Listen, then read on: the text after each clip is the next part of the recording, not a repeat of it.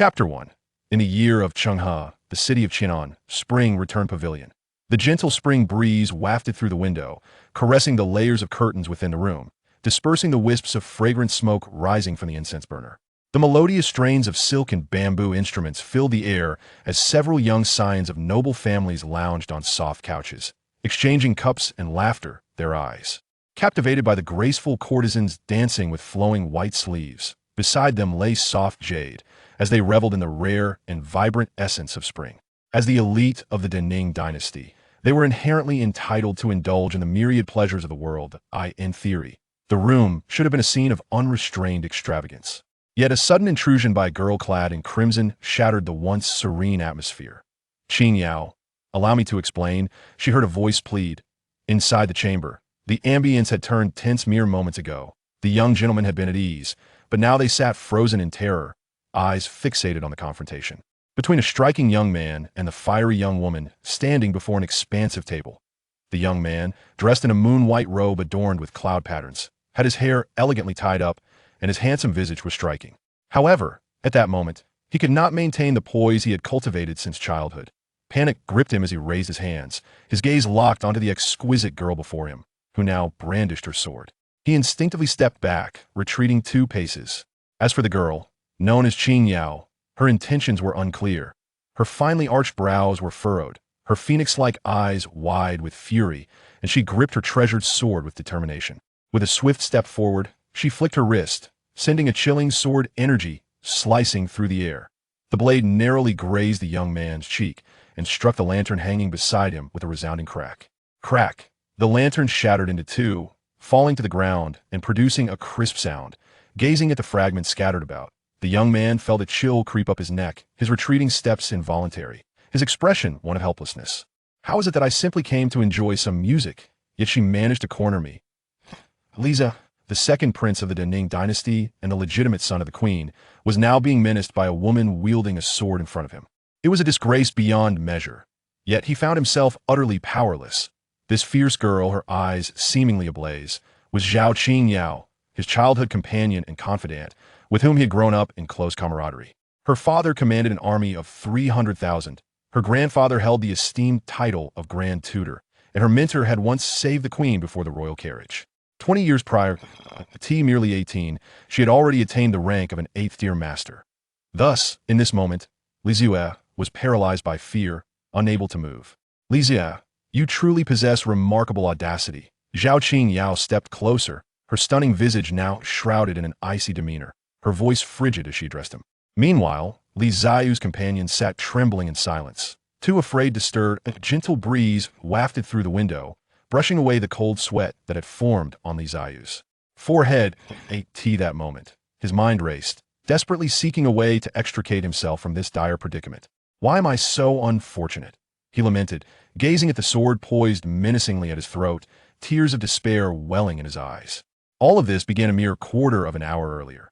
Spring in the capital was always accompanied by a fine drizzle, the ancient willow trees beyond the imperial city just beginning to bud, a hint of green adorning the towering palace walls. The sky had begun to clear, the dark clouds dissipating as street vendors in the old capital murmured about the capricious weather while setting up their stalls again, hoping to earn whatever they could not go. A chestnut stallion thundered past, splattering mud on the still damp road. This street, adjacent to the Jade River that coursed through the city, was lined with shops. Though the rain had just ceased, a number of pedestrians had already ventured out.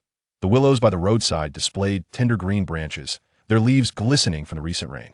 As pedestrians appeared sporadically, the chestnut horse gradually slowed its pace, its hooves carefully treading upon this bustling thoroughfare.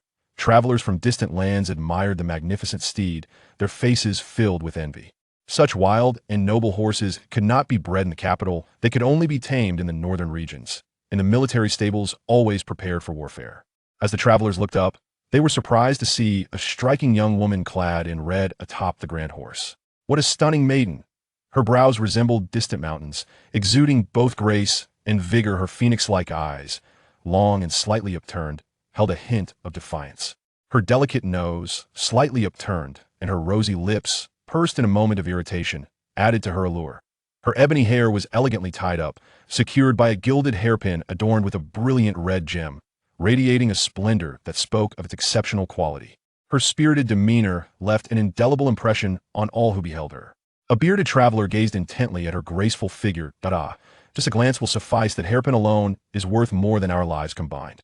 Not to mention, you saw how swiftly she rode through the streets of the capital without a care, completely disregarding the authorities. I wonder which noble lady she is. His companion, with a scornful expression, replied, the capital's governance is notoriously strict under the Dening regime. The Jinwu Guard patrols openly while the law enforcement officers watch closely from the shadows. A woman riding freely in the capital like that would land any ordinary traveler in trouble, let alone a mere scion of the elite. A noble lady is a noble lady. Can't I just look without fear of losing my head? The bearded man grumbled, reluctantly turning his gaze away, cursing the unfairness of fate. Oldly, what do you suppose that girl is in such a hurry for? Who knows? Look at the direction she's heading. Isn't that the Changgue Tower? Surely, she cannot be seeking pleasure in a brothel. Ha ha ha. Two men of the Jianghu gradually drifted away, their laughter echoing. The woman sat gracefully upon her steed, her crimson attire gently swaying, untouched by the dust of the world. At last, the chestnut horse came to a halt before an ornate building adorned with intricate carvings. This edifice, with its azure bricks and dark tiles, exuded an elegance that was both refined and regal, while delicate red lanterns hung at the entrance, swaying lightly in the breeze. The upper eaves of the structure arched upward, and the roof was artfully arranged. On the second-floor balcony, several enchanting maidens stood, laughing and waving their flowing sleeves, beckoning to the passers-by on the street. The vermilion door stood wide open, and the matron, accompanied by several young women, greeted the patrons with beaming smiles as they entered in search of revelry. Above the entrance, a finely crafted plaque inscribed with the words Changgue Tower hung elegantly. Standing at the entrance to the Changgue Tower, one could faintly hear the alluring songs of the maidens within. Just past the age of 15, adorned with cloud-like hair, she has already learned the arts of song and dance. At the banquet, amidst the wine cups, the noble sons offer their affections. A mere smile could be worth a fortune, yet one fears that the fleeting beauty may be easily exchanged, wasting precious time. The melody was sweet and flowing, the singer's skill evident, and combined with the empathy elicited by her identity as a courtesan, the poignant lyrics expressed the trials of the woman in a deeply moving manner. Surely, this is a new composition by His Highness. I have heard it referred to as the enchantment of immortals. What a novel title. He is truly a gifted talent. Two scholarly young men in blue robes paused to listen, likely in the capital to prepare for the upcoming imperial examinations. The scholar who spoke first shook his head, sighed, and continued, it is a pity that His Highness' talents are squandered in such a place, if only. Silence. Are you seeking your own demise? Before he could finish, one of his companions interrupted him. Furrowing his brow and glancing around, he leaned closer to the first scholar and whispered, the capital is not like Jiangnan. If such words reached the wrong ears, we would be in deep trouble. Let's keep our discussions private. We cannot afford to speak carelessly in public. It could cost us our heads. The scholar, realizing his faux pas, nervously surveyed the surroundings. Noticing a stunning woman on horseback casting a sidelong glance at him, he hurriedly urged his companion to leave. The woman in red withdrew her gaze and glanced at the familiar opulent carriages parked beside Changgue Tower. A slight smile tugged at her lips as she dismounted and approached the entrance. The matron at the door had just noticed the young woman leaning against the roadside and was pondering her intentions when she saw the girl frowning and striding directly toward her. It seems the newcomer bears ill intent. The matron scrutinized the girl's exquisite features and the sword at her waist, speculating about her identity. Even in the illustrious capital of Daming, where nations converge, such a strikingly beautiful and spirited young woman was a rare sight indeed. The matron furrowed her brow in contemplation, inevitably recalling the young nobles who were currently enjoying music on the top floor of the establishment. Could there be some connection? Indeed, the young woman approached her with a few swift strides and proclaimed, I am here to find someone. Her voice was as melodious as the song of a lark, captivating and enchanting.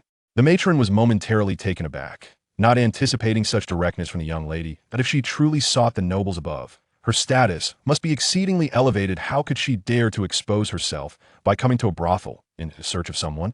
Upon closer inspection, the young woman wore a crimson garment, with a long sword hanging at her waist, reminiscent of a chivalrous heroine from the martial world. However, the matron's discerning eye also detected an inexplicable air of nobility about her. Such poise could not be cultivated without years of lavish living. Shaking her head, the matron returned to reality.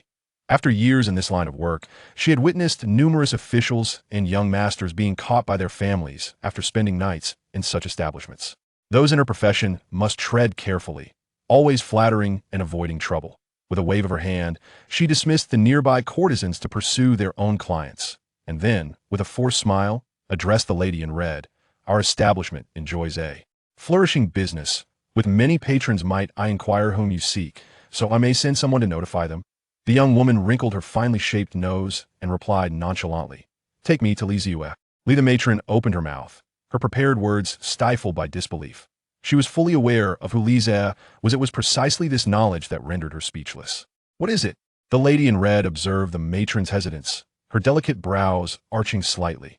"Nothing, nothing at all. It's just that, my dear, it seems we do not have a gentleman by the surname Lee in our establishment. Perhaps you might wish to look elsewhere?" The matron lied with wide eyes. The young woman disregarded the matron's attempts at deception, taking a calm step forward. Before the matron could comprehend, the lady had glided past her like a wisp of smoke, swiftly arriving at the entrance. "Oh dear, what a predicament," the matron lamented, her face a mask of frustration as she followed.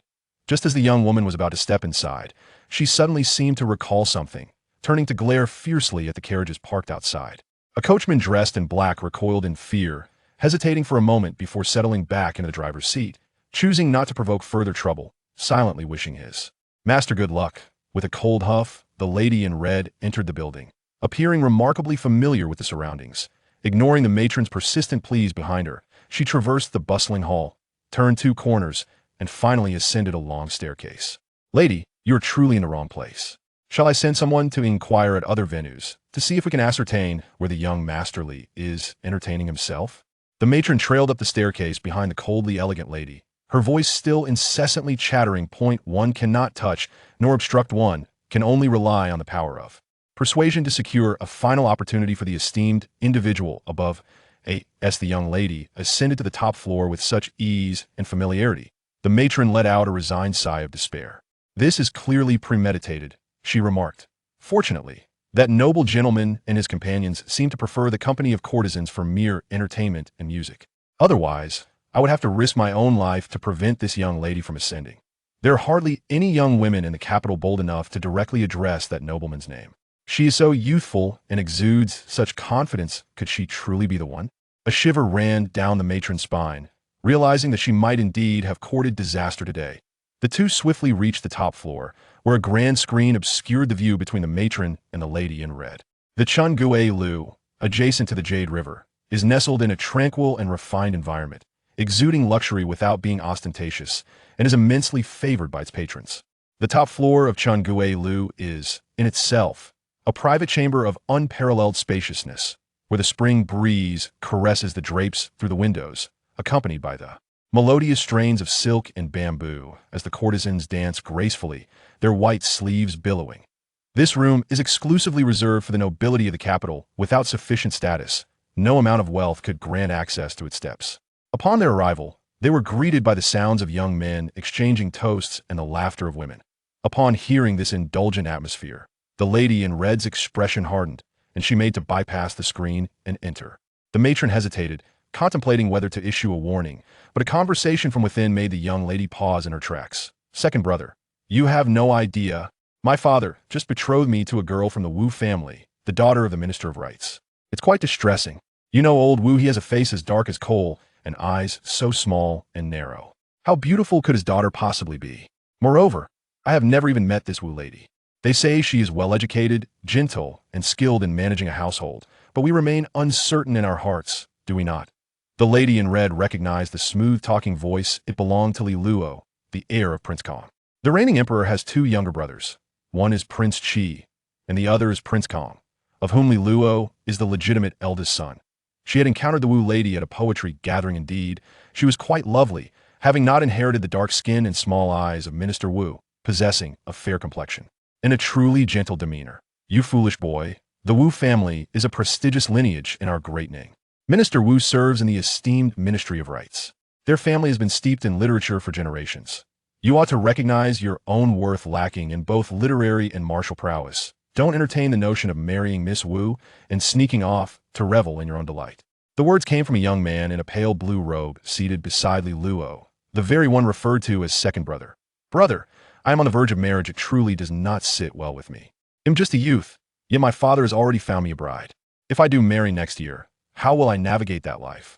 Li Luo's once handsome visage had contorted into a visage reminiscent of a bitter melon, eliciting hearty laughter from those present. The youth clad in white, seated at the center, playfully patted Li Luo on the head and remarked, "It would be wise for you to marry sooner rather than later, so you can find someone to keep you in check, lest you spend your days idling about outdoors at Li Luo." Feeling indignant, retorted, "Second brother, you are hardly in a position to criticize me. It is you who have instilled this penchant for leisure in me. My skills and revelry have all been learned from you. If anyone ought to be kept in line, it is you. I cannot fathom why, despite being older than I, you have been living independently for nearly a year now, and yet the Empress Dowager and His Majesty seem to have no intentions. Your younger brother is eagerly anticipating the celebratory feast for your union with that esteemed lady." Li Luo cast a series of expressive glances at second brother, raised his cup in a gesture of camaraderie, and drained it in one gulp. The courtesans, who had been attentively serving the group, laughed and filled their cups once more. "Speaking of that particular person, I am filled with indignation, after all. I have only returned to the capital for a fleeting visit, yet she has only bestowed upon me 2 days of amiable countenance. She is, after all, my own sister. During my half-month stay in the capital, she now regards me with disdain, scolding me at every turn, and if I so much as utter a word she disapproves of, she strikes me on the head, rendering me utterly unwilling to remain in the estate any longer. Brother, I implore you, take her away swiftly. Marry her off to your royal residence post-haste, and thus alleviate a burden from your brother's heart, for I can endure it no longer." To the left of the young man in white sat a man clad in a brocade robe, known as Zhao Li, the current heir of the Duke of Dingbei. It seemed that upon mentioning his sister, a cloud of worry settled upon his countenance. Gripping his wine cup, he shared his woes with the young man in white and, in a fit of melancholy, gulped down his drink, subsequently leaning into the embrace of a nearby maiden, relishing her soft touch. Among the party, several others erupted into laughter after Zhao Li spoke, teasingly exclaiming, "Indeed, Your Highness, you and Miss Zhao have grown up together, nurtured by years of affection. How is it that there has been nary a whisper of news until now? Your relationship is well known throughout the capital, even the elder generation, seeking to arrange marriages for their offspring, must bypass Miss Qingyao of the Zhao family, lest they provoke the wrath of His Majesty by vying for a daughter-in-law." "Ha ha ha. Precisely, Brother Zeyue. Lord Zhao has guarded the northern frontier for years, and with such a treasured daughter so close to you. If you do not bring Miss Qingyao home, the world's gossip may very well drown you in its tide. Even if you escape unscathed, should you betray her, I fear Miss Qingyao's sword might very well claim your life." The speaker was promptly silenced by a companion who hastily covered his mouth. The young gentlemen present were all prominent nobles of the great Ning dynasty, and after their jesting, they turned their eager gazes toward the young man in white, who wore a wry smile, anticipating his response. This young nobleman, referred to as second prince and brother Zeyue by his peers, is none other than Li Zeyue, the very person the lady in red sought. One could not deny his royal lineage. He possessed striking features, and his every gesture exuded a certain nonchalant grace. Li Zeyue, clutching his wine goblet, appeared somewhat inebriated as he swayed and rose to his feet, laughingly exclaiming, "Qingyao, I am determined to marry you." "Excellent. Second brother is truly formidable. Indeed, he is worthy of being a prince." Li Zeyue waved his hand, interrupting their raucous teasing. He raised his wine glass and declared, "But not now." He downed the contents of his cup in one bold gulp and proclaimed, "There is a precondition for marrying her. And that condition is that I must surpass her in prowess and be able to defeat her. Otherwise, what shall I do if she bullies me after I bring her home? When the day comes that I can best her, I will personally seek the Empress Dowager's permission and have my elder brother propose to the Zhao family on my behalf. At that time, Zhao Qingyao will have no choice but to marry me, whether she wishes to or not. And what if you can never surpass her?" Li Luo chimed in with a mischievous grin. Li Zeyue turned around to face the crowd, waving his hand and declaring, "Then I shall never marry in this lifetime." "Excellent. It truly seems that only Sister Qingyao will do." The guests at the table chuckled, clapping their hands and continuing to cheer. As the clapping grew louder and more fervent, the noise suddenly began to diminish, fading into complete silence. One by one, they widened their eyes as if witnessing something extraordinary, fixating their gaze on what lay just behind Li Zeyue. "What is it? Why are you all staring at me? Do you not believe it?" Li Zeyue shook his head. Having indulged in copious amounts of alcohol, seeking to regain some clarity, he glanced at the others, only to find them still frozen in a state of astonishment. Zeyue gaped, his eyes wide with shock, stammering, "Sister, sister?" Zeyue furrowed his brow and remarked, "Zeyue, are you intoxicated? What are you babbling about?" At that moment, Zeyue trembled in fear, his lips quivering as he retorted, "Forget about me. Just save your own skin first." The crown prince, Li Luo, gazed in disbelief at Zhao Qingyao, whose menacing aura loomed behind Li Zeyue after she had just stepped through the screen. He couldn't help but bury his head in his hands, feeling a wave of dread wash over him. "It's over." The others exchanged glances, lowering their heads and fixating on their wine glasses, too fearful to look up. In that instant, they all recalled the terror they had experienced under the dominion of this formidable woman since childhood. Who was truly the inebriated one? Her voice, melodious yet chilling, pierced through the air like frost upon a frozen landscape. Suddenly, Li Zeyue recognized that familiar tone, sending a shiver down his spine as he slowly turned. Akin to a marionette. It is often said, in the spring breeze of peach and plum, a cup of wine, in the night rain of the river. 10 years of lantern light. Long ago, he had failed to grasp the profundity of this verse, merely acknowledging Huang Tingjian as a true literary giant capable of crafting such timeless and evocative lines. Yet, many years later, on a fateful afternoon, leading thousands of the heavenly capital's iron cavalry before the war-torn and blood-soaked walls of Dingbei Pass, he beheld a striking crimson figure standing valiantly upon the crumbling battlements, her battle robe stained with blood. It was in that moment of reflection that he recalled, a few springs prior, when the gentle breeze and blooming peach blossoms graced the world outside his window, everything in the capital, 1,000 miles from Dingbei Pass, had been so serene and beautiful. The woman in the red dress had appeared before him in an equally jarring manner. Li Zeyue suddenly recalled that on the same day, he made the most profound promise of his life to the woman with whom he had been entangled for over 20 years, gazing out at the magnificent spring breeze. Li Zeyue turned his head towards the sound, and the familiar, exquisitely beautiful face before him was now shrouded in a thick layer of frost. The stunning phoenix-like eyes held no emotion, and her slender fingers had already grasped the long sword at her waist.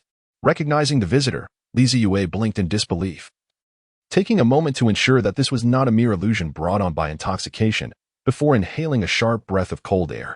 He finally understood why those fellows appeared as if they had been struck by frost. It was over. In an instant. Only those 3 words echoed in his mind. "It's over. Chiyo, what brings you here?"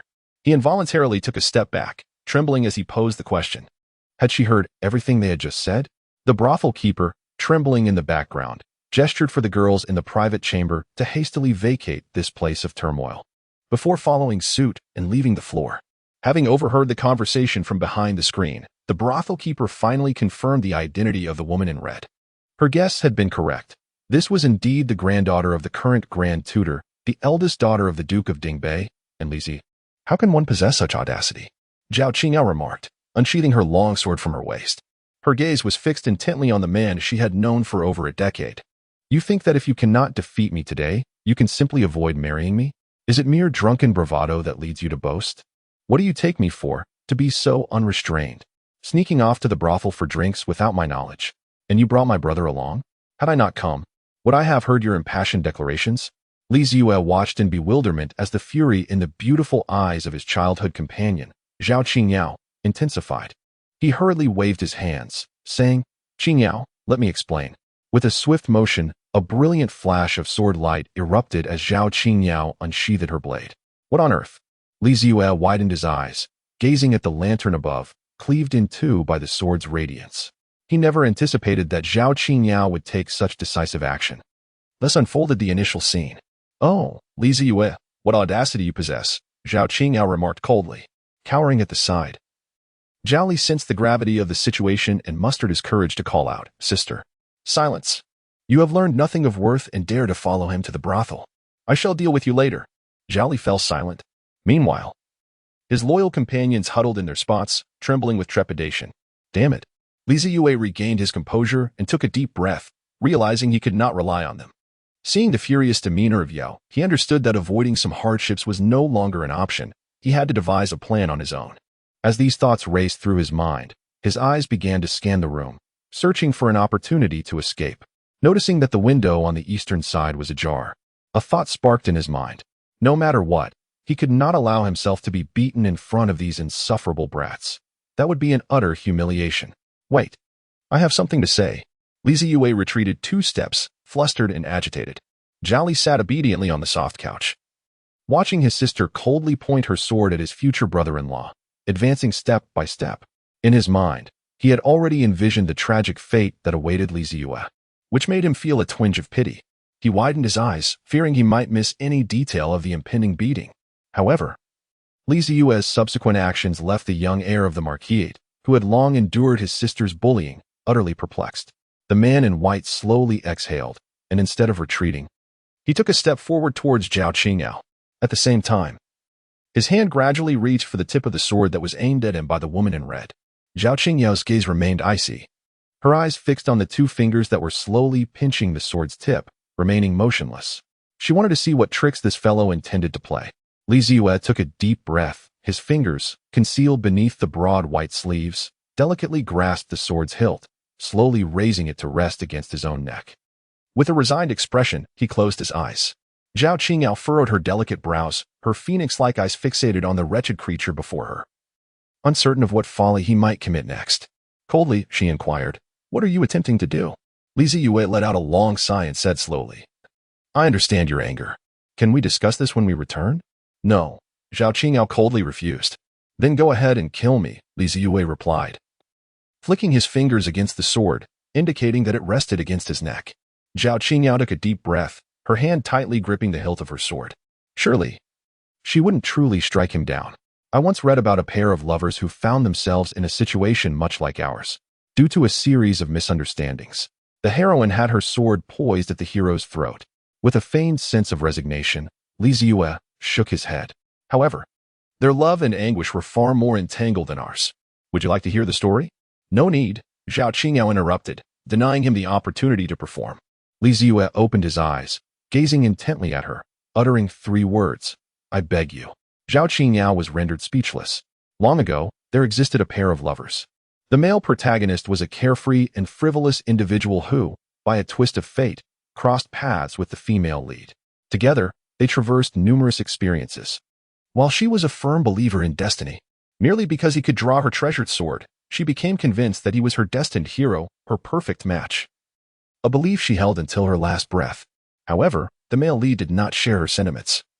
He consistently believed he did not love her and even grew weary of her attachment. It was not until that fateful day when she encountered an insurmountable peril that he hesitated for an eternity, ultimately sacrificing his life to gain the power to save her. In the final moments before his life slipped away, he spoke words of profound significance. Upon reaching this juncture, Zeyue gazed deeply into Zhao Qingyao's eyes with heartfelt intensity. Yet, Zhao Qingyao maintained a frosty demeanor, exhibiting a certain indifference. The tale was indeed captivating. But having witnessed Zeyue's theatrical antics since childhood, she had developed a certain resilience against his charm. At this moment, the 2 were in close proximity, separated only by a sword, and Zeyue could distinctly sense the turbulence in her breath. Once, a genuine affection lay before me, yet I failed to cherish it, and only upon its loss did I feel profound regret. Zeyue pretended to lean forward slightly, his neck already pressed against the blade of the sword, and sighed earnestly, "There is no greater suffering in this mortal world than this." Zhao Qingyao gripped the sword tightly, cautiously moving it back a mere fraction. The moonlight in her hand being a treasure beyond compare, capable of slicing through iron as if it were mere clay. One misstep, and she might inadvertently sever his neck. Zeyue gazed at Zhao Qingyao with utmost sincerity, articulating each word with profound intention. If heaven were to grant me another chance, I would utter 3 words to that girl: "I love you." Zhao Qingyao's breath caught in her throat, and the others at the table stared wide-eyed in astonishment. Zeyue maintained an unwavering gaze, his eyes brimming with deep affection. "If I were compelled to assign a duration to this love, I would wish for it to last 1,000 years. Zhao Qingyao abruptly lifted her head, her exquisite face awash with disbelief. An indescribable sensation surged from within her, an overwhelming embarrassment enveloping her entire being. What on earth was he saying? This scoundrel, is he out of his mind? The onlookers, equally astonished, gaped in silence, unable to close their mouths. Is this right? The people of Daming have historically expressed their emotions in a reserved and subtle manner, particularly in this era where ethical norms reign supreme. Such unconventional words momentarily rendered everyone present speechless. Zhao Qingyao's lips quivered slightly as she stared at the man before her. Her chest rising and falling rapidly, the shame and anger welling up from within, leaving her in a state of confusion. She was aware that Zeyue intended to make a bold move, but she never anticipated it would be this audacious. The guests at the table remained wide-eyed, not daring to blink, fixated on the tense scene, even forgetting to breathe. Zhao Qingyao stood there in a daze, her rosy lips trembling slightly, still struggling to believe her ears. After knowing him for over a decade, she had heard her fair share of his outrageous remarks. Yet today, his words had reached an unprecedented level of shamelessness. This guy continually pushed the boundaries of decency. Observing Zhao Qingyao, who was rendered speechless and dazed, Zeyue exhaled slowly. This is the moment. In an instant, his internal energy surged, coursing through his meridians. With fingers poised like a blade, he swiftly advanced along the sword's body. Pivoting his foot and leaning forward, his palm seizing the sword's hilt. Then, with a sudden force, he twisted the hilt. Before Zhao Qingyao could react, he snatched the long sword from her grasp. Immediately, he pivoted again, channeling his energy to lightly touch the ground, propelling himself like an elusive white serpent, heading straight for the open window on the east side without glancing back. In the blink of an eye, the esteemed second prince of Daming had slipped through the window. His movements were fluid, as if rehearsed countless times in his mind. It was only then that Zhao Qingyao, snapping out of her speechless stupor, rushed to the window while gripping the sword sheath. She gazed at the fleeting white figure on the rooftops of the bustling street, bounding like a rabbit. Her teeth clenched in frustration. Unintentionally, he had indeed succeeded. Zhao Qingyao raised the sword sheath high, aiming at the predicted landing spot of that rascal, and hurled it with all her might, thinking, "You scoundrel, do you think you can escape?" The flowing red sleeve accompanied the sheath, which flew like an arrow released from its bow. In an instant, the silver-white sheath transformed into a streak of lightning, reaching Zeyue's back in the next heartbeat. What the hell? The second prince, reveling in his narrow escape, suddenly felt a powerful force surging towards him from behind. He hastily turned, crouched slightly to stabilize his stance, and positioned the seized sword before his chest. The clash of the sword's sheath echoed. He watched as a white figure was struck down from the rooftop nearby, raising a cloud of dust. Zhao Qingyao let out a soft snort, tossing her high ponytail in irritation, still harboring remnants of her anger as she exhaled deeply. Suddenly, a thought crossed her mind, and she pivoted sharply, casting a fierce glare at the few cowards huddled on the soft couch, who had witnessed the entire spectacle. After a moment of silence, Li Luo finally lifted his head from his lap, cleared his throat awkwardly, and said, Qingyao, I just remembered that I have matters to attend to at home, so I'll be leaving now." Zhao Qingyao remained silent. Li Luo rose and offered a slight bow before hastily making his exit. It was utterly mortifying. Observing this, others followed suit, quickly bowing to the figure clad in red before retreating from the room. "Sister Qingyao, I must take my leave due to family matters. Miss Zhao, I suddenly remembered my father's grave illness and must return to care for him. Miss Zhao, until we meet again. Sister, I shall take my leave now." Zhao Li, lurking behind the others, chimed in before stealthily making his way towards the staircase. "Come back here," Zhao Qingyao exclaimed, her eyes wide with disbelief as she regarded her wayward brother. The others, startled by the shout that was not directed at them, quickened their pace and descended the stairs without a backward glance. Zhao Li approached his sister with a dejected expression. "It is one thing for the offspring of other noble families to indulge in pleasure without ambition, but you are the legitimate son of the Duke of Dingbei and the grandson of the Grand Tutor of the current dynasty. How can you follow their lead and neglect your studies?" Zhao Qingyao spoke through gritted teeth, while Zhao Li kept his head down in silence, a subtle smirk playing at the corners of his mouth. "After all, I have finally come to the capital from the north. What harm is there in relaxing a little? And now you dare to lecture me? Love you for 1,000 years." With this thought, Zhao Li could not help but chuckle. Witnessing the transformation of her brother's expression from indifference to defiance and finally to amusement, Zhao Qingyao could surmise his thoughts. Her chest heaved in exasperation, and her right hand instinctively moved to her waist, only to recall that her sword, Moonlight, had been pilfered by that rascal. Glancing around the elegant chamber for something suitable to use, she clenched her teeth in frustration and declared, "Let us return home. I shall deal with you there."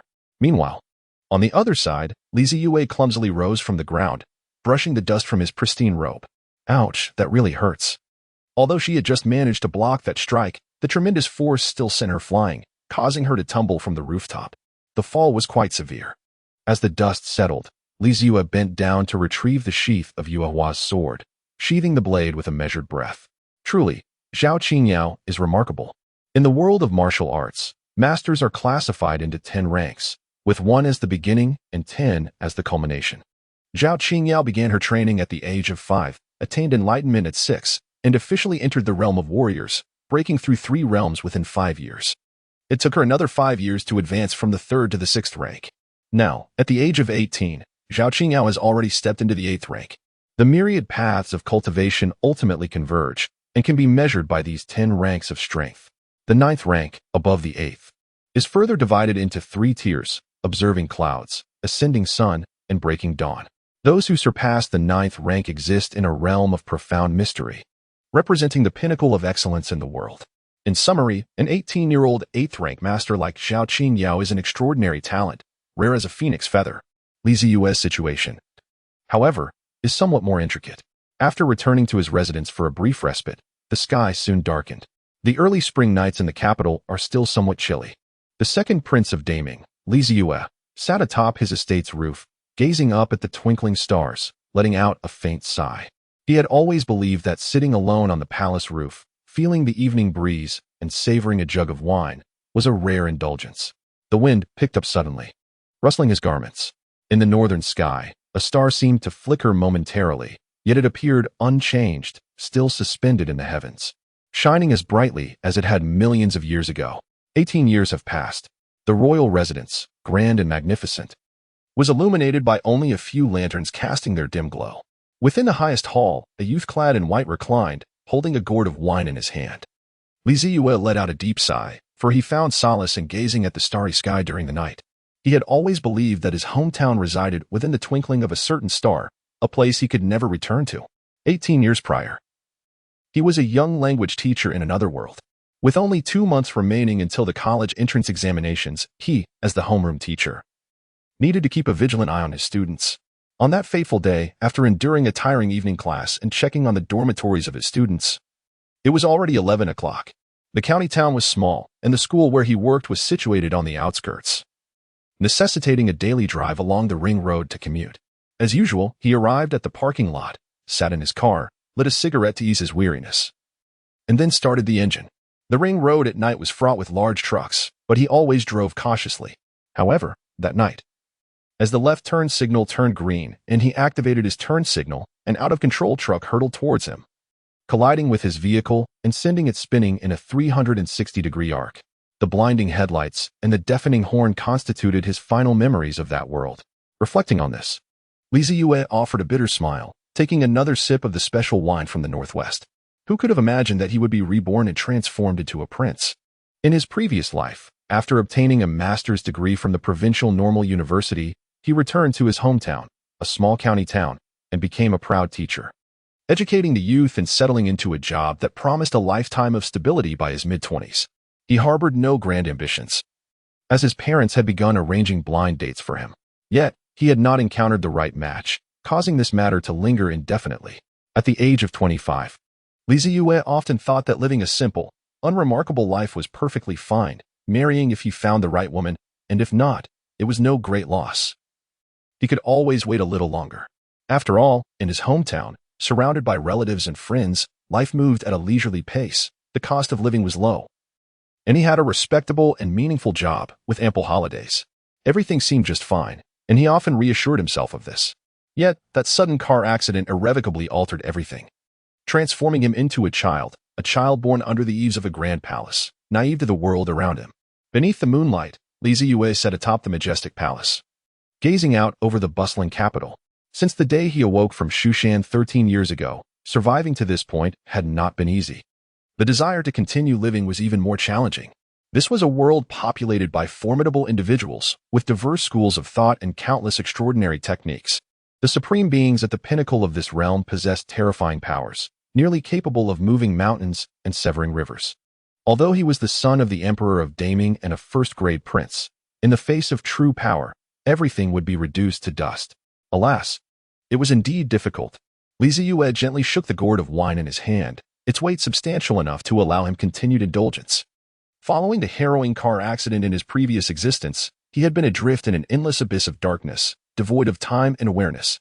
One fateful day, A radiant beam of light emerged, dispelling the pervasive gloom, restoring his consciousness and enabling him to perceive the world anew. Yet, despite his awareness, he found himself bereft of dominion over his corporeal form. He remained ensconced within the fragile body of a newborn, observing his own life unfold through the first-person perspective of a child also named Zeyue, as he babbled and took his tentative first steps. Throughout this ordeal, he remained acutely aware, akin to a spectator watching a film, silenced and immobilized, compelled to witness every action with a sense of bleak despair. Even the simple act of slumber was denied him. During the original body's sleep, he could perceive nothing but an interminable void. Just as Zeyue's spirit teetered on the brink of madness after 4 years of confinement, the original body inexplicably fell into a deep slumber, remaining unconscious for an entire year. Zeyue also lost consciousness.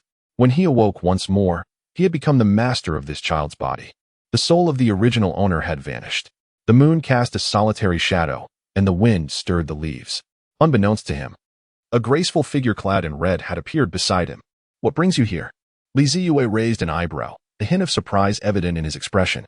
Given her temperament, he had expected her to sulk for at least a couple of days. Zhao Qingyao's delicate nose twitched slightly as she let out a soft huff. "I have come to reclaim my sword, of course." "Oh." Zeyue honestly unfastened the moonlight from his waist and placed it between the two of them. Initially, he had planned to wait a few days until your anger had subsided before seeking you out to return the moonlight. However, has your anger already dissipated? Zeyue raised the gourd of wine in his hand and took a hearty sip, smiling as he inquired. Zhao Qingyao, with her phoenix-like eyes wide open, shot him a fierce glare and replied earnestly, "Be honest. I have something to ask you." He chuckled. What could possibly be more significant than the fact that we, a lone man and a solitary woman, find ourselves here under the moonlight at such an hour? Zeyue remained his usual playful self, persistently provoking Zhao Qingyao with his words. Zhao Qingyao feigned drawing her sword, prompting Zeyue to hastily gesture for mercy. After a playful scuffle, Zhao Qingyao seized the wine gourd from his grasp and took a hearty swig. Instantly, 2 rosy clouds appeared upon her fair cheeks. Zeyue glanced at the mouth of his wine gourd, pursed his lips, and casually inquired, "When will Zhao return to Dingbei Pass?" Zhao, the heir of the Duke of Dingbei, had long resided in Dingzhou under the care of Duke Zhao. In a few days, it would be the birthday celebration of the Grand Tutor, and this visit to the capital was to honor his grandfather on this auspicious occasion. Zeyue and Zhao have known each other since childhood. Although one resides in the capital while the other is thousands of miles away in Dingzhou, their bond has remained strong. Whenever Zhao Qingyao mentions Zhao, a wave of frustration washes over her, and she scoffs, "It will take some time yet." With the capital's vibrant allure and a brother like you to indulge him in the comforts of life, who would wish to return swiftly to the desolate corners of the north? Zeyue, with a bold grin, chuckled lightly, "As your younger brother has traveled from afar, it is only fitting that I extend the courtesy of hospitality." After a moment, he inquired, "Uncle Zhao, it has been 2 years since you last returned to Beijing, hasn't it?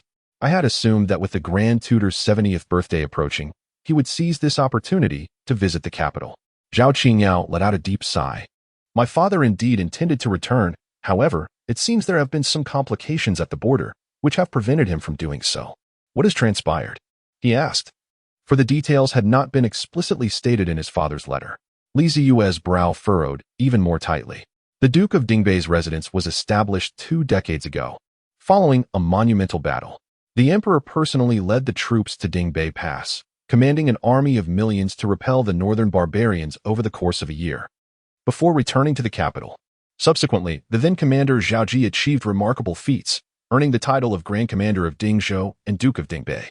He selected an elite force of 200,000 from the Imperial Guard and various regional armies, supplemented by 100,000 border troops, collectively known as the Dingbei Army, stationed at Dingbei Pass to ward off formidable foes and remain ever vigilant against northern incursions. Duke Zhao has presided over Dingzhou for 20 years, akin to a steadfast beacon for the stability of the borderlands. The 2 dynasties, North and South, have coexisted peacefully, with minor skirmishes occurring but few significant conflicts arising. One can only hope that this time is merely a false alarm. The moonlight shimmered, translucent as frost. The childhood companions, seated atop the opulent palace's lofty roof, gazed upon the twinkling lights of the capital, sipping from the gourd filled with fine wine and engaging in light-hearted conversation. They were truly of noble descent. with matters of state intertwined with their familial affairs. What seemed to be distant national concerns were influenced by the actions of their elders, leaving them to ponder how the unpredictable future might unfold and what paths their lives would take. The moon continued to radiate its silvery glow. While it was evident that Zhao Qingyao's tolerance for alcohol was rather poor, after just half a gourd, her head began to spin. The sound of the watchman's gong echoed through the streets, unknowingly marking the arrival of midnight. Zhao Qingyao, swaying slightly, rose to her feet, her long, flowing sleeves illuminated by the moonlight, making her appear ethereal and otherworldly. Zeyue looked up in a daze, somewhat lost in thought. Zhao Qingyao furrowed her delicate brows and inquired, "What are you staring at?" As Zeyue began to speak. A tremendous noise erupted from the street to the west of the residence, followed by a persistent clamor, as if a dispute were taking place. The sound was so distinct. It seemed to emanate from a location not far from the royal palace. Zeyue also rose to the eaves, gazing towards the direction from whence the sounds of dispute emanated. Had an incident occurred? Your Highness. A gentle breeze suddenly stirred. In the blink of an eye, 6 shadowy figures clad in black garments and robes, each bearing a long sword at their waist, appeared atop the roof. The night wind caused their robes to flutter slightly. One stepped forward, clasping his fist in salute, and spoke. "The commotion seems to be near the great Xiangwu temple. We request that your Highness remain within the residence while we venture forth to investigate." Zeyue nodded slightly, though he was filled with curiosity. It was unnecessary to put himself in danger by personally witnessing the unfolding events, just as he intended to leap from the rooftop with Zhao Qingyao. He turned to find the girl in red eagerly gazing towards the commotion. The tipsy Zhao Qingyao, sensing Zeyue's gaze, waved her hand and exclaimed, "Come on. Let us go take a look." Without waiting for his consent, she lightly propelled herself from the roof's edge and floated gracefully towards the west. "Hey," Zeyue called out, cursing under his breath at the foolish girl. With no other option, he signaled to the black-clad guards of the Wangfu, and, employing his agile skill, followed in pursuit. A scion of wealth must ensure his own safety whilst observing the spectacle. The Daxiangguo temple was adjacent to the Wangfu, situated within the same district and along the same street. Zhao Qingyao's pace was not swift, allowing Zeyue to quickly catch up to her. The two navigated the rooftops under the cover of night, with the black-clad guards trailing behind. Soon, they arrived at the grand edifice of the Daxiangguo temple. The sounds of a heated dispute echoed loudly, seemingly emanating from the square in front of the Mahavira Hall. With a rich historical legacy, the Daxiangguo temple had been established since the previous dynasty, boasting over 3 centuries of incense offerings. Situated within the capital, it inevitably lacked some of the tranquility typically associated with such places, and after several renovations, it appeared even more resplendent. At this late hour, the temple lay shrouded in darkness, save for the illumination around the Mahavira Hall square. Having pinpointed the source of the commotion, Zeyue and the others leapt down from the wall and strolled leisurely into the temple. It was already the witching hour. What could possibly transpire in the Daxiangguo temple at such a time? Zhao Qingyao, one hand resting on her waist, expressed her confusion, still inebriated from the revelries. Zeyue shrugged slightly and let out a faint sigh, saying, "Who knows? Now that we are here, if we do not clarify our neighbor's affairs, I shall not sleep well at night." With that, he dusted off the non-existent particles from his robe, adjusted his long hair tied at the back, and touched the pendant hanging at his waist. Satisfied that his demeanor was impeccable, he strode confidently ahead of the others. Zhao Qingyao shook her head in exasperation. Trailing half a step behind him, the black-clad guards, with solemn expressions, naturally spread out, forming a shape with their lord at the forefront as they proceeded slowly towards the square. His Highness had a penchant for meticulousness. In his own words, this was referred to as elegance, though they did not comprehend the term. It must be said that this manner of walking imparted an inexplicable aura, as if their very temperament had transformed. Zhao Qingyao, however, remained oblivious to the subtleties of the situation. She lingered half a step behind, primarily to maintain a semblance of respect in this formal setting.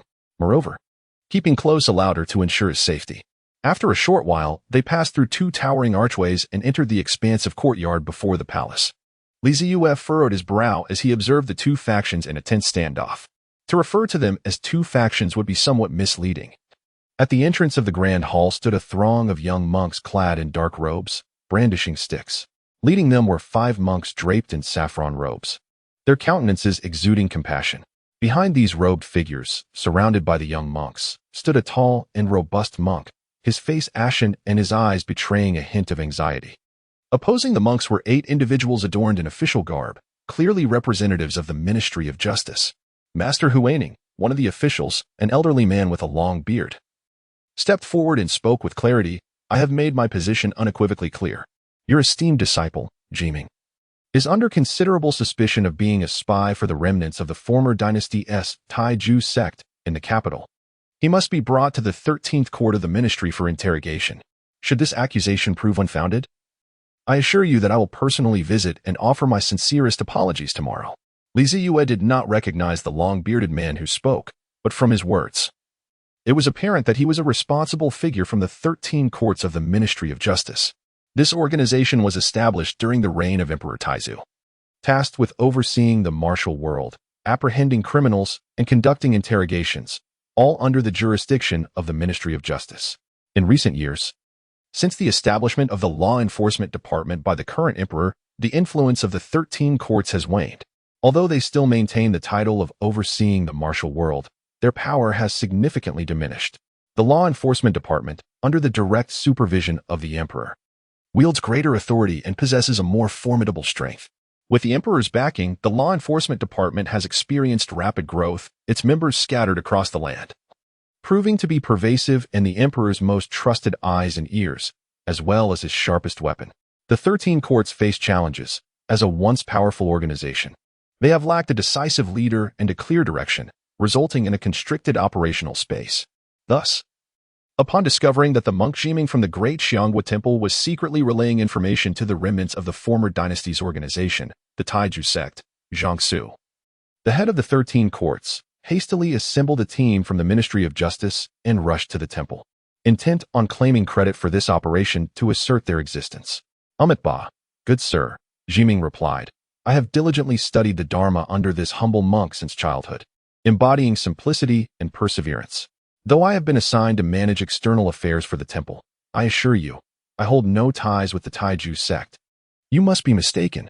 The abbot Huaning, his visage aged and eyes slightly squinted, spoke with a languid pace, exuding an air of credibility.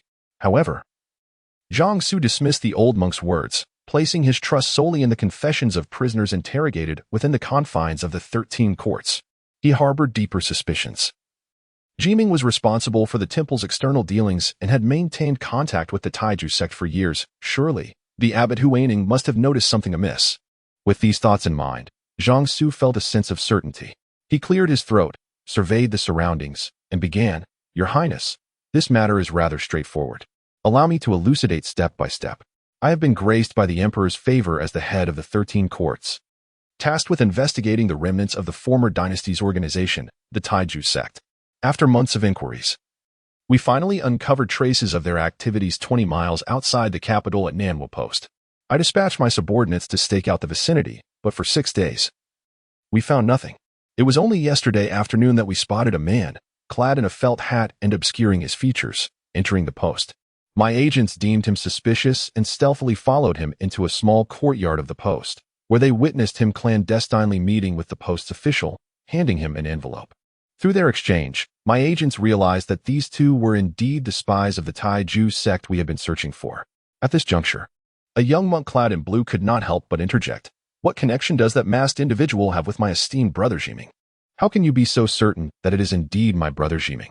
The corner of Abbot Huaning's mouth twitched involuntarily at the folly of the child. Zeyue could not help but glance at the young monk in green who had spoken, pondering how this comic relief had crossed over to the opposing camp. An excellent question, Jiangsu exclaimed upon hearing the inquiry, unable to restrain himself from clapping his hands and breaking into a grin. He continued, Our office has irrefutable evidence that Zeyue is indeed the undercover agent of the Taiju sect, the one in the felt hat and mask. After the masked individual departed from the post station to return to the capital, he cautiously infiltrated an inn, with our spies closely tailing him. They refrained from apprehending him immediately, wishing to ascertain his identity and connections. It was only after the curfew that the masked man stealthily emerged from the inn, relying on his exceptional martial skills to evade detection by the patrolling guards, and made his way into the Xiangwa temple. Our spies followed him all the way to the temple, where they witnessed him removing his disguise, revealing himself to be none other than the esteemed monk Zeyue of this very temple. The young monks within Xiangwa temple erupted in disbelief.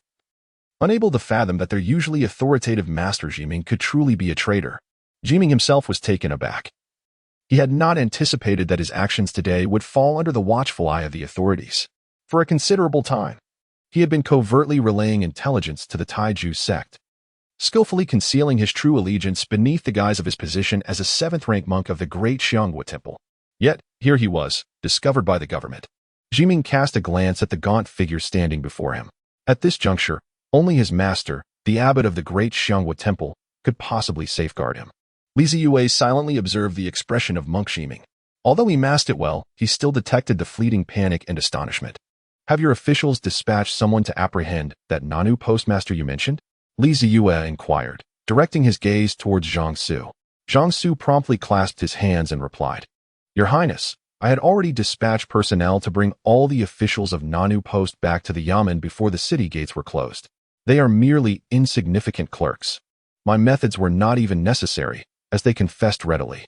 Each one of them is a peripheral member of the Taiju sect, and the entire Nanu Post has become their outpost in the capital. According to the postmaster, he was unaware of the identity of the individual with whom he was in contact. His sole responsibility was to gather intelligence and relay it, occupying a transitional role within the entire information network. If it were indeed the postmaster of a relay station, it was quite fitting for him to undertake such a task. I see. Zeyue nodded, then seemingly casually asked, Have you opened the letter that the masked man delivered to the postmaster? The letter? Jiangsu was taken aback. When the officials were sent to Nanu Post, they did not seize that envelope. They might have arrived too late, as it had already been transmitted. He opened his mouth to speak, but suddenly realized something was amiss. The reason he had been lingering here for so long was precisely due to the lack of concrete evidence. That letter itself was a remarkably perfect piece of evidence. What he lacked was a justification strong enough to detain Jiming and silence the Grand Xianghua Temple. With his Highness present, the possibility of armed resistance from the temple was effectively negated. Once Jiming was brought into custody, with their myriad methods, there was no doubt he would reveal the truth. The letter, though it might not substantiate anything, could be fabricated with credible content at will, allowing them to shape the narrative as desired. Contemplating this, Jiangsu cast a deep glance at the prince who had raised this matter, the latter still standing with hands clasped behind his back, seemingly admiring the moonlight of the night. Your Highness, I have perused that letter. It contains detailed information regarding the high-ranking officials who have visited the Grand Xianghua Temple for prayers and blessings over the past 2 months, all meticulously recorded, Jiangsu stated. His gaze fixed upon Jiming and Huaining, maintaining a composed demeanor. The content was, of course, entirely fabricated, but what did it matter? Indeed, upon hearing this, Monk Jiming's expression changed drastically as he exclaimed, You are speaking nonsense. The letter I delivered clearly outlined the agreed-upon time and method for transferring funds to the organization.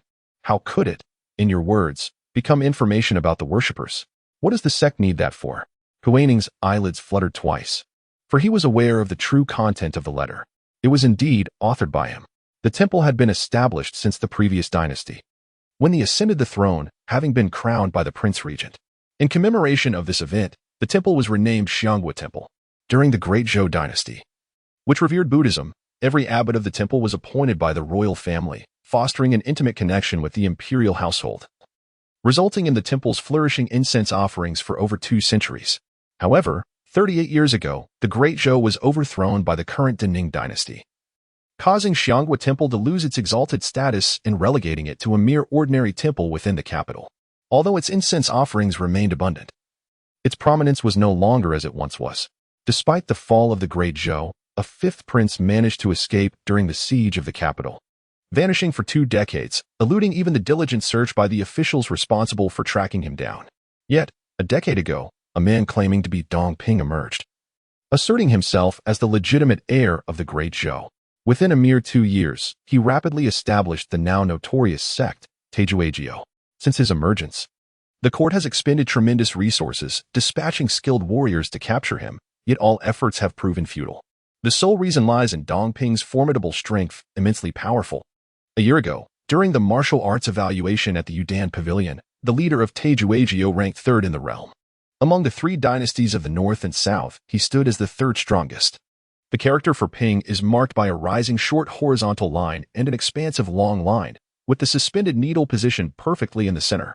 The influence of Zeyue has solidified, and when Dongping stands at the pinnacle of human achievement.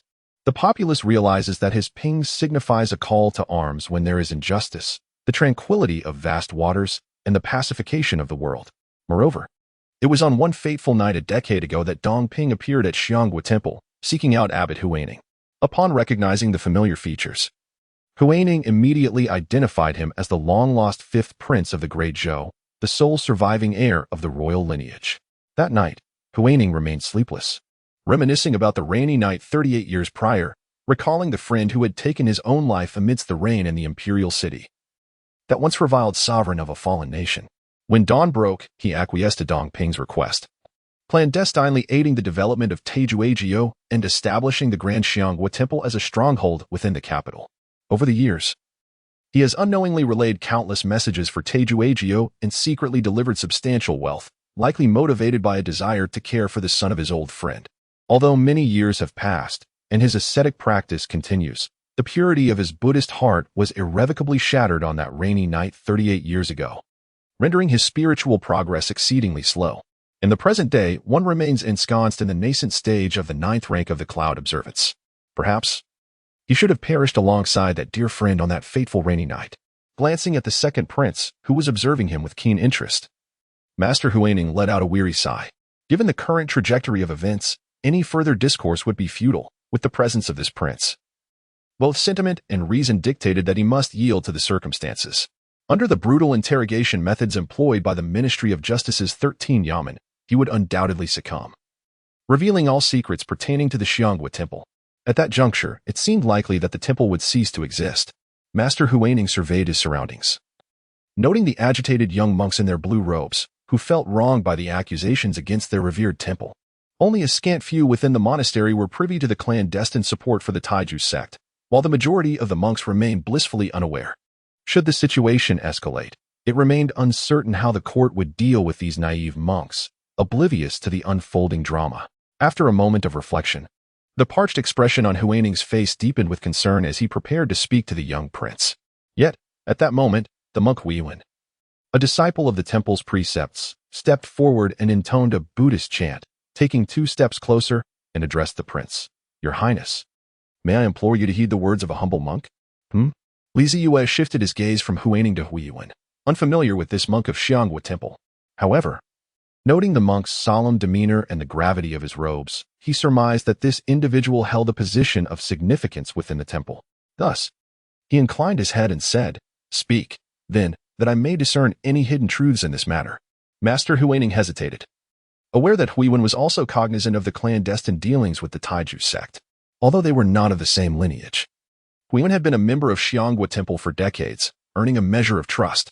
Yet, he was uncertain of what Huiwen might propose to extricate the temple from its current plight. Meeting Zeyue's gaze with unwavering resolve, Huiwen began, Your Highness, the assertions made by that individual regarding Zhiming are but one side of the tale. He arrives without an arrest warrant, nor any substantial evidence to support his claims.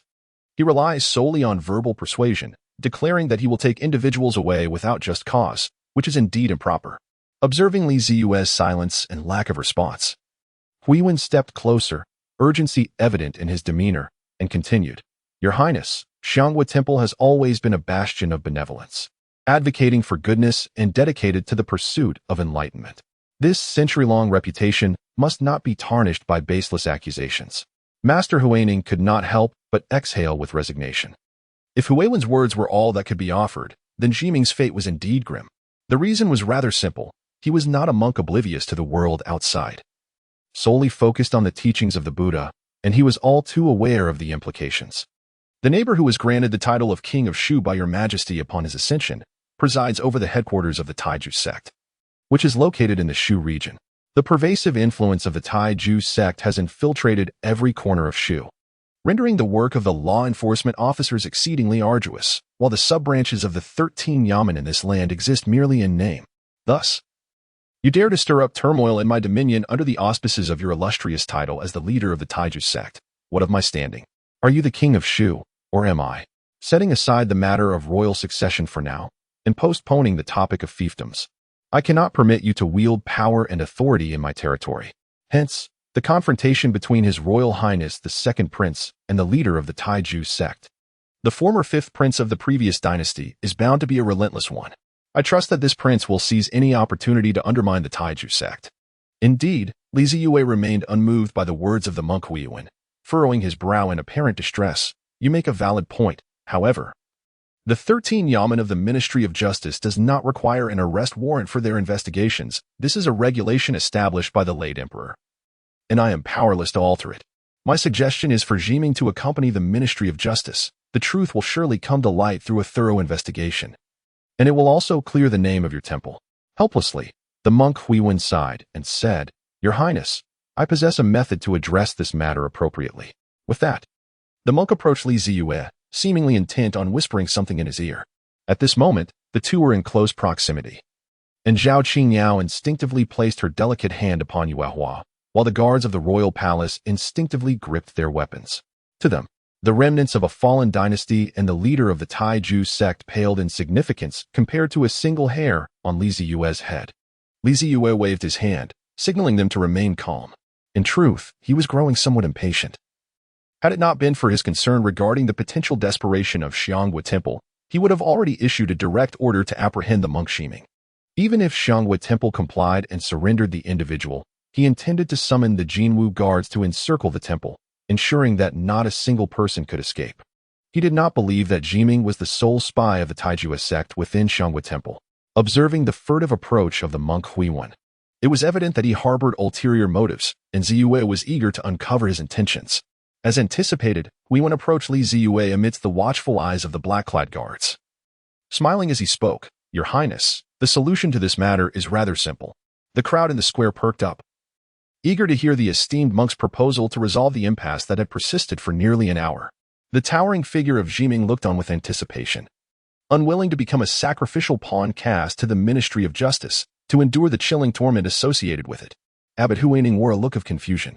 Huiyuan, who typically spoke little, was unusually vocal at this moment.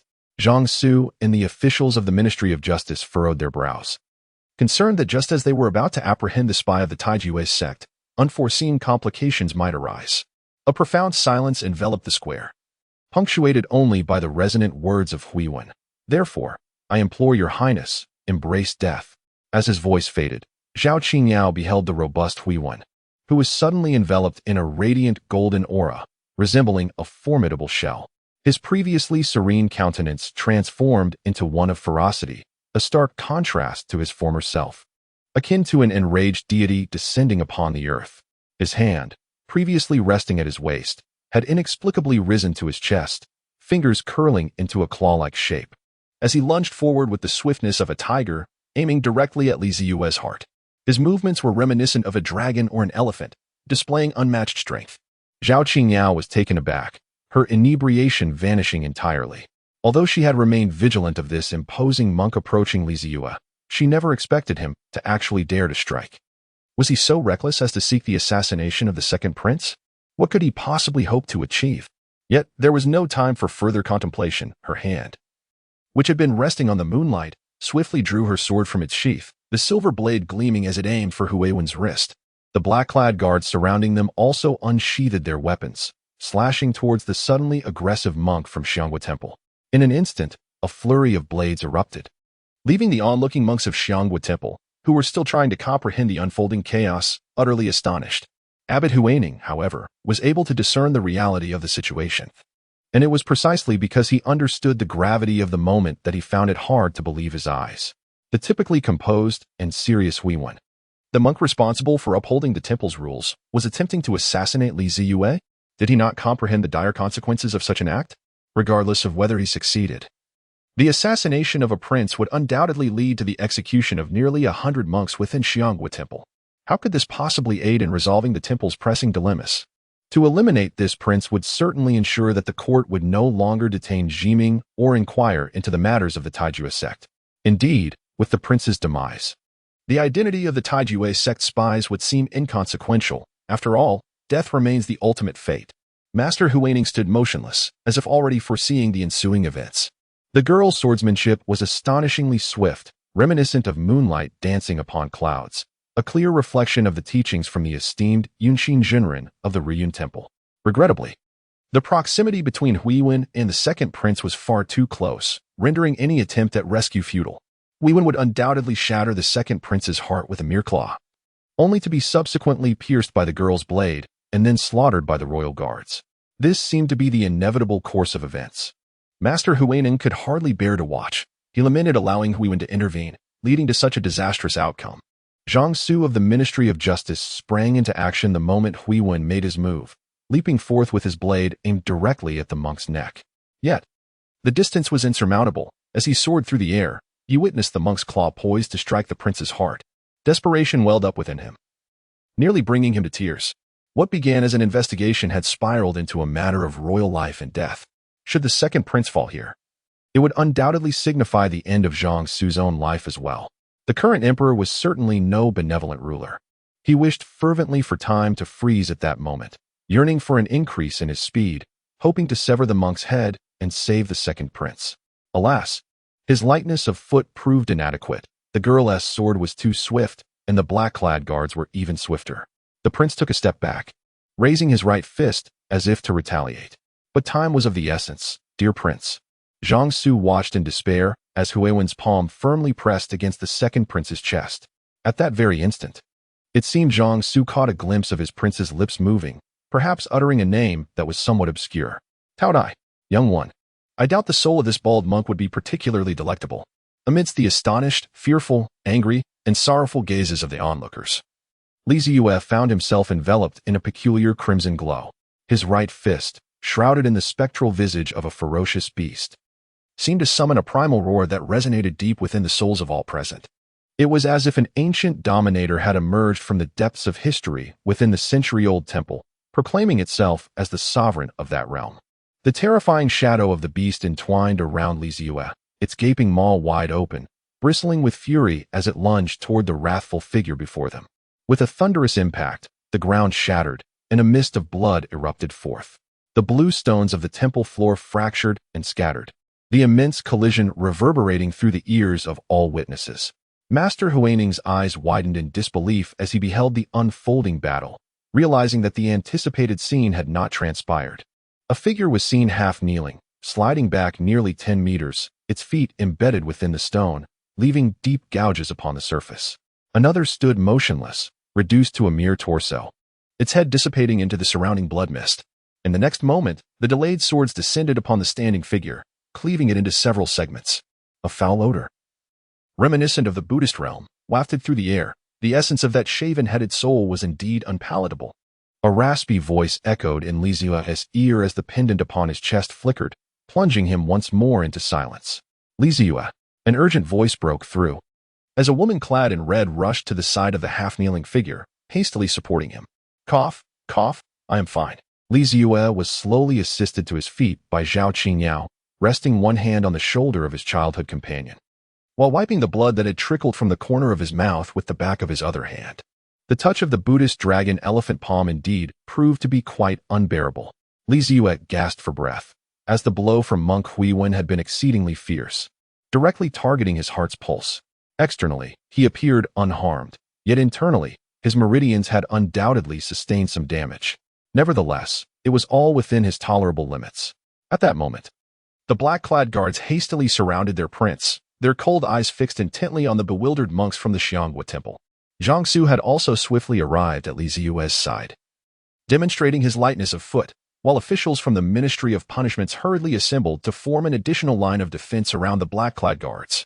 Observing the dual layers of protection and the formidable Zhao Qingyao, who gripped his sword tightly with one hand, Zeyue couldn't help but cough twice, inwardly lamenting the burdens of princely life. What had he just witnessed? Abbot Huineng blinked a couple of times, his mind replaying the astonishing scene he had just witnessed. The seemingly delicate prince in white robes had shattered Monk Huiwen's head with a single punch. Zhang Su, equally incredulous, had truly believed that his life was about to vanish alongside the second prince in that perilous moment. Yet, who could have anticipated that the prince, often rumored to be enamored with frivolous pursuits, could exhibit such ferocity? Qingyao, release the golden order, he instructed. Zeyue lifted his right hand, which had not been supported by Zhao Qingyao, and gently patted the back of her hand, intending to alleviate her tense emotions. However, upon glancing down, He realized that he had just used this very hand to strike the monk's head, now stained with Zhao Qingyao's blood. At this moment, Zhao Qingyao was oblivious to such details. Upon hearing Li Ziyue's words, she retrieved a cylindrical black tube from her waist, the end of which was adorned with a slender cord. Carefully, she handed Li Ziyue over to a nearby guard for support, and with one hand, she raised the black tube high towards the heavens while pulling the cord with the other. With a whoosh, a golden firework erupted from the night sky, dazzling and imbued with an air of inscrutable mystery, startling countless inhabitants of the capital who had yet to succumb to slumber. This, indeed, was the Imperial Gold Order. Zhang Su gazed at the brilliant firework that had yet to dissipate in the sky, murmuring to himself. As the head of the 13th Yamen, he was well aware of the existence of the Imperial Gold Order.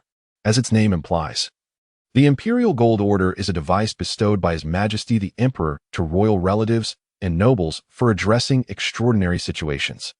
Its purpose is to urgently summon the Jinwu guards patrolling the capital to ensure the safety of the user, to be employed only in emergencies. Once this order is issued, not only will the Jinwu guards respond, but the concealed officials of the Kale Bureau will also hasten to the scene to protect the user of the order. The necessity for such an order arose from the dwindling royal lineage, as the emperor had but 4 sons and 1 daughter, while the Prince of Kong in the capital had only 1 son and 1 daughter, resulting in a sparse population. In this realm, individual power is formidable. And to safeguard their lives, the emperor bestowed an imperial gold order to each of them for emergency use. Zhao Qingyao, as the esteemed daughter of the valiant Duke of Dingbei, was also granted an imperial gold order by His Majesty, a remarkable honor indeed. After all, prior to this, only a few individuals of royal blood had ever enjoyed such privilege. It was rumored that the Empress Dowager and the Emperor had once intended to confer the title of princess upon Miss Zhao, a matter that stirred considerable commotion. But for reasons unknown, the plan was abruptly abandoned. Zhang Su discreetly observed Zhao Qingyao as she assisted Li Ziyue after the order was issued, unable to suppress a sniffle. Perhaps it was best for him to remain in ignorance. As the Imperial Gold Order gradually faded from the sky, an eerie silence enveloped the square. The young monks of Xianghua Temple were filled with trepidation, for they could not comprehend the significance of the fireworks above. Yet, they had witnessed Master Huiyuan's assassination of the second prince with their own eyes. As for the repercussions of openly assassinating a royal prince, they were monks, not fools. They knew they had seemingly plunged into an unfathomable abyss, facing inevitable doom. Abbot Huining's face was ashen, for he understood that the fate of Xianghua Temple was destined to meet its end this very night. What could he do now? Should he take advantage of the chaos to assassinate the second prince? Did you not observe how the 13 Yamen of the Ministry of Justice and the royal guards were resolutely encircling him? He is a mere 9th-rank official, not a rising sun or dawn. How could he possibly breach the layers of protection to launch a surprise attack? Escape now? Once the Golden Order is issued, the Jinwu guards and the Kale officials will arrive post-haste. Where could he flee? Faced with the scrutinizing gazes of the other monks, Huining slowly shook his head and sighed. The silence did not linger long before it was shattered by the sound of heavy footsteps. Abbot Huining watched in astonishment as nearly 100 armored soldiers, donned in dark golden armor, with curved blades at their waists and long bows slung on their backs, surged into the square, exuding a palpable aura of lethal intent as they surveyed the crowd. The Jinwu Guards, the most formidable unit within the Imperial Army, had followed the Emperor's commands since his ascension, engaging in campaigns both north and south. Whether facing an enemy alone or in formation, they had always emerged victorious, unmatched in battle. This was the only force in the capital that could stand toe-to-toe with the Zhao family's Northern Pacification Army. On ordinary days, the Jinwu Guards were stationed at the Jinwu Gate within the capital, tasked with nightly patrols in the protection of the palace. If the Kale officials were the Emperor's sharpest sword, then the Jinwu Guards were his spear in the conquest of the realm. In the square, a leading soldier stepped forward, supporting his sword. This soldier, towering at 8 feet, clad in full armor with a phoenix-winged helmet, a long sword at his waist, and a broad blade on his back, possessed an extraordinary presence, his keen gaze scanning the expansive square.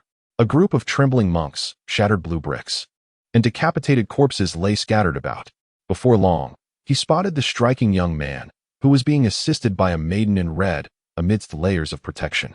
The young lady from the Zhao household and the second prince? As personal guards of the emperor, the Jinwu Guards frequently encountered these royal princes and princesses, often escorting them for their safety. Yet, the second prince before him bore a stark contrast to his usual gallant demeanor. His hair was disheveled, his complexion pale, his once pristine white robe now dust-covered, with a gaping hole in his chest revealing the golden silk armor beneath. The leading soldier, after confirming that the two were not in mortal danger, raised his right hand in a gesture and proceeded toward Zeyue, who was surrounded by the crowd. The officials of the Ministry of Justice, relieved by the arrival of the Jinwu guards, exhaled deeply, their taut nerves finally beginning to relax. With nearly 100 Jinwu guards present, even a master at the 9th rank of the Rising Sun realm would find it arduous to inflict any further harm upon Zeyue. Jiangsu, noticing a young general approaching, quickly signaled his subordinates to clear a path for him to reach the second prince. "I am Wu Wei, here to pay my respects to your highness," the young general declared as he strode confidently to Zeyue and performed a courteous bow. Zeyue waved his hand and glanced at the imposing young general. His arm, resting on Zhao Qingyao's shoulder, instinctively tightened, and he could not help but cough twice before speaking. "General Wu, there is no need for such formalities. I have heard of you, the youngest Lang Young of the Jinwu Guard. Renowned for your military exploits, His Majesty holds you in high regard, viewing you as a cornerstone for the future defense and expansion of our great Ning." Wu Wei, taken aback by the fact that this rumored capricious prince recognized him, quickly replied, "Everything I have done is merely my duty. I do not deserve such esteem from His Majesty. I am truly humbled." Zeyue smiled slightly, marking his first encounter with the young general who had gained considerable fame in recent years, exuding an aura of a fierce warrior. However, this smile proved to be a double-edged sword, as it inadvertently strained his injured lung meridian, compelling him to cough twice uncontrollably. Zhao Qingyao hastily retrieved a handkerchief from within his robes to dab at the corners of Zeyue's mouth, then grasped his hand, channeling his own cultivated Taoist energy to soothe the affected lung meridian. Witnessing this scene, Wu Wei furrowed his brow tightly and raised his right hand to signal. Though he was unaware of the specifics unfolding before him, he sensed that whatever transpired was undoubtedly linked to the group of monks. Thus, it was prudent to first contain them. Following his command, several members of the Jinwu Guard leapt onto the wall, unfastening their longbows from behind and assuming a defensive stance, while the remainder swiftly reorganized into formation, drawing their blades and encircling the bewildered individuals from Xiangwu Temple. Zeyue's agitated lungs finally settled, and after a brief respite, he gazed at the furrowed brows of Wu Wei and Jiangsu, speaking with a weak voice. "General Wu, today's events are rather intricate, and it would be futile to elucidate them in mere words. I harbor suspicions that there are numerous spies from the Taijue sect within the Xiangwu Temple, and it is possible that this entire monastery serves as a stronghold for them. This matter requires thorough investigation. My injuries were inflicted by a sudden assault from a monk in this temple, a figure shrouded in enigma. Regrettably, he has perished, leaving us unable to interrogate him. The Jinwu Guard is tasked with patrolling and safeguarding the capital, and therefore, I urge you to assist the Ministry of Justice in apprehending all these monks and detaining them in the imperial prison, with the specifics to be determined by His Majesty tomorrow. Jiangsu, conduct a meticulous inquiry. Once I have recuperated, I shall require a comprehensive account of the events that transpired." "I shall obey your command," the subordinate replied, comprehending his duties. Wu Wei and Jiangsu clasped their fists in acknowledgement and turned to make the necessary arrangements. The youthful Jinwu Guard officer, Wu Wei, was still somewhat unfamiliar with the occurrences at hand, yet he grasped the essence of the situation from Zeyue's words, guiding him on the path he ought to take. Meanwhile, Jiangsu stood beside him, elaborating on the intricacies of the evening's events, ensuring that Wu Wei would be well prepared to report to their superiors once matters were resolved. Zeyue observed the two individuals issuing commands with remarkable composure, and he exhaled a sigh of relief. Weakly, he patted Zhao Qingyao's arm, indicating that he was not gravely injured and that there was no need for her to continue channeling her vital energy into him. Zhao Qingyao, somewhat concerned, glanced at the pallid face of Zeyue and inquired, "When will you rest?" "No rush," he replied. "Let us first attend to the matters at hand." At that moment, a commotion erupted among the monks of Xiangwu Temple. The younger monks, bewildered by the unfolding situation, were swiftly apprehended by the Jinwu Guards, who proceeded to escort them forcefully out of the temple. The senior monks, including Abbot Huaning, who were well aware of the circumstances, did not resist. They recognized the futility of opposition in the face of the Jinwu Guards' gleaming curved blades, although they could choose to flee. Employing their lightness skills might offer a sliver of hope, yet the greater likelihood was that they would be riddled with arrows from the archers stationed on the walls. If a powerful figure like Abbot Huaning, a master of the 9th rank of Guanyin, chose to escape at any cost, the Jinwu guards might indeed struggle to detain him. But where could he possibly flee? Once the smoke signal was raised, the city gates would be on high alert, effectively eliminating any chance of his escape. The ever-watchful officials lurking in the shadows would spring into action, leaving him with nowhere to hide. Moreover, he had no desire to flee. Xianghua Temple was his home. He was an orphan who had resided there since childhood. He had devoted his life to chanting scriptures, adhering to a vegetarian diet, and cultivating his spirit. From a young novice to the abbot, he had transformed from a child into an elder. The thought of leaving Xianghua Temple to wander aimlessly was utterly unacceptable to him. Just before stepping out of the temple's grand entrance, Huaining turned back for one last glance at the Mahavira Hall. He understood that he would likely never return. As he watched the Jinwu guards escorting the monks of Xianghua Temple further away, Zeyue gradually relaxed his furrowed brow. The once bustling square fell eerily silent, leaving only Zeyue and his companions. Zhang Su, having hastily saluted Zeyue, departed with the 13 Yamen spies. As they were tasked with taking the Jinwu guards to the 13 Yamen's prison. "Let us take our leave as well," Zeyue remarked with a smile, glancing at his loyal guards who still surrounded him. "Alas, I came to witness the spectacle without gaining any benefit, and now I find myself injured. Well then, I can rest at home." Zhao Qingyao bit her lip, suddenly recalling that it was her own indulgence in drink that had compelled her to come here. As she pondered this, she felt the weight of Zeyue leaning heavily against her. Turning to look, she realized that he had become half-collapsed against her. "This won't do. Your injuries are too severe. You cannot walk. Support me quickly." Zeyue blinked his eyes, gazing into the eyes of Zhao Qingyao. With a sigh, Zhao Qingyao, who had initially supported him with one hand on his arm, wrapped his other arm around from behind, resting it under Zeyue's opposite armpit. From behind, it appeared as though Zhao Qingyao was embracing Zeyue. Zeyue seized the opportunity to slide his arm around Zhao Qingyao's waist, subtly supporting the slender figure of the young woman.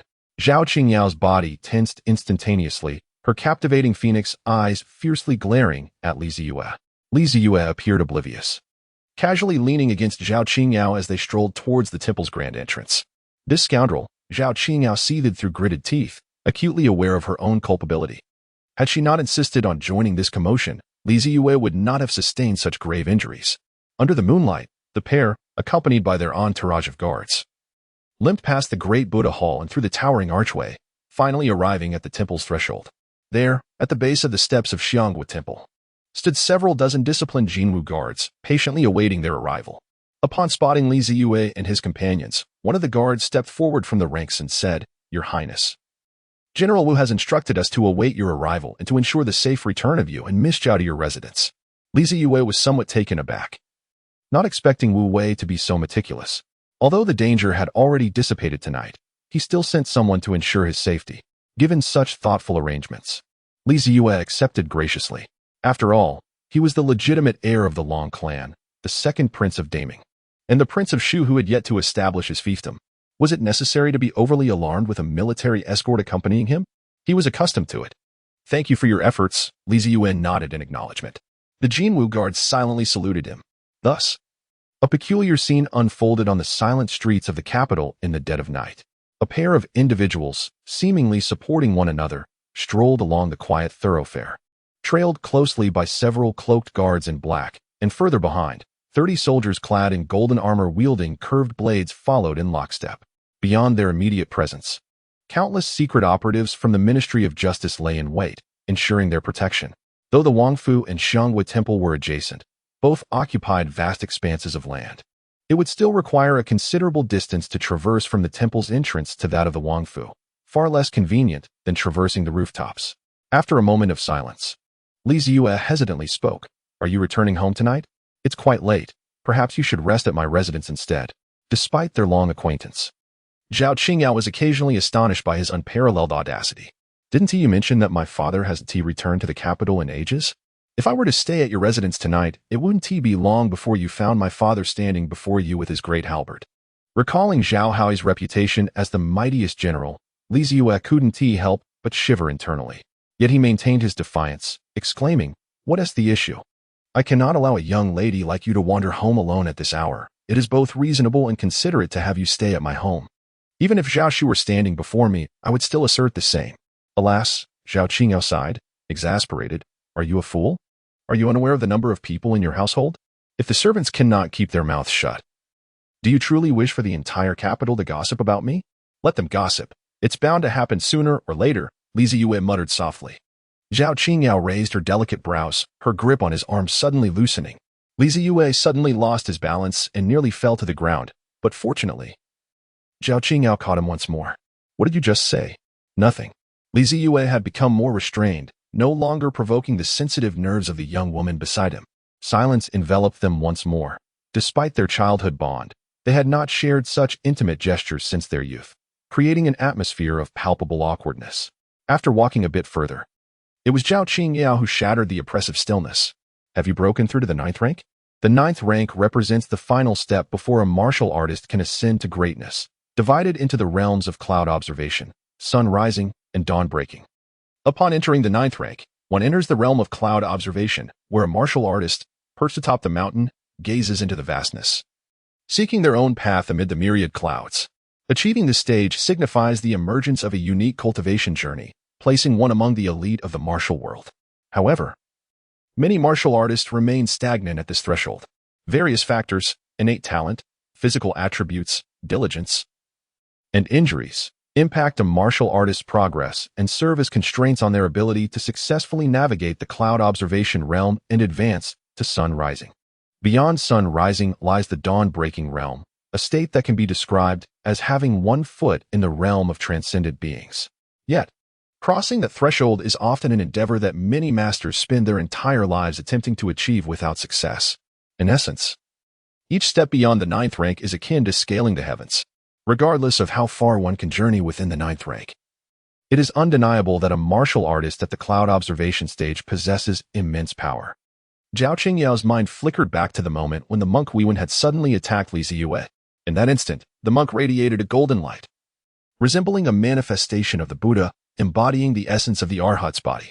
The technique he employed, the dragon elephant palm, is revered as one of the most formidable hand techniques in the Buddhist tradition, said to possess the capability to split mountains barehanded when mastered to its zenith. Both the Arhat's body cultivation method and the dragon elephant palm are among the most profound martial arts in existence. Although Weiwen had not fully mastered either, his formidable prowess was unmistakable. In that sudden moment of aggression, Zhao Qingyao distinctly felt the unmatched might emanating from him. This was the true power of the 9th rank. Astonishingly, within this ordinary temple in the capital, there existed a master of the cloud observation realm. Zhao Qingyao glanced down at the tattered fabric of Zeyue's clothing, revealing the golden silk armor beneath, its surface smooth and dimly golden, seemingly timeless. To withstand a full-force strike from a monk of the 9th rank and still be capable of delivering a crushing blow to the Arhat's body was an extraordinary feat. The only plausible explanation was that Zeyue had also attained the 9th rank. Meeting Zhao Qingyao's intense gaze, Zeyue fell into a brief silence before reluctantly nodding. You've seen through me. I just managed to break through, and it hasn't even been a few days.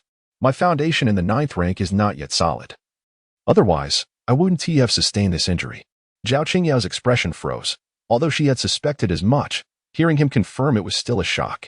An 18-year-old at the 9th rank. Was this the frivolous prince known in the capital for his poetic talents? Zhao Qingyao's expression suddenly became exceedingly complex as she sighed. In truth, this afternoon at Chungui Lu, when you seized the moonlight blade from my grasp, I sensed that something was amiss. Despite your audacious words, I should not have been so disoriented. I could have reacted. Your speed in taking the sword was astonishingly swift, almost transcending the realm of an 8th rank. By the time I intended to make a move, the blade was already in your possession. I see, Zeyue replied dismissively, not offering any explanation. Zhao Qingyao, startled by her own punch, found herself somewhat dazed. At that moment, I was struck down by the scabbard you hurled from the rooftop. Wasn't that rather theatrical? That part felt quite authentic. Perhaps I was uncertain whether you had truly advanced. It was only after the events of the evening unfolded that I became certain you had indeed reached the 9th rank, Zhao Qingyao said resentfully. As she reflected on this, memories of the afternoon's occurrences at Chungui Lu resurfaced, along with the words spoken by that insufferable person beside her. Qingyao, you are destined to be my bride. Once I am able to surpass her, I will personally seek the Empress Dowager's approval and have my elder brother propose to the Zhao family. When that time comes, this Zhao Qingyao will have no choice but to marry me, willingly or not. I shall love you for 1,000 years. Now, she stood at the 8th rank. While he had already begun to observe the clouds, as these thoughts swirled in her mind, Zhao Qingyao suddenly regained her composure. Questioning why she was pondering the words of that insufferable individual. Did she truly yearn to marry him? Her delicate face shifted through a spectrum of colors, red, green, and white. Yet fortunately, as night had fallen, no one noticed the changes in the young lady's complexion. Zeyue was equally oblivious, for he had finally arrived at his royal residence. Long before, some guards had returned to the palace to ensure the servants were prepared to welcome their injured master. Your Highness, Your Highness. As he caught sight of the opulent gates of his estate, a peculiar wail echoed from afar, drawing nearer. A figure, similarly clad in black, approached with great strides. This newcomer was of average height, yet appeared somewhat robust at first glance. Upon closer inspection, his complexion was unusually dark, not just his face, but the hue of his entire being was deeper than that of an ordinary person. At that moment, the man's face bore an expression of deep concern as he hurried to Zeyue's side, exclaiming anxiously, Your Highness, how are you faring? Is your injury severe? The physician has already been summoned and is expected to arrive shortly. How is it that on this occasion, I did not accompany you, and such misfortune has befallen us? It is entirely my fault for tending to the horses instead of being by your side, which has resulted in your grievous injury. Your Highness, I shall take 20 strikes as penance to etch this lesson into my memory. Zeyue merely gazed expressionlessly at the performance before him, remaining silent. The extravagant expressions of the newcomer froze in place, his mind racing with unease. Zhao Qingyao struggled to contain herself, a hint of a smile breaking through her facade. She recognized this individual as Zeyue's stable man. Although she was uncertain of his actual name, she knew that Zeyue consistently referred to him as Highness, the very person she had glared at earlier beneath the Chungue building. Furthermore, this Highness was also the captain of Zeyue's guards, directly responsible for his safety. It seemed that this fellow was acutely aware of his grave dereliction of duty and was currently engulfed in fear. Zeyue gazed at him for a moment, and then spoke. Oh, then you shall receive them now. Right here, let the Jinwu guards carry out the punishment, and I shall personally oversee the full 20 strokes. The man's dark face immediately fell, and he pleaded, Please, Your Highness, not in front of so many onlookers. Allow me to ensure your comfort first. There are still numerous matters, both large and small, that need attending to at the residence. What if I receive the blows and cannot rise from the ground? Just wait a moment. Once everything is settled, I promise I shall accept the 20 strokes with utmost fortitude. Is that agreeable? Zeyue cast a brief glance at him, uttering no further words as he continued his stride towards his royal residence. Highness released a sigh of relief, aware that this ordeal had been temporarily surmounted. Subsequently, a jovial smile graced his face as he retrieved a heavy black cloth bag from his bosom, approaching the Jinwu guards who trailed behind his master. Here, take this. I must trouble you, my brothers, to safeguard the safety of our esteemed prince tonight. We owe you a great debt of gratitude. This is a token of our royal family's appreciation. Please accept it. Highness reached the front of one of the guards, beaming as he attempted to press the bag into the man's hands. The leading soldier was taken aback, hastily waving his hands in refusal. This is unnecessary, truly. It is merely our duty. There is no trouble involved. What a farcical notion. Who would dare accept the prince's money? Oh, what could possibly be unnecessary? I have heard that tonight is fraught with peril. Were it not for your presence, I shudder to think of the consequences. If anything were to befall our lord, it would indeed spell disaster. There is not much within this bag. It is merely a token to treat you all to a meal and some music. A gesture of gratitude from our royal household. Please, take it. Despite the guard's persistent refusals, he could not withstand Highness's eloquent persuasion, and the black bag was firmly tucked into his embrace. Meanwhile, Zhao Qingyao supported Zeyue as they reached the entrance of the royal residence. Your Highness, are you well? Please, take care, proceed slowly. The royal physician will arrive shortly. It is Xiaowu who rushed to summon him. You know how impatient he can be. He would even tie the physician to bring him here. What exactly happened, Your Highness? Who inflicted such grave injuries upon you? As they reached the door, a throng of maids and servants surged forward, clamoring with concern. Having received word, they hastened to the main entrance, anxiously awaiting their lord, deeply troubled by his injuries. Zeyue felt a throbbing in his temples, overwhelmed by the incessant clamor around him. The guards and attendants were relatively composed, casting worried glances his way without uttering many words. However, the maids were another story. They unconsciously seized Zeyue from Zhao Qingyao's side, encircling him and clamoring incessantly. Terrified that he might encounter some misfortune, their demeanor suggesting an eagerness to intervene. Observing this gaggle of chattering maidens surrounding him, Zhao Qingyao couldn't help but raise an eyebrow in irritation. In exasperation, Zeyue waved his hand dismissively, frowning as he declared, "I am injured and wish to rest." "Do you understand?" At last, the incessant inquiries of the maids came to an abrupt halt. The origins of these young women were quite intricate. A portion of them were loyal attendants from the late empress's retinue, their backgrounds impeccable, which made him feel at ease in their care. The other half were nimble young ladies selected by the Dowager Empress, most of whom were seasoned palace maids, possessing a sense of propriety and understanding of decorum. Though referred to as seasoned, they were merely in their early 20s, having entered the palace at a young age. All these maids hailed from a background of palace service, excelling in appearance, etiquette, decorum, and capability.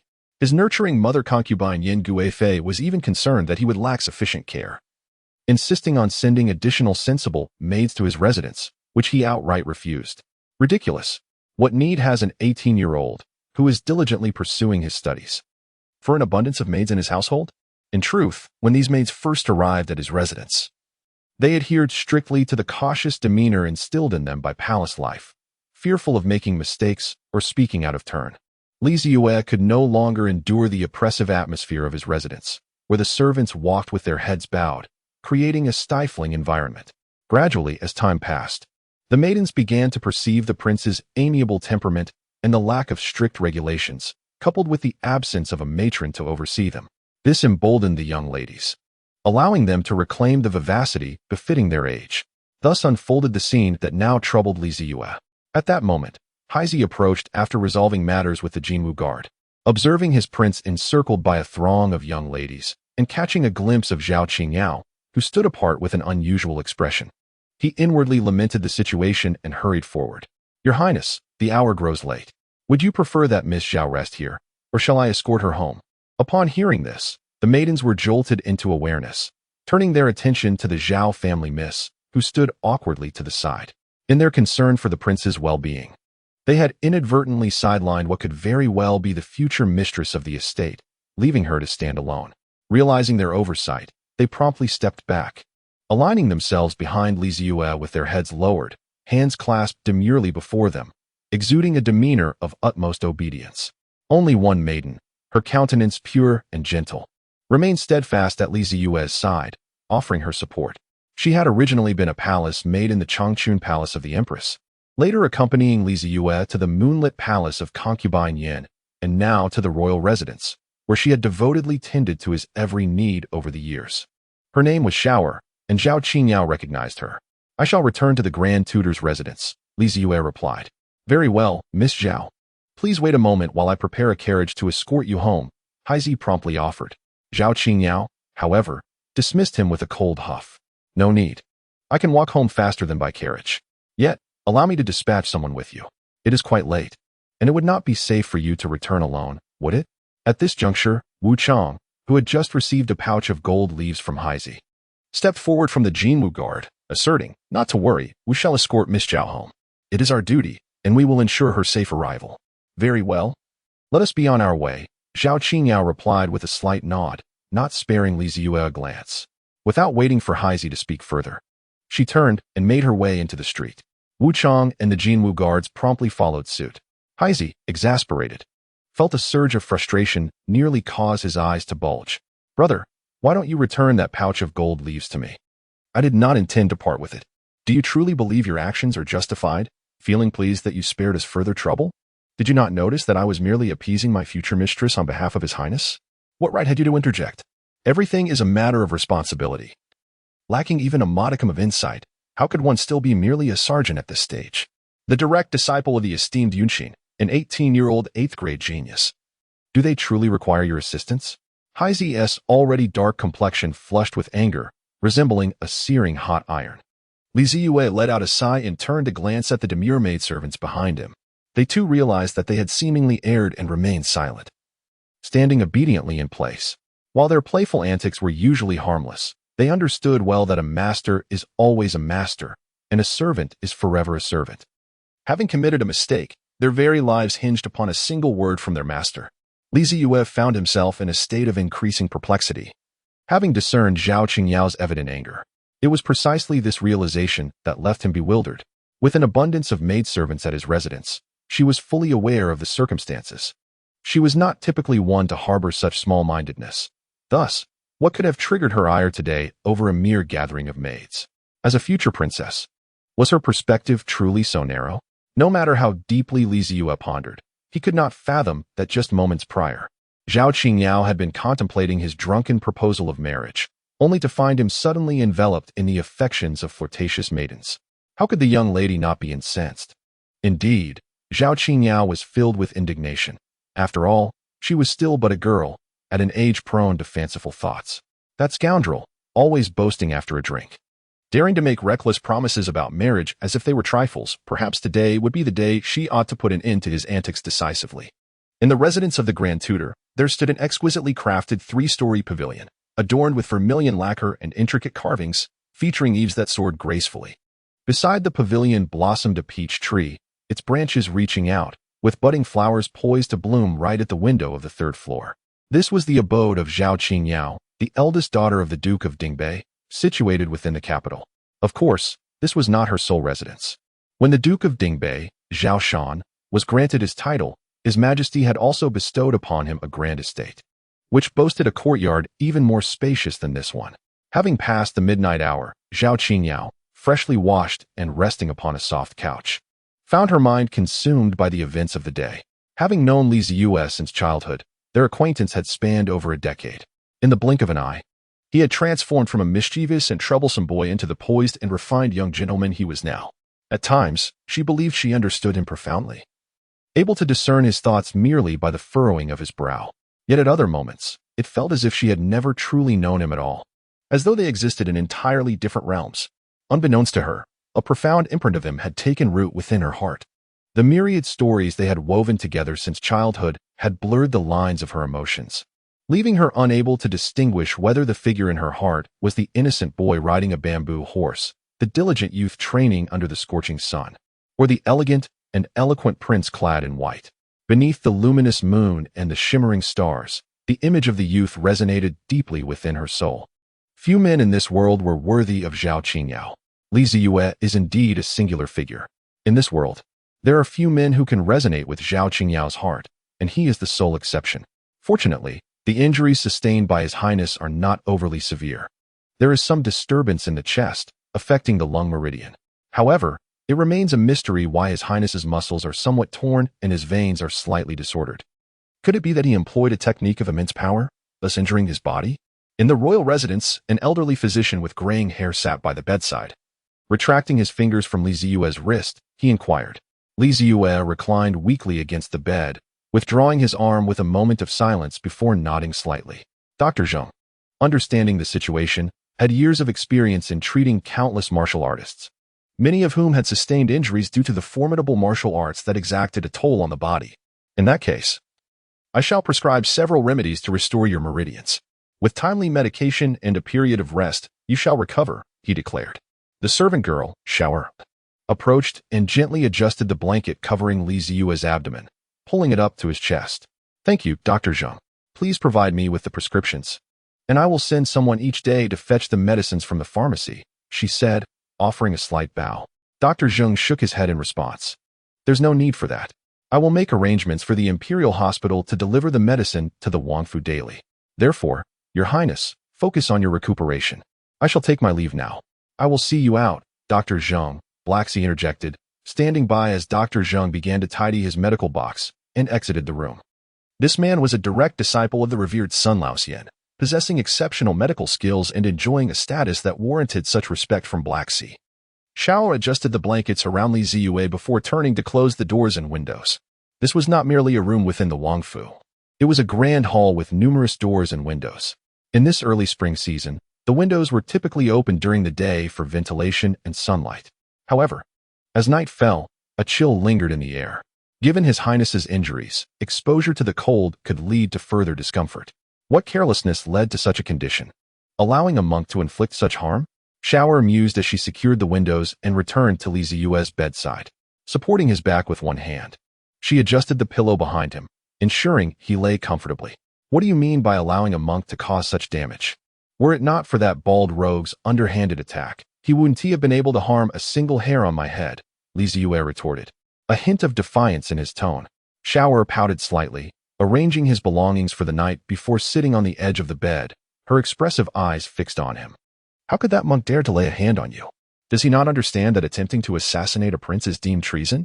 His actions could spell disaster for the entire Shangwu temple.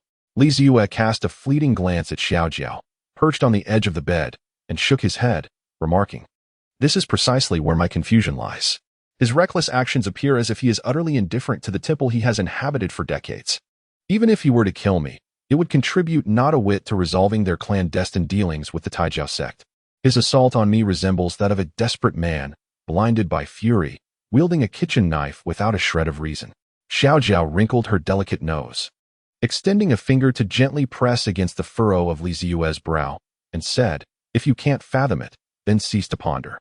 After all, they have already been imprisoned. Let those spies engage in the intellectual labor." Zeyue nodded, unwilling to delve further into his thoughts.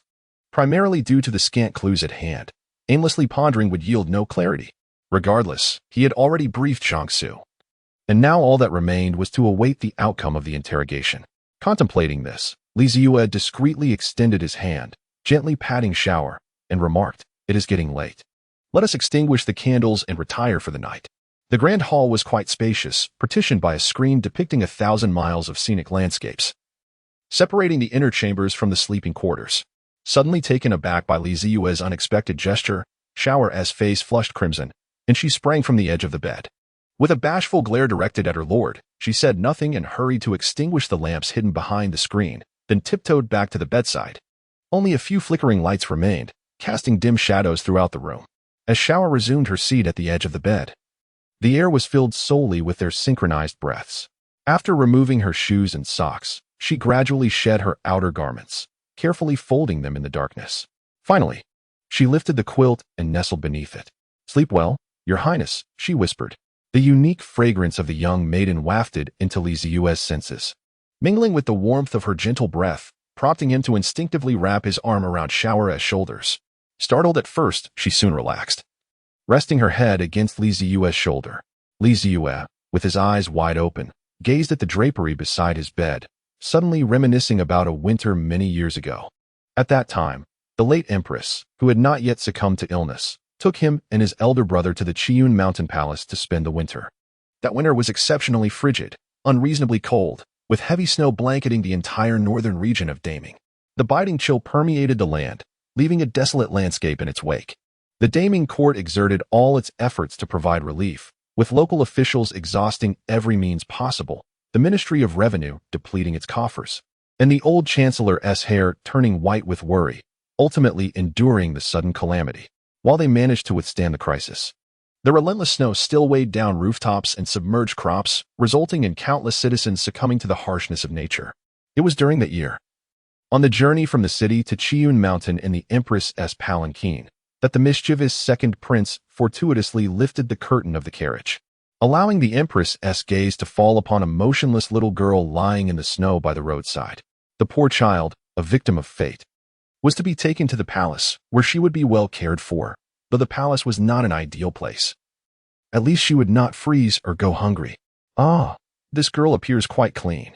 If she were to gain a bit of weight, she might grow into a striking young lady.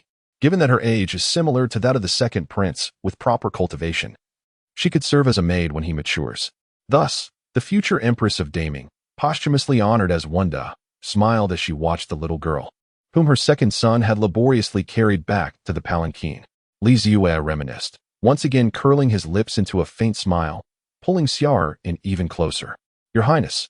Xiaojiao, embraced by Zeyue, felt a twinge of anxiety. She delicately lifted her face, speaking cautiously, "You are injured. Please do not exert yourself, all right?" Zeyue gazed at Xiaojiao, who was carefully supporting her arm, fearful of inadvertently pressing against his injured area, and he couldn't help but chuckle softly. He extended his hand, gently caressing Xiaoya's lustrous black hair, and spoke tenderly, "What are you thinking about?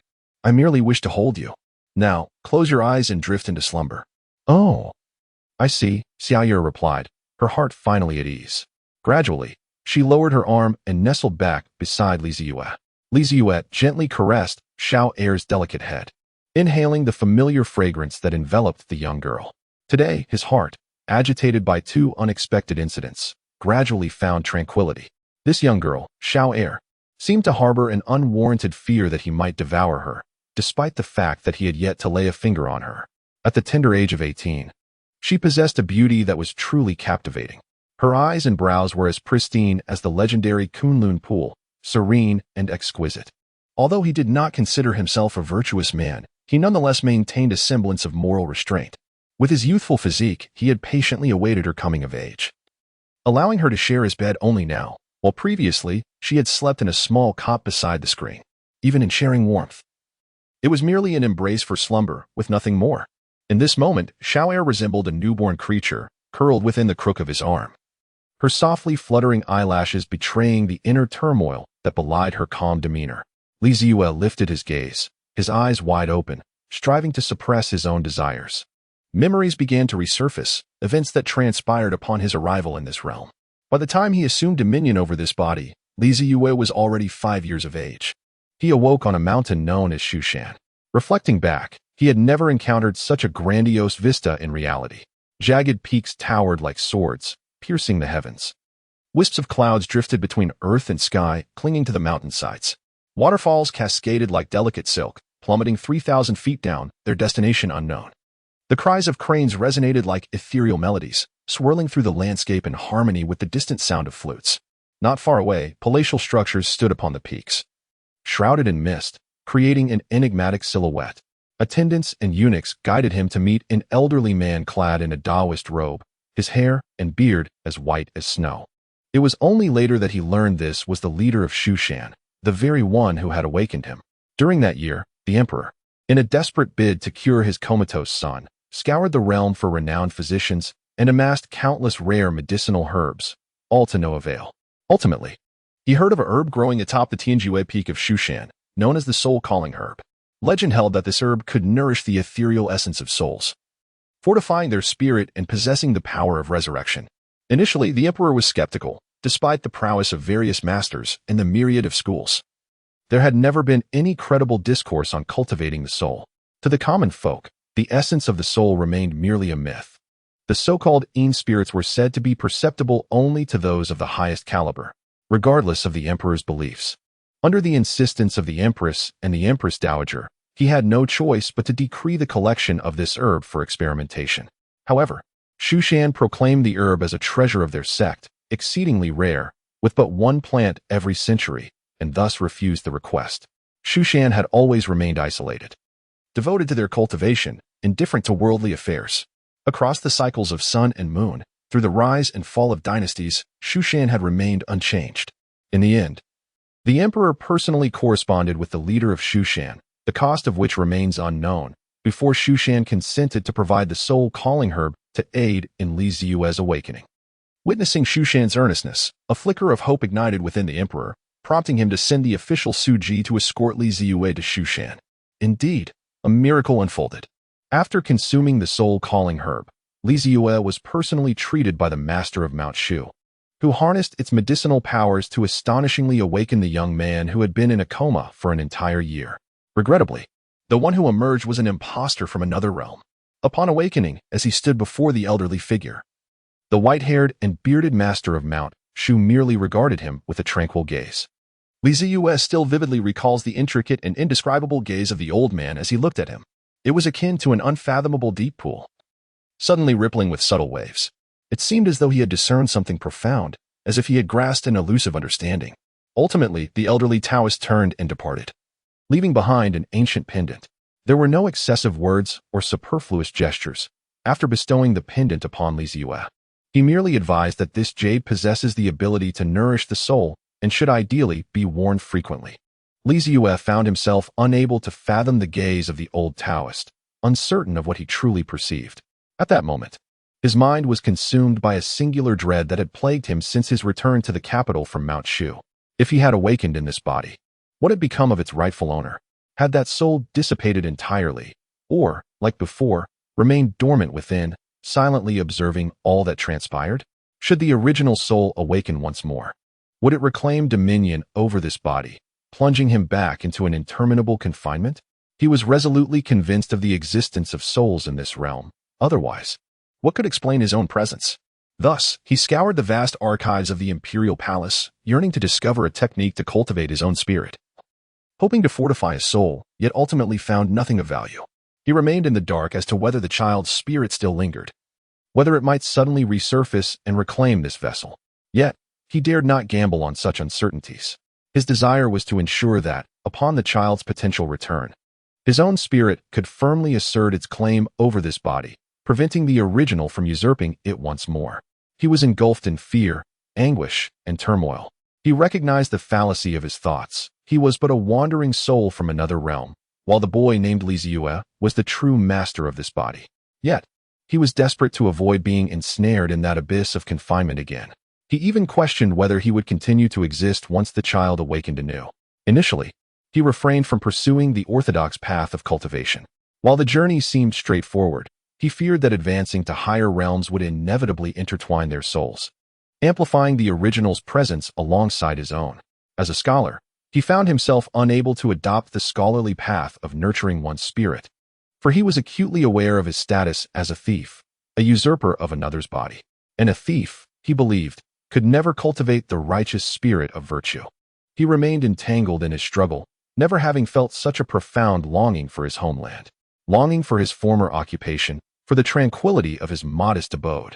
For the serene and untroubled existence he once enjoyed, he found himself discontent in the confines of the palace. He harbored no desire to be a prince or a noble lord. Each day, he was compelled to perform before a multitude, before his mother, before his father, and before his astute elder brother, who seemed more like a time traveler than a royal heir. He feared that one day his true identity would be unveiled, leading to his capture and the sorrowful gazes of those around him, who would accuse him of impersonation, demanding that he relinquish the life of the genuine Zeyue. He felt profoundly weary and yearned for home. Eventually, Zeyue acquiesced to his fate. If he was to be a thief, then so be it.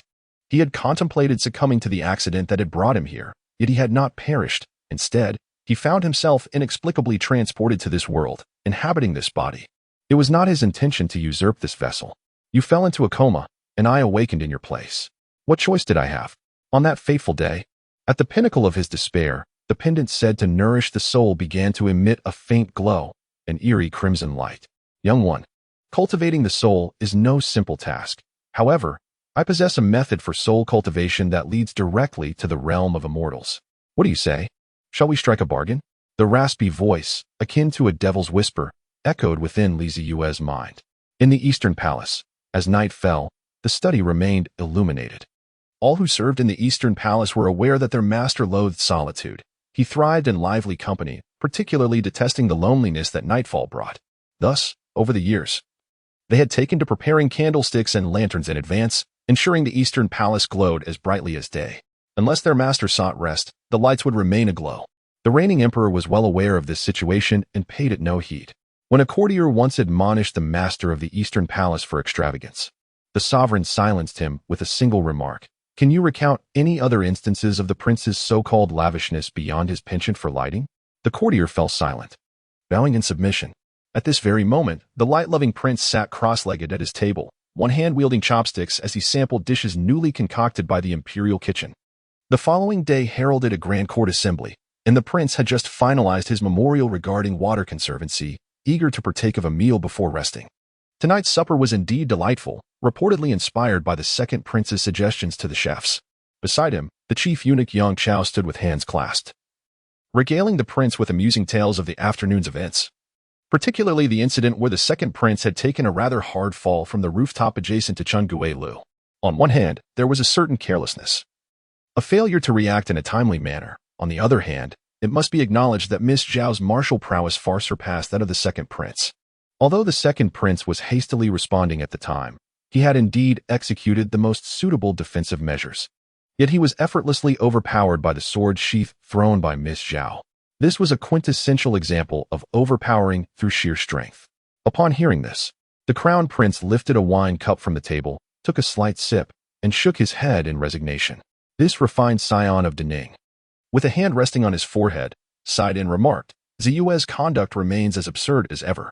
It is one thing for Zhao Li to return to the capital and indulge in leisure at the pleasure quarters. But to be caught in the act by Qing Yao is truly disgraceful.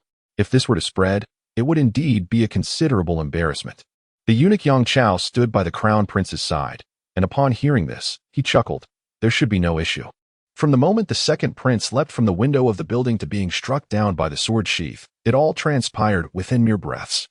Aside from the discreet officials and our East Palace attendants, there are likely very few who noticed this incident. Crown Prince Li Zeyue sighed once more, gently shaking his head. His disheveled long hair cascading over his shoulders, enhancing his demeanor of refined elegance. And where did he go afterwards? Your Highness, after leaving Chungue Lu, the second prince proceeded directly to the palace, heading straight for the moonlit palace of Consort Yin. At that time, there were numerous palace maids and young eunuchs present. And according to their accounts, upon encountering the third prince, the second prince wasted no words and kicked him twice before dusting off his robe and returning to his residence.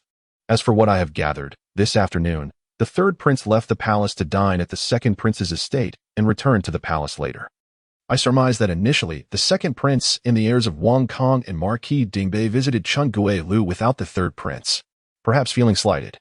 The third prince went to the Grand Tutor's residence to disclose the second prince's whereabouts to Miss Zhao, who subsequently went to Chungue Lu to apprehend the second prince, thus leading to these events. The third prince, being young, has often reported the second prince's antics, and it is likely that the second prince deduced that the third prince was the one who revealed his location, thus seeking him out for retribution upon entering the palace. The crown prince was momentarily taken aback. He grasped the situation. The third prince had dined at Li Zeyue's home at noon, while Li Zeyue and his companions had visited the pleasure quarters without the third prince, who, feeling aggrieved, had gone to complain to Zhao Qingyao.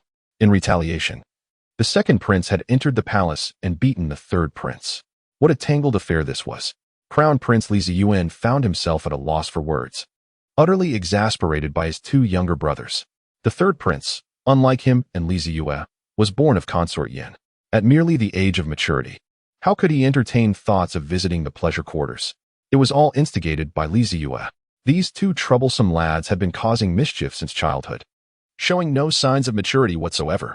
Alas, the crown prince sighed, his expression heavy with helplessness. Li Zeyue and Li Zeyue. The emperor bestowed such names upon his two legitimate sons, intending to evoke the meaning of deep as the abyss and towering like the mountains. Just as the depths of a chasm are immeasurable, so too are the heights of a mountain. The elder prince, Li Zeyue, now 7 years older, has already demonstrated the knowledge, demeanor, capability, and character befitting the epithet UNC. At the age of 25, he has early established himself beside the emperor's dragon throne in the imperial study, attentively listening to discussions between the emperor and the ministers. His political acumen has matured, often leading him to propose steadfast and prudent suggestions during small court meetings. Once these propositions are refined by the court officials, they materialize into actionable and reasonable decisions. As he continues to mature, the activities in the East Palace have increased, with a wealth of talented officials serving under him. The current emperor, wise and formidable, has never harbored even a hint of doubt regarding this prince. The recent promotion of a humble scholar, once supported by the prince, to the position of an official in the Ministry of Personnel, along with the elevation of Qian Li, a close associate of the East Palace, to Deputy Minister of Revenue, has further solidified Li Zeyue's standing in the East Palace in the eyes of the ministers. Over the years, the subjects of Daming have become accustomed to this young prince residing in the East Palace, and they naturally believe that entrusting this prosperous realm to him in the future would be exceedingly reassuring. In stark contrast, the second legitimate son, Li Zeyue, has taken an uncertain path. Since the untimely passing of the empress a decade ago, the young Li Zeyue was entrusted to the care of concubine Yin. Having shared a sisterly bond with the empress during her lifetime, concubine Yin took Li Zeyue into the moonlit palace, treating him as her own. Alas, Li Zeyue proved to be exceedingly unruly. During his childhood lessons with the Grand Tutor, he often incited the venerable tutoress ire, leading a band of noble youths in mischief, truancy, and chaos, embodying the essence of a rascally leader. Consequently, concubine Yin frequently found herself visiting the Grand Tutor's residence, bearing precious medicinal herbs as an apology for the prince's behavior. The educational challenges surrounding Li Zeyue were a source of great frustration for concubine Yin. However, As she was not his biological mother, she lacked the authority to discipline him effectively. Ultimately, news of the situation reached the emperor's ears. After a long day of state affairs left him weary, the emperor sought a moment of relaxation with a cup of tea, only to be jolted by the revelation that his second son had nearly driven the Grand Tutor to faint. As the emperor's figure in imperial yellow approached, chaos erupted throughout the moonlit palace. Zeyue inevitably faced a considerable beating, and Guifei, fearing that this young man might suffer serious consequences, could only make every effort to intervene. Meanwhile, the third brother, Zeyue, watched from the sidelines, laughing heartily, while Princess Jishu, also a child of Guifei, seized the opportunity to sneak into the eastern palace and urgently summon Crown Prince Zeyue to jointly persuade the wrathful emperor. After being beaten and confined to bed for half a month, Zeyue became more subdued and never dared to misbehave in the Grand Tutor's class again. Curiously enough, after that incident, the second prince, having earnestly commenced his studies, displayed an unprecedented interest and innate talent for poetry and literature, as if he had unlocked extraordinary abilities. The Grand Tutor, renowned worldwide for his literary prowess, did not view the pursuit of poetry by a royal as a frivolous endeavor. Whenever Zeyue sought knowledge in this realm, he would provide thorough explanations. Thus, the once unruly second prince developed a commendable literary skill. As he matured, Zeyue learned to revel in the company of young science, indulging in the pleasures of the brothels and the tender embrace of beauty. He would lavishly spend a fortune in a single night just to elicit a smile from a fair maiden, becoming the dream lover of many courtesans. Alongside his notorious reputation, tales of his drunken scribblings, poetic verses that countless masters have set to music, echoed through the streets of the southern and northern dynasties. Many esteemed poets were intrigued by this second prince, who, despite his noble birth and youth, penned verses imbued with sorrowful and delicate melodies, far beyond what one would expect from his age. Take, for instance, his line from Rain on the Linong Bell, "Where shall I awaken from my drunken stupor tonight? By the willow's bank, beneath the waning moon." One might wonder, where do you awaken? Perhaps in your opulent palace that occupies nearly half a street? Moreover, his youthful wanderings, in Chang'an's ancient paths, the horses lag behind, captures a sense of alienation and melancholy, a stark contrast to last year's vivacity. Last year, if memory serves correctly, you composed that verse at merely 16 years of age. It is precisely due to the second prince's remarkable literary talent that discussions surrounding him have never ceased in the literary world. Aside from the varied styles of his compositions, which somewhat clash with his life experiences, the primary point of contention remains that he seemingly lacks a passion for poetry. To date, only a scant few of his works have circulated. This has left the literary community perplexed. Some argue that lyrics are merely an afterthought, a trivial pursuit, asserting that Zeyue is only adept at filling in verses, his literary talent being rather mediocre. Others contend that his ability to craft such exquisite lyrics indicates that writing poetry would come effortlessly to him. He simply has not yet found the right moment to do so. In summary, regardless of the literary community's opinions on Zeyue, the consensus among the populace is unmistakable. This second prince of the Daming dynasty does not form factions, pursue personal gain, or vie for power. He appears entirely disinterested in the throne. Apart from mingling with a few debauched nobles, he harbors a singular affection for matters of romance. Consequently, the moniker of the frivolous prince has spread far and wide. Moreover, it is said that the second prince began his cultivation from a young age. However, after all these years, he has yet to demonstrate any remarkable prowess. Judging by the frequent scoldings he receives from the young lady of the Zhao family, his abilities seem rather limited. As a dandy, he is undeniably competent, yet, as a prince, he falls woefully short. For the seamless succession of the empire, princes must receive a commendable education and excel in various domains. Whereas Zeyue possesses little to boast of beyond his talent in poetry and music, reflecting on the numerous absurdities Zeyue has committed throughout his life, the crown prince finds himself exasperated. He raised his wine cup, only to set it down in resignation, slowly picking at the dishes before him. As he ages, the crown prince increasingly struggles to comprehend his younger brother's bewildering antics. Sipping from his fine wine, he furrows his brow at the thought of his erratic sibling. Just then, hurried footsteps echoed from outside the study. Yang Chao abruptly turned, alertly directing his gaze toward the source of the sound. The crown prince remained composed, lifting his cup once more to take a sip. Should it be an enemy capable of infiltrating the palace at this hour, and silently dispatching the Eastern Palace guards. Any resistance from him and Yang Chao would be futile. Furthermore, if such a formidable adversary had indeed entered the palace, why would they choose to attack the crown prince instead of the emperor? Thus, only the second possibility remained. The footsteps approached the study door, knocking in a distinctive rhythm. It was one of the household staff. Yang Chao breathed a sigh of relief, noticing the crown prince's calm nod. The chief eunuch approached the study door and pushed it open. A guard-like man hastily stepped forward to the crown prince, speaking urgently. Tonight, at the hour of the rat, the second prince was attacked. The crown prince's typically steady hand trembled, causing his wine cup to slip from his grasp and shatter on the floor with a loud crash. Old man, wake up quickly. The Grand Court Assembly is today. Hurry and get ready. Have some breakfast. Sun Huzhong slowly opened his eyes. In the early spring hours before dawn, the room was enveloped in darkness until his wife brought in a candlestick to illuminate the space. He gradually propped himself up, struggling to sit upright in bed. Age has taken its toll, leaving him lacking the vigor of his youth. No longer able to spring into action with the same energy as before. Seeing that the old man was finally waking up, his wife called out loudly to the outside. Come, light up all the lamps in the residence. Bring the old master his court attire and assist him in dressing. Yes, madam. Several maidservants entered the room, carrying lamps, instantly illuminating the space.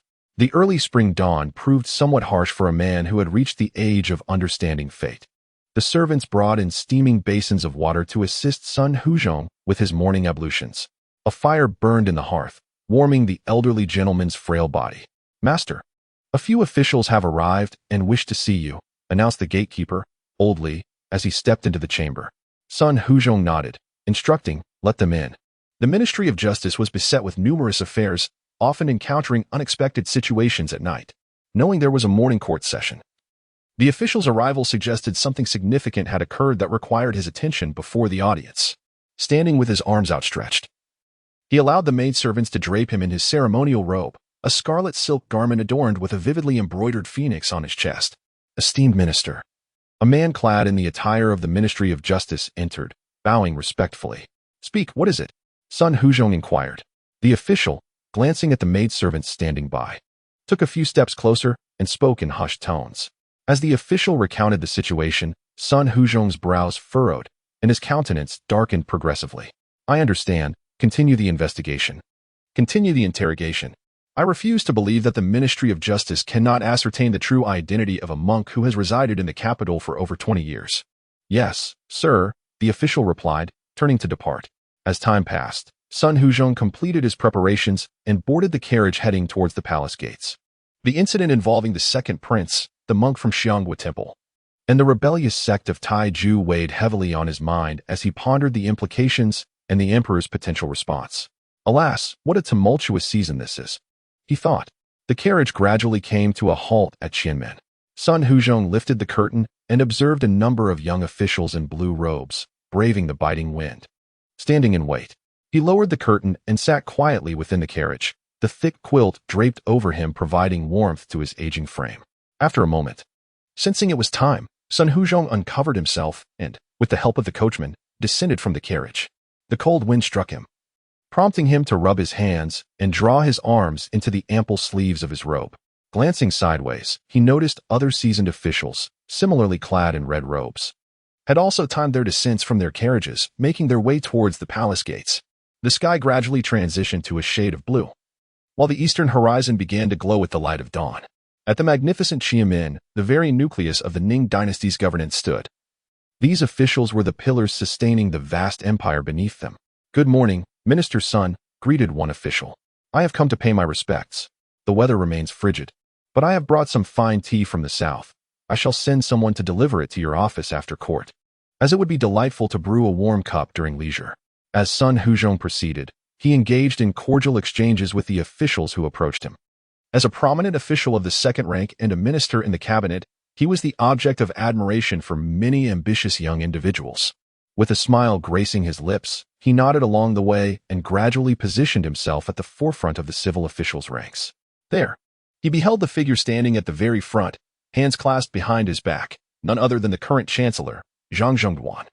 Sun Huzhong adjusted his official robe and approached with a cheerful demeanor to pay his respects. "Greetings, Chancellor," he said. Zhang, upon hearing this, turned to face the Minister of Justice, who presided over matters of law and punishment, and nodded with a smile. "Ah, it is you, Minister Sunday. I have heard that you were unwell recently, taking time off to recuperate. It is delightful to see you looking so vigorous. I trust you have fully recovered." Zhang shook his head, a hint of resignation in his voice. As one ages, the body inevitably deteriorates, leaving behind vestiges of ailments. You, however, seem to possess robust health. I have often heard tales of your boundless energy, tirelessly working through the night at the office until cases are resolved. Your spirit today appears undiminished. Sun Huzhong offered a wry smile and clasped his hands in acknowledgement. "You flatter me, truly. One cannot deny the passage of time. Today, my wife roused me from slumber.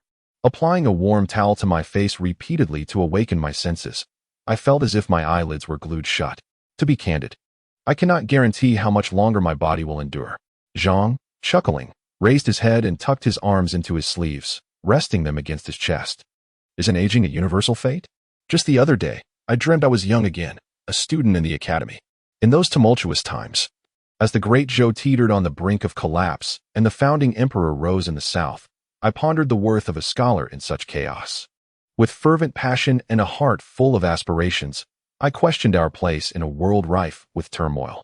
Now, here we stand, adorned in our official regalia, basking in honor and prestige, yet unknowingly approaching the twilight of our years. Fortunately, I have realized my youthful ambitions. In this prosperous era, I can claim a share of the credit for our achievements. What I seek now is merely a peaceful conclusion, a legacy to cherish both in life and after." Sun Huzhong, stroking his beard with a smile, replied, "What a profound sentiment regarding one's legacy. You speak the truth, my esteemed Zhang." The eunuch standing before the palace gate observed the two esteemed elders sharing a quiet smile, hesitating to remind them, and could only stand by, watching in silence. Had they been younger officials, he would have felt compelled to reprimand them, reinforcing the imperial authority. However, he lacked the audacity to chastise these two venerable figures. A resounding drumbeat echoed from the Qianmen Gate Tower, prompting the civil and military officials to fall silent and divide into two lines. At the forefront of the civil officials stood Zhang Shoufu, with Sun Huzhong positioned prominently among the esteemed scholars. A gentle morning breeze swept through, leaving the palace gate devoid of any sound, as the officials stood quietly, gazing at the majestic Qianmen that had stood for 3 centuries. Time had not diminished the grandeur and opulence of this imperial city. Rather, it had bestowed upon the palace, which had endured 2 dynasties, an added weight and dignity. As the bell from the corner tower tolled, the palace gates slowly swung open. The hour for court assembly had finally arrived. The officials passed through the Qianmen, crossing the imperial bridge over the Longzhou Canal, arriving at a vast square extending over 600 meters. At the far end of the square lay the heart of the imperial city, the Taiyuan Hall. This principal hall was reserved for significant ceremonies and festivals, with daily court meetings held elsewhere, elevated upon a 15-meter white jade platform. Officials were required to traverse the sloping paths on either side of the Grand Hall to reach the second palace of the 3 great halls, the Xianzheng Hall. The distance between the 2 grand halls was considerable, with the imperial path stretching endlessly before them. It seemed that only a vast and magnificent expanse could reflect the greatness and supremacy of the palace's master. Although Sun Huzhong felt somewhat fatigued, he had grown accustomed to it. In his youth, he served in the Ministry of Justice, and despite being a civil official, he often accompanied investigations, honing his skills. However, as his career advanced, the burdens of paperwork and countless social engagements took a toll on his body, and with age, he had completely lost the vigor of his younger days. This 5-day-a-week journey to court had become the only exercise he engaged in over the years. Gasping slightly, Sun Huzhong chuckled to himself. In truth, being in his 50s was not particularly old. Yet, one must find an excuse for their physical decline, after all. Ascending the long white jade steps, the Xianzheng Hall flanked by the Golden Guard's standing sentinel. He peered inward through the hall's entrance and could vaguely discern the high dragon throne.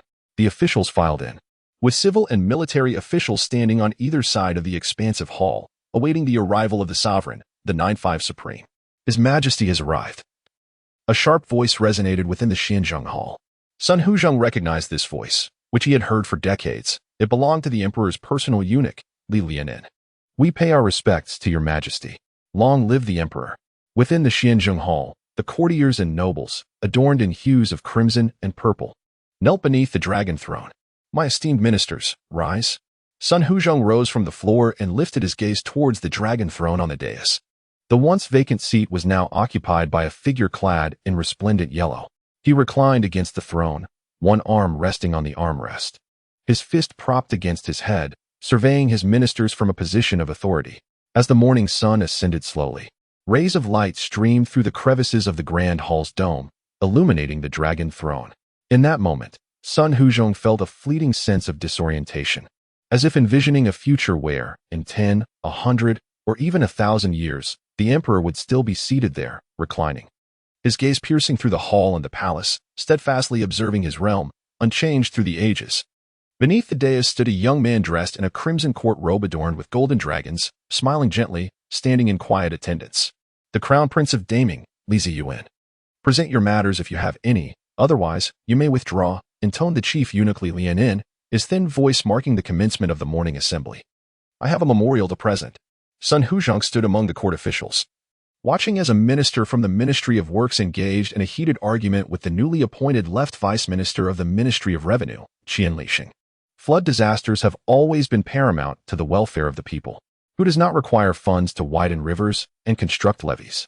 Would you have me stand idly by as the common folk of Daming are swept away by raging waters and thousands of acres of fertile land are submerged? Am I to watch the populace drown? Are you unaware that flood control projects are an insatiable abyss? The Ministry of Revenue's vice minister retorted. How much silver has been allocated to your Ministry of Works for flood management over the years? Each sum meticulously recorded in the ledgers. Do you still have the audacity to question me? Where is the levee constructed by your flood control office? Where are the channels dug? You seem to demand funds incessantly. Yet why not first accomplish something for the people before seeking more from me? The official from the Ministry of Works found himself at a loss for words. Acutely aware that the funds earmarked for levee construction had been siphoned off at various levels, from the capital down through the provinces and counties, by officials far more concerned with their own interests than the welfare of the populace. How much of the silver dispatched from the capital truly reached those earnest in their endeavors? With spring already underway, if construction on the levee did not commence soon, the impending heat and subsequent rains would surely bring about yet another calamity. Yet he felt aggrieved. He was not greedy for wealth. And while he harbored concern for the populace, he had to endure the humiliation of being scolded. Unable to confess before His Majesty that the funds had been misappropriated by lower officials, to say, please allocate more funds, would be tantamount to courting disaster. Alas! After much contemplation, the official from the Ministry of Works steeled himself and stepped forward, bowing before the emperor. The construction of the levee is imminent, and the issue of flood control cannot be delayed. I beseech your Majesty to show mercy. The emperor sat upon the dragon throne, pinching the bridge of his nose, feeling the weariness of the lengthy assembly. As per the customary practice of previous years, allocate the requisite funds for the flood control office, and I will dispatch a team of inspectors to oversee the disbursement of the silver. You shall accompany them and ensure that I am well apprised of the conditions in Jiangnan. Having spoken, without waiting for the officials from the Ministry of Works to express their gratitude or the Deputy Minister of Revenue to receive the decree, the emperor descended from the dragon throne, waved his hand, and declared, that will suffice. He then exited through the back of the hall. The grand eunuch Li Lianin quickly waved his whisk and announced loudly, the court is dismissed, before hastily following the emperor out of the grand hall. We humbly bid farewell to your Majesty. Long live our emperor. Once the ministers had risen from the ground, the crown prince addressed the several senior officials at the forefront, requesting them to accompany him to the imperial study, for the emperor had matters to discuss with them. Chancellor Zhang nodded in agreement, recognizing the customary practice in court. After each assembly, the emperor would summon the cabinet ministers to the imperial study for deliberation. This would involve discussing unresolved issues from the court meeting or addressing petitions that had long been pending. Among the cabinet ministers was Sun Huzhong, the Minister of Justice. By the time the group arrived at the imperial study, the emperor had already changed into a red ceremonial robe and was seated on a soft couch, perusing the memorials laid out before him. Ah, you have arrived. Please take a seat. Thank you, your Majesty. The study was furnished with stools, as these esteemed officials, many of whom were advanced in years, could hardly stand through both the court assembly and the subsequent audience. Sun Huzhong was considered relatively young among them. The weather remained somewhat chilly, so the crown prince, accompanied by several eunuchs, brought warm tea to the dignitaries. Sun Huzhong accepted a teacup, took a sip, and felt the steaming liquid flow into his stomach, providing a comforting warmth. The emperor set down the memorial he was holding and, gazing at the assembled ministers and the crown prince standing nearby, addressed the matter directly. The spring imperial examinations are approaching, yet the position of chief examiner remains unfilled. What recommendations do you have? The ministers hesitated, for the role of chief examiner was not one to be taken lightly. The imperial examinations, held once every 4 years, attracted countless scholars who aspired to fulfill their lofty ambitions. Each candidate who arrived in the capital for the examinations was among the elite, a select few. While one may be a gem, the capital during the examinations was resplendent with brilliance. Upon the announcement of the results, these candidates might transform their fortunes, potentially entering the Hanlon Academy as national reserves of talent, joining one of the 6 ministries as foundational pillars, or being assigned to local governance as parental figures of a county. Regardless of their future trajectories, they would all honor the chief examiner of that day with the title master and might even consider themselves as students of the examiner. Thus, the selection of the chief examiner for the imperial examinations became exceedingly significant. Seeing the seasoned officials exchanging glances yet remaining reticent, the emperor appeared somewhat irked and inquired, "What is this? None of you are willing to speak. Can we truly find no one in the realm who is capable of serving as an examiner?" Sun Huzhong exchanged a glance with Minister Liu of the Ministry of Rites and shook his head. It was not a matter of finding candidates. There were numerous high-ranking officials in the 6 ministries, any of whom could competently assume the role of chief examiner for the spring examinations. In previous years, you have ruled with an iron fist, yet this year you have concocted some peculiar scheme, which has left us perplexed. In their helplessness, Chancellor Zhang and Minister Liu of the Ministry of Rites could only propose 2 individuals whom they deemed somewhat suitable. Upon hearing this, the emperor shook his head and remarked, "No, Zhao Luo is merely an assistant minister, far too young and lacking in experience. Perhaps he could be appointed in the next spring imperial examination. Meng Qua's talents and reputation are insufficient. He cannot garner respect." The officials, upon hearing this, fell silent, their minds devoid of ideas. At that moment, the crown prince stepped forward and bowed, saying, "Father, I have a candidate in mind. Would you care to hear my suggestion?" "Oh?" The emperor raised his gaze towards the crown prince, who was typically composed, and was curious to know whom he would recommend. "Please, do tell," the emperor encouraged. The crown prince then bowed to the assembled ministers and began, as the saying goes, one should not avoid recommending the worthy simply due to familial ties. "I propose my second brother." At these words, the emperor paused, his lips twitching slightly. At that moment, the emperor of Daning even questioned the reliability of his hearing. "Pray, repeat that. Whom do you recommend?" "My second brother, Prince Li Zeyue of Shu." "Crown Prince, do you understand the gravity of your words?" "I have been educated under the Grand Tutor since my youth, so I am well aware." "Do you comprehend that this is the imperial study?" "I do." The emperor, struggling to suppress the tumult in his chest, attempted to maintain a calm tone. "Then why would you propose that individual? If you seek to jest, go amuse the Empress Dowager in the Spirit Hall instead." Sun Hu, with his head bowed, trembled slightly, fighting the urge to burst into laughter. At this juncture, Chancellor Zhang set down his teacup and spoke slowly. "In truth, it would be quite fitting for the second prince to serve as the chief examiner for this spring's imperial examination." Once again, the emperor found himself doubting his ears. His own second son, as chief examiner? Appropriate? What a colossal joke. "Your Highness, the second prince holds the esteemed title of a first-rank prince, in terms of status. He is more than adequate. Over the years, he has produced many remarkable works, each a timeless masterpiece, resonating throughout the realm. If your majesty is inclined, appointing him as chief examiner would indeed be a suitable choice." Chancellor Zhang sat upright, methodically presenting his analysis. The emperor could no longer contain himself, vehemently gesturing. "Absurd. Utterly ridiculous. How old is he?" "A mere boy, still wet behind the ears. Aside from a few insipid verses, what talent does he possess?" Let this matter not be broached again. Historically, no prince has served as an examiner. To appoint him as chief examiner would render me the greatest of fools. "I obey your command." Zhang Shoufu clasped his hands together, pondering the scene before him. Initially, he believed this to be a mere performance orchestrated by the crown prince and the emperor, intended to appoint the second prince as the chief examiner for the upcoming spring examination. Such a notion, however, was untenable. To his astonishment, a mere hint of inquiry elicited such an intense reaction from the emperor. If this was not a theatrical display, then what was the crown prince truly attempting to convey? Was he probing whether the emperor harbored intentions of granting the second prince any political authority? Zhang Shoufu shook his head, realizing that such occurrences were inevitable across dynasties.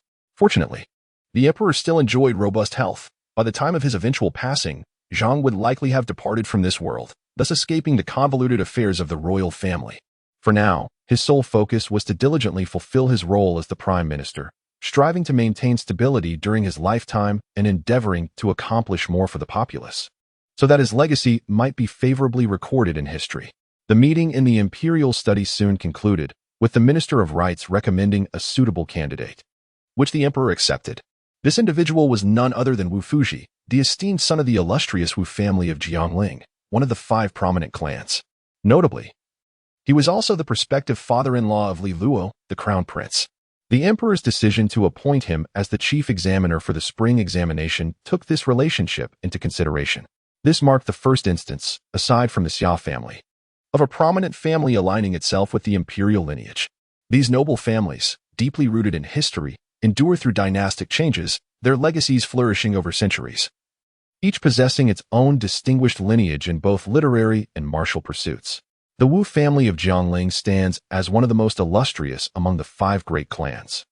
The aristocracy must ensure their continued prosperity by supplying talent to the court, thereby securing the prestige and power granted by the emperor. Conversely, the emperor relies on the talents cultivated by these noble families to govern effectively and reinforce his reign.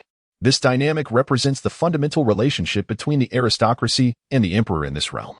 While many officials hail from the 5 noble families, the highest ranking among them is Wu Yu of the Wu family. Since the establishment of the imperial examination system, the emperor has deliberately suppressed officials from aristocratic backgrounds, ever wary of a resurgence of the previous dynasty's aristocracy attempting to share power with the crown. In recent years, the Wu family has conducted itself with utmost prudence, and Wu Yu has adhered strictly to the principles of servitude. Moreover, he possesses genuine talent and skills, leaving the emperor with no grounds for criticism, which led to his elevation to the position of Deputy Minister of Rites. A few days prior, news of a proposed union between the crown prince's family and the Wu family's daughter reached him, leaving him in a state of bemusement. After some contemplation, he acquiesced to the arrangement. Given the Wu family's compliance, what harm could there be in granting him the title of mentor to the scholars of the realm?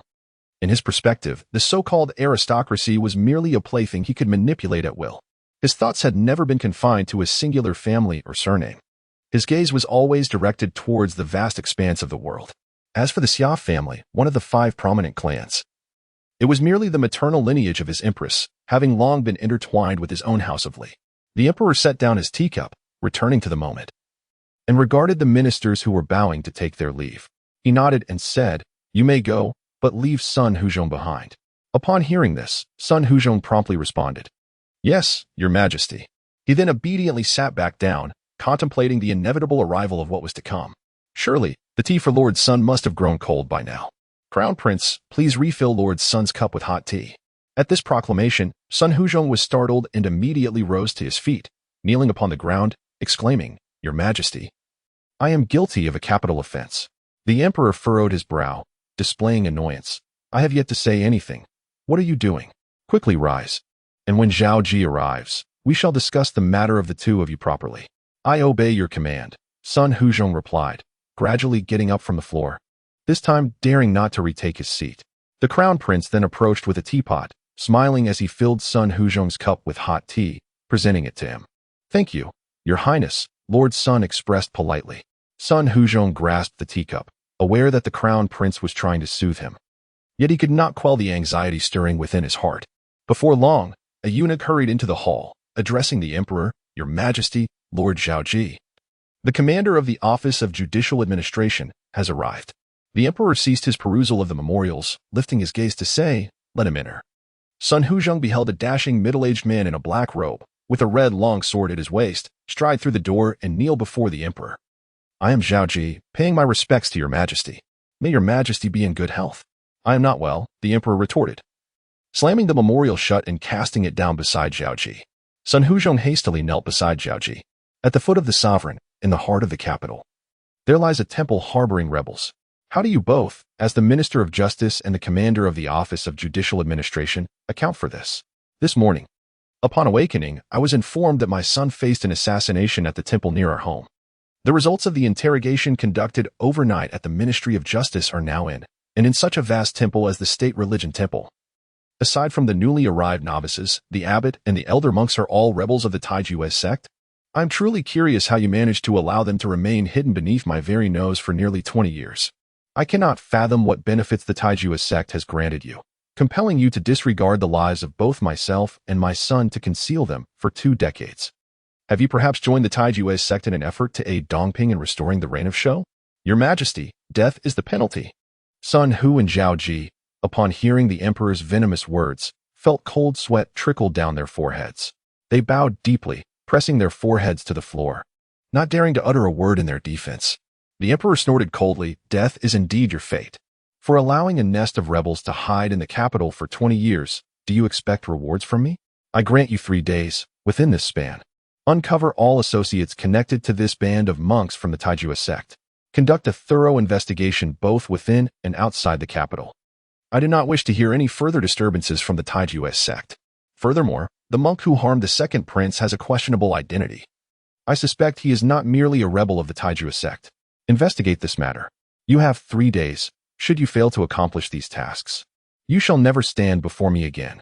Go." Sun Hu and Zhao Ji performed a deep bow once more before hastily exiting the imperial study. The crown prince approached the spot where the two had just knelt, picking up the memorial that the emperor had tossed aside, folding it neatly and placing it back on the desk. The emperor, seated upon the couch, exhaled a long sigh and inquired, "Li Lianin, how's the second prince's condition?" The chief eunuch, having appeared in the hall unbeknownst to anyone, replied with a wry smile, "According to the Jinwu guards, the second prince has sustained some internal injuries, but they are not life-threatening. The imperial physicians have also confirmed that a physician visited the Wang residence last night. He has injured his meridians and will require a period of convalescence." The emperor nodded, picking up the memorial to peruse it while saying, "Crown Prince, go to the Moonlit Palace and inform Consort Yin of this matter. Have the third prince and Jishu visit that young man's residence to ascertain whether he is alive or not." "I understand, father," the crown prince replied, bowing to receive the command before exiting the imperial study. The Moonlit Palace was not situated in a remote location. As the only noble consort among the 3 palaces and 6 courtyards, her sleeping quarters were naturally located in the most favorable part of the inner palace. Clad in a crimson court robe, the crown prince traversed the inner palace, where maids and eunuchs kneeled to pay their respects. In the distance, he spotted the tall osmanthus tree at the Moonlit Palace, its branches stretching freely, already showing signs of budding. Upon reaching the entrance of the Moonlit Palace, the crown prince did not rush inside, but took a deep breath. If it were possible, he would have preferred to avoid this place altogether. As the heir to the throne, he felt a twinge of trepidation towards this chamber. After mentally preparing himself, he addressed the young maid kneeling before him. "Please inform Consort Yin that I seek an audience." "Yes, Your Highness," the young maid blushed, stealing a glance at the handsome crown prince before responding sweetly and dashing into the palace. The crown prince did not have to wait long. Shortly, the maid returned, softly saying, "Your Highness, the consort is within the palace. Allow me to escort you inside." The crown prince nodded with a faint smile, following the palace maid as they made their way to the residence of Consort Yin. The Moonlit Palace was familiar to him during his childhood, before his mother's untimely passing. He shared a close bond with Consort Yin and often accompanied his mother to play here. Every blade of grass and every tree in this place was etched in his memory. Within the opulent hall, the graceful and beautiful Consort Yin sat poised before the table. Time had left no discernible mark upon her visage. She remained as flawless as in her youth. 2 decades had elapsed, transforming the once spoiled young girl into a consort of the empire. Following the queen's demise, and with the dowager empress now advanced in years, she managed all affairs of the harem with remarkable competence. Yet, one could still catch a glimpse of the innocent charm of her youthful days in the elegant contours of her face. As the crown prince stepped into the hall, he bowed respectfully to Consort Yin, proclaiming, "Zeyue pays his respects to Consort Yin." Consort Yin, maintaining her dignified demeanor, raised her hand slightly and replied, "Crown Prince, no need for formalities. Please, have a seat." "Thank you, Your Highness," the crown prince responded, straightening up and pulling out a chair to sit opposite her. "What brings you to my side, Zeyue?" After the customary exchange of greetings, Consort Yin relaxed her posture slightly. reaching for a delicacy placed upon the table and popping it into her mouth, addressing him now as Zeyue instead of Crown Prince. "It is His Majesty who sent me here. And where are the third brother and Jinshu? Are they not in the palace?" The Crown Prince adapted his address accordingly. The palace maid standing within the hall remained unfazed upon hearing the Crown Prince refer to Consort Yin as aunt, clearly accustomed to it since his childhood. The late queen had instructed the Crown Prince to call Consort Yin aunt, a practice that continued even decades later. However, in formal settings, he still respectfully addressed her as Consort Yin. As for Zeyue, that fellow had grown up in the moonlit palace and casually referred to Consort Yin as mother. The third brother was chastised by the second brother yesterday and is sulking in the study. Jinshu came by this morning to pay her respects and then returned to her quarters. "I shall send someone to fetch her," Consort Yin replied. Upon hearing that the emperor had summoned the Crown Prince, she felt a twinge of curiosity, suspecting that something significant had transpired, and promptly ordered a palace maid to summon her daughter. Princess Jinshu, being 2 years older than Zeyue and with no sisters in the current reign, was thus regarded as the eldest princess of Daming, residing in her own independent quarters. "I shall go and fetch the third brother," Consort Yin declared, rising from her seat and walking to the entrance, calling out to the courtyard, "Zeyue, hurry and come out. Your elder brother has arrived." Before long, a young man clad in white emerged from the side hall, swaggering into the main chamber. Zeyue pays respects to his elder brother. The young man approached the Crown Prince and, with a respectful bow, promptly seated himself beside him. "What troubles you, third brother? Are you still upset with second brother?" The Crown Prince regarded the pouting Zeyue with a touch of amusement. Yin Fei let out a cold snort, indignantly exclaiming, "How dare he be angry? Is this rascal even capable of visiting the places where the second prince and the others go? At such a tender age, he is already dreaming of frequenting brothels. Just wait a couple more years. What will become of him then? And to think he has the audacity to seek out Qingyu for complaints. This boy has nearly tarnished my reputation. As for the second prince, he insists on speaking of brothels in front of children, failing to teach them anything of value, only leading them down a path of vice. Among our children, you are the only one who brings me pride. The rest are perpetually causing trouble, offering me no respite whatsoever." The Crown Prince, with a smile upon his face, quietly listened to Yin Fei's grievances, reminiscent of an ordinary housewife's complaints. Zeyue let out a huff of annoyance, shifting his body away from his mother, silently grumbling, "The Crown Prince is nurtured by the Empress, while the three of us are raised by you. Is there any comparison? And what of me? I have never caused you any trouble, have I?" A languid voice drifted in from outside, as a stunning woman draped in a luxurious fox fur from the northern Tianshan Mountains stepped into the grand hall, smiling brightly. This woman perfectly inherited the beauty of both the emperor and Consort Yin, her eyes like the crescent moon, captivating beyond measure. She gradually entered the hall, bowing to both Consort Yin and the Crown Prince. "Jinshu has come to see mother and brother."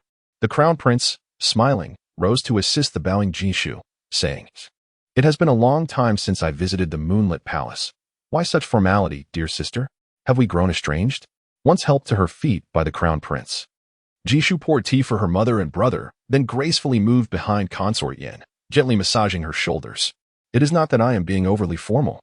It is only proper to show the appropriate respect when my elder brother graces us with his presence.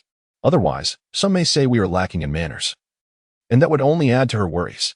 Consort Yin raised an eyebrow, standing up to pinch Jinshu's ear, saying, "You little rascal, your audacity grows bolder by the day. Daring to jest with your mother? If I do not discipline you today, I fear you might just take a seat on your father's dragon throne tomorrow." As she spoke, one hand pinched Jinshu's ear while the other fumbled on the table, searching for something suitable to reprimand her with. What of sitting on the dragon throne? Father has held me there before. Still dare to retort? Consort Yin tightened her grip on Jinshu's ear. Crown Prince Zeyue sighed deeply, accustomed to the playful banter of his family. As a scholar, a refined gentleman, and the heir to the throne, he felt utterly helpless in the face of their antics. Historical texts often narrate tales of palace intrigues and power struggles among royal women and princes. Yet, in his case, the atmosphere seemed rather different. "Aunt, Zeyue has come to inform you of a matter." Observing the escalating playful tussle between Consort Yin and Jinshu, Zeyue hurriedly interjected, fearing further chaos might ensue. "All right. Your elder brother has a task entrusted by your father. It is all your fault, dear girl, that I nearly forgot the important matters." Consort Yin, panting slightly, returned to her seat, lifting her teacup to soothe her throat. Jinshu stood behind her mother, beaming, continuing to massage her shoulders. Last night, the second prince was attacked. The crown prince stated solemnly. What? How could this be? My dear son. Watching the three rise in alarm, flustered and panicked, Li Ziyan nodded with satisfaction. Aunt, do not worry, the second prince is unharmed. Seeing Empress Yin still somewhat uncertain, Li Ziyuan proceeded to reassure her. Last night, after the assassin made a move, he was promptly slain by the second prince. The second prince is unharmed, though his meridians have sustained some damage. His Majesty instructed me to inform you and also sent the third prince and Jinshu to visit him. Is that so? You startled me, Empress Yin replied, settling back into her seat and placing a hand over her fluctuating chest. Brother, what exactly transpired yesterday? Please elaborate for us, inquired the third prince, Li Ziyue. Momentarily disregarding his irritation with Li Ziyue, his curiosity piqued. The crown prince nodded and recounted the events based on the intelligence received last night in the Eastern Palace, detailing everything. Fortunately, this young man possesses some martial skills, allowing him to preserve his life. Upon hearing the crown prince's account, Empress Yin displayed a look of alarm. The crown prince smiled and shook his head. The one slain by the second prince was a 9th-grade martial monk. 9th grade. The three in the moonlit palace stood frozen in place. Only someone of 9th grade could deliver a fatal blow to another of the same grade, Li Ziyue murmured. Princess Jinshu was the first to regain her composure. She summoned her personal maid with a wave of her hand and instructed. Go to the Imperial Medical Hall and procure some nourishing elixirs for the lungs and calming potions. Ensure they are of the finest quality and obtain them in my name. Yes, Your Highness. Also, locate Dr. Zhang, who attended to Zeyue yesterday, and reward him generously. He should visit the Wangfu daily for careful treatment. The 9th-grade martial monk strikes are perilous. We must not allow Zeyue to suffer any lasting effects. This servant understands. Go and attend to it. The young maid hurriedly departed. The crown prince nodded silently, acknowledging Jinshu's meticulousness, which indeed reflected the demeanor of a true princess. Jinshu emerged from behind Empress Yin and graciously bowed to the crown prince, saying, I am deeply grateful for your assistance, dear brother.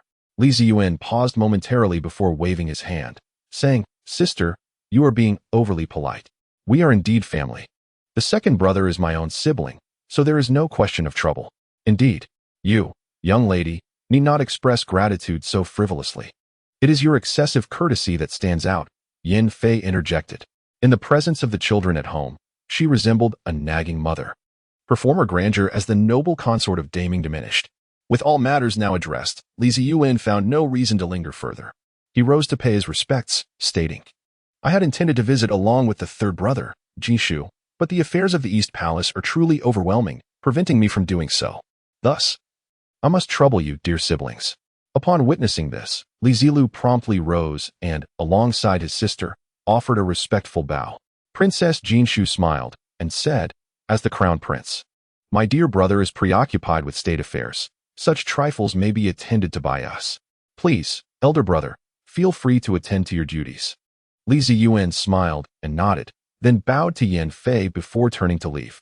Upon exiting the palace, he stood at the entrance under the luminous moonlight. Glancing back at the osmanthus tree he had witnessed the palace servants plant during his childhood, he shook his head with a wry smile. Are we truly a family? A solitary figure indeed. The Shuang mansion. Li Ziyue, clad in simple garments, reclined comfortably against the headboard, cradling an ancient tome in his hands.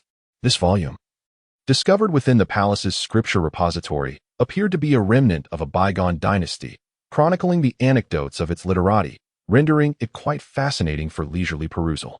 Beside him, Shower was engrossed in the peony pavilion script penned by Li Ziyue a few days prior, her eyes glistening with tears as she wept openly, while simultaneously stuffing her mouth with grapes.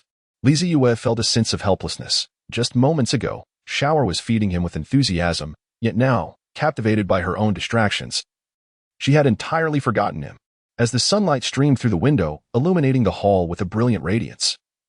Li Ziyue surmised that it was around noon and decided to step outside for some fresh air. Shower, assist me in rising. Oh, of course.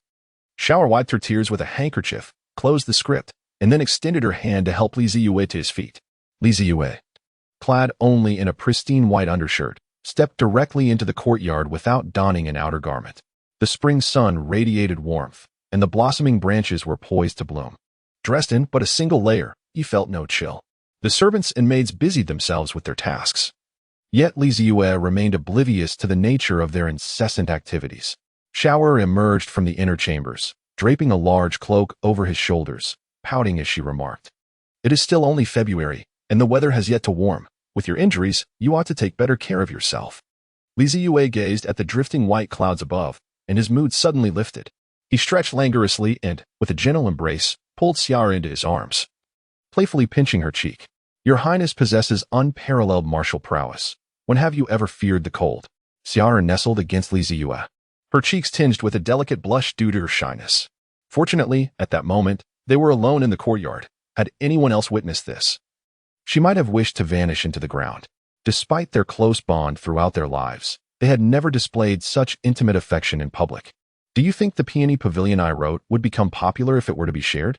Li Zeyue pulled Shower down onto the steps in front of the house, wrapping his arm around the young girl's shoulders, and inquired. Shower nodded vigorously, affirming, "I have always believed in your Highness's literary talent. Once this play is performed, it will surely resonate throughout the vast lands." Hee hee, Li Zeyue chuckled, his face aglow with pride. If Tang Xinzu's masterpiece could not flourish in this world, then there must be something amiss with it. He gently embraced Shower, basking in the warm sunlight of the courtyard, his great cloak shielding him from the chill. At that moment, with soft jade in his arms, he felt an unparalleled contentment, causing him to hum lightly, like beautiful flowers in charming company, akin to the flowing years. "Oh, how splendid it is, like beautiful flowers in charming company, akin to the flowing years." At the entrance of the courtyard, two figures materialized unbeknownst to them, one clad in blue robes, his face adorned with a teasing smirk, the other draped in a snow-white fox fur, her brows elegantly raised. The latter had just uttered the previous remark. Upon recognizing the newcomers, Shower hurriedly extricated herself from Li Zeyue's embrace and knelt down, saying, "This servant greets Her Highness, the eldest princess, and His Highness, the third prince. May the eldest princess enjoy boundless blessings, and may the third prince find peace." Princess Jishu let out a cold snort and remarked, "Shower, rise. There is no need for such formalities. You are obedient, unlike certain individuals. Today, I heard that some unfortunate wretch was ambushed and gravely wounded. Out of goodwill, I brought elixirs to attend to him. Yet who would have thought he would be so engrossed in poetry and romance, embracing a beauty? Sister, what brings you here?" Li Zeyue wore an expression of astonishment, seemingly oblivious to Jin Shu's mocking remarks, as he limped forward with great difficulty towards Princess Jin Shu. His frail demeanor and laborious steps evoked deep sorrow in those who beheld him and brought tears to the eyes of those who listened. Li Zeyue curled his lips in disdain at his second brother's deliberate display of misery. All right, don't come over here, just stand there." Jin Shu waved his hand dismissively and stepped beside Li Zeyue, supporting his arm with a look of utter disdain. Li Zeyue gazed at the third brother, who stood motionless with the medicine box in hand, and beckoned him over, saying, "Come here, let me see what medicine you have brought for your brother." Shower and several maidservants brought over stools and placed them in the courtyard, where the three siblings settled down to converse. "I heard that you struck down a monk from the Guanyin realm with a single blow yesterday," the third brother inquired. Li Zeyue smiled, his lips curling into a grin. "It was merely a stroke of luck," he said. "You have truly ascended to the 9th rank." Princess Jin Shu covered her mouth, her beautiful eyes brimming with astonishment. Li Zeyue, brimming with confidence, proclaimed, "Is it so strange for someone of my caliber to advance to the 9th rank? Yet, one cannot overlook the fact that he is merely 18 years old." Li Zeyue, also engaged in martial training, found it difficult to comprehend how Li Zeyue managed to ascend so swiftly. Qing Yao, likewise only 18, was on the verge of reaching the 9th rank as well. Li Zeyue nonchalantly scratched his nose, seemingly indifferent to the matter. "But Sister Qing Yao is a prodigy," exclaimed Li Zeyue. "So what if she is a prodigy? Even prodigies must marry into my family," Li Zeyue retorted shamelessly. Li Zeyue, somewhat bewildered by his second brother's words, took a moment to gather his thoughts and forcefully slapped the table. "Qing Yao is Qing Yao, and you are you. I am asking why your promotion has been so swift." Li Zeyue shook his finger and continued, "Third brother, you are being a tad impolite. You must address her as Sister Qing Yao." Li Zeyue could no longer endure the situation. He rose and made his way towards the courtyard. Having come all this way, should he not partake in a meal before departing? Li Zeyue shouted at the retreating figure of Lao San. After some contemplation, Lao San mused that the cook from Heir Ji's household always had new culinary innovations, and for some inexplicable reason, The dishes were far superior to those prepared by the imperial chefs. Deciding it would be acceptable to stay for a meal before departing, he straightened his back and returned. Zeyue, observing his younger brother's lack of ambition, covered his forehead with a sigh. Zeyue chuckled. I see you have come just in time for a meal. Do not underestimate me so. It was the crown prince who, after leaving court, rushed to the moonlit palace to inform me of your assassination attempt. I waited for the palace maid to fetch the elixir from the Imperial Medical Bureau before I made my way to your residence in the royal manor. How much time has passed in this back and forth? Zeyue then understood where they had received the news of his injury. How did he convey it to you? He recounted the circumstances of your injury and mentioned that the emperor had issued a decree to Minister Sun and Lord Zhao, instructing them to ascertain the identity of the assassin within 3 days and to purge the capital of all remaining remnants of the Taiju sect. Princess Zeyue relayed this information in detail. So, it implies that the identities of the monks at Xiangwu Temple have been clarified, revealing them as remnants of the Taiju sect. It appears that only a few leading monks at Xiangwu Temple are spies of the Taiju sect, while the other junior monks are entirely unaware. Princess Zeyue made a concerted effort to recall the words spoken by the crown prince earlier in the palace that morning. Zeyue sighed and inquired, did he mention how the emperor intends to deal with those young monks? Princess Zeyue reflected for a moment and shook her head, replying, he did not specify. Zeyue refrained from further questioning. Although he was an involved party in this matter, he lacked the authority and capacity to interfere. Just then, a maid arrived to announce that lunch was ready, prompting the 3 of them to proceed to the hall. It has been quite a while since the 3 of us dined together, Zeyue remarked cheerfully as he picked up his chopsticks. Princess Zeyue picked up a piece of tofu and savored it, nodding in satisfaction. The taste remains as delightful as ever. While the third one can casually visit to enjoy a meal, I cannot, as leaving the palace is quite the hassle. When you have the chance, do return to the palace more often. Your mother is quite idle and would appreciate your company, Zeyue advised after swallowing the tofu. Zeyue nodded slightly. I am aware that once my injury has healed sufficiently, I must indeed enter the palace to convey my safety. In the depths of the Copper Sparrow Spring, the imperial palace, despite its grandeur, remains merely an expansive prison. The Grand Tutor's birthday is but 3 days away. Is it possible for you to attend and extend your congratulations in your current state? Zeyue smacked his lips, suddenly recalling this matter. The Grand Tutor has been a shared mentor for them both. In their youth, they had eagerly studied under this esteemed scholar.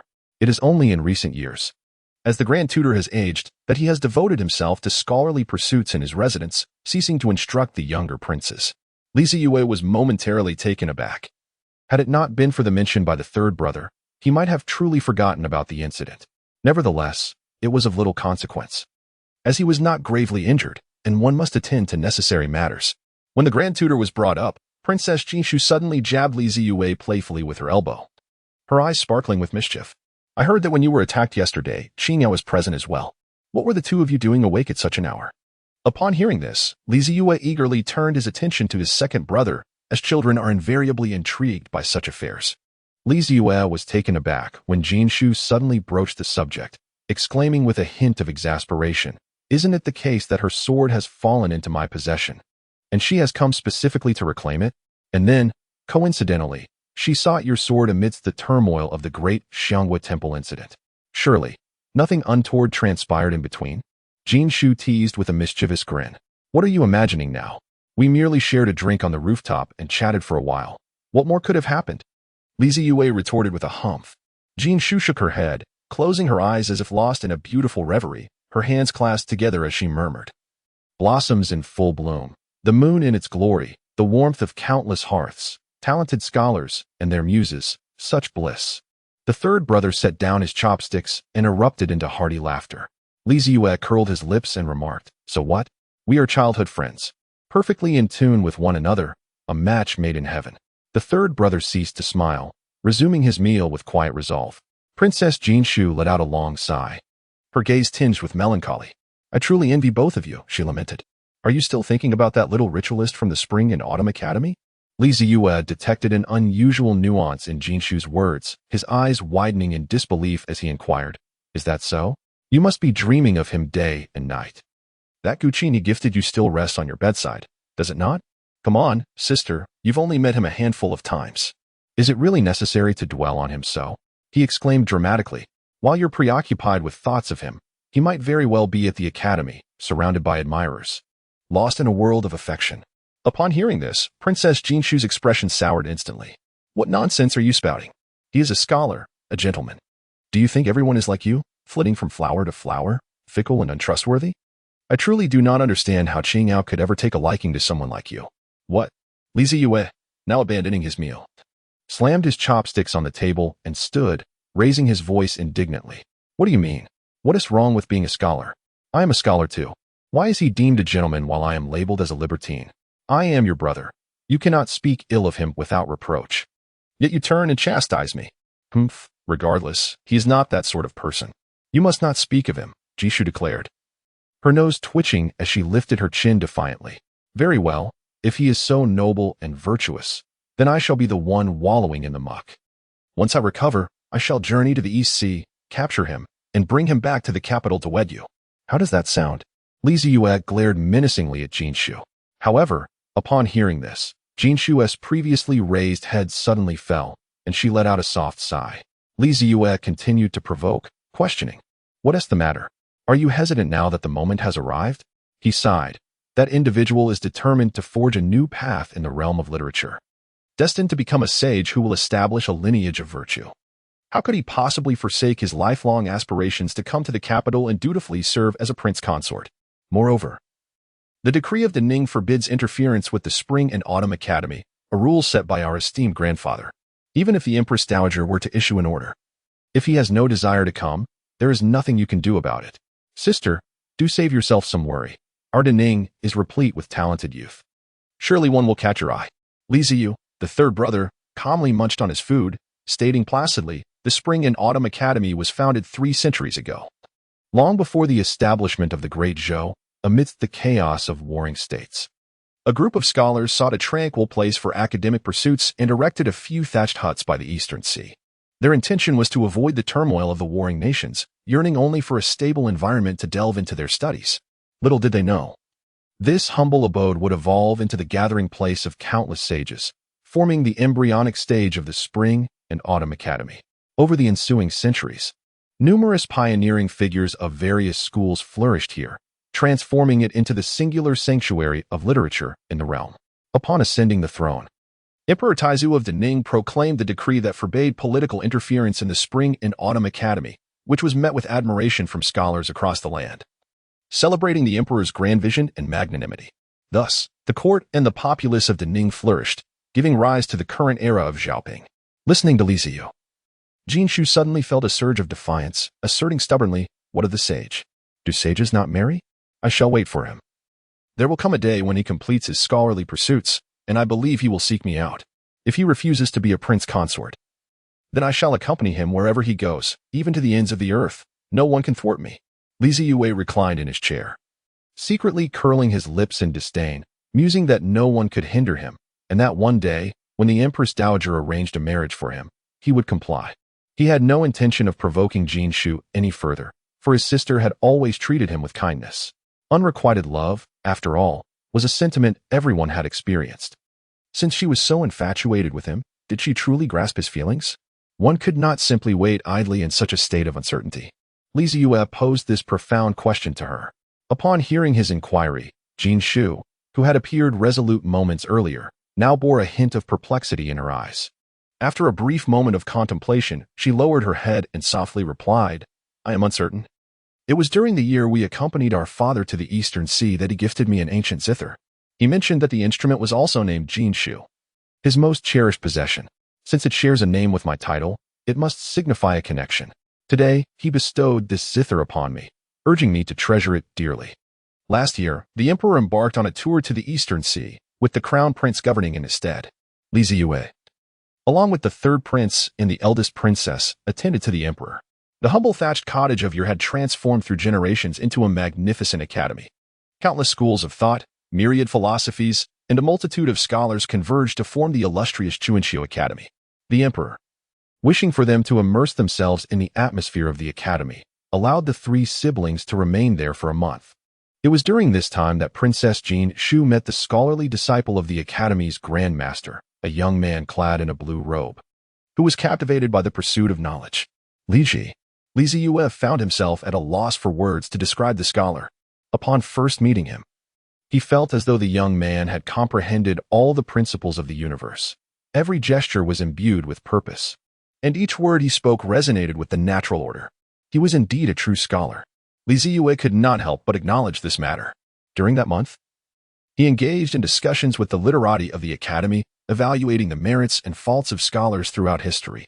His younger brother, Zeyue, greatly benefited from the teachings of a martial arts master. Meanwhile, Princess Jinshu was accompanied by Li Ji, affectionately referred to as Little Jijiang by the students of the academy.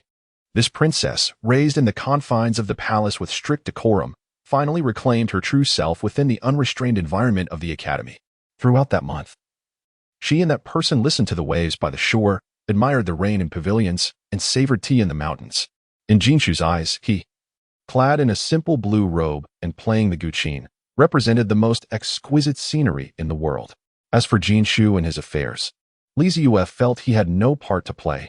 Matters of romance were beyond his influence.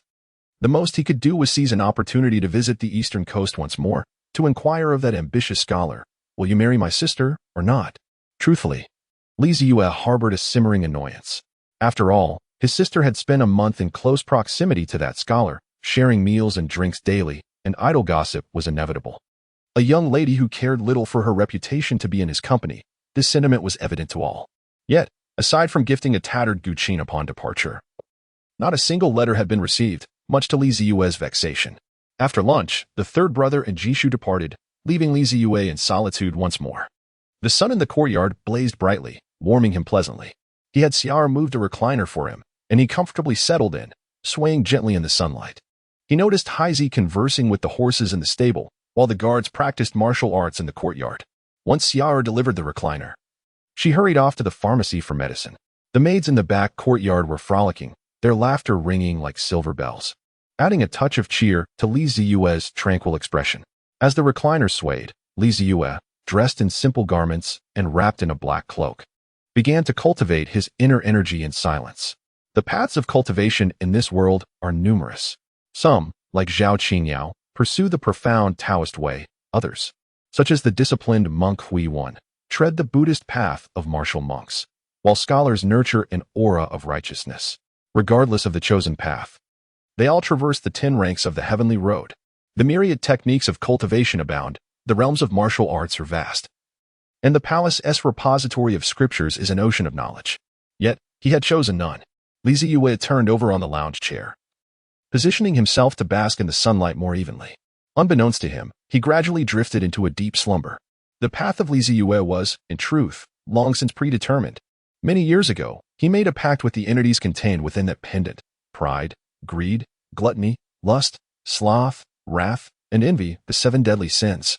The beings within the pendant are the remnants of ancient monstrous souls that embody these sins. Pride, represented by the Taowu; greed, by the Pishio; gluttony, by the Taotai; lust, by the Qingqiu; sloth, by the Swanni; wrath, by the Qiongqi; and envy, by the Yaji. Zeyue remains oblivious to why they reside within this pendant or why the old Taoist from Mount Shu entrusted it to him.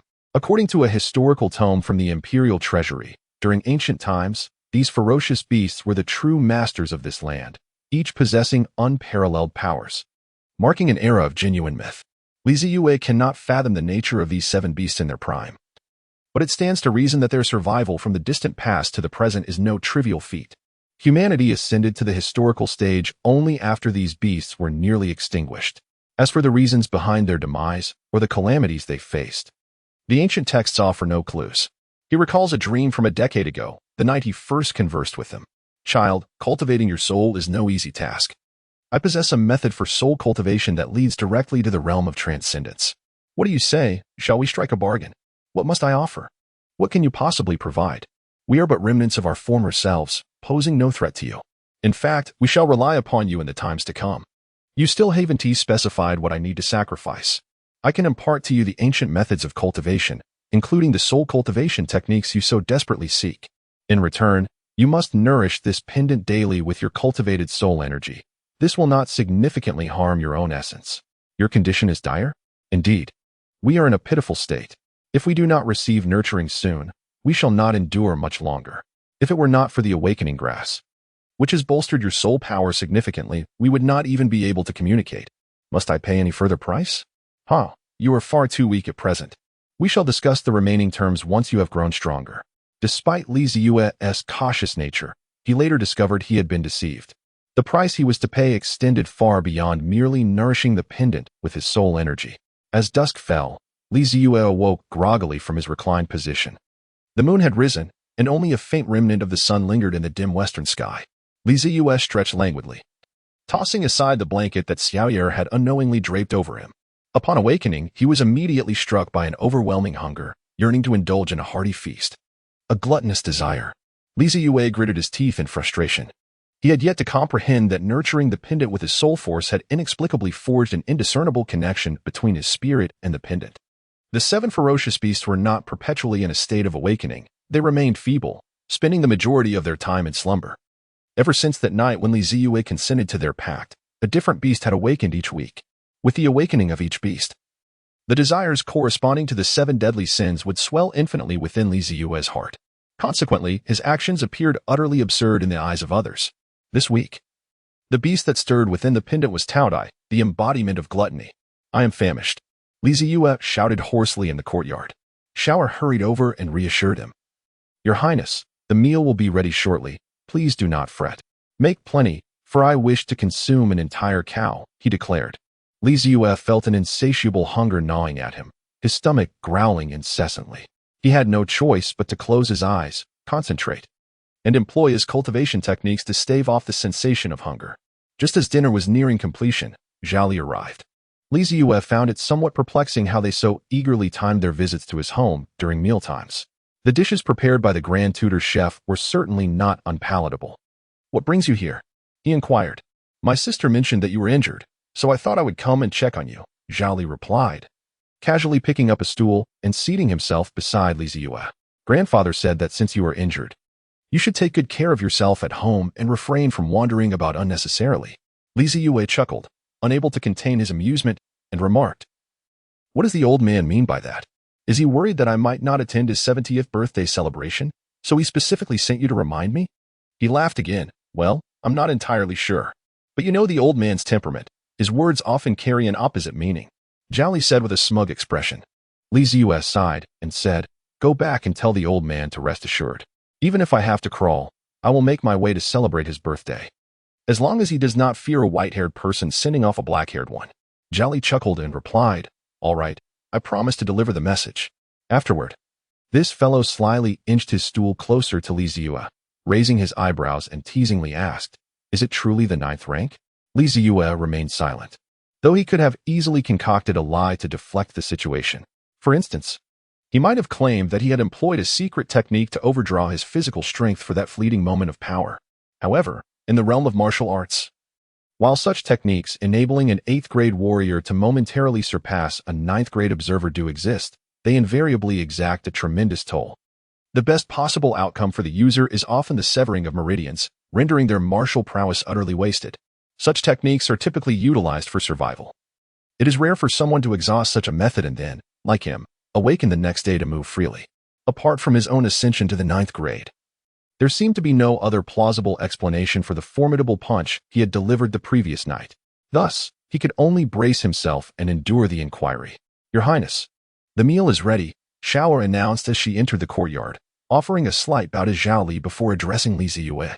Starved to the point of dizziness, Li Zeyue had just risen from his recliner when he stumbled slightly, nearly toppling forward, but was fortunately caught by Zhao, whose reflexes were swift.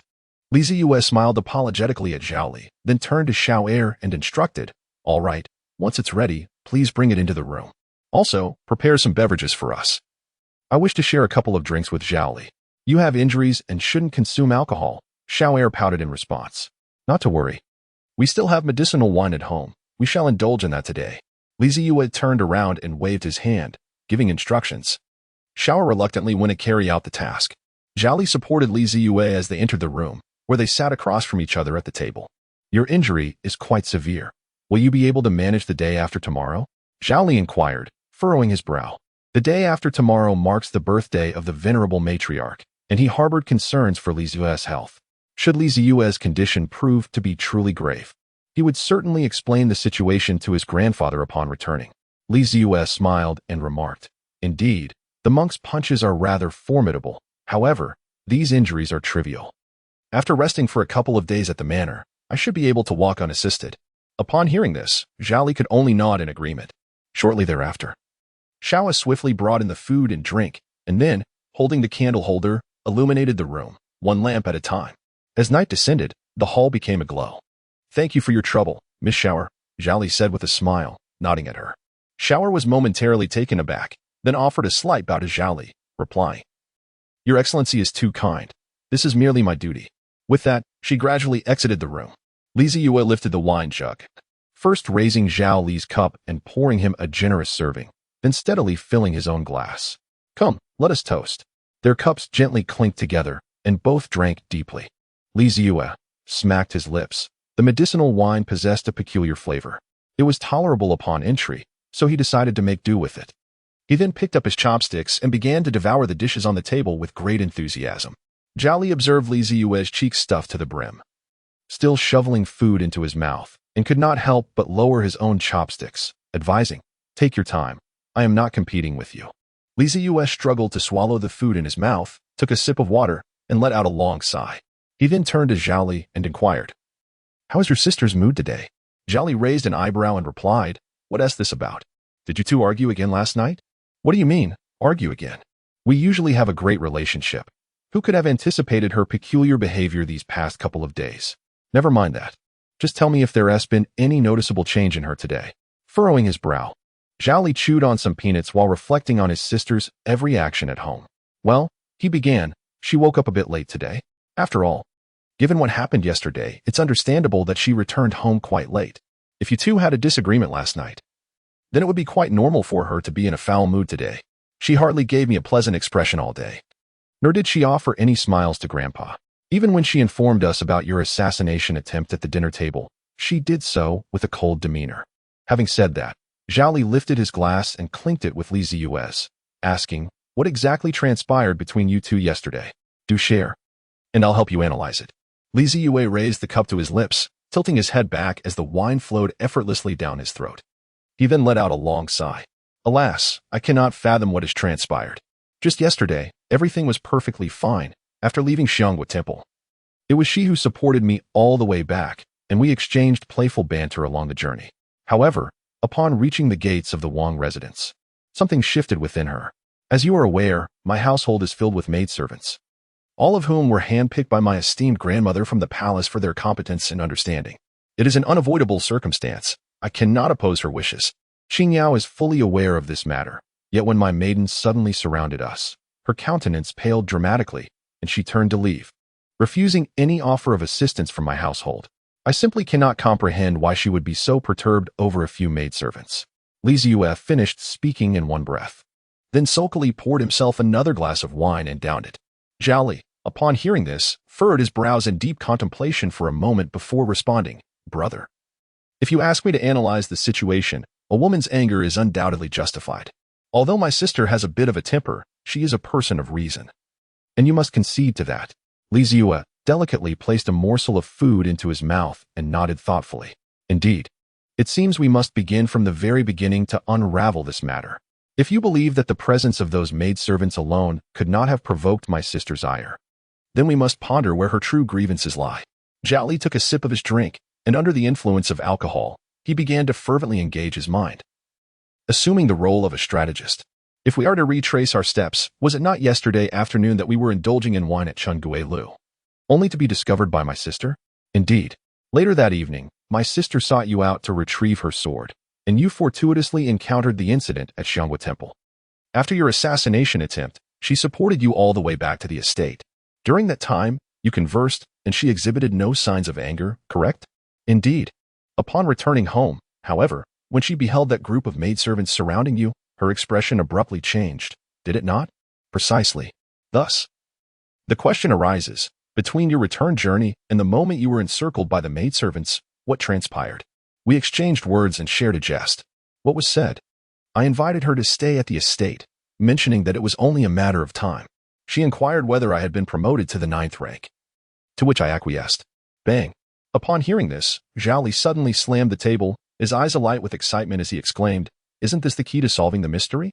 Huh? Zeyue was still somewhat bewildered. How could the case have been solved so easily?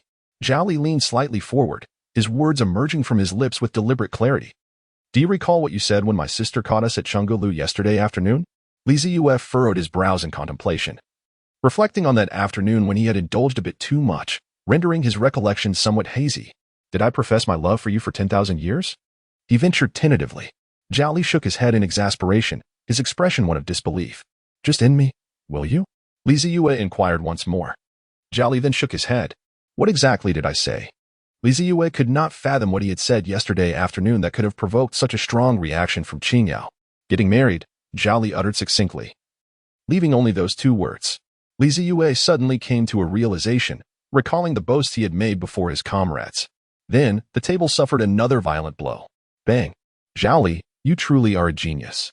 Zeyue's brow suddenly relaxed as he finally understood the sequence of events that had led to Zhao Qingyao's anger. Just yesterday afternoon, after finishing his performance at Chengulu, he had intended to request the Empress Dowager's decree for marriage once he had surpassed Zhao Qingyao in skill. That very night, he had defeated a 9th rank Guanyin monk, which had led her to mistakenly believe that he had indeed ascended to the 9th rank, surpassing her by a level. He had completely forgotten this matter, while the young lady had clearly kept it in her heart. On the way back, supported by Zhao Qingyao, he had playfully teased her about taking up residence in the manor sooner or later, only to find himself embraced by his own maidservants upon arrival. What kind of situation was this? Could Zhao Qingyao not be upset? Zeyue, filled with vexation, pressed his palm firmly against his brow, lamenting the irony of having squandered years building a formidable reputation in the brothel, only to find himself utterly bewildered by the intricacies of a woman's heart, which seemed less comprehensible than that of a barbarian. Unbeknownst to Zhao Li, who had unwittingly been cast in the role of the barbarian, he observed the dawning realization on Zeyue's face and kindly poured him a glass of wine, saying, "I suspect this matter has tangled itself into a knot in my sister's heart. After all, your inability to hold your tongue while imbibing led her to overhear your words. How you navigate this situation will be crucial. You are set to meet her the day after tomorrow. If you fail to win her over, you may find yourself in considerable trouble." Zeyue let out a long sigh once more upon hearing this. Zeyue was right. He understood Zhao Qingyao's temperament better than anyone. If he did not make an effort to placate her, it was likely that he would not hear a kind word from her for the next 6 months. But how exactly should he go about soothing her? Must he truly seek the Empress Dowager's decree to propose, despite his own affairs remaining unresolved? Moreover, he had only just turned 18. He had no desire to marry so soon. What a headache, he lamented. Zeyue once again raised his glass.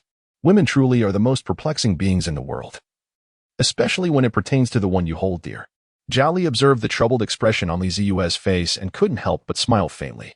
"Brother you, I have great faith in you both. Although we did not grow up together, considering our acquaintance since childhood, we have known each other for nearly 14 years. Allow me to speak candidly. If you were to take me as your sister-in-law, I would wholeheartedly support it. However, should it be someone else, I, Zhao Li, would vehemently oppose it. You must give this serious thought." Seeing Zhao Li's earnest demeanor, Zeyue nodded in agreement. "Rest assured, I will never give up on Qingyao. That's all I need to hear. Now let us drink to that. Cheers." Zeyue raised his wine glass and clinked it with Zhao Li's, both of them downing their drinks simultaneously. Indeed, there was still a concern lingering in the air. "Sister, I truly understand you well." Zhao Li thought as she gazed into Zeyue's resolute eyes. The solitary moon cast its luminous glow, illuminating every soul that looked up at its brilliance. Throughout history, whenever individuals harbored unspoken thoughts, they would instinctively lift their eyes to the moon. There it resided, graciously displaying its beauty, embracing the sorrows of the world with its radiant light that seemed everlasting, soothing the hearts of all. On this day, the second prince of Daming and the heir of the Duke of Dingbei shared drinks within the royal residence amidst a chaotic array of cups and plates, both intoxicated and indulging in merriment before succumbing to slumber. 2 days elapsed quietly and unobserved. During this time, the atmosphere in the capital was exceedingly peculiar. It was unclear what frenzy had overtaken the officials of the Law Enforcement Bureau and the Ministry of Justice, as they conducted a citywide manhunt that left all factions in the city feeling precarious. Undoubtedly, the Law Enforcement Bureau possessed the most extensive information in the realm. serving as the emperor's eyes, equipped with countless channels to acquire any knowledge they sought. The capital, being the epicenter of the law enforcement bureau's operations, made it far from difficult for them to locate a group of uniquely positioned individuals if they truly wished to spare no effort in doing so. In the past few days, a tavern had closed its doors and had vanished, and 3 small courtyards had inexplicably caught fire, completely disappearing from this historically rich capital. The court's actions did not go unnoticed by the astute, serving as a stark reminder to all hidden forces within the city. The Emperor of Daming, with his benevolent yet firm methods, made it evident that when the usually shadowy figures of the Law Enforcement Bureau revealed their fangs, the intricate disguises that others believed to be flawless were, in reality, laughably fragile and easily shattered. Ultimately, to some, the grandiose actions taken did not significantly alter the daily rhythm of the city. The sun continued to rise as usual, and the old residents of the capital remained content in their lives. However, in the dread-inducing prison of the Law Enforcement Bureau, numerous restless souls lingered, unable to find peace. Today marked the 70th birthday of the esteemed Grand Tutor of the current dynasty, a venerable figure renowned for his rigorous scholarship and profound knowledge spanning both ancient and modern realms. From the moment Emperor Taizhu raised his banner, he was devotedly loyal as a strategist, contributing significantly to the establishment of the Great Ning dynasty. Concurrently, he bore the responsibility of educating the then young master of the Li family, who is now His Majesty the Emperor. After founding the nation, Emperor Taizhu generously rewarded his ministers. However, this venerable elder, who should have held the position of prime minister, chose to withdraw from court affairs, yearning instead to return to his hometown and dedicate himself to scholarship. Acknowledging his contributions, Emperor Taizhu appointed him as the Crown Prince's Grand Tutor and a Grand Scholar of the Wenjiao Hall, entrusting him with the education of the royal offspring. Thus, one and all, the young scions of the Li family became his pupils. In the evening, at the second floor of the Snow Pine Pavilion, 2 merchants, seemingly from distant lands, sat by the window, observing the bustling activities of the Grand Tutor's residence while sipping wine and engaging in idle chatter. The Snow Pine Pavilion enjoys a renowned reputation in the capital, boasting an excellent location and exquisite cuisine. It is said that His Highness the Second Prince once hosted guests here, savoring the signature dish of snow lotus, and was so impressed that he composed the lines, "As pure as snow and as tall as pine, drifting without a trace, lightly plucking sorrow. Before tasting it, it dissipates," in praise of the dish. Consequently, patrons flocked to the establishment, drawn by the allure of the Second Prince's poetry. The inn, originally named Xianxiang Pavilion, was subsequently renamed Snow Pine Pavilion. The 2 merchants sat across from each other, sampling the snow lotus on their plates, nodding in agreement, acknowledging that the Snow Pine Pavilion truly lived up to its reputation. The Grand Tutor must be around 70 this year. We should definitely celebrate his life grandly. After toiling for a lifetime, he can finally enjoy some well-deserved comfort, remarked a merchant clad in fine fur, his figure slightly portly, as he watched the guests come and go at the Grand Tutor's residence. The man opposite him nodded, sighing, "Indeed, this esteemed elder has aided Emperor Taizhu in establishing a magnificent legacy and has educated the current emperor. Now, he imparts knowledge to the 3rd generation of the royal family. Surely, he has worked hard throughout his life. He is a true veteran of 2 dynasties." The portly merchant chuckled softly and added, "Moreover, the elder has a remarkably accomplished son, personally commanding 30,000 iron cavalry to defend the borders against enemies stationed at the harsh frontier. That is a genuine military marquis, wielding 30,000 cavalry under his command. His power is akin to that of a feudal lord. Such favor from the sovereign. Lord Zhao has grown up alongside the emperor, sharing a profound bond and numerous accomplishments. If the emperor does not trust him, then whom would he trust?" The 2 raised their cups with laughter, taking a sip and shaking their heads. The merchant opposite sighed, reflecting that although they were merely a street away from the Grand Tutor's residence, that distance was one they could never hope to bridge in their lifetimes. After a moment of contemplation, he leaned forward slightly, smiling as he whispered, "Have you heard that the Grand Tutor's granddaughter seems to have a connection with the Second Prince?" The portly merchant paused, shaking his head. After considering his friend's vague insinuation, he began to understand. "I have indeed not heard of this. Are you suggesting that they share such a relationship?" The portly merchant extended 2 fingers and gently tapped on a surface. "You are not often in the capital. This matter is hardly a secret. Many in the city are aware of the close relationship between the Second Prince and Miss Zhao. They grew up together, and the common folk often see them strolling about. murmured a man nearby. Is that truly the case? The merchant exclaimed, his eyes widening in disbelief. What is there to be surprised about? Throughout history, such occurrences have been commonplace. Our sovereign and the Duke of Dingbei were childhood friends. The second prince is of a similar age to Miss Zhao. I surmise this union is nearing fruition. To put it plainly, what distinguishes the noble families from us commoners? When it comes to marriage, one must always consider social standing. But that is the Zhao family. She is the daughter of the Duke of Dingbei, who is nearly as powerful as a feudal lord. If the second prince were to marry into the Zhao family, he would become the son-in-law of the Duke, who commands an army of 300,000, the merchant pondered, shuddering at the thought of the young prince residing in the Eastern Palace. The man opposite him pointed his chopsticks at the merchant and chuckled, shaking his head. Who can ever truly comprehend the affairs of royalty? As long as we are aware, we can merely enjoy the spectacle. Those noble ones from afar are distant from our lives. The merchant could only smile wryly at this. He turned to gaze out the window. The sky was gradually darkening. At the end of the street, where the sunset lingered, a black Nama carriage approached slowly. The carriage bore little embellishment, except for an inkwash painting of hills on one side, as if a painter had splashed ink upon it. The vehicle was escorted by several guards clad in black, who rode alongside, guiding it towards the Grand Tutor's residence. Pedestrians and vendors along the way hastily cleared a path, for the mountain insignia on the opulent carriage signified the identity of its owner. A robust man, clad entirely in dark attire, sitting in the driver's seat, suddenly raised his head and looked in the direction of the portly merchant. The merchant recognized the carriage and its mountain insignia. It belonged to the second prince. Casting a glance at the man across from him, he remarked, "You continue eating. I shall return shortly." He then hurriedly descended the stairs, making his way toward the approaching carriage, leaving his friend bewildered and uncertain of his intentions. "Stop," a guard commanded. "What is your purpose?" Seeing the portly figure rushing toward them, the black-clad guards mounted their steeds, instantly on high alert, drawing their longswords. Their prince had only recently survived an assassination attempt, and they could not afford to be careless. The merchant, startled by the drawn blades, took a couple of steps back. Yet, having traversed the world of commerce, he steeled himself and called out to the driver of the carriage, "My lord, it is I, it is I." Zeyue had long noticed the corpulent merchant, having detected the man's gaze while he was peering at the carriage from the tavern. Observing the individual hastily approach the carriage and call out to him, seemingly with an urgent matter to discuss, Zeyue waved his hand, signaling the black-clad guards to lower their vigilance. The rotund merchant navigated through the horses of the guards and arrived beside the carriage, forcing a smile as he said, "My lord, I am the proprietor of the Dapeng Trading Company. We met yesterday. I wonder if you still remember me?" Zeyue nodded and replied, "If I did not recall you, I would not have permitted your approach. Speak, what is it that you desire?" The carriage continued its journey, albeit at a slow pace. Yet the merchant struggled to keep up, panting heavily.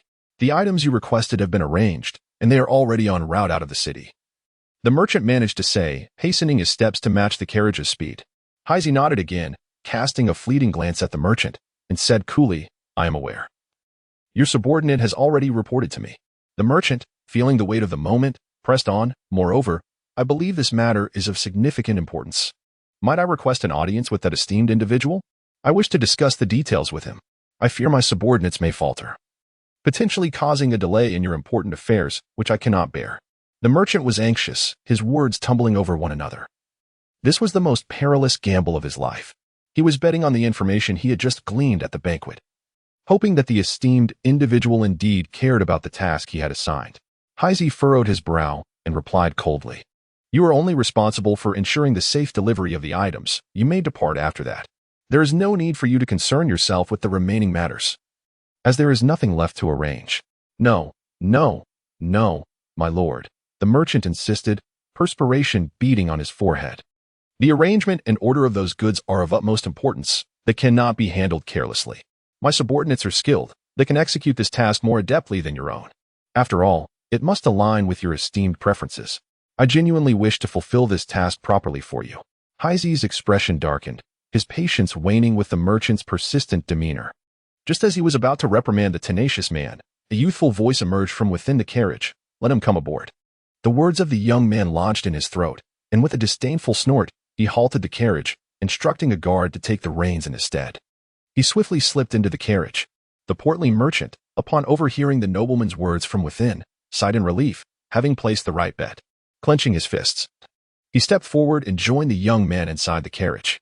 The interior was quite spacious, adorned with a soft carpet, where a handsome young nobleman lounged in a black cloak, reclining on a plush couch with an air of utter relaxation. Beside him sat a grim-faced man, his hand resting on the hilt of his dagger, his presence imposing enough to instill a palpable sense of dread in the merchant. Any sign of unrest from him would surely result in his swift demise. Upon laying eyes on the young nobleman, the merchant immediately knelt upon the carpet, proclaiming loudly, "I am Wang Yin of the Doping Trading Company, paying my respects to your highness." Zeyue waved his hand dismissively, urging, "Rise, what is the meaning of kneeling? I overheard your words outside the carriage, and I must admit, they hold some merit. Matters of expertise should indeed be entrusted to the experts. Now, share your thoughts. If your insights prove commendable, I shall entrust this task to you tonight." At the Taifu residence, in the front courtyard, Zhao Li donned a resplendent brocade robe, welcoming an incessant stream of guests. The celebration of the Taifu's 70th birthday was a momentous occasion in court. In years past, the venerable elder served under Emperor Taizu, surrounded by countless colleagues. Now, as many of those founding ministers have aged or passed away, he stands as one of the last remnants of that illustrious generation. Yet, the old man shuns superficial accolades, maintaining a modest demeanor, thereby thwarting the schemes of politicians eager to curry favor through gifts. At last, these politicians seized an opportunity to present their cherished treasures to this esteemed elder, hoping to express their admiration. They sought not for him to elevate their status, but merely to have their names etched in his memory, to be recalled in idle moments, a boon that could serve them for a lifetime. After all, those who could share a moment with this venerable figure were no ordinary individuals of the daming realm. Zhao Li stood in astonishment, gazing at the lengthy list of gifts in his hands. He believed himself to hail from a prestigious lineage, accustomed since childhood to luxury and rare treasures. Yet, upon seeing the extensive list, he nearly dropped his jaw in disbelief. "This is extraordinary," Zhao Li muttered, scratching his head. Several cabinet ministers had also sent their tributes, which were not particularly extravagant, but rather cherished heirlooms from their households. What astonished Zhao Li the most were the gifts from officials of middling rank. Many items were unfamiliar even to him. "Lord Zhang is here," called the doorman, his voice quivering with excitement. Zhao Li hastily set aside the gift list and hurried towards the entrance to greet the esteemed guest, for he could not afford any negligence in receiving such a dignitary. A carriage came to a gentle halt at the entrance, and a figure with graying whiskers and a somewhat gaunt frame lifted the carriage curtain. Zhao Li stepped forward, offering his arm to assist the individual down from the carriage. "Young Zhao Li, at your service, esteemed Lord Zhang," he said reverently, bowing deeply. Respect was imperative, as the authority over provisions for 30,000 cavalry in the state lay firmly in the hands of this very lord. Zhang Jingguan smiled, surveying Zhao Li with keen interest. The young heir exhibits remarkable talent. His demeanor and bearing truly reflect that of Lord Zhao. He shall undoubtedly become a pillar of our daming in the future. Zhao Li bowed once more, humbly replying, "Your Excellency flatters me. I am but a fledgling, yet to achieve any notable accomplishments. I remain in need of guidance from my elders. Should I encounter any perplexities in the future, I hope you will graciously offer your wisdom." Zhang Zhenduan chuckled softly, patting Zhao Li's shoulder. "Of course, the Zhao family has defended the borders of our nation for decades, while I am merely growing old. Yet whether my progeny can thrive and find contentment in this land rests entirely upon your shoulders. I shall not allow the elders to be disappointed." Zhao Li straightened up, extending his right hand to gesture for Zhang Zhenduan to proceed into the courtyard. "Please, my lord, my esteemed elder awaits within the hall, urging me to greet you at the entrance to ascertain your arrival. Given your esteemed concern, how could I possibly neglect the celebration of his 70th birthday? Aware of his disinterest in material possessions, I have brought a calligraphy piece, crafted by the venerable scholar Qian Li of the previous dynasty. I humbly ask for his forgiveness for my tardiness." As Zhang Jingduan spoke, he walked alongside Zhao Li toward the main hall. They traversed a lengthy corridor bustling with life, where guests, gathered in clusters to celebrate the occasion, exchanged courteous bows upon recognizing the presence of the prime minister. Zhang Jingduan nodded graciously, accompanied by Zhao Li until they reached the main hall. Inside, the banquet was prepared, and the atmosphere was vibrant. The venerable Grand Tutor sat at the head of the table, merrily stroking his grizzled beard while receiving the congratulations of the guests. Among those present were cabinet scholars, ministers from the 6 ministries, and fellow officers of the Duke of Dingbei, with 4 of the 6 ministers in attendance. The elder minister of rites, being of advanced age, had sent a congratulatory gift through a messenger, unable to attend in person. Minister son of the Ministry of Justice, burdened with official duties, regrettably could not spare the time.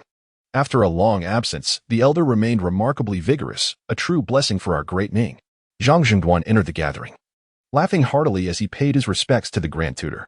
The elder rose, and upon seeing Zhang Zhengduan bowing in greeting, approached him with a warm smile and took the hand of this esteemed Prime Minister. Our great Ning has produced a wealth of talent. I, merely an old pedagogue, have fortuitously lived a few more years. How can I claim to be a blessing for the nation? It is you, indeed, who must take good care of your health, for you are the genuine fortune of our great Ning. The Grand Tutor affectionately grasped Zhang Zhengduan's hand and led him to the main table, inviting him to sit beside him. Speaking of which, I have calculated my years, and I am now 53. In my youth, I never perceived how swiftly time passes. Now, having reached an advanced age, days seem to vanish in the blink of an eye. Before long, I must retire, while I still possess a modicum of vitality. I wish to contribute more to the court, ensuring a peaceful return to my homeland. Zhang Zhengduan remarked with a hint of nostalgia. Seated at the main table were familiar faces. The Minister of the Ministry of Revenue, Zheng Qi, chuckled. Prime Minister, you certainly harbor optimistic thoughts. The Emperor is currently in the prime of his reign, with unwavering aspirations for the northern campaign. Do you truly wish to retire? The Emperor would never consent. He relies on you to manage his affairs for several more years. Zhang Zhengduan let out a wry smile, fully aware of the truth in Zheng Qi's words. In recent years, the national strength of the Great Ning has been on the rise, with the treasury overflowing. The long-silent warlike heart of His Majesty has begun to stir once more. Observing the continuous allocation of fiscal expenditure towards military affairs, it became evident to him that the sovereign harbored intentions to once again take up arms, seeking vengeance for the grievances incurred over a decade ago by the northern barbarians. News from Lord Zhao has also reached him. Preparations are underway in the north, with subtle maneuvers suggesting a preemptive strike. Minister of War Lu Luan, with a heavy heart, nodded gravely. Initially, Shushan had planned to return to the capital this year, yet the persistent disturbances beyond the borders demanded his full attention. Thus, he could only send his grandson back to celebrate his birthday. Lost in thought, the elderly tutor waved his hand dismissively, remarking that he was too old to intervene and that it was best left to the younger generation to contend with. Zhang Zheng sighed softly, acknowledging the elder's wisdom. Yet he feared that should war break out, his frail body would once again be subjected to the trials of conflict. As today marked the elder's birthday, they resolved not to discuss state affairs, for they had fretted enough in their daily lives. On this joyous occasion, it was only fitting to indulge in the elder's exquisite wine. Indeed, at this moment, before the banquet commenced, the guests gathered in the hall, engaging in cheerful conversation. The elderly tutor scanned the room, failing to locate the figure he sought, and his brow gradually furrowed. Time was slipping away, and most guests had arrived. The kitchen had nearly completed the preparations, awaiting only the host's command to serve the dishes. What could be delaying that young man? Soon, the tutor's furrowed brow relaxed as he spotted the familiar, playful visage approaching. The owner of that face was a handsome young man. Laughing heartily as he strode into the hall, playfully draping his arm around Zhao Li's neck and leaning against his chest. His confidence suggested he could navigate the space without even needing to look, as if he were more familiar with it than his own home. The doorman, carrying a renowned painting from the previous dynasty gifted by Zeyue, jogged behind them, calling out, "The second prince has arrived." Zeyue finally released Zhao Li, who could hardly believe he had fully recovered, adjusted his slightly disheveled cloak from their earlier playfulness, and strode purposefully towards the main hall. "Your Highness, we pay our respects." The officials collectively rose and bowed in greeting after the door attendant's announcement. Typically, when a minister celebrates a birthday, members of the royal family do not personally attend to extend their congratulations. For esteemed and venerable elders, the royal family would send gifts through emissaries as a gesture of royal benevolence. As for the princes, it is unnecessary to visit a minister's residence for birthday celebrations, as it could be perceived as forming factions. However, the Grand Tutor, being a figure of significant influence, maintained an exceptionally close relationship with the royal family. To honor this venerable elder, the emperor sent his own son to celebrate on his behalf. The emperor himself could not attend, nor could the crown prince. Thus, it was only fitting that Zeyue, who shared the closest bond with the Grand Tutor, was chosen to represent them. "Gentlemen, you may rise." There is no need for excessive formality. Zeyue waved his hand, and only after the guests had risen did he proceed towards the main table. He offered his congratulations to the elderly tutor, wishing the venerable man a longevity as steadfast as the moon, a lifespan as enduring as the mountains, and a vitality as flourishing as the pines, accompanied by blessings of health and peace. Zeyue spoke in a measured tone. The old tutor, with a cheerful smile, observed the young man bowing before him and waved his hand, saying, "All right, come here." Zeyue nodded and approached the position to the right of the elderly tutor. Yet he did not hasten to take his seat. Instead, he clasped his hands in greeting to the ministers at the table, saying, "Esteemed gentlemen, I hope you are all well." The several senior officials rose in response and returned the gesture of respect to Zeyue, expressing, "We are grateful for His Highness's concern. We, the old bones, are doing just fine." Zeyue chuckled amiably as he exchanged pleasantries with several distinguished gentlemen before taking a seat to the right of the venerable elder. "What transpired? I heard that you were recently attacked by an assassin. How is your condition?" The elder inquired casually, tugging at his beard. Zeyue replied with a gentle smile. "My injuries are not severe. I am almost completely recovered, thanks to the golden silk armor gifted by Uncle Zhao. Otherwise, I would still be confined to my bed." "The golden silk armor is indeed beneficial, but it is your constitution, your highness, that is truly paramount. If I am not mistaken, your martial physique must have reached the realm of observing clouds, has it not?" The speaker was Lu Luan, the Minister of War. Although he held a civilian title, he had once been a genuine general commanding troops in battle, having served as the Grand Commander of the Northern Campaign, earning remarkable military achievements. Now, having aged, he had retired from the front lines and returned to the capital to assume the position of minister. Zeyue clasped his hands together, wearing a smile on his face yet remaining silent. However, inwardly, he began to curse. "What nonsense is this about the 9th rank? Do they truly consider me a genius? Were it not for the gluttonous beast, I would have long since found my rest in the tomb of the Li family." He practiced an ancient cultivation method bestowed upon him by the fierce beasts, which, according to them, was the most orthodox path in their era. This practice, which harmonizes both soul and body, is considered a treasure in the present day. Yet, it is precisely this ancient and supposedly orthodox method that renders Zeyue's cultivation excruciatingly arduous. As for the realm of the soul, there is no need to mention it. He must nurture that pendant daily, causing his soul power to accumulate at a painfully slow pace. But it is the physical training that baffles him the most. Why must a proper human like himself cultivate the physical techniques of the primordial ferocious beasts? Is it their intention for him to transform into one of those ancient beasts? Consequently, Zeyue's physical cultivation is not only torturous, but also sluggish. After countless trials and tribulations, he could earn but the slightest advancement in his realm. Unbeknownst to the officials at the table, they perceived Zeyue's smiling silence as tacit acceptance of Lu Luan's words. These old foxes maintained an impassive facade. Yet their hearts were stirred by tumultuous waves. Given their status, encountering a 9th-rank cloud-viewing martial artist is not remarkable. Yet an 18-year-old cloud viewer is a sight they had never witnessed in their lifetimes. Who dares to claim that he has achieved nothing in his years of martial practice? Truly a prodigy indeed. The Minister of Revenue, Zhang Shangshu, stroked his beard and offered words of praise. The Grand Tutor snorted, playfully chiding, "All right. Enough of your flattery. If you continue, this lad's head will soar to the heavens." Amidst their banter, the atmosphere in the hall gradually grew lively. Yet, the banquet had yet to commence, as all present awaited something significant. The guests were well aware of the reason for their anticipation. It was the Grand Tutor's birthday, and the student from the palace ought to pay his respects. As time slipped away, the guests gradually assembled, and at last, a grand eunuch draped in a crimson robe slowly entered the courtyard. It was none other than Li Lianin, the emperor's personal eunuch. "The imperial decree has arrived." Li Lianin held a bright yellow imperial edict in his hands, standing in the courtyard. The servants of the Grand Tutor's residence immediately busied themselves, bringing forth the incense burner that had been prepared in advance. Today marked a significant occasion for the Grand Tutor. They had made meticulous arrangements to receive the imperial decree, adhering strictly to the established protocols. The guests within the hall rose to their feet, with Zeyue following closely behind the elderly Grand Tutor as they made their way to the courtyard. The women of the household also emerged from the back courtyard. It had been several years since the passing of the Grand Tutor's wife. The couple had only one son, Lord Shushan, and no daughters. Thus, the sole representative of the female kin was Zhao Qingyao. Zeyue gazed at Zhao Qingyao, who still donned her crimson attire, and blinked his eyes. Zhao Qingyao, with unwavering focus, knelt alongside Zhao Li behind the Grand Tutor, before the imperial edict and behind the incense burner.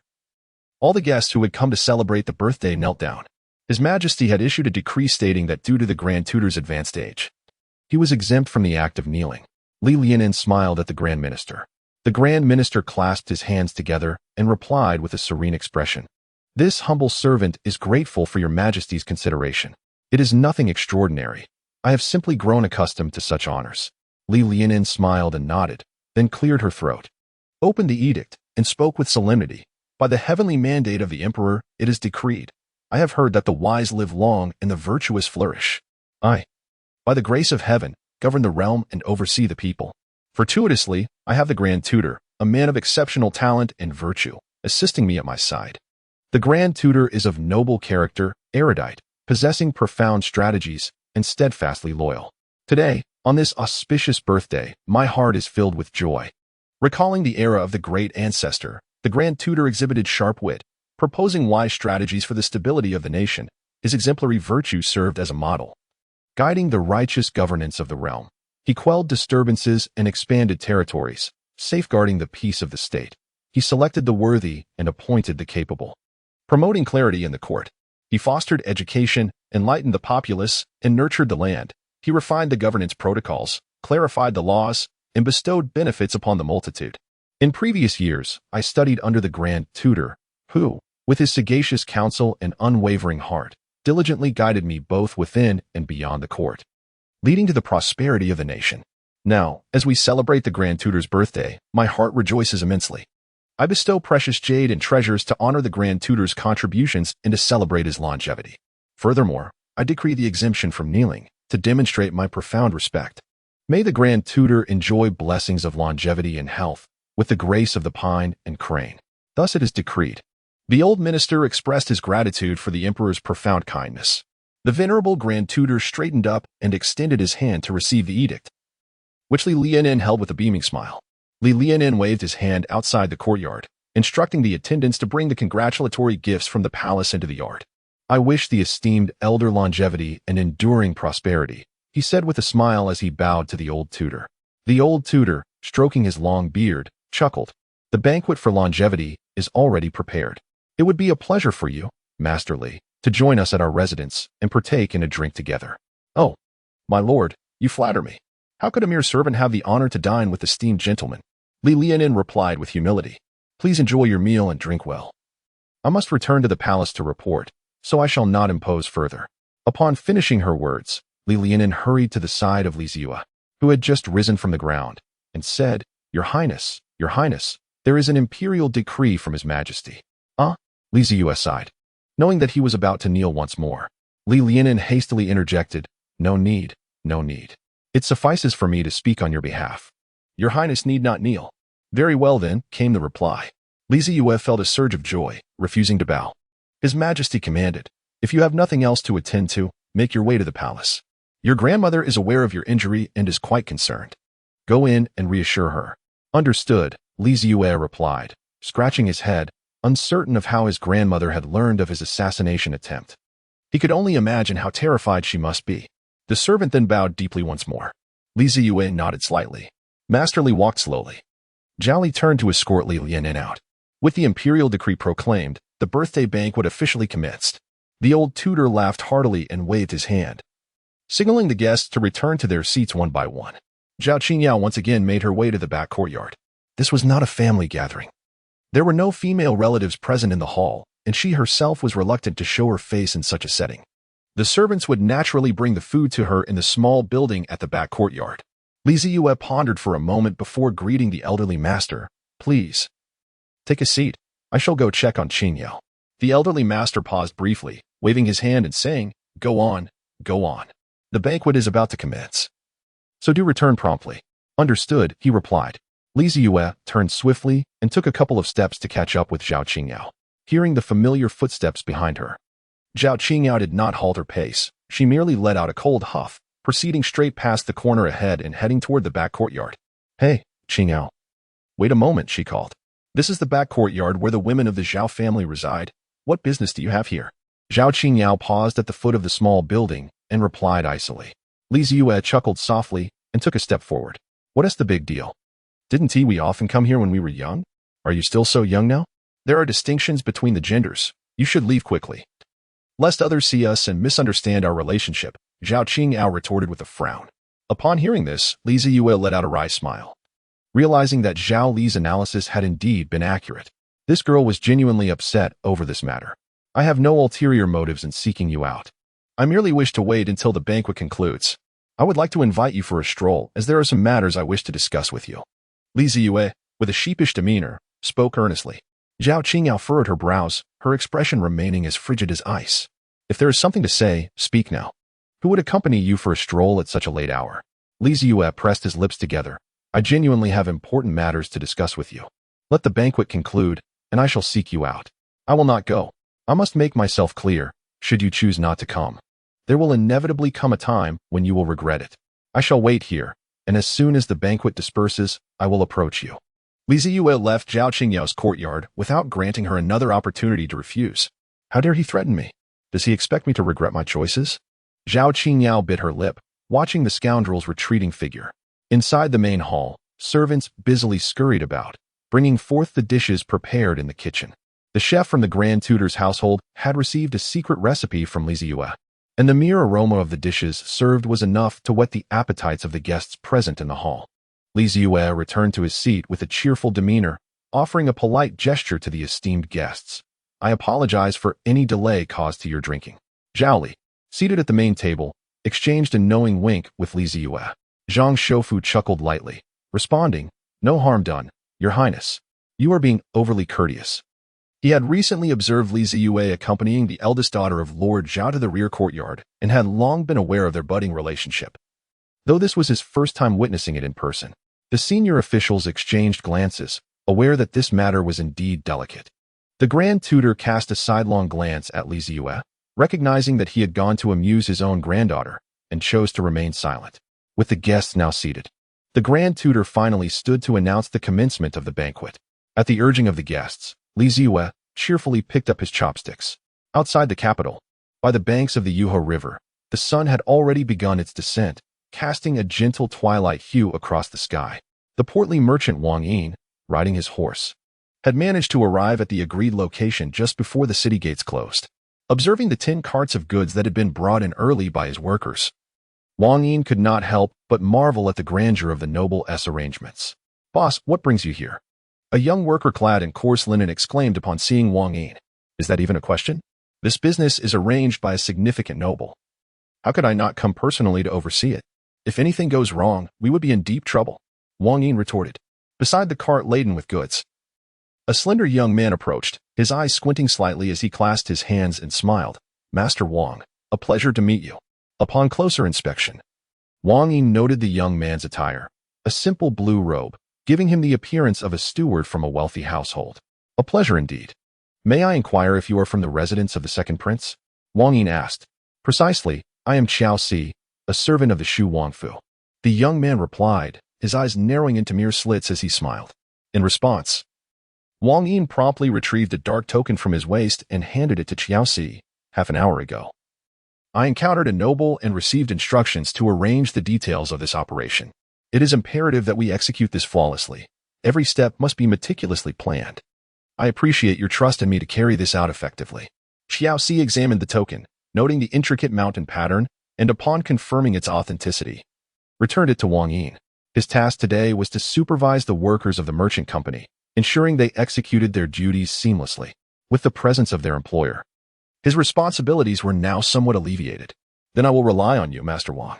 If this goes well, Depeng Merchant Company will become the preferred choice for our Shu Wangfu's procurement in the capital, Qiao Si remarked with a smile. Wang Yin's heart swelled with joy as he clasped his hands in acknowledgement, assuring him, Rest assured, brother, this matter will be executed splendidly for the noble. Having spoken, Wang Yin turned away, directing the associates of the merchant guild to unload the goods from the cart, arranging them neatly as they awaited the signal. Whether he could rise again depended on the events of this very day. With a determined bite of his teeth, Wang Yin reflected on how engaging in commerce had brought him to the brink of connecting with the imperial court. This was a divine opportunity that, if squandered, would render the past 30 years of his life a disservice to himself. Xiao Si leaned against the royal carriage, squinting at the industrious guild members. A smile spreading across his face. Your Highness, everything is in readiness. Tonight is the time to truly shine. The sun waved farewell to the horizon, inviting the moon to take its place. It carried away the crimson silk of dusk, leaving behind a world draped in the silver veil cast by the moonlight. Zhao Qingyao stood on the balcony of the small building, gazing at the particularly bright moon of the evening. Should she go or stay?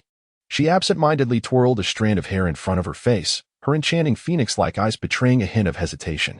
Her gaze drifted through the peach tree, which was beginning to show signs of withering, towards the still bustling main hall filled with light and laughter. A few dignitaries, having indulged too much, were being assisted away by their servants.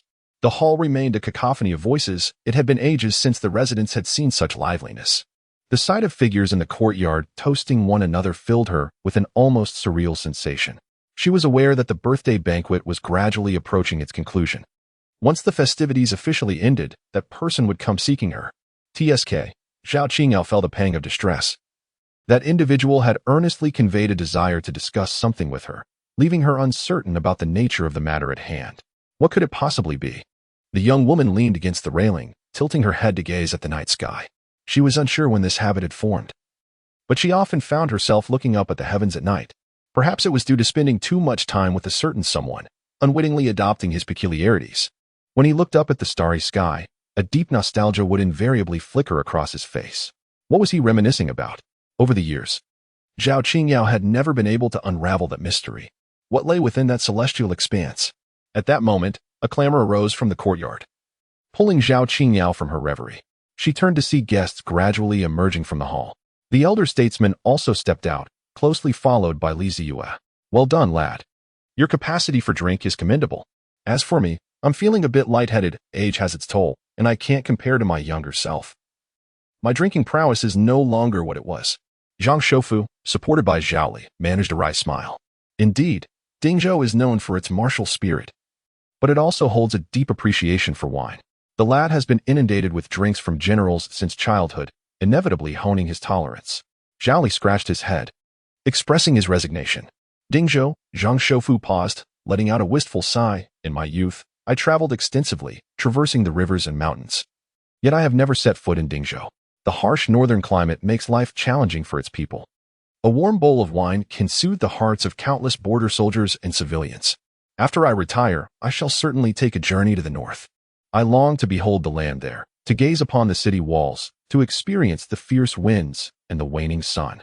I wish to witness the gallant cavalry of our great Ning, how they traverse thousands of miles, a marvel unmatched in the world.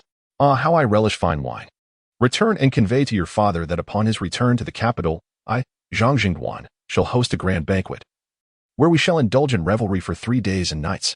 Zhao Li observed the somewhat youthful exuberance of Chancellor Zhang and nodded with a smile. I shall remember this. And upon my return, I will inform my father.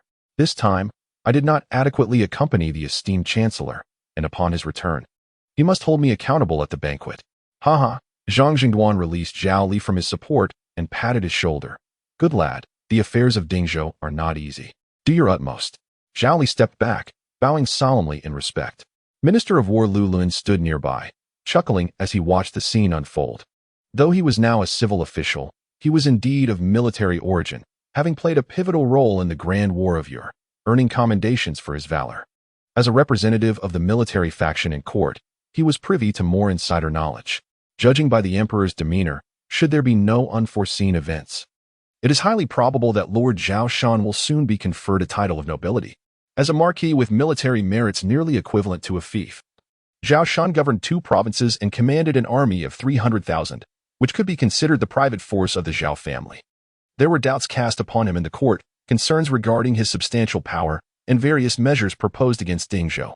Yet Lu Lun understood that this marquis, who had grown up alongside the emperor, was deeply favored, especially in these vibrant times when the emperor's ambitions remain undiminished. Zhao Shan's influence is unlikely to be shaken in the slightest. The Imperial Guard serves as the emperor's sword, while the Dingbei army is his battle axe, expanding territories and prevailing against all foes.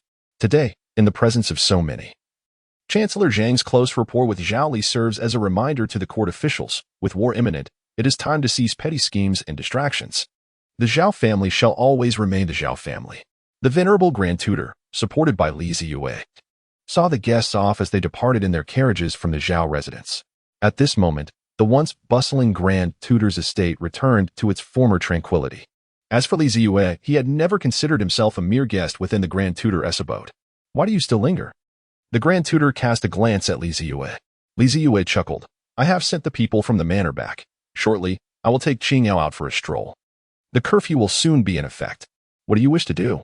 The Grand Tutor extended his arm, indicating that he needed assistance. Zeyue instinctively supported the elderly gentleman as they made their way towards his quaint courtyard. He had prepared a little surprise to delight her. Zhao walked alongside them. Curiosity piqued and inquired, what surprise is it? Is a surprise something one can casually disclose? Just wait and see. You'll find out soon enough. Zeyue maintained an air of mystery. The old tutor sighed and instructed, you two should go out, but do take care. Do not allow any rogues to exploit your absence. Regarding the relationship between his granddaughter and the young man, the old tutor had always adopted a stance of detached observation. He was intimately familiar with the young man he had personally trained. If he were to truly entrust Qingyao to him, it would not be without reassurance. The two children had grown up together, sharing a bond that was both amiable and appropriate in terms of their social standings. However, the old tutor, being a close confidant of the imperial family and a veteran of 2 dynasties, understood that the ultimate decision rested with the sovereign seated upon the dragon throne. He remained uncertain of the emperor's considerations. One was a legitimate prince, while the other was the eldest daughter of a marquis from the border. Their union would entail implications far beyond a mere marriage. Contemplating this matter inevitably led back to the question of succession to the throne. The crown prince, young and capable, was the favored heir. As it stood, he displayed all the qualities and capabilities befitting a ruler. Yet, should Zeyue align himself with the Zhao family? Bolstered by a father-in-law commanding an army of 300,000 cavalry, the clear landscape would instantaneously become intricate. Such complexities would usher in instability, affecting both the court and the martial world. Would the ministers interpret the emperor's actions as having ulterior motives, thus altering their allegiances? Might the faction supporting the crown prince take measures to safeguard his position? Would the lurking powers, ever watchful, exacerbate divisions within the court to exploit the ensuing chaos for their own gain? What was merely the union of 2 young souls in love would swiftly become entangled with countless obscure and indefinable factors, rendering it a convoluted affair. How troublesome.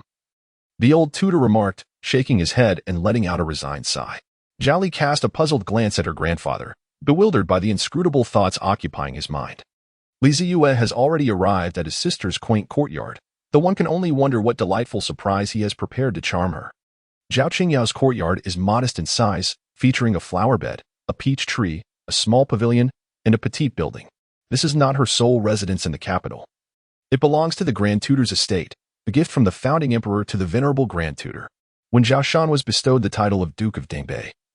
The current monarch also granted him an opulent mansion, rivaling even the grandeur of a royal residence, in the Duke of Dingbei's estate within the capital. Zhao Qingyao's courtyard is somewhat larger than this one. However, she holds a fondness for this small courtyard, which exudes a refreshing elegance. Its modesty renders it cozy. While she finds larger spaces to be somewhat desolate, lacking in warmth, it reminds her of her little haven at the Qiyun Mountains Yuyun Temple, where tranquility reigns and a profound sense of security envelopes her. Zeyue stood in the small courtyard, gazing at the dimly lit building nearby, and gently cleared his throat twice. A maid with large, expressive eyes and a delicate appearance emerged from the small building, bowing respectfully to Zeyue. Xiao Tan, where is your young lady? Zeyue inquired, recognizing the maid who had followed Zhao Qingyao since childhood and was well acquainted with her. Xiao Tan's eyes darted briefly before she replied, Your Highness, the young lady said she has fallen asleep. Asleep? Is she? Then allow me to enter and rouse her. He responded. Zeyue feigned an intention to enter the small building. Not advisable, Your Highness. The young lady has a penchant for biting in her dreams. With your invaluable physique, it would be unwise to risk injury. Xiao Tan, grinning mischievously, swiftly positioned herself to obstruct Zeyue's path. Zeyue feigned surprise and said, how do you sleep normally? Aren't you afraid that the young lady might awaken in the middle of the night and take a bite out of you? It's quite simple. Really, just tie her up, Xiao Tan replied earnestly. Zeyue smacked his lips, remarking, Indeed, it is both perilous and troublesome. Xiao Tan let out a sigh, responding, Who could argue otherwise? Just then, a somewhat irate voice emanated from the small building. "What are you two discussing?" Zeyue turned to look inside, and, as expected, beheld the sight of Zhao Qingyao, impeccably dressed. "I asked you to come out and devise a plan to drive him away. Why are you here concocting schemes against me?" Zhao Qingyao strode out with purpose, playfully poking Xiao Tan's whimsical head with her delicate finger. "Hee, my dear lady, you clearly wanted to come out yourself. Yet you insisted I play this coy game of reluctance. Are you not ashamed?" Xiao Tan made a face and promptly turned to flee. Zeyue observed Zhao Qingyao, who appeared rather embarrassed after being exposed by her maid. He cleared his throat twice and feigned anger, saying, "Look at what you have turned this girl into. In my household, she would undoubtedly deserve a thorough chastisement." "Humph." Zhao Qingyao shot him a sidelong glance. "Those delicate beauties in your household are far too precious. Would you truly be willing to strike them? Of course, discipline is essential. Without rules, how can one maintain order?"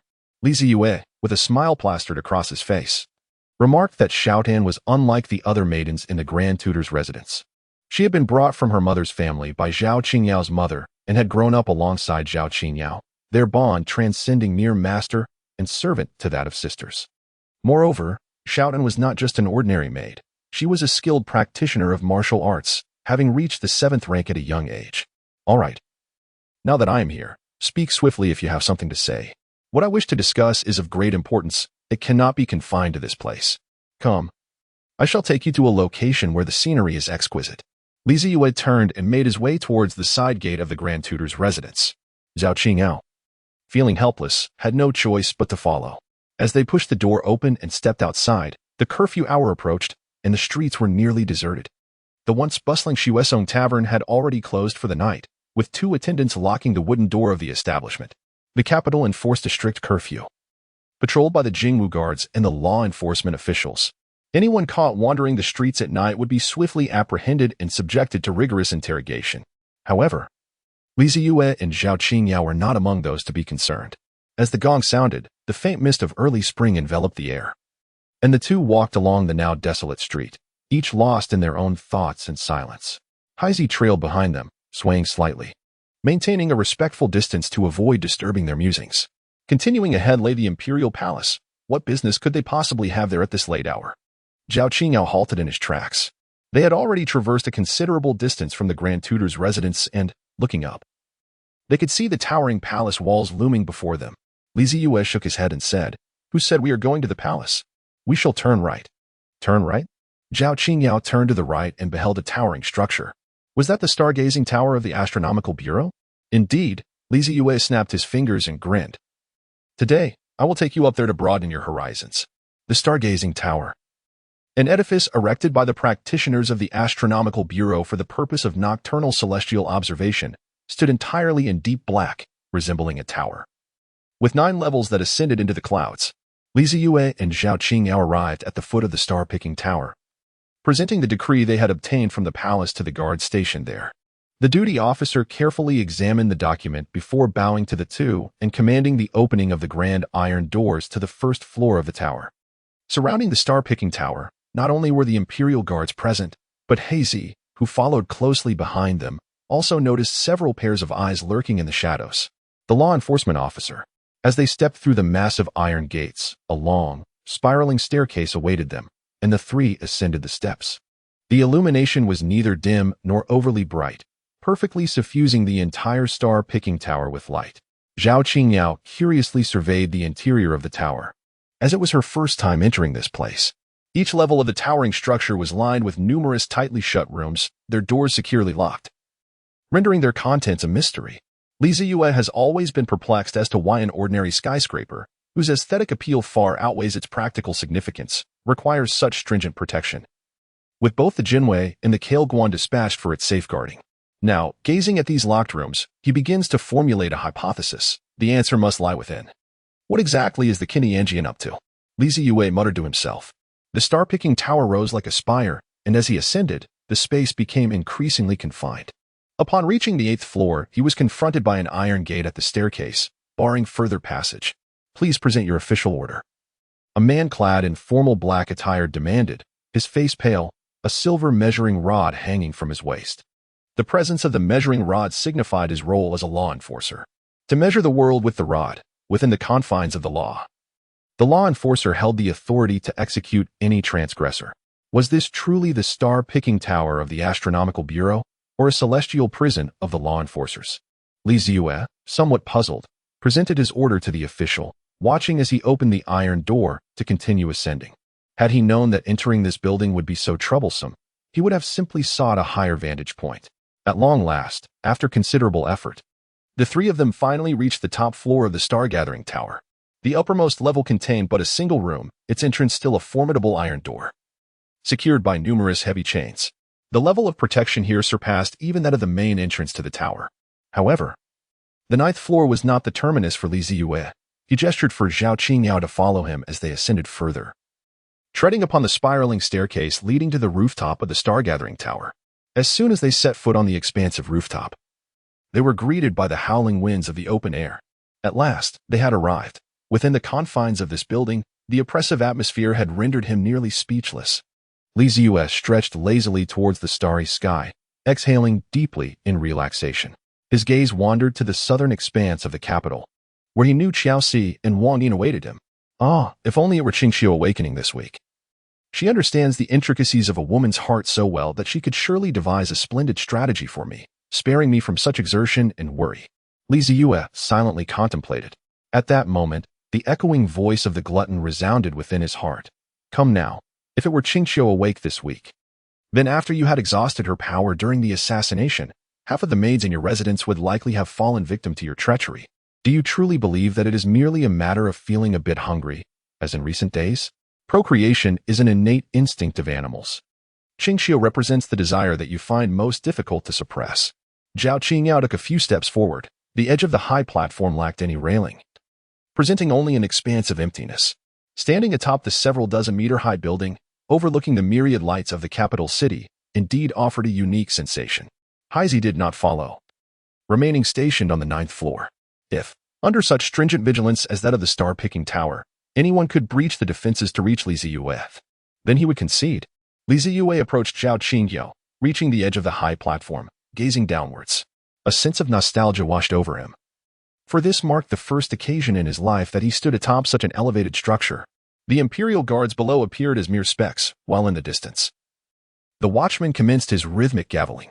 Further beyond, the towering city walls were illuminated by flickering bonfires. The residences beneath were aglow with lanterns, casting a warm radiance that soothed the heart. Turning back, his gaze traversed the palace walls, beholding the majestic and grand Taiyuan Hall. Could one truly glimpse the imperial palace from the star-picking tower? Zeyue furrowed his brows, contemplating that this was unacceptable. After all, having a vantage point that allowed one to spy on his home was something no one would tolerate. However, the issue was not insurmountable. With his keen eyesight, he could only faintly discern the outlines of buildings. As for the silhouettes of people moving about, they remained completely invisible to him. The wind atop the platform was rather strong, causing Zhao Qingyao's hair to become somewhat disheveled. You didn't bring me here merely to admire the night view of the capital, did you? Zhao Qingyao inquired, tucking her loose strands behind her ear and turning to look at Zeyue. Certainly not.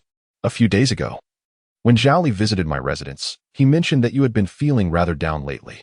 I thought it would be nice to take you out for a stroll and engage in conversation, Zeyue replied, gazing into the sea of lights. I'm not feeling down. You all are overthinking it. I have nothing in particular to discuss with you, Zhao Qingyao retorted, turning her head away once more. Zeyue wrapped himself in a black cloak and, maintaining an impassive demeanor, stated, however, there is something I wish to discuss with you. Zhao Qingyao, with a frosty expression, replied, speak, and make it quick so you can return. In truth, Zeyue continued earnestly, I would like to offer you my sincerest apologies. Zhao Qingyao twitched her nose slightly but remained silent. Zeyue then sincerely remarked, that day in Chengguei Lu, I should not have uttered those words about you. Regardless of the circumstances, bringing up our relationship in such a setting was indeed disrespectful to you. I apologize, Qingyao. The young woman remained stoic, her silence unyielding. In recent days, I have reflected deeply on our relationship and the emotions entwined within it. I believe it is time to approach the Empress and discuss our matters. Upon hearing this, Zhao Qingyao turned her body slightly, her expression one of astonishment as she inquired, what do you wish to convey to the Empress? Naturally, I intend to speak of our union. Before Zeyue could finish his words, Zhao Qingyao raised her hand to cover his mouth. Silence. What do you mean by our marriage? It is merely your one-sided wishful thinking. At what point did I agree to wed you? Let me make this clear, Zeyue. Do not assume that just because you are a prince, you can marry whomever you desire. Have you ever considered my opinion, Zhao Qingyao? You scoundrel, shameless, spouting nonsense. Zhao Qingyao's delicate face flushed crimson as she spoke anxiously. She truly had not anticipated that Zeyue's invitation tonight was to discuss such a matter. And she felt utterly unprepared. Zeyue was taken aback, pondering to himself that he had uttered not a single word. Yet, in an instant, he regained his composure. Stepping forward to grasp Zhao Qingyao's wrist, a smile playing on his lips as he declared, by the decree of our parents in the words of the matchmaker, I shall procure the Empress Dowager's edict. At that point, it shall be beyond your power to refuse. Zhao Qingyao stared blankly at this man who held her hand, then sighed softly. Even if you were to petition the Empress Dowager, it is unlikely that matters would be resolved so easily. Zeyue, have you become so carefree that you have forgotten our true identities? Zeyue fell into a contemplative silence. Must I reiterate? You are the royal second son, and I am the eldest daughter of the Duke of Dingbei. Given our statuses, marriage has never been a matter of personal choice. Even if I were to consent to wed you, would your imperial father agree? Would my own father acquiesce? Our relationship has never been perceived as optimistically as others might believe. Zeyue, throughout your life, you have shown little enthusiasm for the intricacies of power. You resemble more a figure of the martial world than a member of the royal family. Yet, this is an inescapable reality that you must contemplate. You are the second prince of Daning, a lord of Shudi, and no matter how carefree you may appear, you cannot evade this matter. The strategies of power are ultimately lessons you must learn, considerations you cannot ignore. Beneath the court and above the rivers and lakes, many eyes are upon us. Now, reflect again. Do you still believe that marrying me is such a simple affair? Zhao Qingyao fixed her gaze intently into Zeyue's eyes. Yet she did not attempt to extricate her hand from his grasp. I have never considered this matter to be straightforward. After a moment of reflection, Zeyue met the eyes of his beloved, firmly holding her delicate wrist, and said with earnest conviction, this is a matter that requires effort. Throughout my life, I have never contested for anything, content with the simplicity of my existence. Adorned in fine silks and living in ease, I have reveled in poetry and music. Even that chair, I have never harbored thoughts of contention over it. I was born into abundance and have always felt fulfilled, relishing a life of simplicity. However, there are matters that cannot be left unchallenged. Everything I currently enjoy is but a castle in the air, without sufficient strength. A mere gust could render all I possess to naught. Lord of words? Merely the lord of porcelain.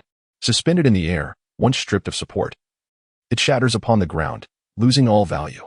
Just like our current situation, I desire to wed you, yet this matter is not solely ours to decide.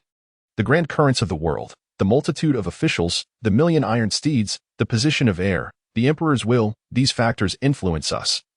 And an abundance of helplessness governs our seemingly illustrious lives.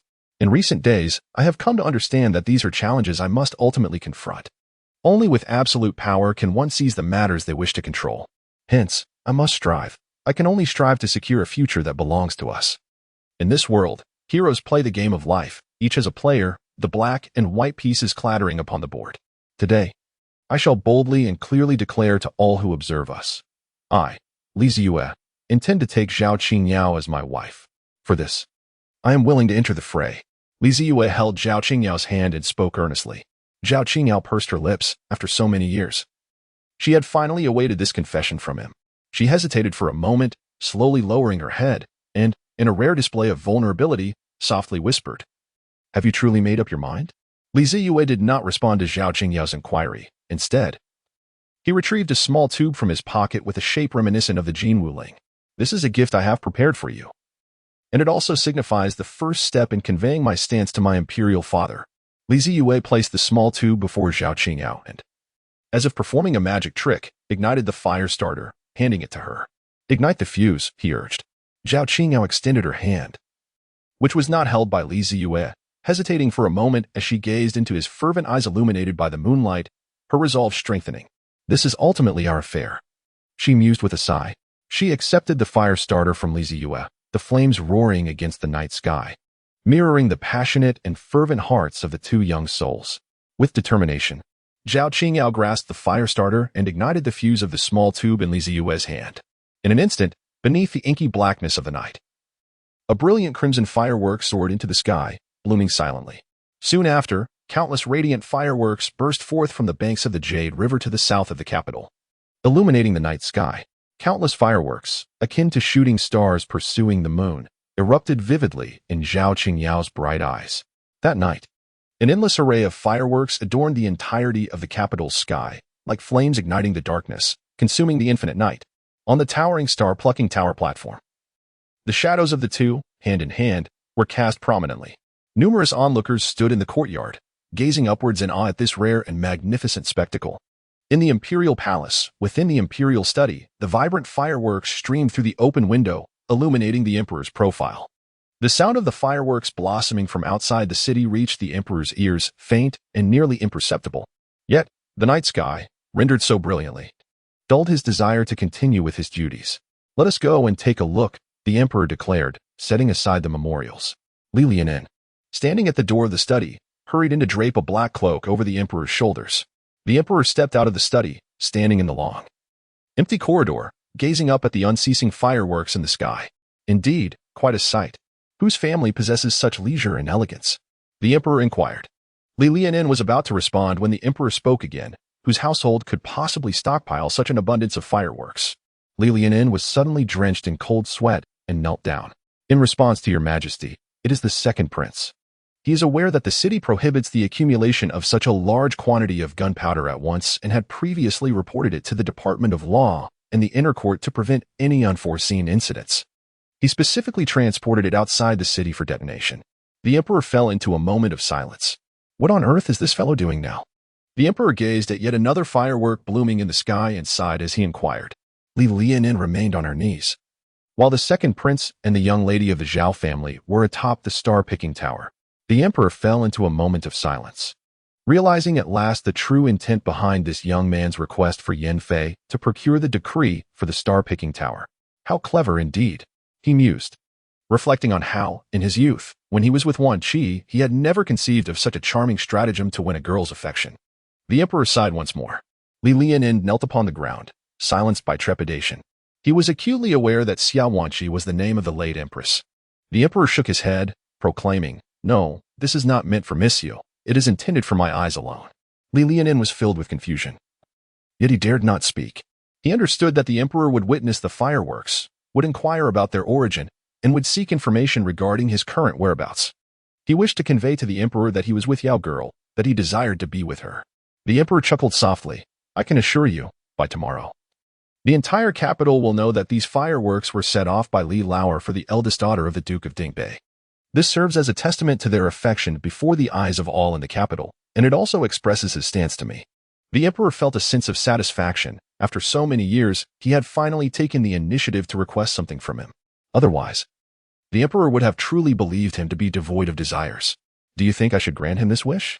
At dawn, Li Zeyue was awakened by Shower calling him from within his own palace. Your Highness, you can no longer sleep. Are you not to enter the palace today?" Shower gently shook Li Zeyue's body, calling out softly. Li Zeyue groggily opened his eyes, propping himself up as he let out a considerable yawn. After watching the fireworks with Qingyao yesterday and engaging in conversation, he had escorted her back to the Taifu Manor, and by the time he returned, it was already quite late. Li Zeyue gazed at the dimly lit sky, sensing that it was barely past 6 o'clock. "I am utterly exhausted," he muttered. A gentle mist enveloped the capital, casting a somber hue over the heavens. Standing in the small courtyard, he held a handcrafted boar-bristle toothbrush, yawning as he brushed his teeth. Meanwhile, a couple of young maidservants approached, carrying a basin into which they poured freshly drawn well water. After splashing his face with the icy water, he felt considerably more alert. Shao stood by his side, offering him a clean towel. "Your Highness, breakfast is ready," she announced. Today's morning fare consisted of crispy youtiao and silky tofu pudding, just freshly prepared and steaming hot. Behind him, one maidservant skillfully peeled an egg with her fingers, while another drizzled a layer of vibrant red chili oil over the smooth surface of the tofu pudding. Li Zeyue took a bite of the fried dough stick, turning his face to the right, where a young maid presented a perfectly peeled egg to his lips. After taking a bite of the egg, Li Zeyue grasped a spoon and gently scooped a piece of tofu from the bowl, bringing it to his mouth. The savory flavor of the tofu pudding was quite agreeable to his palate. Li Zeyue nodded in satisfaction. After finishing his meal, he took the handkerchief offered by the young maid to dab his mouth and then rose to return to his chamber. Your Highness, why not wear this robe today? It is made of the exquisite cloud silk brocade bestowed by the Empress Dowager last year, and I specifically commissioned a craftsman to tailor it for you. Zeyue gazed at the crimson robe hanging in the wardrobe, nodding in approval. The hairpin, a red jade ornament bestowed by the noble Empress Yun, perfectly complemented the robe. Zeyue gazed at the small box placed on the table by Shower, within which lay a crimson hairpin, quietly resting. He nodded slightly. This would be the perfect cloak to wear, the black cloak adorned with golden patterns gifted by the Yinfei Empress. Surely it would provide ample warmth. Zeyue nodded thoughtfully. The jade pendant, let me think. Wasn't it during the spring festival that the crown princess gifted you a jade pendant? With that, Shower turned and began rummaging through the cabinet where Zeyue kept his accessories.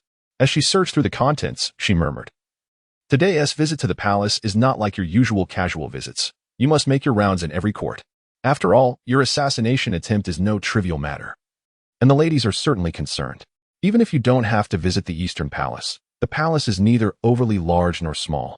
Should you encounter the crown princess, it would be necessary to exchange a few words. Seeing you adorned with the gift she bestowed upon you would surely bring her joy." Zeyue gazed at the meticulous Shower, unable to suppress a chuckle. "I found it," she declared, presenting a delicate little box from which she extracted a piece of pure white jade pendant. "Everyone come in," Shower called out towards the door. Suddenly, 5 or 6 young maidservants rushed in, chattering animatedly as they began to assist Zeyue in dressing and adorning himself. Zeyue donned a single garment, extending his arms to allow the young maidens to drape a robe over him and fasten the belt securely, while another attached a jade pendant. He then seated himself upon a stool, permitting them to style his hair. Xiar, retrieving a red jade hairpin from a small box, gracefully inserted it into the elegantly arranged bun, securing it in place. Finally, as Zeyue rose, Xiar lifted a thick cloak and draped it around him. Thus, a dashing young gentleman made his entrance. "Your Highness, the carriage is ready," Hazy announced, appearing in the courtyard. Zeyue waved his hand and said, "No carriage today. Let us ride." Hazy nodded and returned to the stable to lead out a magnificent steed, waiting at the entrance. Shower followed closely behind Zeyue, accompanying him to the gates of the royal residence. Once Zeyue mounted his horse, she joyfully waved her hand, exclaiming, "May the prince have a safe journey." Zeyue waved his hand and then, with Hazy following closely behind, made his way towards the imperial palace. "Has Shaoxi returned?" Zeyue inquired. Hazy nodded. "The city gates opened early, and I returned right away. After the fireworks concluded last night, I fell asleep directly in the carriage. You must admit, Wang Yin's arrangements were rather commendable. He is the proprietor of the Dapeng Trading Company, correct? Whenever you have the opportunity, summon him to the residence. I would like to converse with him." "Indeed, Your Highness. How substantial is the Dapeng Trading Company?" "It is not particularly large, yet it has an extensive reach and is quite solid." "That's quite good." At this moment, daylight had fully emerged, and the townsfolk were already bustling about, setting up the morning market and displaying their breakfast wares. Commoners dressed in coarse linen, yawning officials in dark attire, and diligent students heading home with their morning meals to continue their studies were all present. The smoke from the fireworks lingered in the air, painting a vivid tapestry of human life. Zeyue strolled down the street, observing the familiar scenes that unfolded around him. After more than a decade, he had fully acclimatized to life in this place. Upon arriving at the gates of the imperial city, Zeyue dismounted and submitted to the inspection of the imperial guards. "Why is Your Highness entering the palace so early today?" inquired a familiar captain of the guards, smiling as he performed his routine check. Zeyue handed the reins to a general named Hualang and said, "The Empress Dowager is longing for my presence. I shall visit her in the palace." Hualang chuckled, gesturing for his subordinates to clear the way, and remarked, "Your Highness truly is remarkable." He then raised his thumb in commendation. Zeyue cast a surprised glance at Hualang, not expecting the news to spread so swiftly. Truly, he was worthy of being the deputy commander of the Jinwu Guard. However, Zeyue had never intended to conceal the truth. Rather, he had planned to disseminate the information, revealing that he was indeed the instigator from the previous night. "Go away. Just leave," Zeyue said bluntly. "All right then," Hualang replied, retreating in defeat. "This person's essence is undeniably intriguing," Tao suddenly remarked. Zeyue paused momentarily before resuming his natural stride, continuing toward the archway. Hualang remained rooted in place, observing the figure of Zeyue as he entered the city gate tower, his lips pursing in contemplation. Just moments ago, He had sensed an unfamiliar aura emanating from the prince, a sensation that vanished as swiftly as it had appeared, leaving him perplexed in his attempts to discern its source. Could it be that he had misperceived? Lang harbored doubts, yet refrained from delving deeper into his thoughts. After all, those of the imperial family often bore their own secrets.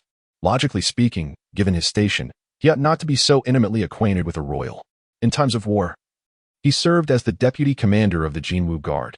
In peacetime, he held the position of chief commander of the palace, bearing the weight of the entire imperial safety on his shoulders.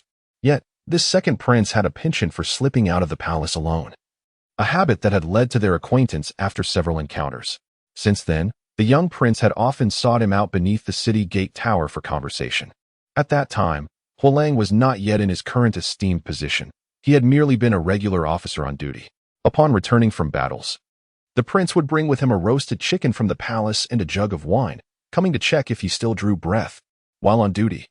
Consuming alcohol was out of the question, so they would share the chicken and discuss matters of the battlefield. As for the wine, being of lower rank, he had been tempted by the palace's exquisite offerings, accepting them with a semblance of reluctance, only to enjoy them in the privacy of his home. The second prince, being quite adept in martial affairs, often sought his counsel on strategies of warfare and the art of command. Lang had shared with him a wealth of experience garnered from countless battles. Lang sighed, shaking off the gleaming armor that adorned him, stroking his beard thoughtfully. 9th rank, indeed. Wait, am I becoming a supporter of the second prince? Beneath the city gate, a young eunuch with a smooth, beardless face awaited. Oh, your highness. How I have missed you. The eunuch, Lu Jian, exclaimed upon catching sight of Zeyue, rushing forward eagerly. Zeyue extended his foot, intending to kick, and said, "Don't come any closer. Go away." Lu Jian gazed at the handsome young master he had served since childhood with a look of quiet resentment, obediently halting his steps. Since his highness moved out of the palace last year, he had remained in the moonlit palace, attending to the concubine Yin. The previous evening, eunuch Li Lianin had approached him, informing him that the second prince would be entering the palace the following day, and that he was to greet and accompany him. Thus, he arrived early today to await his arrival. Is his highness planning to visit every palace today? Lu Jian inquired earnestly. Of course, Zeyue replied, stretching his body in a grand yawn and flexing his legs. The imperial palace is no small place. Traversing its expanse would surely be exhausting. Since he was already here, he might as well make a round of it. Upon entering the palace gates, Zeyue navigated the familiar corridors with ease, heading straight for the Yangshin Hall where the Empress Dowager resided. Lu Jian closely followed behind, saying, "Your Highness, the ladies of the palace are quite concerned about you. Yesterday, I accompanied concubine Yin to the Yangshin Hall, and the Empress Dowager scolded her for not informing her sooner about the assassination attempt on you." Zeyue shook his head, saying, "The elderly tend to worry excessively. And you, a group of sycophants, always feel the need to relay matters to your superior. Was it that fellow who slandered me before the Empress Dowager regarding my assassination attempt?" Lu Jian wore a bitter expression, replying, "How would a mere servant know? I spend my days in the Yanfei Palace, far removed from the presence of Her Majesty." Zeyue let out a soft sigh, deciding not to delve any deeper into the matter. After all, one could not completely block the eyes and ears of the elderly matriarch, could one? As he conversed with Lu Jian about recent happenings in the palace, he strolled along the bluestone path, soon arriving at the Empress Dowager's Yangshin Hall. Upon entering the courtyard, Zeyue immediately noticed 2 rows of palace maids standing at the entrance, quietly chattering among themselves. The moment the maids spotted Zeyue, they paused in surprise, then uniformly bowed and greeted him, saying, "We humbly greet your highness." Zeyue cast a glance at Lu Jian, who whispered, "They are from the Eastern Palace." Zeyue nodded slightly. Observing the grandeur of the occasion, he surmised that his sister-in-law had also arrived. He touched the jade pendant hanging at his waist and couldn't help but smile faintly. Striding into the hall, he called out loudly before the eunuch at the entrance could announce his arrival, "Grandmother, your grandson has come to see you." Inside the hall, the fragrant scent of sandalwood enveloped him. After taking a few steps forward, he beheld an elderly figure seated upon a couch, enveloped in a thick brocade robe. The old woman, with her hair streaked with gray and her face adorned with numerous wrinkles etched by the passage of time, emanated a serene countenance. Her lips were pressed together in a gentle smile, exuding an aura of boundless kindness. Startled by the sudden exclamation, the elderly lady turned her head towards the entrance, initially taken aback by the audacity of someone daring to shout in her tranquil abode. Yet, In an instant, she regained her composure. Reflecting on how age had crept upon her, for such a youthful voice could only belong to a cheeky little rascal, just as she mused. A handsome young lad burst through the door, clad in a crimson robe and a flowing black cloak, grinning widely at her. "Grandmother, your grandson pays his respects. May you be at peace." Zeyue knelt before the Empress Dowager with a smile, bowing his head in respect. "Rise, you pretender," she gestured dismissively, instructing the eunuchs in the hall to bring forth a stool. "Thank you, my lady." Zeyue rose from the ground with a playful grin, then turned to glance at the beautiful and gracious woman seated beside the Empress Dowager. Zeyue had met his sister-in-law before. "How is she faring?" Zeyue bowed once more. "There is no need for such formalities, my dear uncle. I am perfectly well," replied the crown princess, rising to return the bow to Zeyue with a radiant smile. Though the Li family has ascended to celestial heights, before the venerable matriarch, the Empress Dowager, the two grandsons refrained from addressing each other with formal titles, opting instead for familiar terms of endearment. This pleased the Empress Dowager immensely. After completing the necessary formalities, Zeyue let out a sigh of relief. Feeling the intense warmth radiating from the palace floor, he removed his cloak and handed it to Lu Jian behind him, before finally settling onto the stool recently brought over by the eunuchs. The Empress Dowager observed with narrowed eyes, noticing the young man's fluid movements and vitality reminiscent of his former self, which reassured her greatly. Upon hearing that the crown prince's uncle had been ambushed by rebels and injured some days prior, she had contemplated sending nourishing medicinal herbs to his residence, but learned that the princess had already done so, thus refraining from further action. She wondered how her uncle was faring in his recovery. The crown princess, glancing at the familiar jade pendant hanging from Zeyue's waist after he had removed his cloak, felt her gaze soften as she inquired. Zeyue chuckled softly and replied, "I appreciate your concern, sister-in-law. The injuries I sustained were not particularly severe. After a few days of rest and medication, I am quite well now." He smirked, adding, "One must acknowledge that as a ninth-tier martial artist, my physique is remarkably resilient. In the days when your grandfather rose to power, I could have established my own sect and become a leader among men." At that moment, the Empress retorted with a cold mockery. Zeyue grimaced, "Grandmother, what chaos that would have been. The land would be rife with warlords, each vying for supremacy. It is not merely the matter of a ninth-tier martial artist. Any individual commanding 100 subordinates could easily declare themselves a king and seize a county as their capital. Please, spare me your jests." The Empress Dowager let out a cold snort. "I have heard that the assassin had no opportunity to strike. It was you who dismissed the guards, allowing the assassin to approach you." The grandson replied, at that moment, "I truly did not anticipate that the monk would dare to act. Otherwise, I would have ensured he remained at least 3 meters away from me, and he would have been swiftly dealt with by a volley of arrows." Zeyue innocently raised his hands in a gesture of surrender. "How can you be so careless? Do you truly believe that the Li family holds dominion over this realm? Just because you possess this esteemed status, do you think no one would dare to lay a hand on you?" The Empress Dowager admonished, "Let me assure you, we have many enemies. If you continue to act so recklessly, I shall break your legs myself before any assassin gets the chance to do so. Let us see how audacious you can be then, you insolent wretch." "Grandmother, please do not be angry. Your grandson has taken your words to heart," Zeyue replied, rising once more to pay his respects to the Empress Dowager. Observing her grandson's outwardly obedient demeanor, the Empress Dowager could not ascertain whether he truly heeded her counsel, and she let out a weary sigh. At that moment, the crown princess interjected, "My dear uncle is not a reckless individual, having learned from this lesson. He will surely proceed with caution in the future. Your Majesty, please do not be enraged." Zeyue cast a grateful glance at the crown princess. He was aware that his visit to the palace today would likely result in reprimand and had mentally prepared himself for it. However, he was pleasantly surprised that the crown princess would speak a few words on his behalf. He couldn't help but kiss Shushan twice in his heart. The Empress Dowager is not angry. Anger would only harm her own health. The elderly lady shot him a sidelong glance, finally ceasing her insistence on the matter. "Let us not dwell on this. What time did you rest yesterday, esteemed elder? Did you see the fireworks last night?" The crown princess took the initiative to change the subject. The Empress Dowager chuckled softly. "Indeed, I saw them. It has been quite some time since I witnessed such splendid fireworks in the capital. I wonder which family set them off. After all, His Majesty prohibits the accumulation of large quantities of gunpowder within the city to prevent any unfortunate accidents that could lead to explosions." The crown princess nodded and then playfully turned her gaze towards Zeyue. "Did you see them last night, little uncle?" Li Zeyue, with a composed demeanor, nodded gently. At that moment, he happened to be admiring the moon with Qing Yao at the stargazing pavilion. The crown princess, relentless yet smiling, inquired, "Uncle, having resided outside the palace for an extended period, do you know whose fireworks lit up the night sky yesterday?" The Empress Dowager seemed to discern something from her granddaughter-in-law's words and shifted her gaze to Li Zeyue's face. Li Zeyue, feeling helpless, shrugged his shoulders and admitted, "All right. It was me."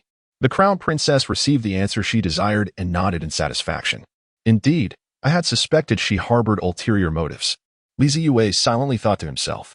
Last night, it was you who sent someone to set off fireworks, taking the girl Qing Yao along to admire the view from the star-picking pavilion? The Empress Dowager suddenly realized. Li Zeyue chuckled softly. After all, she is your future granddaughter-in-law. It would be prudent to keep her in good spirits. The crown princess discreetly cast a glance at the Empress Dowager. Indeed, upon hearing these words, the Empress Dowager involuntarily furrowed her brow. "You rascal. You spend your days spouting nonsense. When has Qing Yao ever been betrothed to you? Do not speak carelessly and tarnish the young lady's reputation. Whether there is a betrothal is merely a matter of your decree, is it not? You are well aware that Qing Yao and I have grown up together, sharing a deep bond. Surely you would not wish to part us. Moreover, you know Qing Yao's character. If you miss the opportunity with her, where else would you find such a remarkable granddaughter-in-law?" Li Zeyue, emboldened, disregarded the presence of the crown princess and began to speak eagerly. The Empress Dowager took a breath and waved her hand, saying, "This girl Qing Yao has grown up before my knees. She is indeed a good one. I am aware of the matters between the two of you, but this requires a thorough discussion with your father. Do not mention it again." "I will respectfully comply with the Empress Dowager's decree." Li Zeyue had long anticipated this outcome and was not overly disappointed. He merely jestingly bowed to the Empress Dowager, indicating that he was well aware of the situation. The Empress Dowager nodded, knowing the boy was prudent. However, she cast a glance at the serene expression of the crown princess. Her granddaughter-in-law had come to pay her respects so early in the day. Once the second son arrived, he subtly stirred the events of the previous night. Alas, she thought, it was not a matter of ease. Li Zeyue once again spent some time in the Sinang Palace, engaging in casual conversation with the Empress Dowager. Contemplating other matters within the palace that required his attention, he took the initiative to bid farewell to her. Upon leaving the Sinang Palace, Li Zeyue let out a long sigh of relief. He had already accomplished half of his objectives for the day. The resplendent fireworks that illuminated the city yesterday marked his first step, while today's forthright discussion with the Empress Dowager represented his second stride. By candidly expressing his feelings towards Qing Yao to the Empress Dowager, he sought to gauge her stance. There appeared to be no overt signs of resistance or opposition. In fact, she seemed somewhat uncertain in her response. Ultimately, the power of decision still lay with the emperor. Li Zeyue helplessly shook his head. At this moment, it was still early spring, and the exquisite trees and flowers in the inner palace had yet to unveil their beauty. Naturally, Li Zeyue had no intention of lingering to admire them. Instead, he quickened his pace towards the palace where Mu Fei resided. Unlike the empress and Yin Fei, who were both married to the emperor during his tenure at the crown prince's residence, Mu Fei was a consort taken after the emperor ascended the throne. This was inevitable.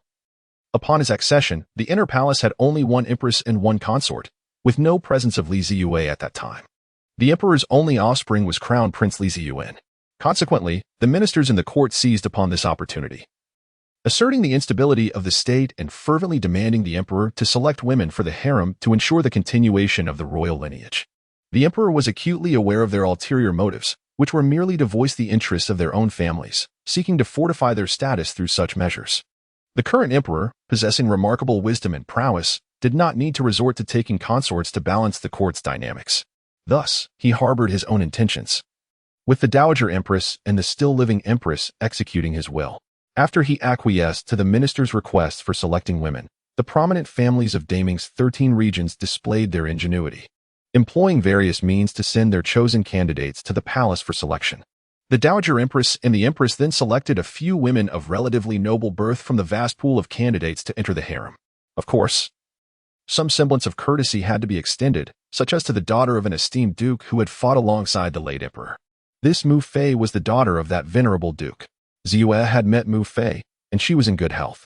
Inside the hall, Li Zeyue respectfully saluted Mu Fei. "I am well, Zeyue. You may rise. It is rare for you to visit me. Do not be so formal," Mu Fei replied gently, her voice soft and soothing. Li Zeyue rose from his seat and settled onto the stool brought by the palace maid, engaging in light-hearted conversation with consort Mu. In his youth, Li Zeyue, emboldened by his status and age, along with his penchant for mischief, would roam freely throughout the various palaces, keenly observing and discerning the personalities of the different consorts. Among them, the Ho-Hot Palace of Consort Mu was his favored retreat during those formative years. At that time, Consort Mu was merely 20 years old and without offspring, and thus treated the young Li Zeyue with remarkable tenderness, which in turn deepened his affection for her. Unlike the confines of the palace, where every action required utmost caution, if one found the guards of their residence lacking, one could directly seek assistance from the Duke's manor. The consort would certainly correspond with her father on the matter. Having heard of Li Zeyue's circumstances, Consort Mu inquired about his health and promptly made a promise. Li Zeyue felt a warmth in his heart and waved his hand with a smile, saying, "There is no need for concern, and the guards in my residence are all former imperial bodyguards, more than capable of ensuring my safety." "That is reassuring," Mu Fei replied with a slight nod. No longer insisting on the matter, Li Zeyue glanced around, and aside from the palace maid standing by, there was a eunuch at the door, head bowed. He inquired, "Where is Xiaoxi? Why is he not here?" Xiaoxi, Li Zifeng, was the son of Consort Mu and had just turned 6 this year. Mentioning her son, a hint of worry crossed Consort Mu's gentle brow as she replied, "I sent him to the side hall to copy characters. He consistently struggles with writing. And at 6 years old, he can hardly recognize a few words. It has been quite distressing for me. I remember that when you were 6, although a bit mischievous, you grasped reading and writing remarkably well, nearly possessing a photographic memory. At such a tender age, you could even engage me in discussions about the classics. Yet your younger brother is so lacking. I truly do not know what to do." Li Zeyue smiled gently. Mu Fei was an avid reader, one of the few intellectuals within the palace, and she was quite strict regarding her child's education. To claim that Xiaoxi is utterly lacking must be an exaggeration. It simply reflects her elevated expectations for her child. "Aunt, Xiaoxi is already 6 years old. The past couple of years of your guidance were beneficial, but it is now time to hire a tutor for him," Li Zeyue advised gently. Mu Fei let out a soft sigh, acknowledging, "It should indeed be so. I am aware of that. Yet, alas, I cannot seem to find a suitable mentor. I cannot possibly seek out a minister for this task. Feng'er is not the crown prince and lacks the necessary qualifications." Suddenly, Mu Fei was taken aback and lifted her head. The surrounding palace maids and eunuchs immediately lowered their heads, feigning ignorance of the conversation. Overcome with a sense of regret, Mu Fei realized it had been quite some time since she had engaged in such a leisurely chat with Zeyue. It felt reminiscent of when he was merely a child. Her heart relaxed momentarily, leading her to utter words that bordered on impropriety. To her surprise, however, Li Zeyue burst into hearty laughter. "Who says there are no qualifications? Neither Zeyue nor I are the crown prince, yet we both study under that esteemed figure. What of the court officials? The grand tutor is also a court official. Why is it that the crown prince, I, and Zeyue can seek knowledge from the grand tutor, but it is deemed unacceptable for Xiaoxi?" Mu Fei's eyes widened in astonishment. "Are you suggesting that Zifeng should study under the grand tutor? But the grand tutor is already advanced in years and has ceased to instruct royal and noble offspring." Li Zeyue clarified, "He may no longer enter the palace to teach, but that does not mean he has stopped imparting knowledge altogether. Zeyue is still compelled by Consort Yin to attend classes at the Grand Tutor's residence from time to time. I shall visit the Grand Tutor's residence tomorrow to discuss this matter with him. He is idle and will undoubtedly not refuse," Li Zeyue explained. Mu Fei's heart swelled with joy. "Then I entrust this matter to you, Zeyue." "Such words are unnecessary. It is only right," Li Zeyue replied, waving his hand with a sense of grandeur.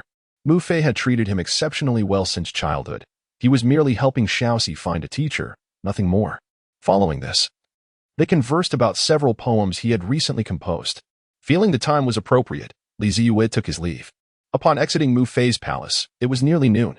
Li Zeyue stretched languorously, expressing his relief at finally being able to return to the moonlit palace for a well-deserved rest. Following closely behind, Lu Jiandao remarked, "Just now, Yan Fei dispatched someone to urge His Highness to hurry over, stating that if he does not arrive soon, he need not return at all." Li Zeyue curled his lips in disdain. Was it truly necessary to be angry simply because he was a little late in seeking her out? Though such thoughts occupied his mind, his footsteps unconsciously quickened. As he journeyed toward the moonlit palace, his spirits lifted considerably. In his eyes, visiting the Empress Dowager at Xinang Palace for a chat with his grandmother was undoubtedly pleasant, yet he could not completely relax as a weighty task lingered in his heart. His visit to Ho-Hot Palace to see concubine Mu was also enjoyable, but that place was ultimately not where he belonged. In his heart. Returning to the moonlit palace felt akin to coming home. Standing at the familiar entrance of the courtyard, he gazed at the towering osmanthus tree. Although he had just been there a few days prior, his state of mind had changed significantly. Oh dear, which young master is this? He remembers to come back. A familiar voice of banter reached his ears before he had the chance to speak. Zeyue turned his head and beheld Yanfei, who sat gracefully upon her chair. While Jin Shu occupied the seat beside her, Pearly Zila stood forlornly to the side. Mother, Zeyue chuckled softly as he approached. Yanfei gently admonished, "Oh, do not call me mother. Go to Ho-Hot Palace and address that lady instead. She is gentle and demure, perfectly suited to be your mother." Li Zilu and Jin Shu exerted great effort to suppress their laughter. "What do you mean?" they exclaimed. "I have exhausted myself running around the palace just to share a meal with you at noon. And now, not only have I been denied the meal, but I have not even seen a pleasant face. What kind of situation is this?" Li Ziyue protested indignantly. "Humph. Who told you to visit that Mu Fei first? I have long been aware of your close relationship with her. To think that I even circumvented her, yet you went to see her before me." Yanfei remained relentless. "Do as you wish. I am weary now and shall retire to rest." Li Ziyue chose to disregard Yanfei entirely. Seeking solace on a soft wooden couch where he reclined and closed his eyes. "Hey, you rascal." Yanfei, infuriated, rose abruptly and approached the couch, grasping Li Ziyue's ear firmly. "Get up this instant." "I refuse." "Get up." "I simply will not." Lu Jian stood at the doorway, observing with a calm demeanor. His mind detached from the unfolding scene. In truth, he had grown accustomed to such antics long ago. Yet, a twinge of sentiment welled within him as he reflected on this peculiar family, which bore little resemblance to the imperial household. After a brief struggle with Li Ziyue, Yanfei grew fatigued, her anger simmering as she pulled out a chair and took a seat. Li Ziyue then descended from the wooden couch, playfully assisting Yanfei onto the wooden seat, while he took a seat upon the stool. "Have you recovered?" "I've been well for quite some time." Li Ziyue shook his shoulders and patted his chest, signaling that he was in excellent health. "I heard that when you visited the Empress Dowager today, the crown princess was also present?" Yanfei cast a glance at her son, whom she had raised with great care, and inquired. "Indeed." Li Ziyue raised an eyebrow and continued, "Moreover, I boldly requested the Empress Dowager for permission to marry Qing Yao in her presence." "What?" Not only was Yanfei taken aback, but Jin Shu and Li Ziyu also appeared incredulous. "What did the Empress Dowager say? Have you lost your senses? How could you speak of such matters so openly?" Yanfei hurriedly questioned. Li Ziyue chuckled softly. "What of it? Did you see the fireworks last night? They were my doing. At that moment, I was with Qing Yao atop the star-gathering tower, and it was you who procured the order from Father Emperor for us to visit. The household has already begun to disseminate the news. It won't be long before the entire capital learns that the second prince, Li Ziyue, has orchestrated the most magnificent display of fireworks since the founding of Daming for the eldest daughter of the Duke of Dingbei." Consort Yin waved her hand, signaling the palace maids and eunuchs to exit. "Now, tell me, what are your true intentions? Do you truly believe that a mere display of fireworks could persuade His Majesty to betroth Qing Yao to you?" Consort Yin furrowed her brow, her tone grave. "Of course, I do not harbor such naive thoughts," he replied.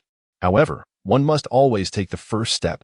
If we continue to remain in this ambiguous state with Qing Yao, it will ultimately lead to naught." Li Ziyue scratched his head, and Yanfei sighed. "The matter between you and Qing Yao is surely not so simple. You must prepare yourself in advance." "I am aware of that," he replied. Li Ziyue nodded, then rubbed his belly, glancing at the table set within the hall. He exclaimed, "I am nearly starving. Why has the lunch not yet arrived?" Jin Shu approached the entrance and looked towards the courtyard, saying, "They're all waiting at the door. Let them come in." The eunuchs carrying the food boxes hurriedly entered, methodically arranging the dishes on the table. Lu Jian stepped forward, took the chopsticks from the small eunuch, sampled each dish to ensure they were free of poison, and then quietly retreated. "Let the feast commence." Upon Yanfei taking her seat, Li Ziyue cheerfully joined Jin Shu and Li Ziyu at the table, picking up his chopsticks in preparation for the meal. Li Ziyue could no longer contain his impatience. He wished for Lu Jian to fetch another portion from the imperial kitchen. Just then, a cacophony of noises erupted from the courtyard. "His Majesty has arrived." Li Lianin's sharp voice pierced through the air. "TSK, the freeloader has arrived." Li Ziyue, with an expression of helplessness, set down his chopsticks. Yanfei cast a reproachful glance at him and remarked, "What are you talking about? Hurry and welcome His Majesty." With that, she hurried towards the entrance. The three siblings exchanged glances, rose to their feet, and followed Yin Fei. Before they could exit, the emperor, clad in a black imperial robe, strode into the hall with an air of authority. "I have seen your majesty," said the concubine. "I have seen father," the son added. The emperor waved his hand, saying, "No need for formalities, rise." Zeyue straightened his posture and gazed at the unexpected visitor who had just intruded. His countenance remained resolute, with several lines etched upon his face, yet he did not appear aged, having occupied the exalted position for many years. His every gesture exuded the authoritative demeanor of an emperor. Yin Fei, with a cheerful smile, supported the emperor and remarked, "Your Majesty, what has prompted you to visit the Moonlit Palace today without sending word in advance? I was unprepared for your arrival." The emperor, regarding his beloved consort of several decades, allowed the corners of his eyes to soften and replied, "Today's affairs are few. Having just concluded reviewing memorials, I thought to take a leisurely stroll here. I have heard that the dishes prepared for the Moonlit Palace surpass those of other courts in flavor, so I wish to sample them myself.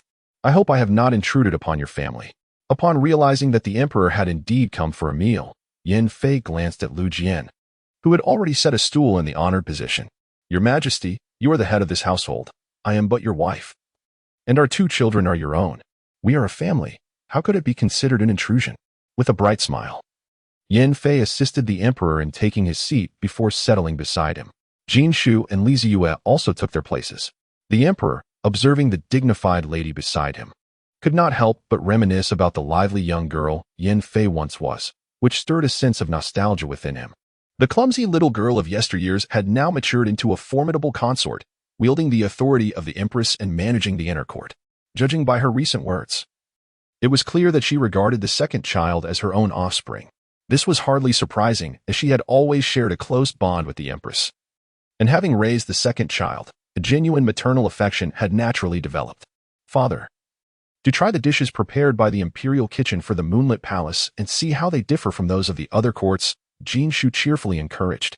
The emperor nodded with a smile, glancing at his daughter, who bore a resemblance to Yin Fei in her youth and had always been his favorite. He picked up his chopsticks and began to eat. It had been quite some time since he had shared a simple family meal with his wife and children, and his spirits were high. Since the empress's passing, he had often felt that the Moonlit Palace was the closest semblance of home in the desolate imperial residence. However, when one is in a good mood, there inevitably arises someone to disrupt that tranquility. Starving, Zeyue, sensing the emperor had finally finished his preamble, eagerly seized his chopsticks and began to devour his rice with great speed. The emperor frowned at the gluttonous display of his second son and scolded, "Have you not eaten in 3 days? Why the haste?" Zeyue raised his head in a daze, with grains of rice adorning the corners of his mouth. "It is not a fault," I pondered. "There is no harm in eating quickly during a meal." In response to my father, the emperor, I expressed that it had been a long time since I dined with you, which brought me great joy, and consequently, my appetite was insatiable, leading me to eat rather hastily. Zeyue spoke nonsensically. Just after taking a bite of rice, Zeyue couldn't help but spray the grains out of his nose. The emperor shot a glare at Zeyue. Zeyue could not help but retract his head slightly. "The mere sight of me whets your appetite. One can only imagine how you would be if you were to share a meal with the maiden Qingyao, likely so overwhelmed with excitement that you might swallow the porcelain bowl whole." The emperor spoke with a hint of detachment. Upon hearing this, concubine Yin and Jinshu immediately tensed, casting a glance at Zeyue. "If that were indeed the case, I would not be averse to dining either," Zeyue replied with a playful grin. The emperor snorted coldly, choosing not to pursue the topic further. He picked up his chopsticks and began to eat, then shifted the conversation. "The monk who attempted to assassinate you has had his identity confirmed. Who is it?" Since the emperor had chosen not to elaborate on Zhao Qingyao, Zeyue felt it inappropriate to press for details, and thus followed his lead. That monk from the Xiangguo temple had long struck Zeyue as peculiar. His reckless attack disregarded not only his own life but also the lives of all the monks in the temple, which baffled him. If he were indeed a rebel from the Taijie sect, there would be no rationale for attempting to kill Zeyue. Such an act would not only jeopardize their own escape but also plunge the entire Xiangguo temple into an abyss from which there would be no return. The consequences of his actions were evidently severe. The emperor's fury had led to the incarceration of the entire temple, while all Taijie sect strongholds in the capital were eradicated. This was hardly the conduct one would expect from a seasoned spy. Assassinating Zeyue would yield no benefit for the Taijie sect. That monk was originally from the Northern Dynasty, having wandered to Xianghua Temple 30 years ago, where he remained ever since. The officials suspected him of being a spy sent by the Northern Dynasty, and, upon discovering that Xianghua Temple was a stronghold of the Taijua sect, he had remained in hiding until the night of your assassination attempt. The emperor articulated the findings of Zhao Ji's report with precision. The three at the table listened intently, fearful of missing even the slightest detail. Zeyue was suddenly enlightened. If that monk adhered to the Northern Dynasty's identity, then his actions became comprehensible. Under the guise of being a rebel of the Taiju sect, he had evidently harbored no intention of continuing his existence. After all, merely being associated with the Taiju sect would lead to inevitable imprisonment and death. Instead, eliminating Zeyue would deprive the emperor of Daning of a son, which could be seen as a favorable act, further intensifying the conflict between the Daning court and the Taiju sect, thereby complicating the situation in Daning. For the Northern Dynasty, this was a matter of countless benefits with no repercussions. Observing the understanding in Li Ziyue's eyes, the emperor nodded, acknowledging that the second prince was indeed astute. The infiltration of the Northern Dynasty into Daning was alarmingly severe, with even a monk being a pawn hidden for 30 years, erupting unexpectedly at a critical moment. Li Ziyue sighed heavily and continued, "Fortunately, my martial prowess is unparalleled. I did not fall victim to his treachery." A large question mark appeared above the heads of the emperor and concubine Yin, a renowned master, incapacitated for 3 days by a strike from a monk of the Guanyin realm? The emperor mocked. Li Ziyue, his face flushed, argued. That was a desperate strike from a thief, so naturally it was rather fierce. Laughter filled the dining table, and the tension caused by the emperor's sudden arrival dissipated. Very well, since your martial prowess is so remarkable, I shall assign you a task. Do you dare to accept? The emperor continued. Li Ziyue felt a stir in his heart and inquired, "What task?" The emperor replied coldly, "It is I who is asking you." Li Ziyue pressed his lips together and forced a smile, saying, "What is there to fear?" The emperor nodded and replied, "Not long ago, your elder brother recommended you to me as an examiner for this year's spring examination, but I declined. However, upon further reflection, it seems rather unproductive for you to spend your days idly. The spring examination is approaching, and you had some dealings with the Ministry of Justice recently. Do you not pride yourself on your unparalleled martial prowess? Therefore, I appoint you to observe the Ministry of Justice and oversee the 13 offices therein. Your current task will be to ensure the safety of the capital during this year's spring examination and to facilitate its smooth execution. What say you?" Li Ziyue was taken aback. This was the first time the emperor had tasked him with a mission, entrusting him with the management of the 13 yamen. With no time to ponder deeply, Li Ziyue rose to his feet and knelt on the ground, saying, "Your humble servant accepts the decree." "Indeed," the emperor replied, a faint smile gracing his face. "There are some disturbances in the north, and Duke Dingbei is handling the external threats on my behalf. You shall diligently safeguard the spring examination and ensure no internal strife arises." "Understood."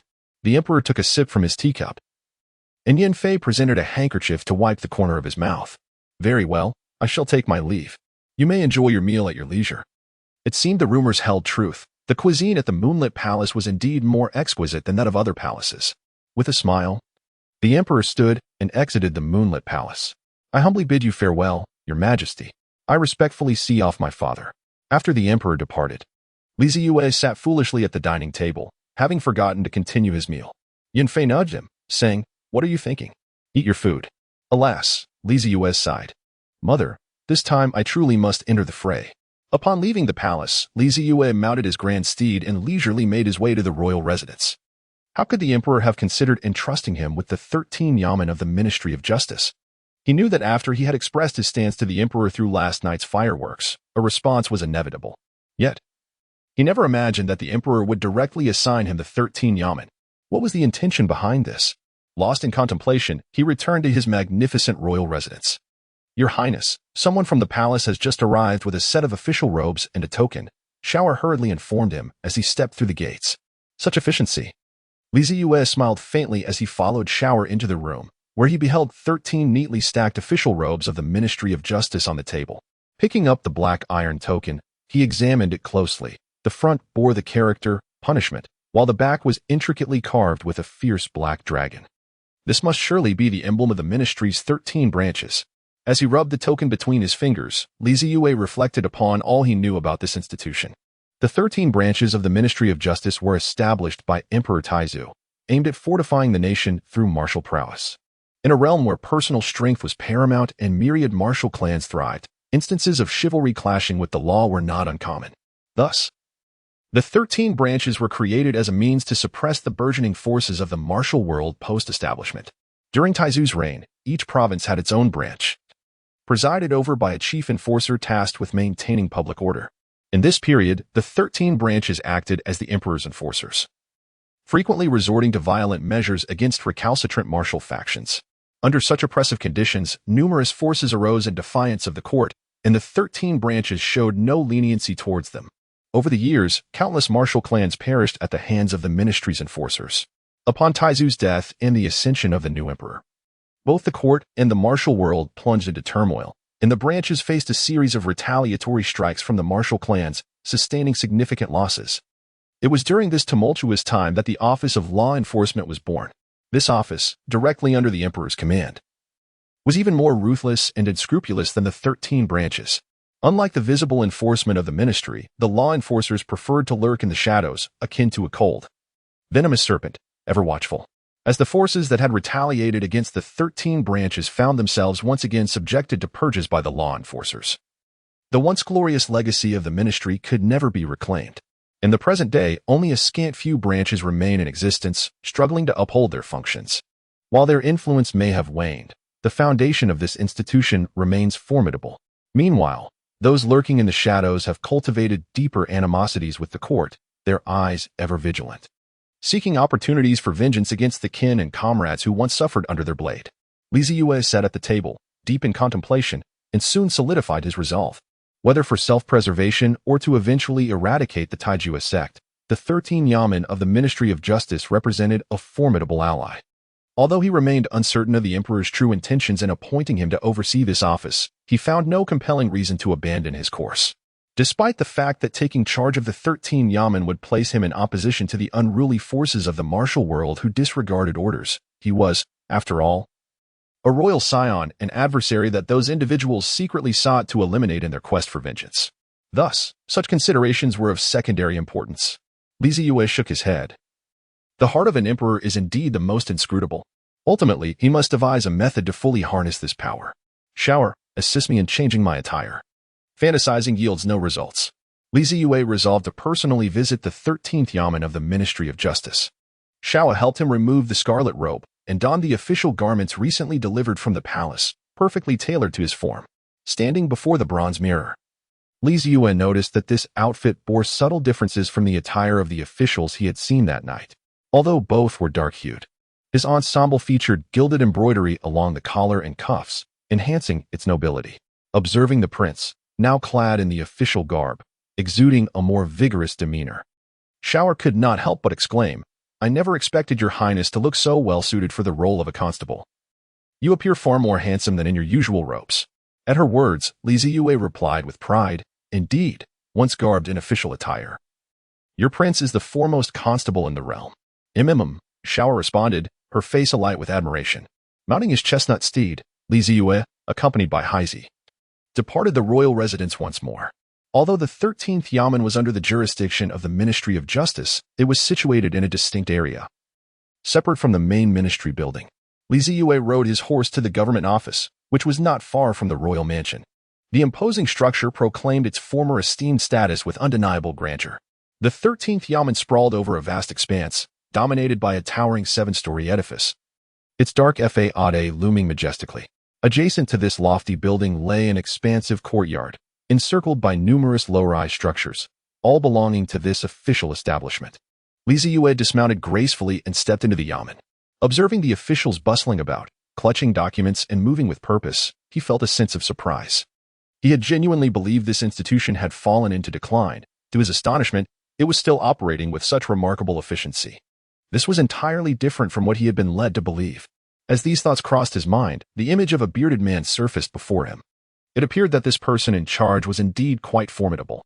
The officials moved briskly. After all, the 13th yamen ostensibly oversaw affairs of the realm, with responsibilities for apprehension, pursuit, and interrogation. The ability of Zhang Su, the one in charge, to rejuvenate such an establishment was evidently significant. Zeyue stood at the entrance for quite a while, and seeing no one pay him any mind, he finally approached a young constable. "Excuse me, is Chief Zhang in the yamen today?" Lu Yang, holding a thick stack of documents, was making his way to the archives. Recently, a group of monks from the Xianghua temple had been apprehended and imprisoned in the yamen. Their true identities revealed as rebels of the Taijue sect concealed within the capital. It was rumored that they had audaciously attempted to assassinate His Highness, the second prince. The documents he carried contained their confessions in full. Suddenly, someone halted his progress. Lu Yang instinctively tightened his grip on the papers, casting a wary glance at the newcomer. Noticing the individual was clad in the official attire of his own yamen, Lu Yang's sharp gaze softened slightly. However, as he scrutinized the figure more closely, he noted the person's striking features, sharp brows and bright eyes, yet he could not recall such a character existing within the yamen. Lu Yang's expression shifted back to one of caution. "Excuse me, is Chief Zhang in the yamen today?" The newcomer inquired with an amiable smile. Lu Yang paused, realizing that the Chief Zhang mentioned must refer to the esteemed Lord Zhang Su, for he was the only Zhang in the yamen. Yet, how odd that this person, dressed in his own yamen's official garb, would phrase the question in such a manner as to say, "Your Chief Zhang?" The more Lu Yang pondered, the more suspicious he grew, and he discreetly gestured with one hand behind him. The constables bustling within the 13th yamen had initially paid little attention to the individual donned in similar attire, but upon noticing Lu Yang's signal, they all came to a halt. Zeyue's ears were attuned to the ominous sound of crossbows being drawn. Lu Yang, with a smile that barely masked his disdain, clasped his hands and inquired, "May I ask what brings you, esteemed colleague, to seek out Master Zhang?" Under the weight of so many bolts, Zeyue felt an immense pressure.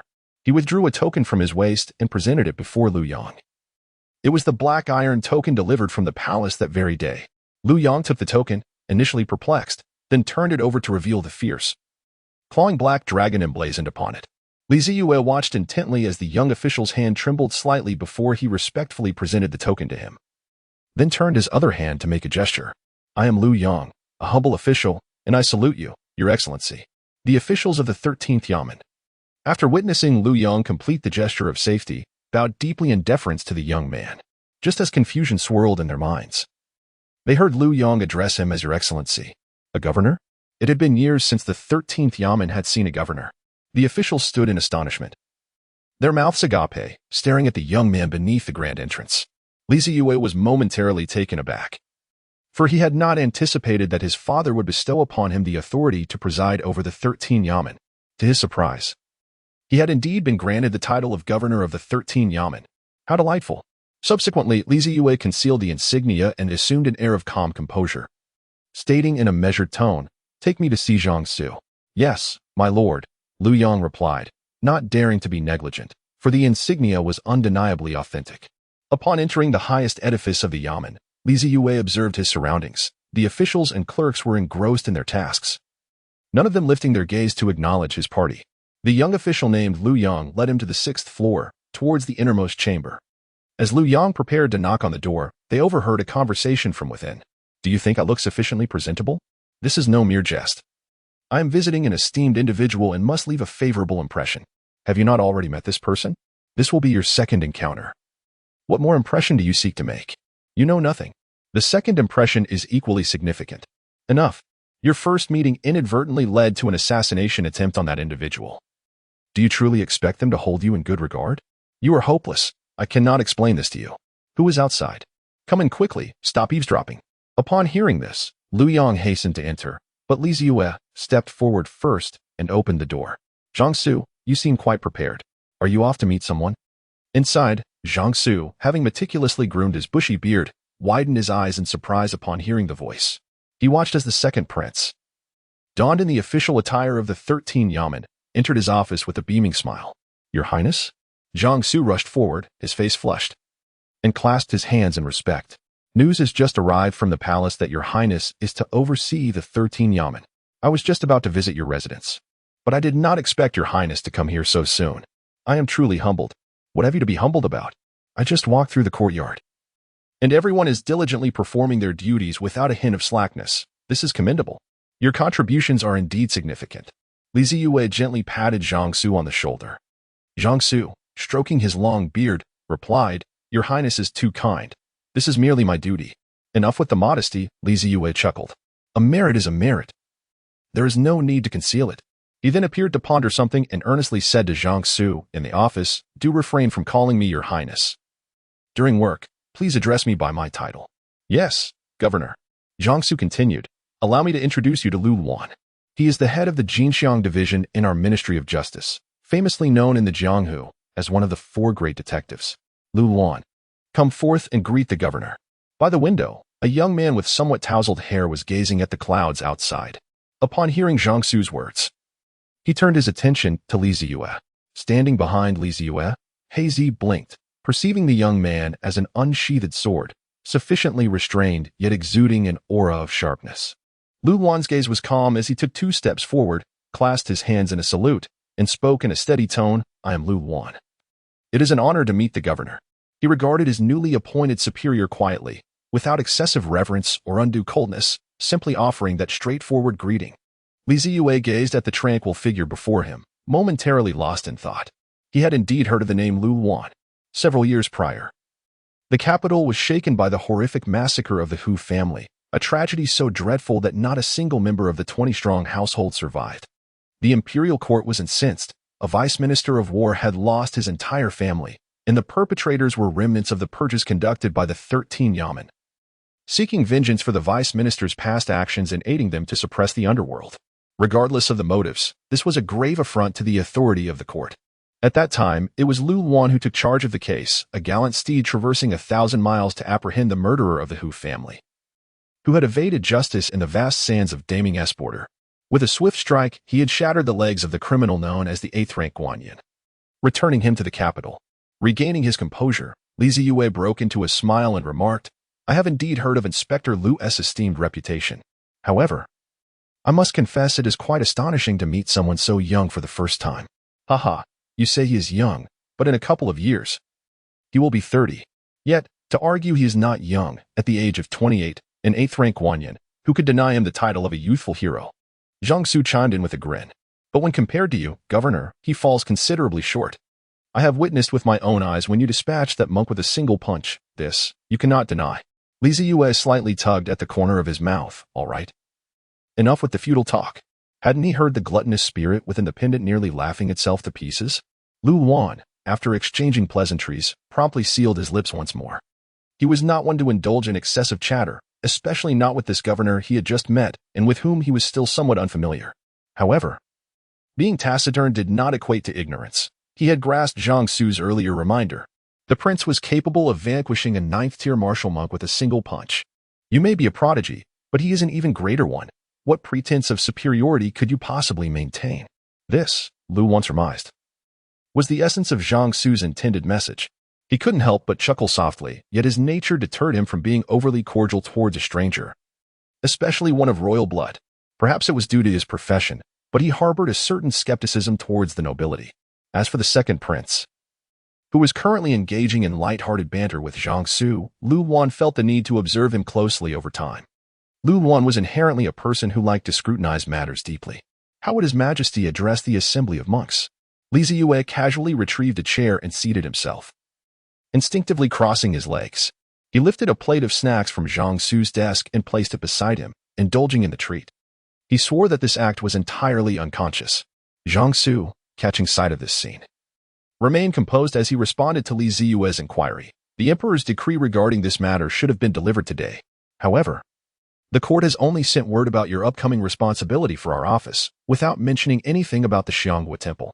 Zeyue pondered for a moment and said, "Let me examine their testimonies." Lu Yang, who had been standing inside the room, hurriedly stepped forward and handed the stack of documents to Zeyue. Zeyue took the testimony and began to examine it meticulously.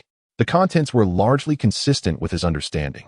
Most of the young monks were unaware, while the senior monks of Xianghua Temple and their prominent disciples were well informed. The testimony revealed that each year, Xianghua Temple would dispatch the majority of its incense, money, and information from the capital to the Taijue sect. This clandestine arrangement had been ongoing for 2 decades, during which the Taijue sect had gradually infiltrated Xianghua Temple. A few young disciples had even secretly become adherents of the Taijue sect without their master's knowledge, serving as instruments to monitor Abbot Huining. The Taijue sect indeed possessed considerable influence. Setting down the document, Zeyue rubbed his temples, expressing his frustration. "Your Highness, Do you intend to take action against the Zeyue sect? Jiangsu pondered, fully aware of Li Ziyue's title. However, Sichuan was the stronghold of the Zeyue sect, creating a somewhat awkward predicament for the prince at present. It remained uncertain whether the prince genuinely wished to eradicate the Zeyue sect or merely sought to establish a fief in Sichuan. One must recognize that doing so would irrevocably forfeit the legitimate claim to the throne. Jiangsu contemplated even more radical possibilities, such as raising troops to restore the monarchy after establishing a fief. The Zeyue sect is the greatest destabilizing factor within our dynasty. If the opportunity arises, it must be eradicated, Li Ziyue mused briefly before continuing. Do you believe there is room for maneuver in this matter concerning Shangwu Temple? At this, Jiangsu furrowed his brow and inquired, Your Highness, do you intend to use Master Huaning to draw the serpent from its lair? Jiangsu, always reliable when it came to serious matters, immediately grasped Li Ziyue's intention. Lu Luan also regained his focus, casting a profound glance at Li Ziyue. Indeed, I believe the situation at Shangwu Temple presents a prime opportunity to weaken the power of the Zeyue sect. Li Ziyue tapped his fingers gently on the table and nodded. Jiangsu's brow furrowed increasingly tight. Your Highness, what approach do you deem appropriate for this matter? The testimony of Master Huaning merely acknowledges his role as an insider for the Zeyue sect, yet it fails to elucidate his motivations for assisting them. However, considering the identity of the Zeyue sect's leader, Dongping, as a prince of the previous dynasty, and the status of Shangwu Temple, which was honored the week prior, it is not difficult for us to surmise that this Master Huaning is indeed a loyal minister of the former Zhou dynasty. Li Ziyue rose to his feet. Gazing earnestly at Jiangsu and Lu Luan, he spoke with gravity. This matter is of paramount importance. Dongping seeks to restore the nation, overthrow the great Ning, and re-establish the great Zhou. The support of the people is indispensable. If we were to proclaim the connection between Master Huaning and Dongping to the world in some manner, everyone would come to know that Huaning was a loyal minister who dedicated himself wholeheartedly to the former Zhou. At that point, we could disseminate news about the impending execution of the traitorous rebels from the Zeyue sect at the Shangwu Temple. What do you think? Will Master Dong choose to save them or not? Jiangsu's eyes brightened immediately, and he exclaimed, If he does not come to their aid, the people will surely perceive Dongping as a heartless and ungrateful individual, one who would abandon even those loyal subjects who have secretly supported him for decades. Such a person is hardly worthy of allegiance. However, if he chooses to intervene, it would play right into our hands, allowing us to concentrate our elite forces and capture all of them in one fell swoop. Li Ziyue nodded in approval. This is a clever stratagem, leaving him no option but to respond. The matter is indeed feasible. It is no wonder that he is the esteemed governor. Jiangsu stroked his long beard, expressing admiration as he clasped his hands in a gesture of respect, further offering Li Ziyue an additional wave of emotional support. Li Ziyue humbly waved his hand, stating that this was merely a preliminary proposal and that the specifics of its implementation would require thorough discussion. At that moment, Lu Luan, known for his remarkable decisiveness, suddenly stepped forward and declared, I will immediately arrange for personnel from various states to disseminate the information. Captain Lu, please hold on. Li Ziyue hastily called out to Lu Luan, who was turning to leave, saying, This matter is not yet settled. I plan to visit the palace tomorrow to request that our office handle these monks independently before making further plans. Lu Luan nodded in agreement and paused in his steps. Jiangsu continued, Our office often dispatches personnel on official duties. The 4 great captains and numerous other officials are currently engaged in various cases across the regions. Lu Captain has only just returned the day before yesterday. Once the plan is finalized, I will immediately send word to them, summoning all who can return. The 13 offices of the Ministry of Justice nominally oversee affairs in the martial world, necessitating personnel in various locales. While the capital is supported by the Jinwu Guard and the Kale officials, leading the 13 offices to not concentrate their efforts in the capital. This resulted in the rather awkward situation at the State Minister's Temple a few days prior. Had Lu Luan been present at that time, Jiangsu would not have hesitated to issue an order for immediate apprehension of the monks, and Li Ziyue would not have been injured.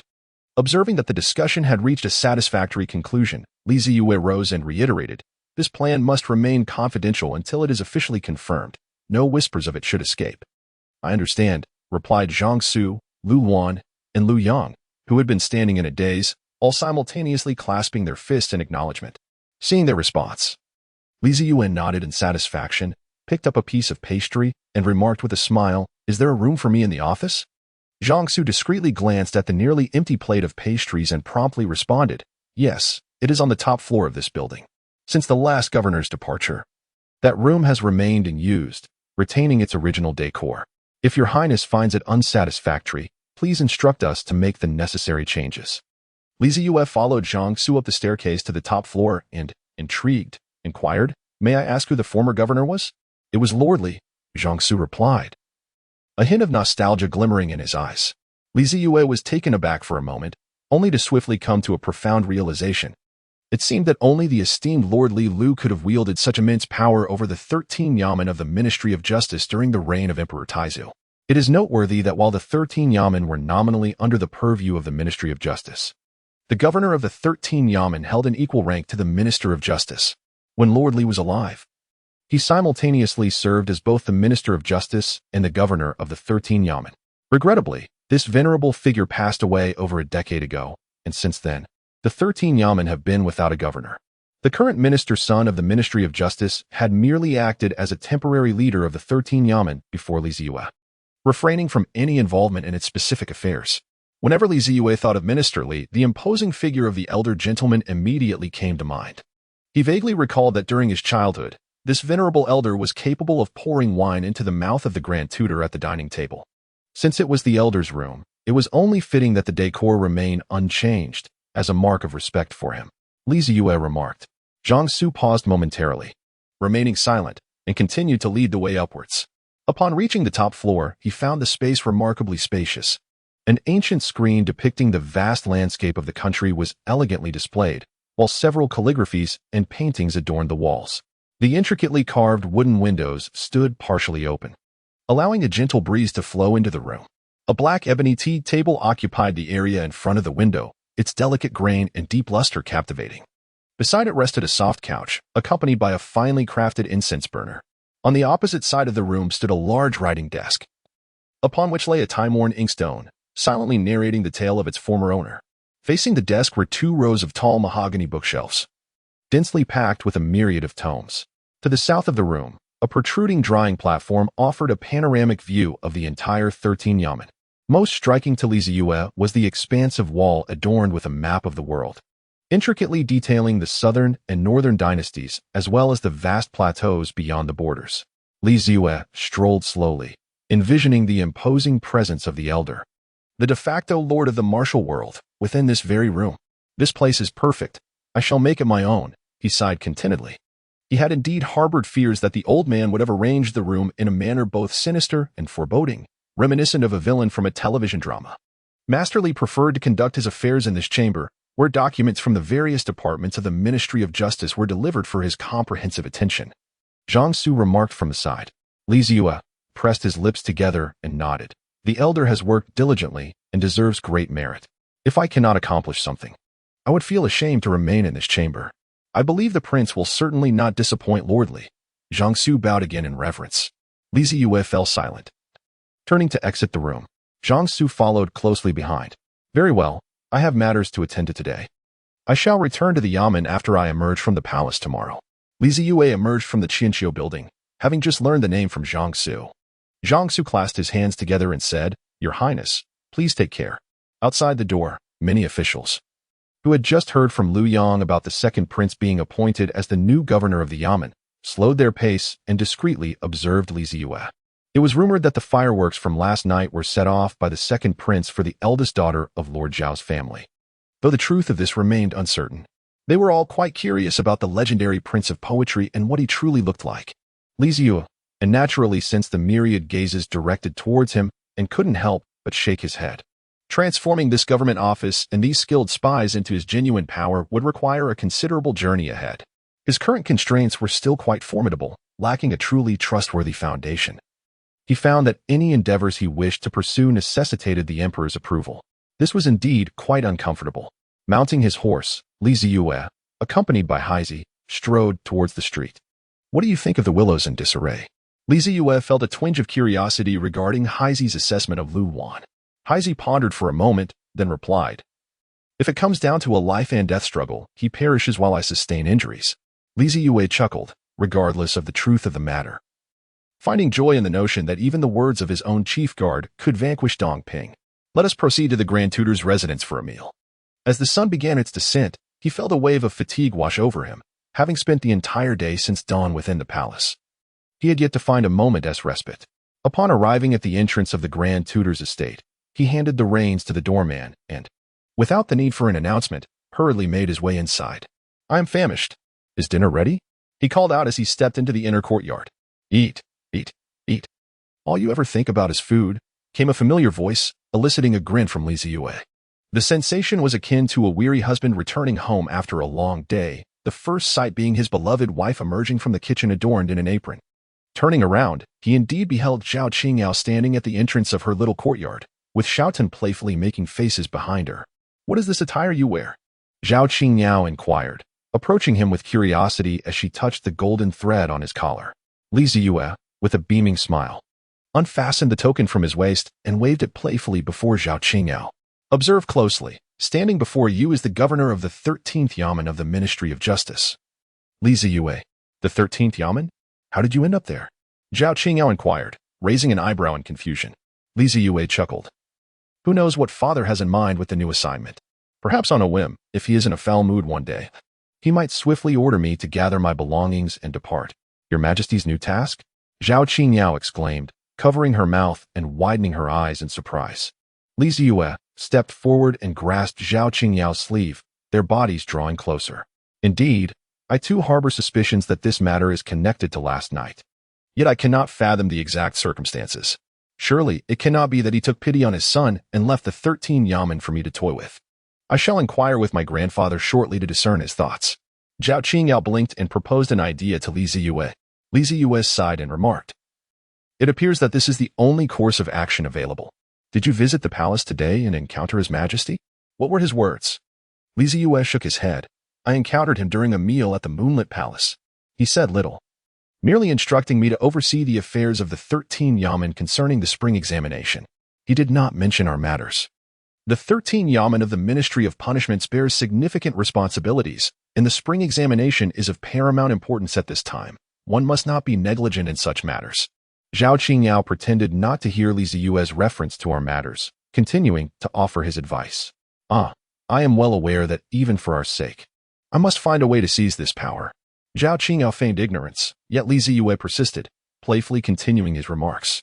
Zhao Qingyao, feeling somewhat helpless, could only respond with a faint acknowledgement, nodding slightly, and added, "As a prince who has taken charge of the 13 Yamen, be wary of the covert retaliations from those rogues in the underworld."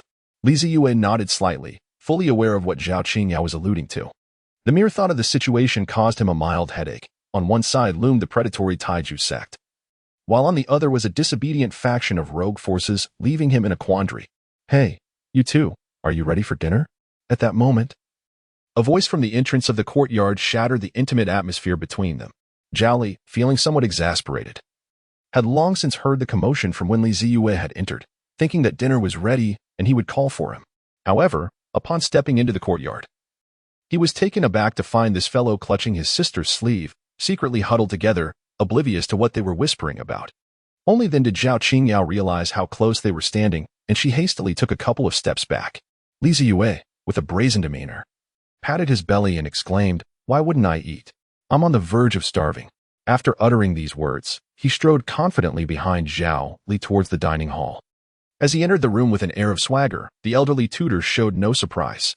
This young man frequently visited the residence to partake in meals, a routine he had grown accustomed to. However, upon noticing the familiar official uniform of the 13 Yamen governors adorning Zeyue, a wave of nostalgia washed over him. "Where did you pilfer that attire, you rascal?" he mused, recalling how decades ago, his old friend had donned the same uniform to quell the tumultuous rivers and lakes across the land. Zeyue plopped down onto the stool, speaking without a hint of politeness. "What do you mean by where I stole this from? This was bestowed upon me by the palace, and I am now a person of some standing." After a flurry of explanations, the elderly tutor and Zhao Li finally grasped the situation. "So, you are now the lord of the Jianghu in Daming?" Zhao Li grinned widely. Zeyue gently tapped the white porcelain plate with his chopsticks, self-mockingly remarking, "What a farce to call oneself the lord of the Jianghu. The 13 Yamen has long lost its former grandeur. I dare say that within the Yamen, only 2 or 3 out of 10 of its former strength remains under Lord Li's command." Furthermore, I am merely a figurehead. A solitary commander without a loyal following to speak of. How can I claim the title of Jianghu Lord? Such a declaration would only serve to amuse others. The old tutor, casually placing a peanut into his mouth, replied with a hint of indifference, every journey must be taken step by step. The existence of the 13 Yamen is, in essence, beneficial. I perceive that His Majesty harbors intentions to revive the criminal department and the 13 Yamen, though he seems to hesitate, yet to formalize his decision. What do you mean by that? Li Zeyue's heart leaped with joy, and he hastily inquired. Li Zeyue pondered that he had yet to proactively inquire with the old man. Yet the latter had initiated a discussion regarding the 13 Yamen. Zhao Qingyao and Zhao Li also set down their chopsticks in perplexity, turning their gaze toward the old tutor. Observing Li Zeyue's naive and clueless expression, the old tutor disdainfully curled his lip and remarked, You aspire to be Li Lu? You are far from it. With a huff of indignation, Li Zeyue inhaled deeply, mustering a respectful smile as he said, I humbly ask for your enlightenment, esteemed sir. In the days of that old rascal Li Lu, the 13 Yamen of the Ministry of Justice had loomed like a sharp blade over the major families and sects, mercilessly spilling the blood of all the unstable forces within the martial world. While it was claimed to be an era of unparalleled stability and truth, the martial world had been left devoid of vitality. Likewise, no other forces dared to challenge the dignity of the imperial court. Although today's judicial officers were indeed formidable, they remained shrouded in secrecy, lacking the overt dominance that the 13 Yamen once wielded. The presence of the 13 Yamen in each province signified the court's control over the martial world, a notion deeply ingrained in the hearts of every martial artist during those years. The old tutor lifted his wine cup to his lips, taking a sip while gazing at the still bewildered Li Zeyue. With a mix of frustration and disappointment, he continued, His Majesty is a timeless sovereign. He will not tolerate any elements of instability under his rule. Naturally, he wishes to revive the 13 Yamen, the embodiment of the court within the martial world, to continue suppressing those restless martial artists. But what does this have to do with me? Why must I be the one to serve as the governor of the 13 Yamen? Li Zeyue comprehended the words of the old master. Yet his greatest confusion lay in this very moment. The old master sighed and inquired, Who are you? I am Li Zeyue. And who is Li Zeyue? The son of His Majesty. And what else? The king of Shu. Li Zeyue began to grasp the situation. The elderly minister raised his wine cup once more, prompting Li Zeyue to hastily pour himself a drink, gently clinking the rim of his cup against the bottom of the minister's. It is precisely due to your esteemed status that His Majesty has decided to elevate you. First and foremost, the most unstable element in the current realm is the Taijue sect, a faction of rebels fixated on restoring their former glory. You, among them, are one of the individuals most at odds with them. Since childhood, you have shunned trouble, never once contemplating that seat of power. This matter is known to both you and your father. You would prefer to flee to the distant lands of Shu tomorrow to indulge in your own pursuits, which is the very reason he has chosen to elevate you. Furthermore, apart from those who obsess over restoring their nation, there are many others harboring deep-seated grievances against the court, individuals who were once victims of your grandfather and father's blades, now secretly yearning for the heads of your royal family. Given that these conflicts already exist, why not present you, the second prince who cannot escape their gaze, as a contender to confront them? Additionally, the 13 Yamen require revitalization, necessitating a leader of noble birth and assertive character to navigate the path of development with minimal complications. Even in the face of challenges, you possess the means to devise solutions. Have you not often lamented the lack of power in your hands? Now, your father has bestowed upon you this confidence. It remains to be seen how you will cultivate it. Aren't you constantly preoccupied with thoughts of my daughter? Last night, you even set off those fireworks to declare your intentions to the world. Now, you have expressed your desires to your father, and he has acquiesced. This is the test he has set before you. At least for the time being, your interests align. This is your father. This is His Majesty. The 13 Yamen, a substantial opportunity indeed. But how will you approach it? Li Zeyue gazed in astonishment at the venerable elder, who had just celebrated his 70th birthday and appeared to him as an incredibly proud old man. This learned scholar had been by the side of the founding emperor since the inception of his reign, orchestrating strategies from afar with unwavering insight.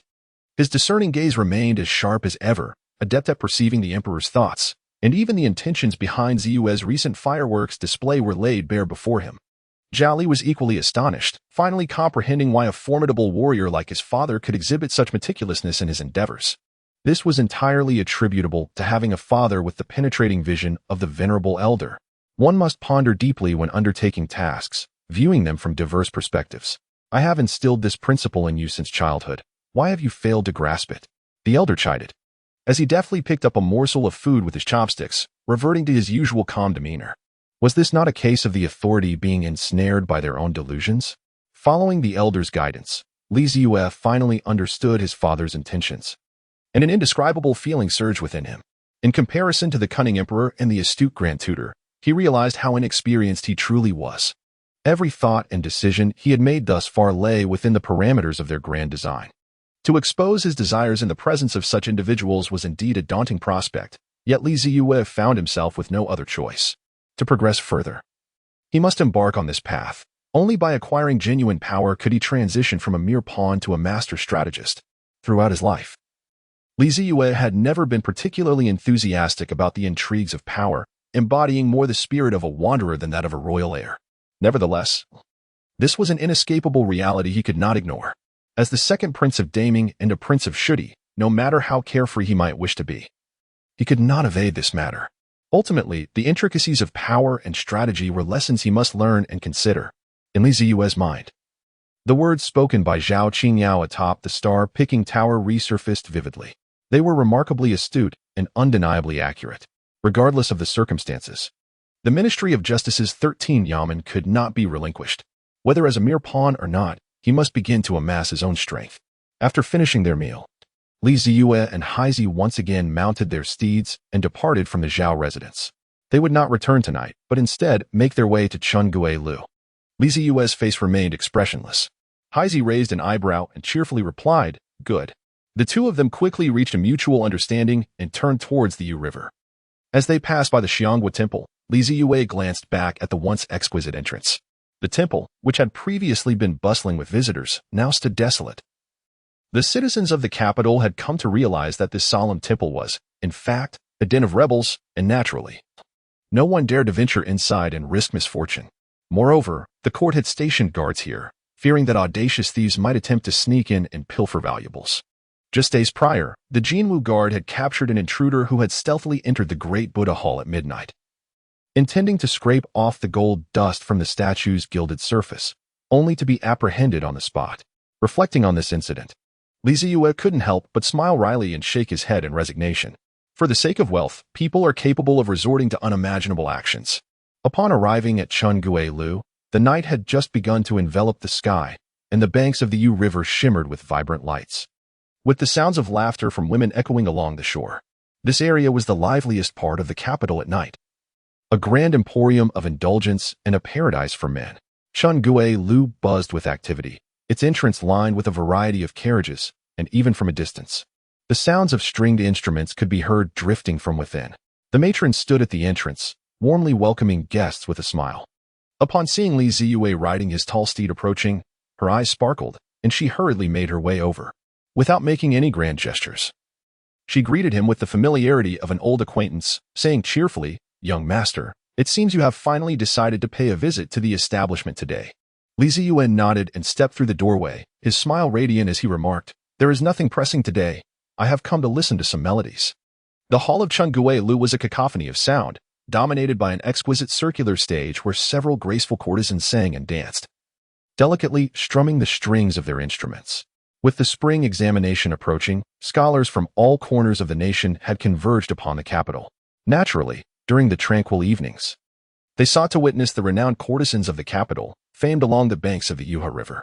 Most of the celebrated beauties, whose names echoed far and wide, resided within Chengguelu, each adept in the 8 arts cherished by scholars: music, chess, calligraphy, painting, poetry, wine, flowers, and tea. In terms of reputation, they were in no way inferior to the illustrious 8 beauties of Qinhuai celebrated by the scholars of Jinling. Would the young master prefer to retire upstairs for a rest, while I summon a musician to play for you?" the matron inquired cautiously. Zeyue shook his head. "There is no need for such trouble. Let us find a private room on the 2nd floor." "Of course," the matron replied, leading Zeyue and his companion, Highness, around the bustling lobby on the 1st floor. Ascending the side staircase, as they climbed, she inquired, "We have recently welcomed several new ladies in our establishment.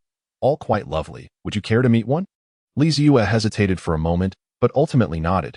Very well, simply summon one for me. He vowed that his intention was merely to see them, with no ulterior motives. The second floor of Chungue-lu was dedicated to the affluent and powerful.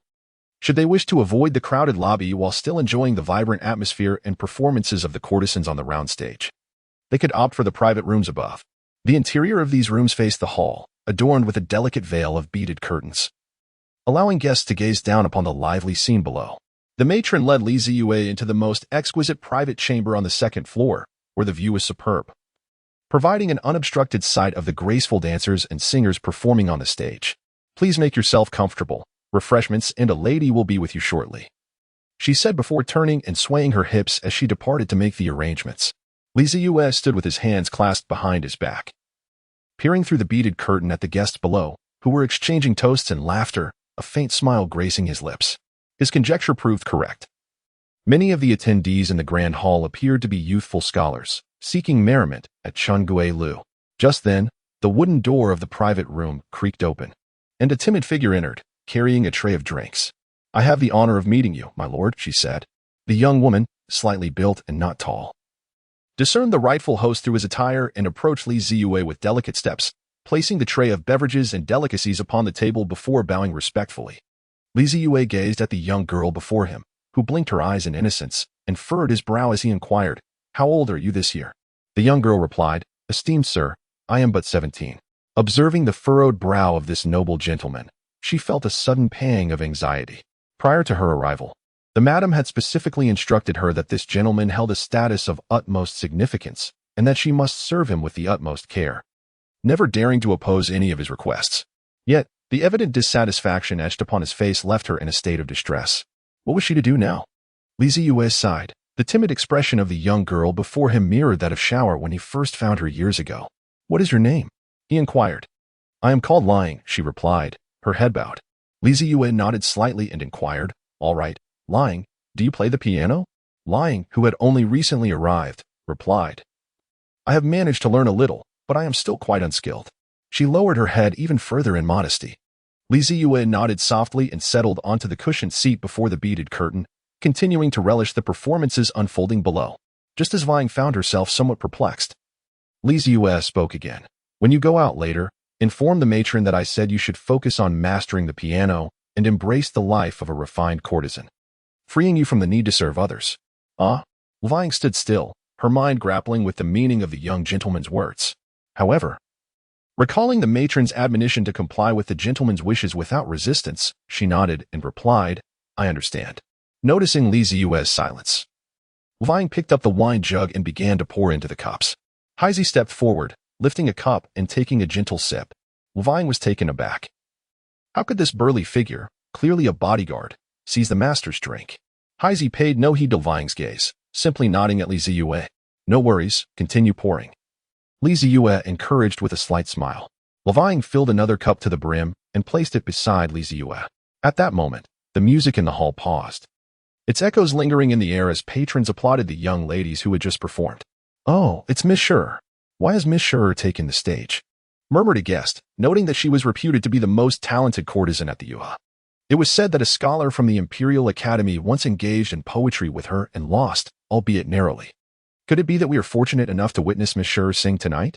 A graceful young lady, exuding an air of scholarly elegance, ascended the circular stage, beaming as she bowed to the guests, instantly igniting a commotion in the hall. Ladies and gentlemen, could you please quiet down? Miss Scherer has something to share with everyone. On the stage, Miss Scherer began to speak slowly. Please hush and lend your ears to Miss Scherer. Let us not chatter. We've waited so long to see Miss Scherer. We wouldn't want to frighten her away. As the noise in the hall subsided, a subtle smile graced Miss Scherer's face as she resumed. First, on behalf of Chungue-lu, I extend our gratitude to all patrons for your support and encouragement. Before the patrons could erupt again, she continued, I am aware that many esteemed scholars and promising young gentlemen have traveled from afar to welcome you to the capital. Chungue-lu is pleased to offer an 8% discount on all beverages today. Huzzah! Chungue-lu is generous. At this proclamation, smiles spread across the patrons' faces. The term discount, whose origin remained a mystery, had been adopted by many establishments in the capital over the years. Once the applause had subsided, Miss Shura resumed, however. The earnings of the young ladies cannot be discounted, and I trust you will all understand. Aha. The audience erupted into laughter. Even Zeyue could not help but chuckle and shake his head at the spirited young lady. What a charming girl, with a gentle gesture. Shura raised her hands to signal for silence among the guests and cleared her throat. Since we are graced with the presence of talented individuals from all corners of the world, our esteemed host, Sister Ningji of Chungue Lu, has devised an intriguing idea. Pray, lend me your ears. Sister Ningji posits that throughout history, beauty has been paired with talent. Tonight, under such splendid circumstances, why not present a theme for poetry and allow our distinguished gentlemen to showcase their abilities? To be candid, both Sister Ningji and I hold great admiration for those who can effortlessly compose verses. Witnessing such a congregation of youthful prodigies this evening has stirred a restless curiosity among the ladies of our establishment, prompting this delightful notion. We are eager to witness your literary prowess. What say you, esteemed guests? As Shura concluded her remarks, a profound silence enveloped the hall. Moments later, an unprecedented uproar erupted. Excellent. The proposal resonated well. Who among us does not relish tales of talented scholars and enchanting beauties? Pray tell, Shura, what is the theme? And what rewards await the victors? Shura nodded, her smile radiant. The theme shall be announced shortly by my esteemed Sister Ningji. As for the rewards, she tantalizingly paused, heightening the anticipation of the guests before finally revealing, the top 3 gentlemen shall enjoy complimentary drinks tonight. And the victor shall have the honor of meeting Sister Ningji, who has made herself particularly presentable for this occasion. Ningji? The legendary courtesan. Renowned as the most exquisite beauty of the realm? The very same Ningji whose presence outshines the illustrious Qinhuai beauties?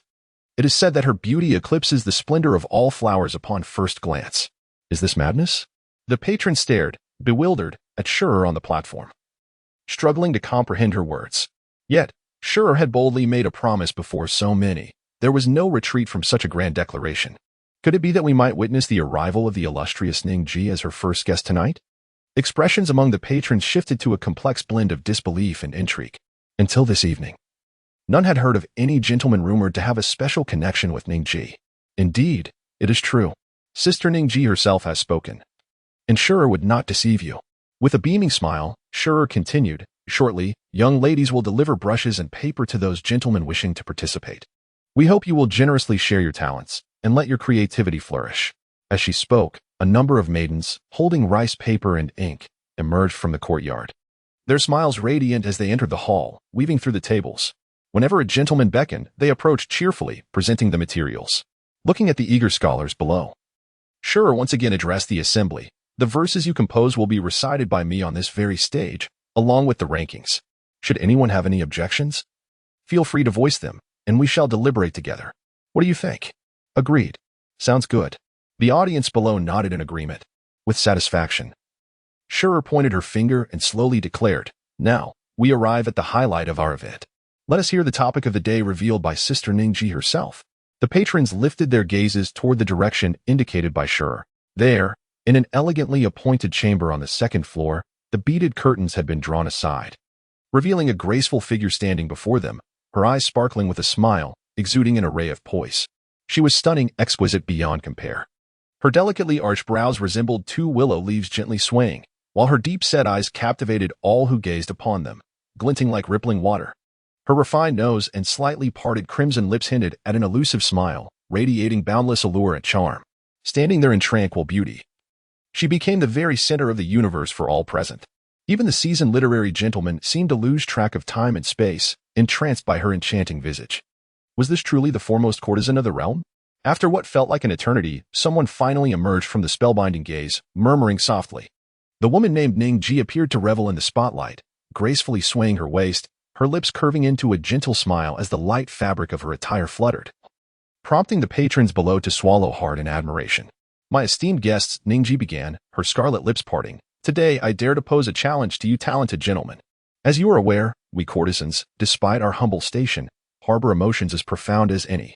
The essence of longing is notoriously difficult to articulate, in moments of yearning. Countless sorrows are even harder to convey. Today's topic shall be to compose a poem from the perspective of us women, reflecting on our longing for our beloved. As her words echoed, a wave of astonishment rippled through the crowd below. To write a poem expressing a woman's yearning for her lover? The literary men frowned. feeling somewhat daunted. The intricacies of a woman's feelings are often subtle, elusive, and challenging to decipher. Fortunately, a general scope was provided, focusing solely on longing, allowing them some measure of control over their thoughts. The gentlemen began to whisper amongst themselves, some already bowing their heads in contemplation. Sure, standing nearby, chuckled softly, "Gentlemen, do not rush, you have half an hour."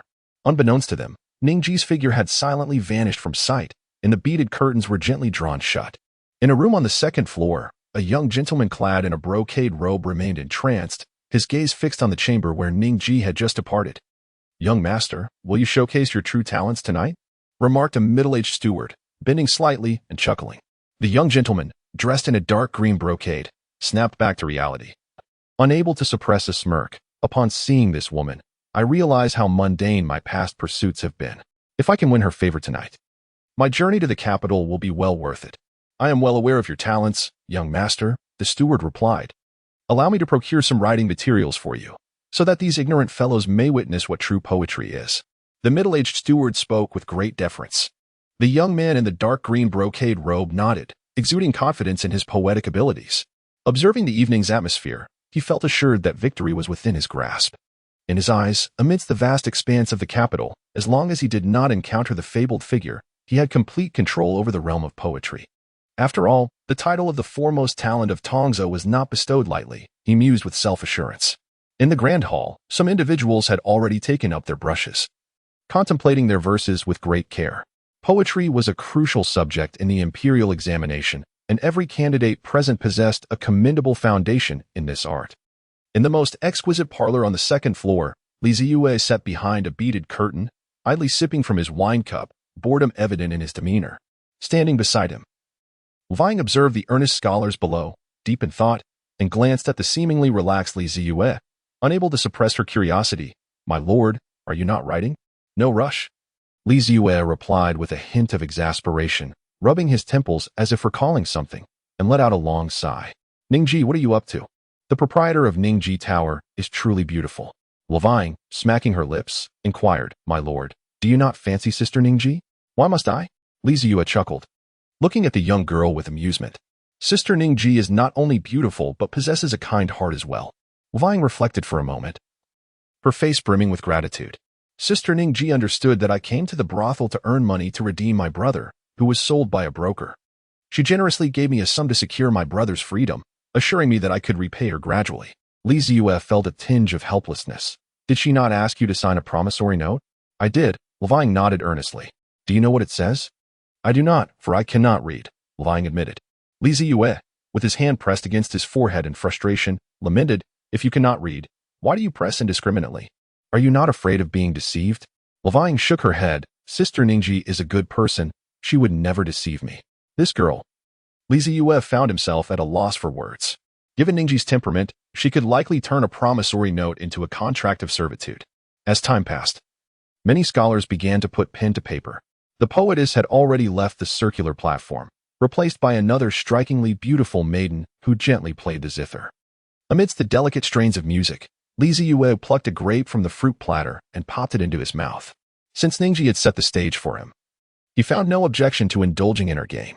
It indeed had been quite some time since he last sought her out. Even during his last visit to Chengguelu with Zhaoli and Li Luo, he had not thought to see her. He felt he had somewhat neglected her.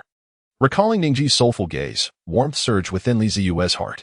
Very well, he decided, he would spend this evening in her company. "Ving, fetch me some writing supplies." "Certainly." Ving replied with a cheerful smile as she dashed outside. Zeyue gently closed his eyes, contemplating which poem to transcribe tonight. From a feminine perspective, it would be fitting to copy the verses of a female poet. But whose work should he choose? Zeyue's mind momentarily flitted through several illustrious female literary figures from history. Ultimately, however, his thoughts settled on the name of one particular individual. When it comes to the longing for one's beloved, this timeless poetess, known for her gambling with verses and splashing tea, has bequeathed countless masterpieces to the world. Half an hour swiftly passed, and with the abrupt cessation of the chine's melody, the talented scholars laid down their brushes, gently blowing on the ink marks on their rice paper before handing their works to the young lady who had come to collect them. Standing upon the circular platform, Shushan meticulously organized the poems she had received, originally hailing from a prestigious family in Jiangnan.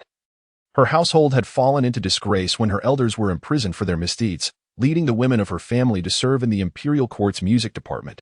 By a stroke of fortune, she was redeemed by Ningji and became one of the premier courtesans at Chengguelu. Thus, nurtured in an environment steeped in literary tradition, she possessed an exceptional mastery of poetry from a young age. Another leading lady from Chengguelu emerged from the rear courtyard, joining Shushan in ranking the poems. All proceedings took place in the hall's circular platform, ensuring that the process remained both open and transparent. The two young ladies carefully examined the works of the assembled talents, totaling over 30 poems. A modest number from which only the top 3 would be selected, rendering the task relatively uncomplicated. However, in deference to the sentiments of the scholars, who had exerted considerable effort in their compositions, Shushan chose to recite 10 particularly outstanding poems to acknowledge their hard work. A young man clad in a dark green brocade robe on the second floor attentively observed Shushan's expressions, eager to witness the reaction of this premier courtesan of the Jade River upon encountering his creation. As anticipated, Shushan eventually came across the work he had submitted from above. The moment she read it, her lips silently mouthing the words, her eyes glazed over, and her charming face was awash with astonishment. It seemed that the reputation of this young lady was not as formidable as he had believed. Witnessing her shock at a piece he had crafted in merely half an hour was quite amusing. Had he been granted more time to refine his work, she would likely have been rendered utterly speechless. Unable to compose herself, he chuckled inwardly. The young man in the dark green robe wore a self-satisfied expression, shaking his head as he reveled in his own thoughts. At last, the two young ladies selected 10 exemplary poems, and the scholars below held their breath in anticipation of the results. Truly, these talented gentlemen were the pillars of the Ning, able to produce such exquisite works in a brief span of time, which deeply impressed Shushan. In a gentle tone, she remarked, "I already have a clear idea of the top 3 works, which I shall announce last. For now, let us read through the other equally remarkable compositions that did not make the top 3, in no particular order. What does everyone think?" "Agreed. Sounds good." The scholars below unanimously consented. Seeing that there were no objections, Shushan lowered her head, picked up a sheet of rice paper, and began to recite. Zeyue reached out and plucked a piece of fruit, nodding in approval as he savored it. To be frank, the literary talents of Danning were indeed commendable. Their literary foundations remarkably solid. Over the course of 40 years since its establishment, Danning had nurtured noble families for centuries, a testament to its profound cultural heritage. Before long, the poems that had been deemed unworthy were recited, and though the poets whose works were read maintained a facade of composure, internally they were grappling with frustration. Their friends nearby raised their glasses in gentle consolation, even though their own creations had not merited a mere recitation. Yet, they could not help but chuckle at their friends' misfortunes. "Ha ha ha, what good is your writing if you cannot win the affection of Ningji?" Finally, the host set aside the recited poems and presented the top 3 contenders of the evening. "Now, we shall reveal the highlight of tonight's event. Whispers of longing ride the high moon, remnants of dreams warm not the old brocade. The weary traveler returns with a silent heart, while the departed one endlessly contemplates. The echoes of the wind lament, thoughts still bitter, the fog obscures the return path, distant and forlorn. The weary traveler returns with a silent heart, while the departed one endlessly contemplates." This poem, titled Thoughts from the Boudoir, was penned by the esteemed talent Zhang Shui. Let us all congratulate young Master Zhang for securing 3rd place. The host, beaming with joy, initiated a round of applause. Although Zhang Shui's face bore the marks of resignation, he nonetheless rose to acknowledge the applause from the patrons in the hall with a courteous gesture. A charming maiden approached Zhang Shui, respectfully presenting a copper card with silver edging, inscribed with the words "Second-level member."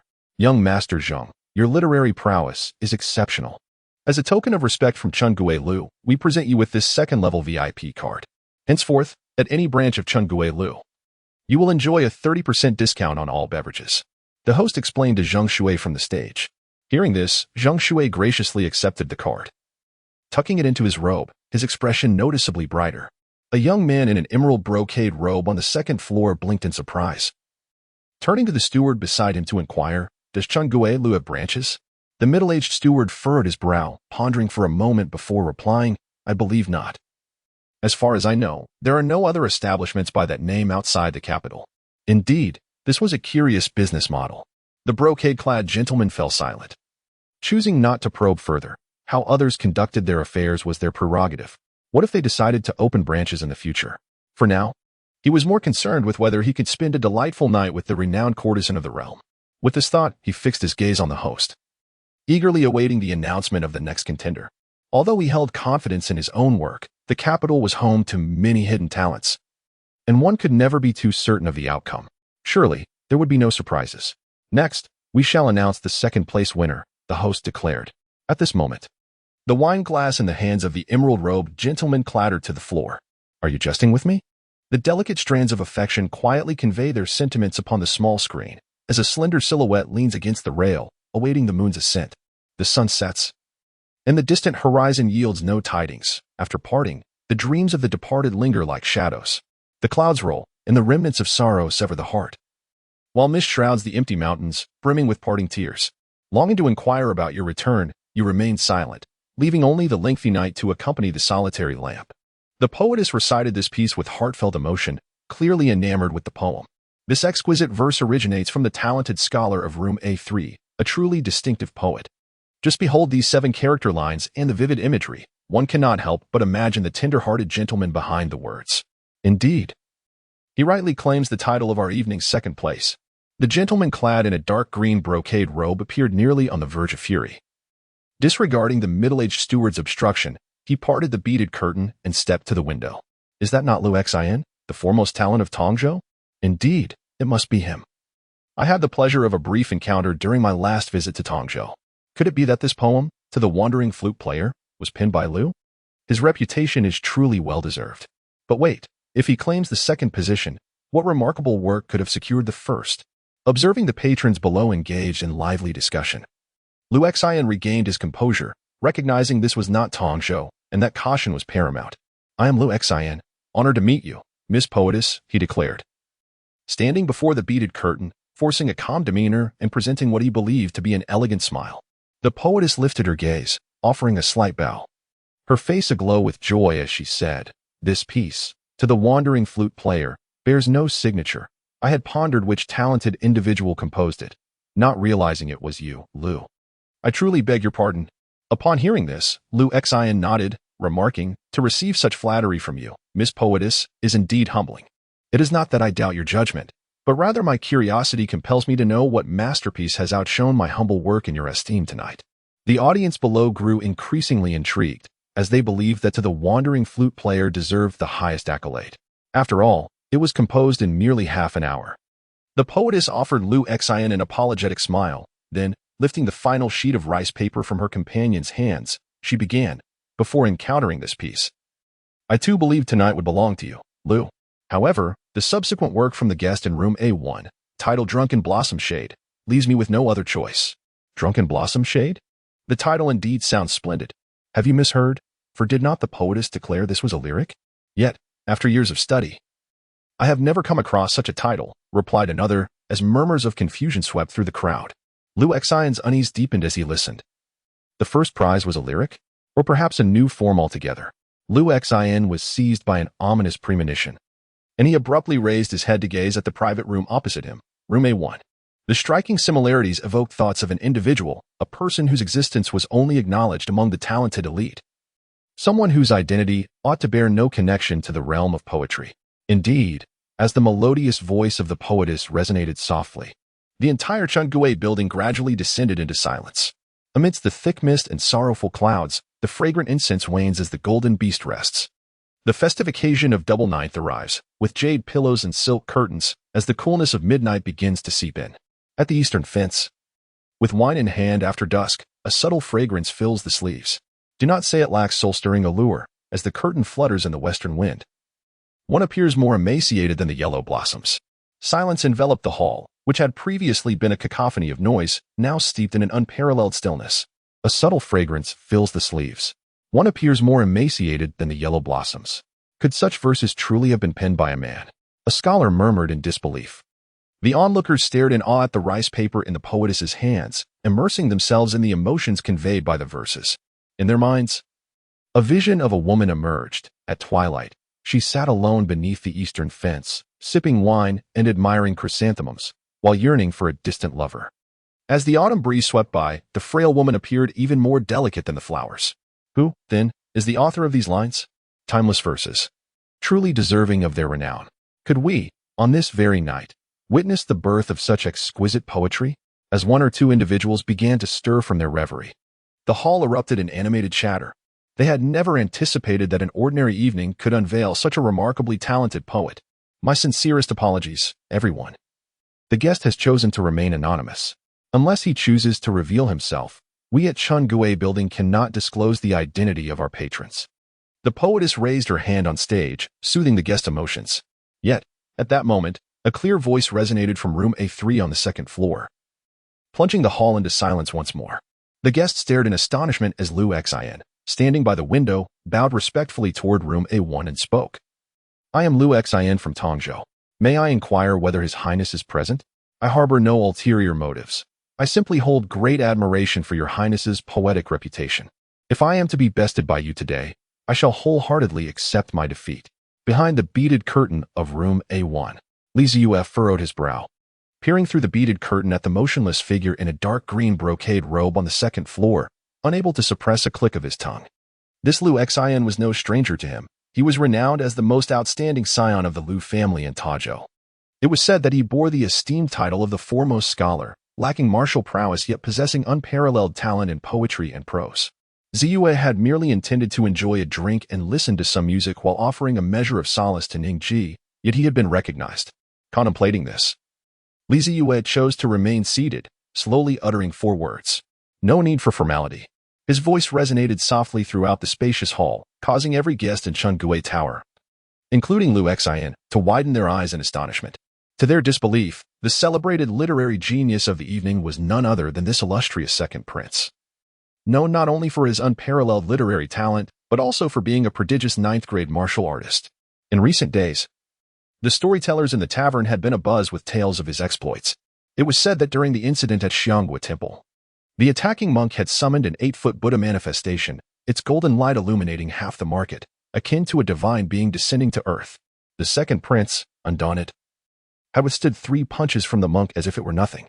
According to an official from the Ministry of Justice present that day, the prince remained unfazed after taking those 3 punches, retaliating with a single blow that seemingly altered the very fabric of the heavens, where one could almost hear the roar of a dragon, obliterating the monk's Buddha manifestation with a single strike. It was truly terrifying. With such thoughts in mind, the patrons hastily rose, bowing with urgency towards the elegant room designated as Private Room A. With the spring examination approaching, they were acutely aware that any slip in etiquette could jeopardize their chances of success, a regret that could haunt them for a lifetime. Ellen gazed blankly at the young gentleman lounging on the soft couch, her fingers delicately tracing the rim of her wine glass, partaking in her own libations. No matter how she tried, she could not reconcile the affable demeanor of this young man with the notion of a prince of the realm. At that moment, a gentle knock sounded at the wooden door of the private room, accompanied by the voice of the matron. Your Highness, please retire to the top floor for a moment. The innkeeper will be with you shortly. Zeyue set down his wine cup, raised his hand to gently caress the verdant head beside him, and with a warm smile, said, Do not forget my words. With that, he pushed open the wooden door and strode out. In the hall, after Shire had seen the guests rise to pay their respects, she cheerfully announced, If there are no objections, the victor of tonight shall be our esteemed guest from room A1. The guests exchanged glances, regardless of the quality of the poetry presented. The mere status of that individual rendered any dissent unthinkable, even if one were to abduct Ningji tonight. Liu Xin, noticing the silence from the elegant chamber across the way, reluctantly bit his lip and retreated behind the beaded curtain. Young master. The middle-aged steward attempted to speak, but found himself at a loss for words. Liu Xin waved his hand dismissively and cast one last glance at Zeyue's chamber. His heart, once ignited by thoughts of Ningji, now felt cold and desolate. Let us depart. On the top floor of Chungue Liu, the arrangement remained as it had been when Zeyue last left. The candlelight still burned brightly, and the sheer curtain swayed gently. Heisey circled the area, finding nothing amiss, before retreating to the lower level in search of amusement. Zeyue reclined on the soft couch, beginning to close his eyes and rejuvenate his spirit. The flickering candlelight cast a swaying shadow upon the drapes. This level was remarkably tranquil, with the clamor from below struggling to ascend to the top floor. A gentle sound of footsteps echoed from the staircase, suggesting that the approaching individual placed great importance on her poise, meticulously adhering to her own standards with each step she took. Zeyue remained with his eyes closed, comfortably reclining on the couch. The visitor made no sound, instead settling beside him, gently lifting his head to rest upon their lap. A subtle, ethereal fragrance wafted into Zeyue's nostrils, delicate and reminiscent of hibiscus blossoms. It was difficult to fathom that such a light and elegant scent would grace this place, a den of painted beauty. Slim fingers softly pressed against the crown of Zeyue's head, tenderly kneading to alleviate the weariness that had accumulated over the past few days, ushering in waves of relaxation. After a considerable time, Zeyue reached up to pat the back of the visitor's hand, saying, "All right, if you keep this up, I shall surely drift off to sleep. When one is fatigued, it is only natural to seek repose. What harm is there in stealing a moment of slumber?"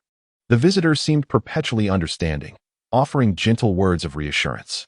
Zeyue sat up and waved his hand, saying, "It is not yet time for slumber. We shall discuss it later." "As you wish, Your Highness," the visitor replied, rising gracefully to offer a respectful bow. Then, lifting the wine jug from the table beside the couch, he inquired, "Would Your Highness care to indulge in some more drink today?" "Very well, let us partake a little," was the response. Zeyue lifted the wine glass, swirling it gently in his hand before ultimately offering it to the visitor. After all, there was little to occupy his time today, and indulging in a bit more wine held no consequence. He raised his gaze to the enchanting figure before him. Adorned in delicate purple gauze, her skin as pristine as freshly fallen snow. No matter how many times he beheld Ningji, he could not help but marvel at her beauty. Such a mesmerizing creature truly existed in this world.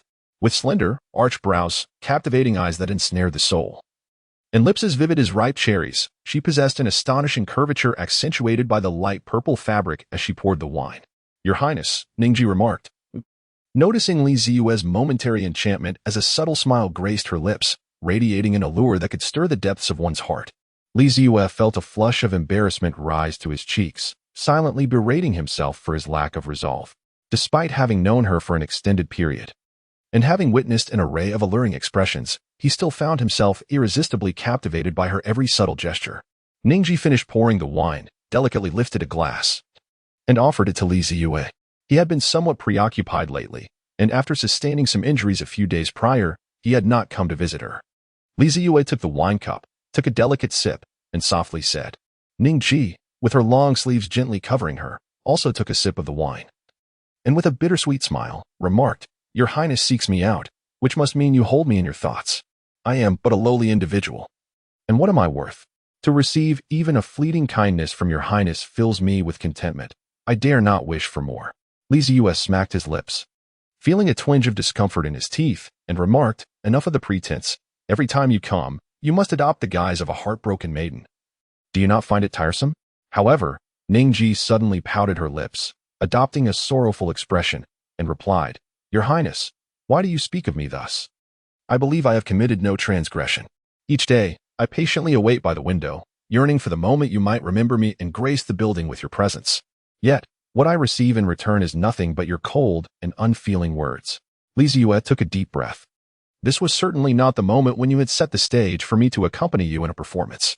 Observing his silence, Ningji's alluring gaze unexpectedly brimmed with tears, and she cautiously wiped them away with the back of her hand, an indescribable sense of grievance washing over her.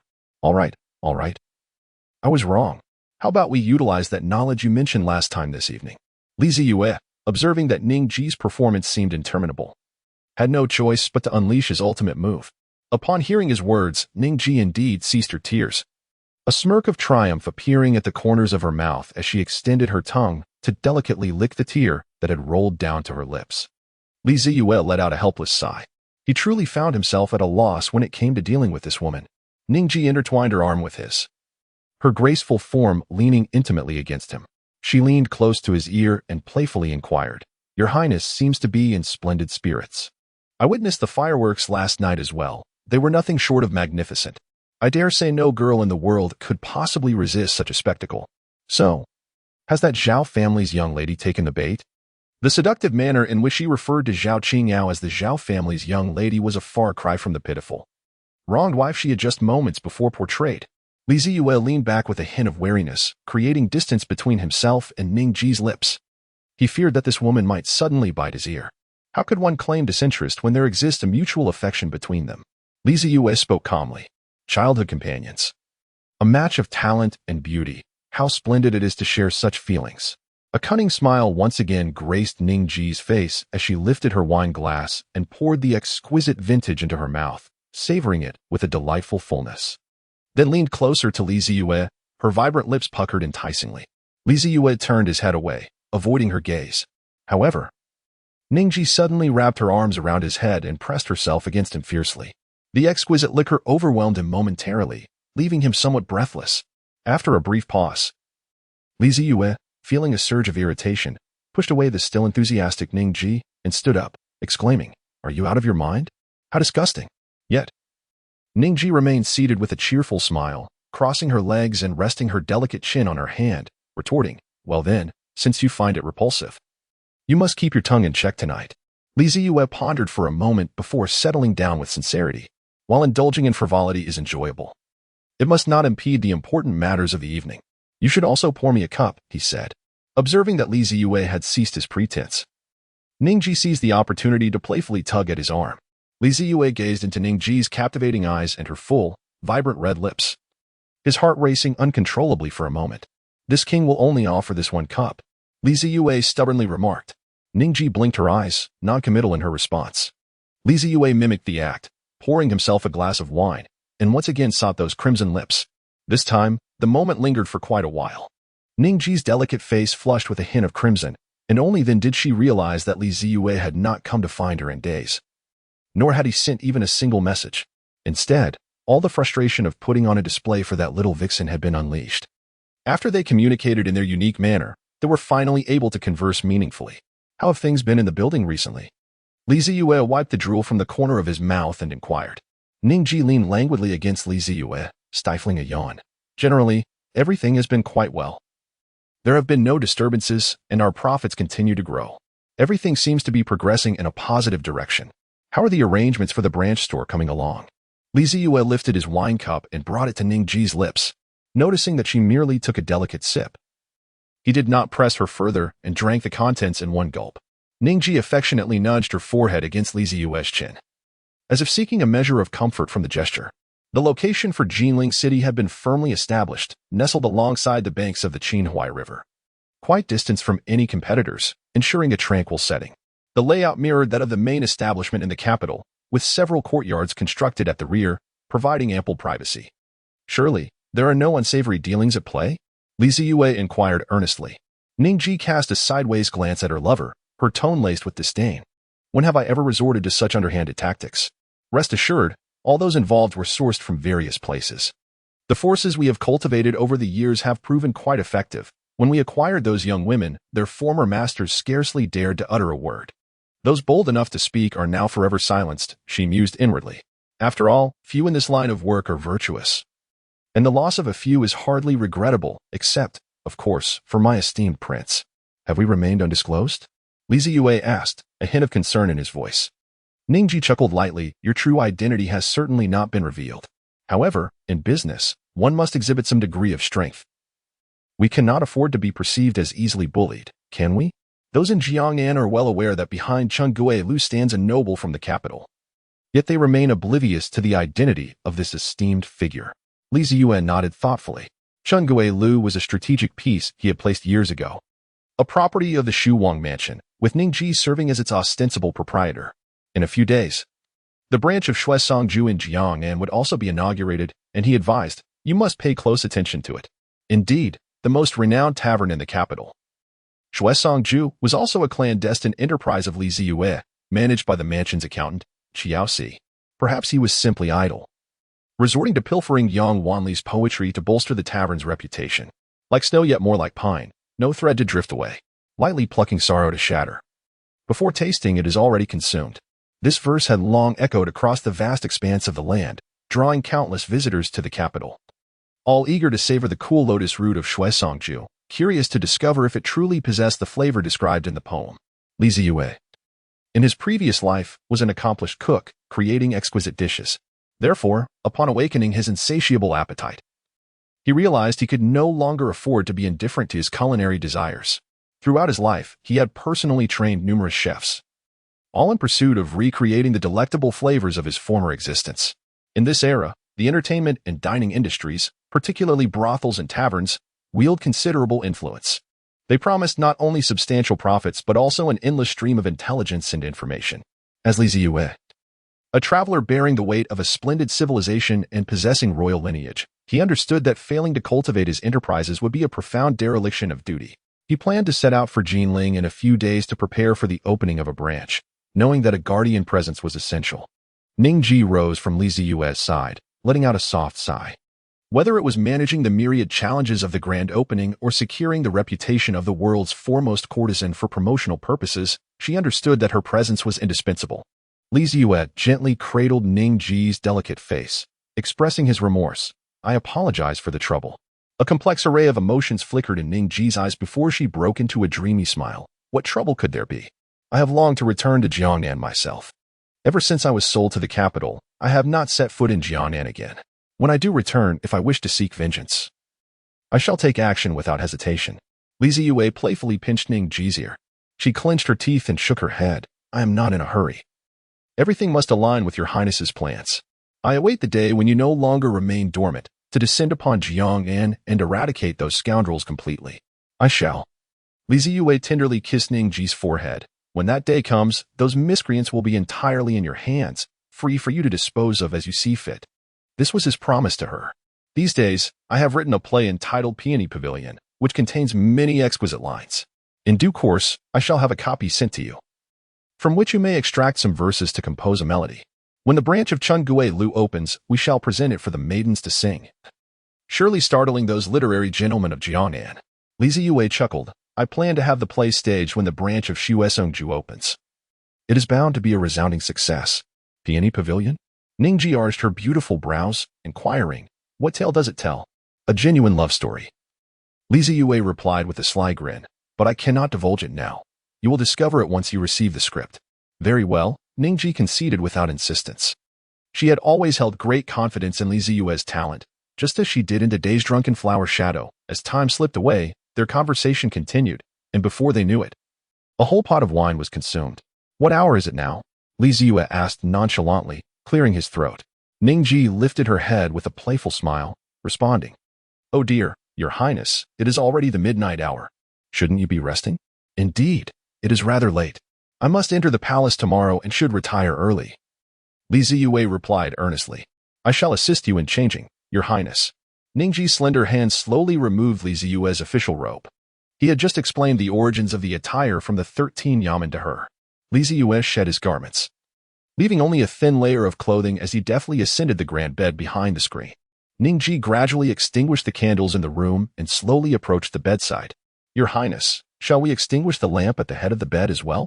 In the dim light, Ningji's alluring visage appeared even more enchanting. Zeyue, with an expression of utmost propriety, remarked, "Do not extinguish the light. I have always preferred to sleep with it illuminated. Are you concerned about not being able to see clearly at night?" Ningji's face once again donned that beguiling smile, reminiscent of a femme fatale, as she slowly removed the violet gauze, revealing her exquisite and enchanting alabaster form. Unbeknownst to them, midnight had slipped away, ushering in a new week. "Oh dear, have I awakened at an inopportune moment?" Suddenly, a bizarre crimson light emanated from the pendant around Zeyue's neck, accompanied by a voice more alluring than Ningji's, resonating within his mind. Wow! Zeyue's mind momentarily went blank, yet his cerebellum seemed to awaken instantaneously.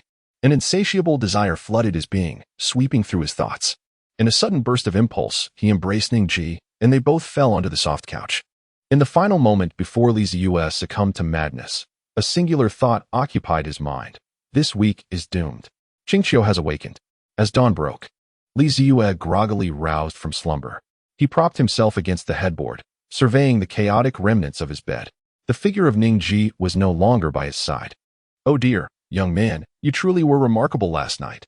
You nearly frightened me to death," the alluring voice echoed once more from the pendant, causing Zeyue's head to spin anew. "Qingqiu, why must it be you this week?" Zeyue's consciousness sank into the pendant, beginning a dialogue with Qingqiu. "What is the matter? Do you not miss your sister? She has been thinking of you while in her slumber," Qingqiu teased playfully. Zeyue gritted his teeth. "Why was last night's intensity so overwhelming? Did you manipulate something?"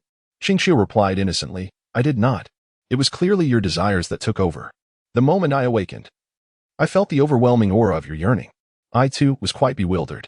However, I must admit, that girl you call Ningji does possess a certain essence reminiscent of my nine-tailed fox lineage. Perhaps you should inquire with her if she wishes to accept my legacy. This matter shall be discussed further. Zeyue withdrew his consciousness from the pendant, unwilling to heed Qingxiu's teachings to Ningji regarding some inexplicable matters. He himself had yet to fully comprehend the martial arts. At that moment, Ningji seemed to have sensed Zeyue's awakening. She gracefully emerged from behind the screen. Holding a cup of tea, Ningji, Zeyue said somewhat sheepishly. By now, Ningji had completed her grooming, her enchanting visage still radiating an unparalleled beauty. She sat at the edge of the bed with a hint of melancholy in her eyes. Offering the tea, I understand that every few months you experience a few days of extraordinary vigor, but how could you have been so beastly last night? Disregarding my feelings and prioritizing your own satisfaction? Zeyue felt a sense of helplessness. He was truly at a loss. The surging desires and the awakening of Qingxiu had clouded his mind, and last night he had indeed been like a frenzied beast. Suddenly, he regained some clarity. Recalling the words spoken to him by Taodai, "For you, Qingxiu is the most perilous." Ningji bit her lower lip, conceding, "Very well. Knowing that you have been under great pressure lately, I shall allow you this one time." Zeyue tenderly embraced Ningji. Reminiscing about the night they first awoke in Qingxiu, in a haze of confusion, he had taken Ningji's innocence. He found it difficult to fathom the helplessness she must have felt upon witnessing his madness, just as she had emerged from her own suffering. "I am truly sorry." Ningji. Zeyue once again expressed his apologies. The embraced Ningji seemed to sense the genuine emotions of the person beside her. Her eyes twinkled mischievously. And with a playful smile, she whispered into Zeyue's ear, "To convey your regret, shall we indulge in another encounter? This time, allow me to savor it fully." As Zeyue stood there in astonishment, Ningji gathered her hair into an elegant bun, revealing her smooth and alluring neck, and flashed a radiant smile. At that moment, even the pendant containing Qingxiu seemed to fall silent. In the long corridors of the palace, Zeyue grimaced while holding his waist, wearily making his way to the imperial study. Is this how it should be? Reflecting on the wild and fervent scenes that had unfolded that very morning at Chungue Lu with Ningji, he found it hard to believe. Had he truly become someone so easily swayed, a mere puppet at the beck and call of another? Zeyue pondered for a moment, ultimately dismissing his earlier notion. The sole individual capable of inciting such fervor within him was undoubtedly Ningji. He silently resolved that he could not return to Chungue Lu this week. If he were to indiscriminately indulge his desires, using Qingxiu as an excuse, he would inevitably become a prisoner of his own cravings. As long as he was not in Ningji's presence, even when desire surged within him, he could maintain his composure and exercise restraint. This was contingent upon refraining from utilizing the power of Qingxiu throughout the week. After both of them had engaged in a bit of playful exertion that morning, they finally remembered their obligation to the palace. Ningji hastily dispatched someone to fetch their toiletries and sent another to procure some breakfast. Once everything was in order, the day had already brightened considerably. Zeyue calculated that there was no morning court session that day. The emperor must already be in the imperial study, busily attending to his affairs. Thus, he summoned the black horse, which had enjoyed a night of unrestrained revelry, and rode towards the palace. Upon entering the palace, he encountered no obstacles and sought out a eunuch to announce his arrival at the imperial study. With a leisurely saunter, he slowed his pace, momentarily captivated by the ginkgo trees beside the corridor, which began to show signs of budding. This was his first visit to the imperial study for official matters in this lifetime, and indeed, the first time in 2 lifetimes that he would present himself before the sovereign. A sense of nervousness washed over him. The imperial study, situated north of the Xianzheng Hall, was formerly known as the Zeyue Hall, serving as the emperor's daily office. Zeyue traversed the lengthy corridor and finally arrived at the threshold of the imperial study. Li Lianin had already received the eunuch's announcement and was waiting here early. "Your Highness, His Majesty has instructed you to proceed directly inside." Zeyue nodded slightly, smoothing his official attire, and strode purposefully into the chamber. In the center of the grand hall, the dragon throne was conspicuously vacant, and upon turning his gaze, Zeyue beheld the emperor reclining on a soft couch behind a nearby screen, perusing the memorials submitted by the central secretariat for the day. Zeyue stepped forward and approached the emperor, respectfully bowing as he said, "Your humble son pays his respects to father." The emperor, still holding the memorial in his hands, merely acknowledged with a faint hum, his gaze remaining fixed upon the contents of the document, offering no further words. Zeyue, upon rising, did not rush. Noticing that the emperor was currently preoccupied and unable to attend to him, he quietly stood in place. Before the soft couch was a small table, already cluttered with a disarray of memorials, some of which were haphazardly spread open. Zeyue hesitated for a moment before stepping forward to tidy up the documents. After a long while, the emperor finally set down the memorials in his hand, closed his eyes, and let out a deep sigh. At that moment, Zeyue, who was organizing the documents, suddenly brightened as if a latent vitality had been awakened within him. He instantly rose to his feet and inquired, "Father, why do you sigh?" The emperor opened his eyes and extended the memorials towards Zeyue. Zeyue immediately took the memorial handed to him by the emperor, casting a brief glance for approval before opening it. The elite border troops of the northern barbarians, 5,000 strong, were advancing southward for 500 miles, pressing directly towards the northern pass. This was indeed a demonstration of their might. After reading, Zeyue could not help but furrow his brow. The emperor nodded, his tone remaining calm and composed. "Since the onset of spring, Shushan has corresponded with me multiple times, expressing that the northern barbarians have been engaging in incessant minor provocations. The intelligence relayed by the secret agents from the northern inspection officials corroborates this claim. However, I never imagined they would audaciously mobilize a large army to press against the borders of our daming. This is something I cannot tolerate under any circumstance." "Are we to go to war?" Zeyue inquired.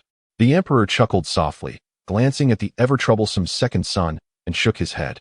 If the crown prince were to see this memorial and hear my words, he would undoubtedly launch into a lengthy discourse about the plight of the populace, the emptiness of the national treasury, and the impropriety of initiating hostilities, imploring me to prioritize the welfare of the common people. Yet, all the second son could manage was the simple question, "Are we to go to war?" The emperor lifted his teacup and took a delicate sip before responding, "Indeed. War is inevitable. They likely have received word that I am assembling troops, preparing to march northward, and they are in a state of panic. Since the beginning of spring, their trivial maneuvers, along with the seemingly aggressive advance of their army 500 miles southward, are not but a test of my resolve for a northern expedition. In my eyes, their actions are merely those of a petty clown." "And what do you intend to do?" Zeyue asked, curiosity piqued. The emperor appeared to be in good spirits today, readily answering Zeyue's inquiry. "As for the 5,000 barbarians pressing towards Dingbei Pass, Shushan will handle them. We need only to maintain our current stance, prepare adequately, and apply pressure, observing as they falter. We are not in a hurry. We can continue to wear them down until summer's harvest and await the autumn yield. Our daming has enjoyed favorable weather in recent years, with the treasury consistently growing richer. This, indeed, is the confidence that empowers me to launch a northern campaign. Your Majesty possesses unparalleled insight. Blessed by the heavens. I am in awe," Zeyue said, promptly showering his father with flattery. "Indeed," the emperor nodded, satisfied. "What brings you to me today?" Zeyue hastily replied, "Yesterday, I visited the 13th Yamen of the Ministry of Justice." "Oh?" The emperor seemed to have just noticed that Zeyue was adorned in the official robe of the 13th Yamen's governor. He scrutinized him from head to toe and nodded slightly. "You certainly present yourself well." Before Zeyue could respond, the emperor continued, "What are your thoughts on the 13th Yamen of the Ministry of Justice?" Zeyue pondered for a moment before replying, "Each performs their duty with meticulous precision." The emperor raised an eyebrow, a rather high appraisal. "Father, Jiangsu is truly a rare talent.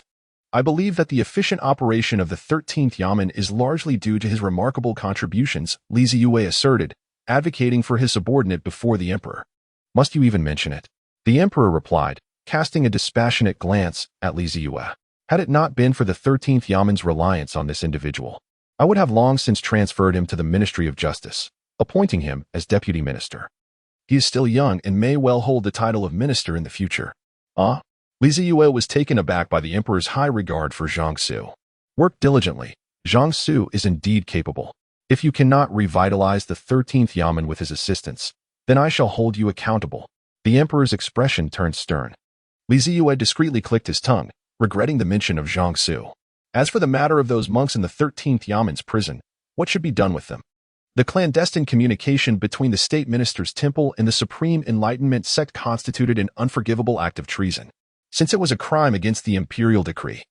The emperor's approval was still required. The emperor gazed at Zeyue for a moment before averting his eyes, calmly stating, "Since they are in your 13th Yamen's prison, you may deal with them as you see fit." Zeyue was momentarily taken aback and then spoke, Father, I believe you have some thoughts.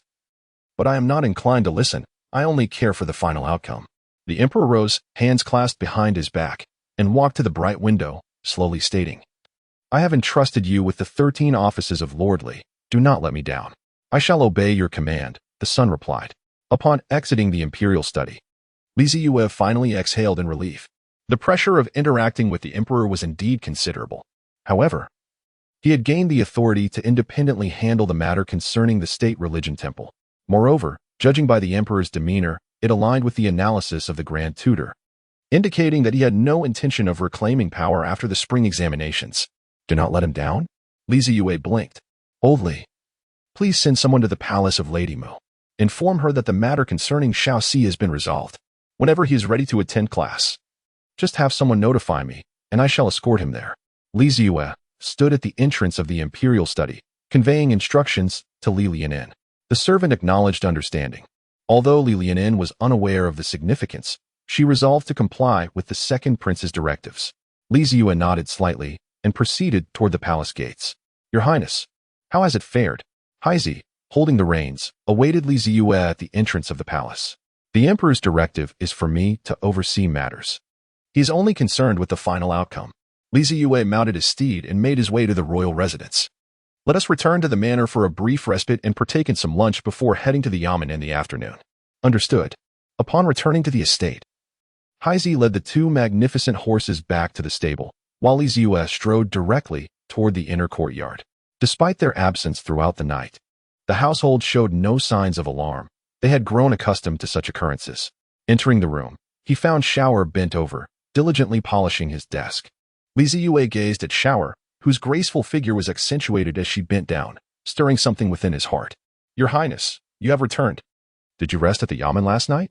Upon hearing the footsteps, Shower set down the towel in her hand and revealed a smile that he recognized all too well. Zeyue nodded with a natural ease, taking 2 steps forward to approach Shower, extending his arm. Your Highness, Shower, feeling a touch of shyness, retreated a couple of steps, her back resting against the wall as she awaited Zeyue's next move. Zeyue took a step forward, nearly pressing against Shower, his head gradually leaning closer to her. Shower's long eyelashes fluttered twice before she slowly closed her eyes.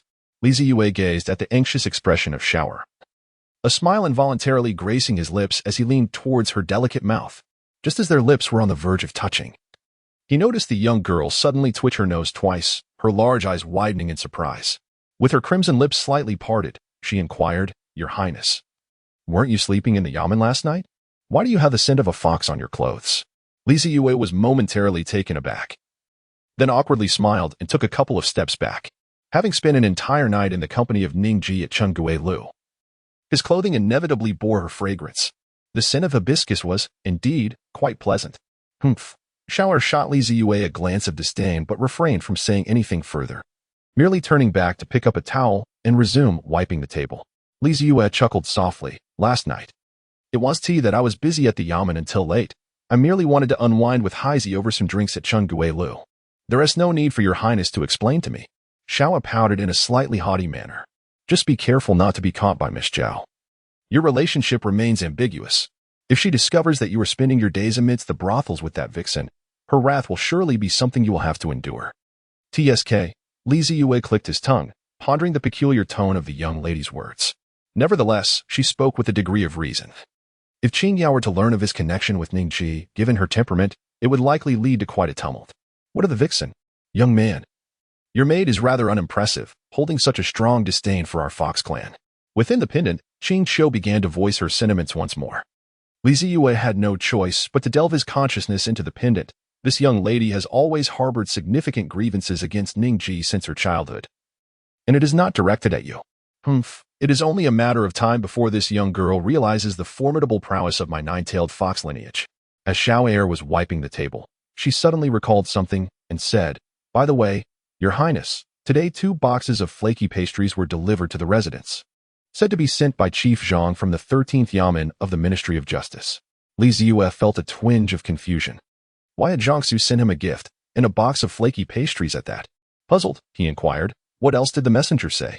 Shower pondered for a moment, then replied, the messenger mentioned that Mr. Zhang instructed him to bring it, stating that if your Highness enjoys them, there are plenty more at home. Mrs. Zhang's family has even arranged for a pastry chef to cater to her, capable of crafting any type of confection. Zeyue furrowed his brow, questioning the implication. What does that mean? Am I such a glutton? He regarded Jiangsu with a hint of skepticism, considering his penchant for dubious schemes. Bring that box of pastries here. I must see what this is all about. Of course. Shower set down her towel and turned to retrieve a beautifully packaged box from the nearby dining table, carefully lifting the lid. As he gazed at the appealing pastries, Zeyue felt an increasing sense of familiarity in pursuit of this nostalgic feeling. He resolved to take a taste. Zeyue picked up a flaky pastry and placed it in his mouth, the familiar flavor enveloping him instantly, revealing why Jiangsu had brought in these 2 boxes of delicacies. Wasn't this the very box of treats from Jiangsu's table at Qianqiu Tower yesterday? Had this fellow noticed that he had finished his pastries and assumed he was simply indulgent? Alas, Zeyue's face flushed crimson, filled with an overwhelming resentment towards the gluttonous creature. Shower, her eyes wide with concern, observed the changing expressions on Zeyue's face and inquired, "What is the matter? Does it taste unpleasant?" "It is quite delectable. You should give it a try." Zeyue waved his hand, expressing helplessness. As long as he continued to rely on these fierce beasts, he would forever be unable to rid himself of the flaws they imposed upon his character, and the misunderstandings from others would be unavoidable. Zeyue sighed, wandering into the small courtyard, where he reclined on his chaise lounge, closing his eyes to rejuvenate his spirit. He needed to contemplate the plan aimed at the Taijue sect, as he was to discuss it thoroughly with Jiangsu and the others at the Yamen in the afternoon. After only a brief moment of reflection, Xiao Si entered the courtyard. "Your Highness." Zeyue opened his eyes and gazed at his squinting subordinate before him. During the last event at the Star-Picking Tower, it was Xiao Si who had accompanied Wang Yin of the Daping Merchant Group, resulting in that globally celebrated display of fireworks. "What is it?" Zeyue inquired. Xiao Si clasped his hands together and replied, "Highness informed me that you hold Wang Yin of the Daping Merchant Group in high regard. I have maintained contact with him, and from his demeanor, it seems he is quite eager to establish a connection with our Wang manor. May I ask, Your Highness, when you might have the time for another meeting with him?" Zeyue pondered for a moment and said, "Let us meet tonight at the Cypress residence. I wish to have a conversation with him." Upon hearing this, Xiao Si furrowed his brow and inquired, "Your Highness, do you intend to dine with him?" He continued, "Is there an issue? I believed it unnecessary for Your Highness to lower yourself to share a table with a mere merchant." Xiao Si's expression remained troubled. Zeyue chuckled lightly. "No worries. I find Wang Yin to be quite an intriguing character. As it happens, I have some matters where his involvement would be beneficial. Discussing these issues over a drink is nothing unusual. By the way, I heard this fellow rose to his current position through sheer determination and hard work. Is that true?" Xiao Si nodded. "That night, I had an extensive conversation with his associates, and indeed, that is the case. My friends, the long knife truly cannot ascertain the platform's review standards. I genuinely fear that a single misstep could lead us into the shadows." Zeyue nodded thoughtfully. If this person truly possesses remarkable abilities, then the plans he has long refrained from executing could indeed be entrusted to him. "Very well, summon Highness to the side courtyard. It has been a considerable time since he last exercised. Let him take this opportunity to stretch his limbs." "Understood," Xiao Si replied, bowing respectfully before departing to find Highness. Zeyue returned to his abode, shedding his fitted official attire and donning a pair of training trousers, baring his upper body as he made his way to the side courtyard. This was a rather spacious area, designated for martial practice by Zeyue and the guards of the royal residence. Having been preoccupied with various matters in recent days, he had yet to find time for his training.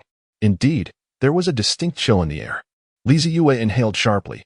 After all, it was only February, and with the advent of spring still a while away, the chill lingered in the air.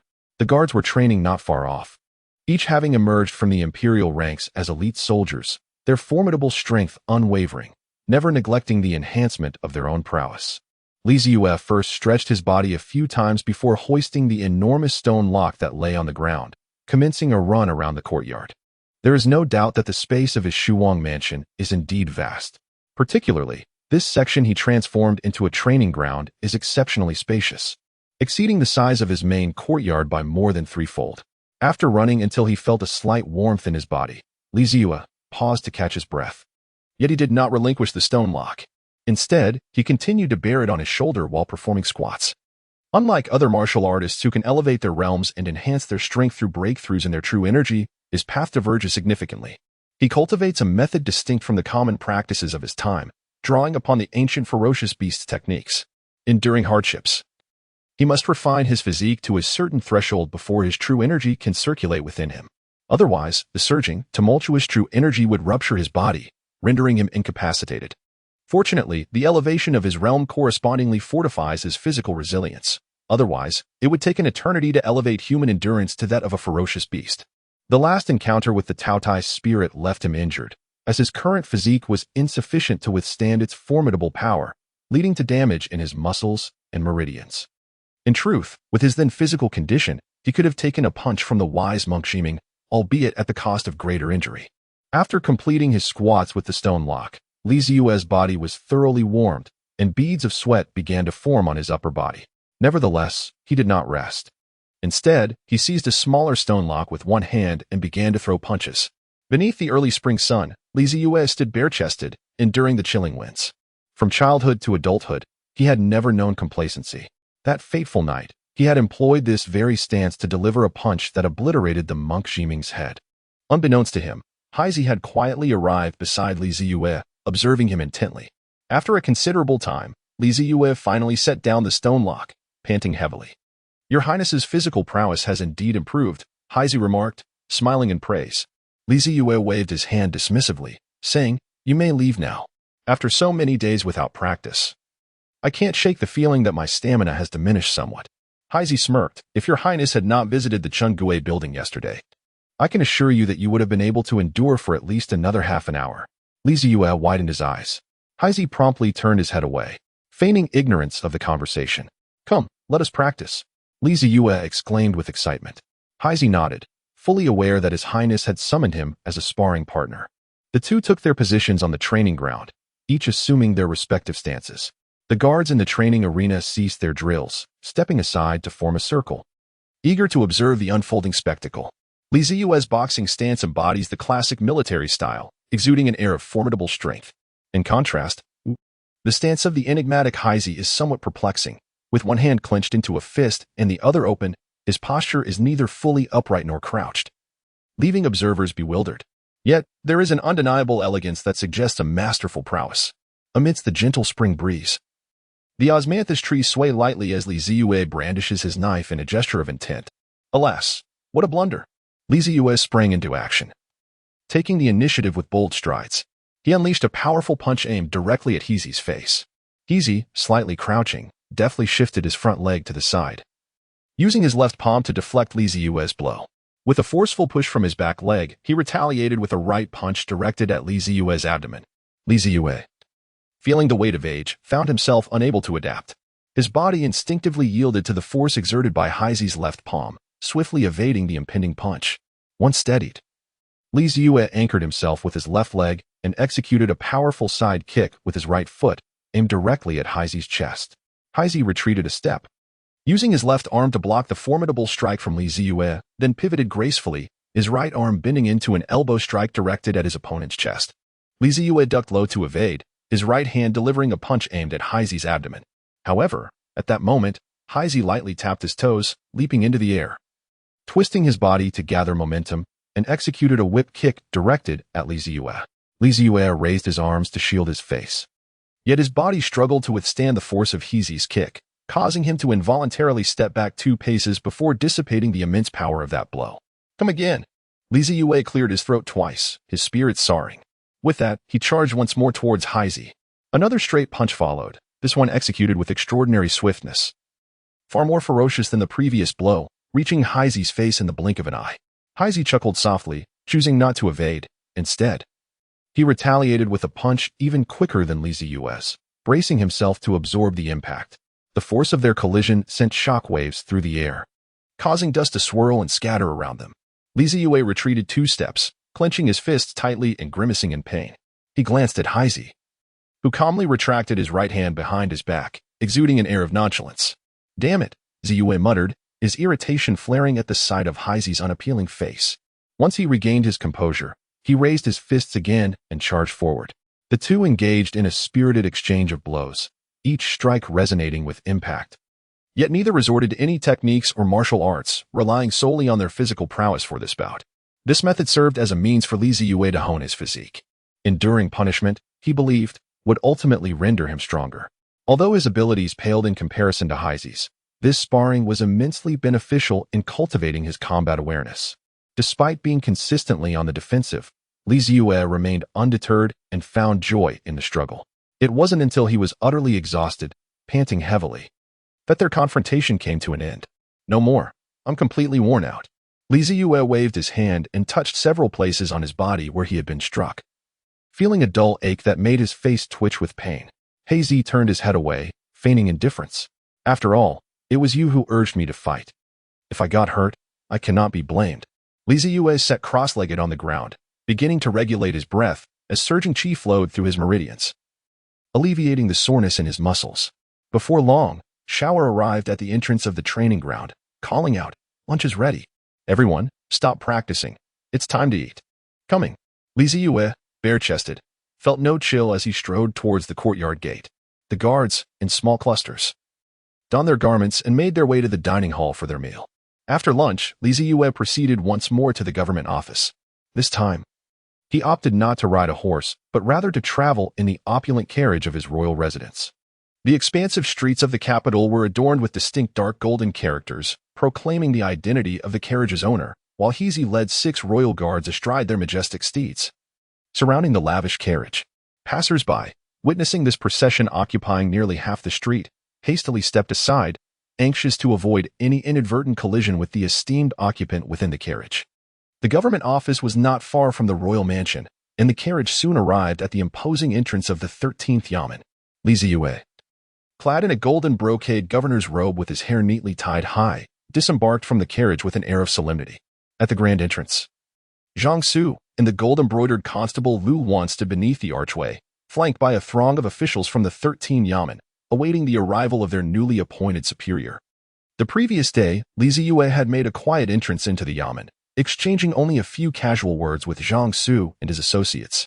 However, today marked the official inauguration of Zeyue as the new governor of the Ministry of Justice's 13 Yamen, heralding a new era for the formidable organization that had once dominated the underworld for decades. Following the death of Lord Li over a decade ago, this day signified the arrival of their new master. As sunlight pierced through the clouds, it illuminated the imposing and dignified entrance. Zhang Su stood before the hundreds of officials clad in black, the brilliance of the light casting away the shadows that enveloped him. This stalwart pillar of the 13 Yamen, impeccably attired in his dark robe, took his position at the forefront, cupping his hands and bowing respectfully. "I pay my respects to the governor," he declared. Lu Wan, for the first time donning official attire and having tidied his disheveled hair, stood behind Zhang Su and followed suit, stating, "I pay my respects to the governor." Then, the hundreds of spies behind them bowed in unison, their voices resonating like thunder, echoing across the expanse. "We pay our respects to the governor." The sound was clear and powerful, reverberating through the air. Zeyue stood outside the door, observing the exhilarating scene before him with an exceedingly calm demeanor. He understood that he did not possess the qualification to warrant the respect of the most elite spies in the realm. Their reverence was perhaps reserved solely for the governor's robe he adorned and the insignia that hung at his waist. Zeyue raised his hand and spoke loudly, "Everyone, please rise." In this place of profound silence, not a soul dared to utter a word. The only sound that broke the stillness was the rustling of garments as the officials simultaneously stood. "I am Zeyue, the newly appointed head of the 13th Yamen of the Ministry of Justice." Under the scrutiny of hundreds of eyes, Zeyue took 2 steps forward, channeling his inner energy to ensure his voice reached the ears of every individual present. "Many of you here are familiar with me and my background. You might wonder why a prince, known only for his poetry and prose, has come to oversee your 13th Yamen. Until yesterday, I too pondered this question. However, today, as I stand before you, beneath the grand entrance of the 13th Yamen, I have found my answer. I have come here to restore the illustrious reputation of the 13th Yamen, to carry forth the will of Lord Li, and to reconstruct our Yamen as a symbol of the great Ning dynasty in the realm of the martial world. In the near future, you shall witness a remarkably powerful and renewed 13th Yamen standing tall in the world of martial arts. I aim to instill such reverence for our Yamen's insignia that it will be regarded with the same fear as the executioner's blade. Ladies and gentlemen, let us strive together. My lord, your words have truly stirred my blood.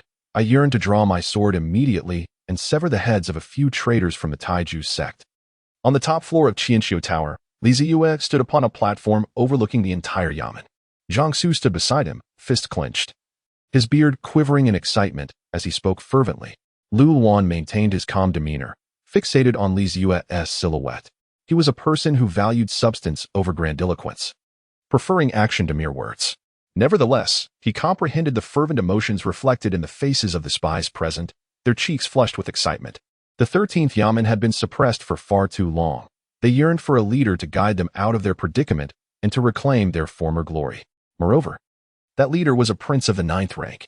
Empty words would not suffice. What was needed was a tangible victory to rekindle their confidence.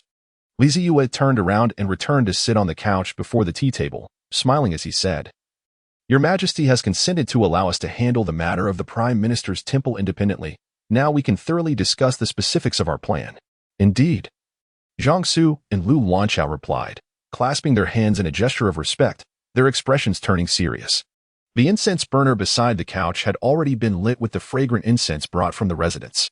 Zeyue waved his hand, signaling the two to sit down and converse. "Are there ample channels for disseminating information from the yamen?" Zeyue inquired. Jiangsu nodded. "Although our strength is not what it once was, we have established covert bases and numerous informants throughout various provinces, possessing formidable capabilities in gathering and relaying intelligence." Zeyue nodded slightly, confident in the capabilities of the 13th Yamen in this regard.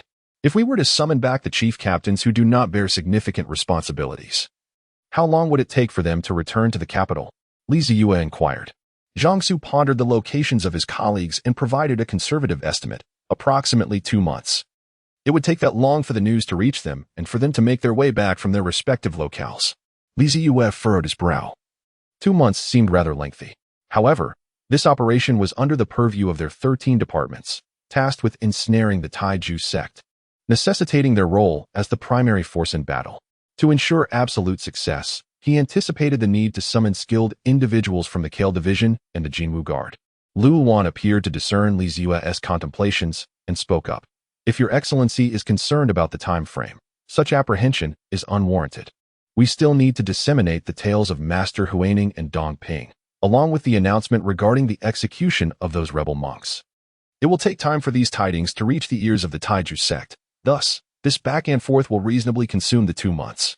Upon hearing this, Zeyue relaxed his furrowed brow. He had indeed been overthinking. "So be it. 2 months it shall be. Let us issue the summons today. All officials of the rank of silver-embroidered captain and above, excluding those with pressing duties, shall return to the capital and stand by." Jiangsu clasped his hands respectfully and inquired, "Your Highness, how should we propagate the connection between Master Huining and Dong Ping?" "Establishing communication through taverns, tea houses, and brothels, these venues are the swiftest channels for spreading information. Bribing storytellers and engaging with local ruffians, these methods require no elaboration. Inform our informants to expedite the recounting of this tale, embellishing it with vivid detail and heartfelt emotion. However, ensure your safety above all. There is no need to falter in such matters." Zeyue methodically arranged. "Once the news has spread sufficiently, we shall announce the execution time for the several great monks at Xiangwu Temple. Following that, we shall await the fish to take the bait. Your Highness, as you have mentioned, this is an overt scheme. The Taiju will undoubtedly discern our intentions. Will they truly come? For instance, might Dong Ping orchestrate a group of expendable pawns to feign an attempt to rescue the condemned, thereby presenting a facade of legitimacy? This way, it could be claimed that we had indeed dispatched individuals for their salvation, albeit unsuccessfully, thus silencing public discourse." After deliberating on the overarching plan, Jiangsu furrowed his brow in concern. Zeyue was about to speak when Lu Luan suddenly interjected, "Dong Ping will be coming." Zeyue cast a glance at Lu Luan. "He is a formidable figure. If our plan proceeds smoothly, he is certain to make an appearance." Lu Luan replied calmly, "Do not forget, he is the 3rd in the world, possessing his own pride. If he were to be schemed against and endured in silence, then Dong Ping would no longer be Dong Ping." Jiangsu paused for a moment, wishing to voice something further, but ultimately nodded in agreement.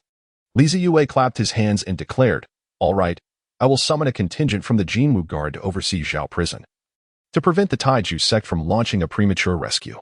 Our department is currently lacking in strength, and we must be thoroughly prepared." He then turned to the prince. "By the way, Your Highness, if Dongping truly appears on that day, how shall we confront him?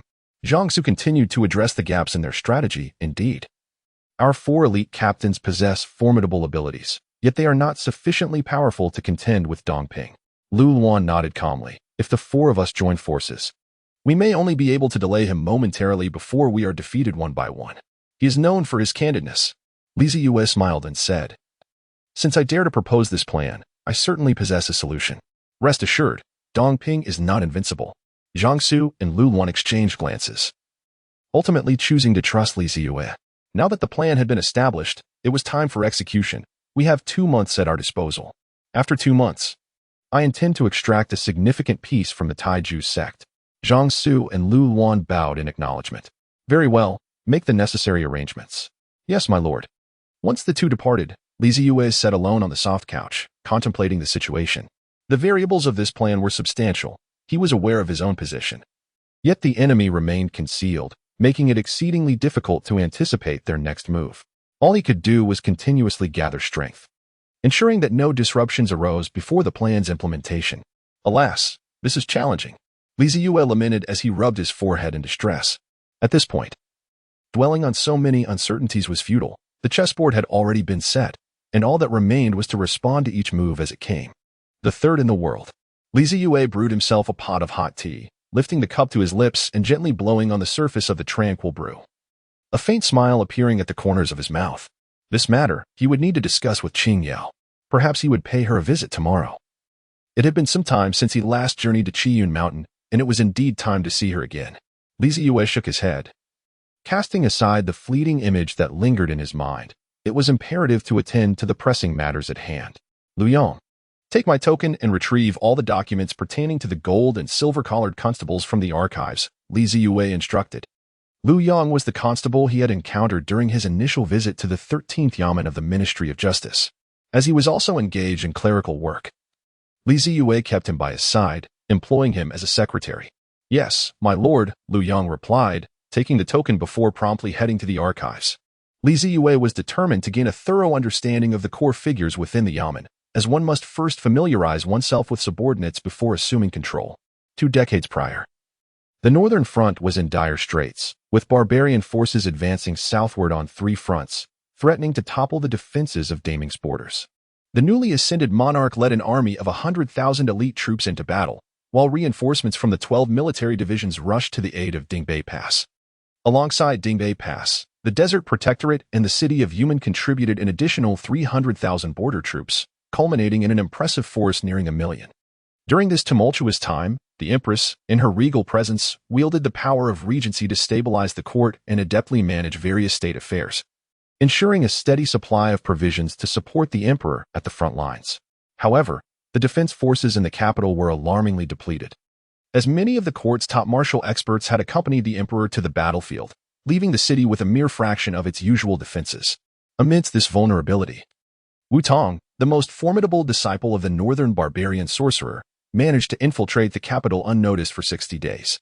He awaited an opportune moment to strike when the empress ventured out of the palace. At that moment, Wu Tong, already acclaimed as the strongest among the younger generation of the northern court and recognized as a prodigious talent of his era, launched a sudden assassination attempt. His blade, honed through years of relentless training, sliced through the air from 100 meters away, a lethal strike that none of the elite guards surrounding the imperial carriage could anticipate. The force of his attack shattered the stone pavement of the imperial path, sending dust swirling as it approached the emperor with overwhelming ferocity. Had this strike succeeded, it would have resulted in the empress's demise, plunging the court into chaos, undermining the front-line support, and inevitably fracturing the morale of the troops. The emperor, upon returning to the capital, would have found himself embroiled in a crisis, with the border forces retreating from their beleaguered defenses, potentially leading to the loss of vast territories. Yet, this fateful strike, which nearly determined the destiny of Daming, was thwarted by a silver-white longsword. Clad in a flowing white robe, the Taoist priestess, with her moonlight sword, repelled Wu Tong in just 3 moves. The first strike dispersed the dust, leaving the moonlight sword poised before the empress. The second move saw the priestess proactively countering Wu Tong's blade, compelling him to shift to a defensive stance. In the final strike, her robe billowed as she leapt into the air, before an audience of thousands in the capital, disarming him with a deft maneuver, forcing him to retreat in disarray. This encounter compelled Wutong to abandon his assassination plan and hastily withdraw from the capital to avoid being encircled by the Imperial Guard and the enforcement officials. That day, the name of the priestess resounded throughout the capital and echoed across all of Daming. Both the southern and northern courts became aware of this young Taoist, who had valiantly protected the Empress with 3 masterful strikes, turning the northern court's touted genius into a mere jest. The image of her white robe transformed into a legend cherished by countless wandering heroes. 20 years have elapsed, and the once young Taoist is no longer in her youth. She is now revered as the true person of Yunxin, having set aside her sword. The Moonlight Sword, however, has found its way into the hands of a certain red-clad maiden. Although the masters of Buddhism, Confucianism, and Taoism are not included in the martial rankings, the true person of Yunxin remains a true paragon among the world's elite. She possesses profound swordsmanship and transcendent Taoist techniques. One need only master either to ascend to prominence in the martial world, yet she embodies both. During her travels across the realm, the true person of Yunxin discovered Zhao Qingyao, a prodigious talent raised in the north alongside her father during her childhood. Recognizing his extraordinary aptitude for cultivation, she was compelled to take him as her disciple and brought him back to the capital. Due to her status, Zhao Qingyao could not formally enter the Taoist sect. Thus, she cannot reside in Guan for an extended period and instead spends her days at her grandfather's residence, the esteemed Taifu Mansion. From time to time, she journeys to the Qiyan Mountains Luoyan Temple to receive the meticulous guidance of the esteemed Master Yunxin. This is the reason behind Zhao Qingyao's remarkable strength at such a tender age. Beyond her exceptional talent, she is fortunate to have an extraordinary mentor. It was Master Yunxin who brought Zhao Qingyao back from Dingzhou to the capital, fostering a bond of childhood friendship with Zeyue, who enjoyed the benefit of proximity.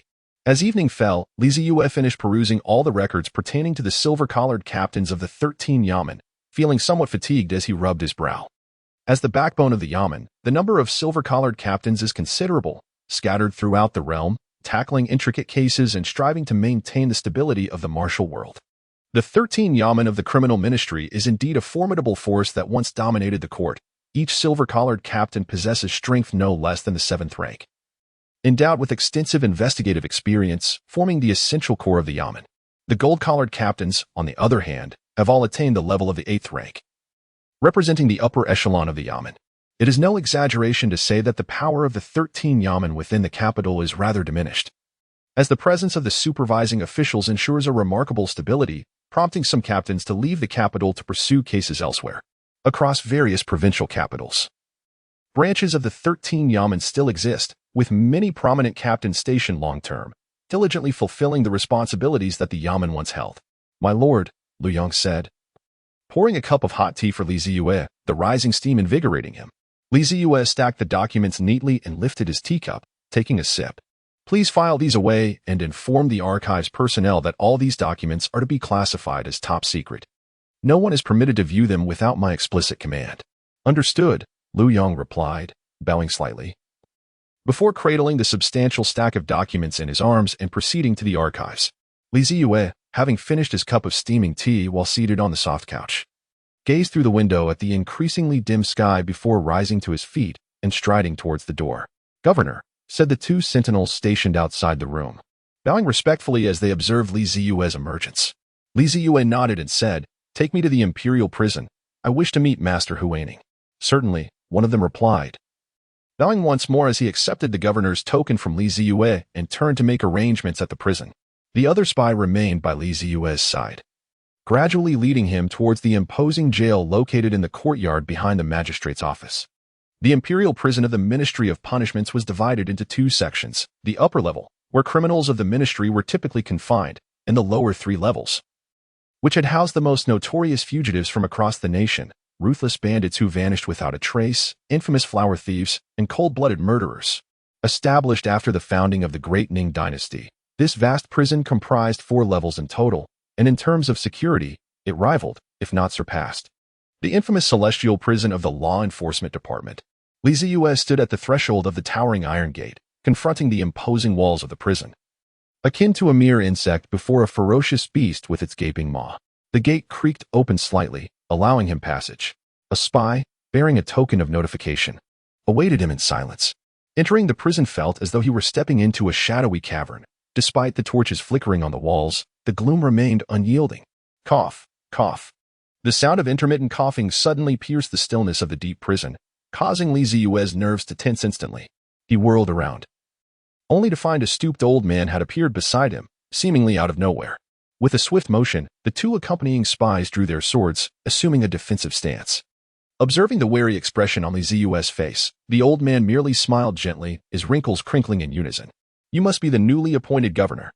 I beg your pardon for my rudeness. Having spent a lifetime in this prison, I have not seen the outside world in many years. I could not come to greet you today, and I humbly ask for your forgiveness. Despite his words, the old man kept his hands clasped behind his back, maintaining the gentle smile. I hope I did not startle you, esteemed governor. Upon recognizing the old man's visage, the accompanying spies sheathed their weapons and reluctantly introduced him. Sir, this is head prisoner Wu, who has overseen this prison for 30 years. Zeyue cast a profound gaze upon the venerable elder, whose face was etched with deep lines of experience. Despite his own considerable prowess, he had failed to perceive the elder's presence until he was nearly upon him, which spoke volumes about the depth of the 13 yamen of the Ministry of Justice. Dear sir, he remarked, please refrain from such displays in the future. You frighten people far too much, and they may hesitate to return. Zeyue also smiled gently, as he was always adept at engaging with seasoned elders. Wu Laodu coughed twice and waved his hand dismissively. The old man does not do this intentionally. After so many years of walking these prison corridors, one becomes accustomed to it. Have you never stepped outside? Zeyue inquired with curiosity, recalling the old man's earlier remarks about being unable to see the light of day during his time in confinement. In my youth, I would occasionally venture out into the streets to observe the world, Wu Laodu replied. But now that I am older, I find little desire to leave. From somewhere, Wu Laodu produced a pipe, lighting it, and puffing away contentedly. The vastness of the world is merely a larger prison, amidst the throngs of people. Each individual bears their own chains. What difference does it make whether one steps outside or remains within these walls? With that, Wu Laodu beamed, revealing a mouthful of yellowed teeth. Zeyue blinked vigorously, feeling a mixture of confusion and admiration. He never anticipated encountering such a remarkable individual within the confines of the prison. This transcendent state of being was something he, despite having lived 2 lifetimes, could never hope to achieve. The old man continued speaking, and today, he presumed, the esteemed official wished to meet with that group of bald monks. I shall guide you there, he said. Warden Wu remained hunched over, one hand grasping a smoking pipe, the other tucked behind his back, leading Zeyue and 2 covert agents downwards. Speaking of the monks, some of them still had a spark of vitality, albeit they were rather boisterous, incessantly chanting their scriptures, which made Zeyue's scalp tingle with irritation. As they walked, Warden Wu recounted the situation of the monks, and those young monks. They are so frightened they can hardly eat, terrified that I might take them out and execute them. Am I really that fearsome? At that moment, they had descended to the first underground level. Zeyue glanced at the disheveled old man leading the way, as well as the criminals hiding in the corners of their cells, making every effort to avoid detection upon seeing Warden Wu, holding their breath in fear of drawing attention. For a brief moment, he fell into a contemplative silence. Zeyue was oblivious to whether the true master of the prison would reveal a gentle smile while standing before a criminal, whose body was a grotesque sight. Armed with interrogation tools, the dungeon was vast, and the corridors stretched long. The previously raucous atmosphere of the underground level fell into an eerie silence as Wu the head prisoner passed through. The flickering candlelight cast shadows, and Zeyue and his companions remained silent, following Wu deeper into this tranquil ambience. My lord, ahead lies the cells of the monks, Wu the head prisoner announced, halting his steps and raising the keyring in his hand. In the dim light of the dungeon, Zeyue observed the darkened cells at the corridor's end and nodded in acknowledgement. In such a hushed environment, he could discern the sounds of muffled sobs and the intermittent, suppressed chanting. The highly skilled monks were segregated into different cells, while the innocent young monks were crammed together in 2 adjoining cells. After all, even the expansive dungeon of the 13 yamen had its limitations, and with no threat posed by the young monks, there was little concern in confining them together. Zeyue smacked his lips, feeling a wave of sympathy for these unfortunate souls. He unlocked the cell of Master Huaning and spoke. Wu, the head jailer, nodded and led Zeyue deeper into the prison's recesses. The cell was shrouded in darkness, illuminated only by the flickering torchlight in the corridor. With a rustle, Wu, utilizing the dim light, located the key for Huaning's cell among the jangling keys. As the spy behind them ignited a fire stick, It cast a flicker of light across the space. Wu gently pushed open the cell door and stepped inside. You two remain outside. Old Wu and I will proceed in. He instructed. Understood, the two spies replied, bowing in acknowledgement. Zeyue took the fire stick from the hands of the spy and stepped into the prison cell. A thick layer of hay carpeted the ground, crunching beneath his feet with a creaking sound. He directed the light of the fire stick forward and finally beheld the venerable Huaining, who lay with his eyes tightly shut. The esteemed monk appeared to be in poor health, with a heavy iron chain shackled to his wrist, the other end secured to the wall. His gaunt face bore the marks of desolation, yet his parched lips continued to move, emitting a faint recitation of scriptures. His monk's robe remained immaculate, and under the glow of the flame it exuded an aura reminiscent of ancient lamps and enlightened Buddhas. Wu, the prison head, took the fire stick from Zeyue and stepped aside. The eyelids of venerable Huaining fluttered slightly but did not open. However, the chant from his lips ceased. He pursed his lips and spoke, Your Highness, you have arrived. Zeyue sighed, Master, I have come to see you. Prior to this incident, his relationship with the neighbor had been quite amicable.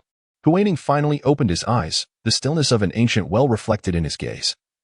As he looked upon this noble scion, momentarily lost in thought. In that fleeting moment, he seemed to glimpse the visage of his late friend in his youth, equally gentle and elegant, equally composed and unruffled.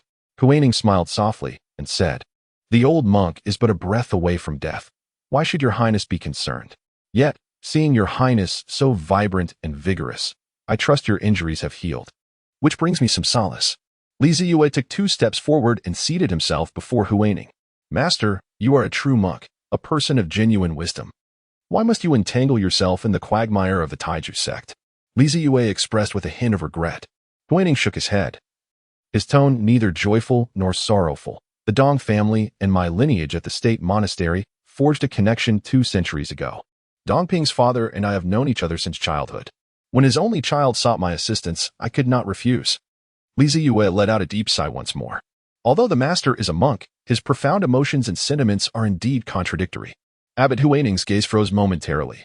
Then he closed his eyes and recited a Buddhist chant. Might this humble monk request a favor from your Highness? Zeyue pondered for a moment and seemed to grasp the situation. He nodded and said, Please, Master, do not hesitate to speak. I earnestly implore your Highness to spare those innocent little ones in the temple. They are unaware of the circumstances and have unwittingly become entangled in this matter. All the blame rests solely upon me. Should they lose their lives because of my transgressions, I would have no face to present before the Buddha in the Western paradise. Abbot Huaining joined his hands in prayer, murmuring Amitabha. Zeyue gazed at the venerable elder, who had devoted his life to the worship of Buddha, and nodded. I promise you. The prince, with his benevolence, the old monk expressed his gratitude. Before the monk embarks on his journey to the Pure Land, he vowed to recite scriptures and pray 100 times each day for the prince's well-being and longevity. Abbot Huaining once again performed a bow, then closed his eyes. Zeyue rose to his feet, reverently clasping his hands together before Huaining, and performed a solemn bow.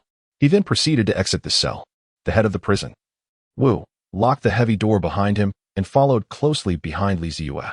From this day forth, it was decided that the meals delivered to Abbot Huaining and his fellow monks would be laced with a dispersing potion, with the aim of rendering the mere mortals devoid of any martial prowess within 2 months. As Zeyue stepped out of the dungeon, his expression remained stoic as he issued instructions. Wu cast a sidelong glance at Zeyue and nodded in acknowledgement. As the chief officer of the imperial prison, he was privy to the impending plans set forth by the authorities. Those young monks ought to be confined above ground. Further arrangements would be made once the plan reached fruition. In a few days, I shall summon a contingent of the Golden Guard to oversee the imperial prison day and night.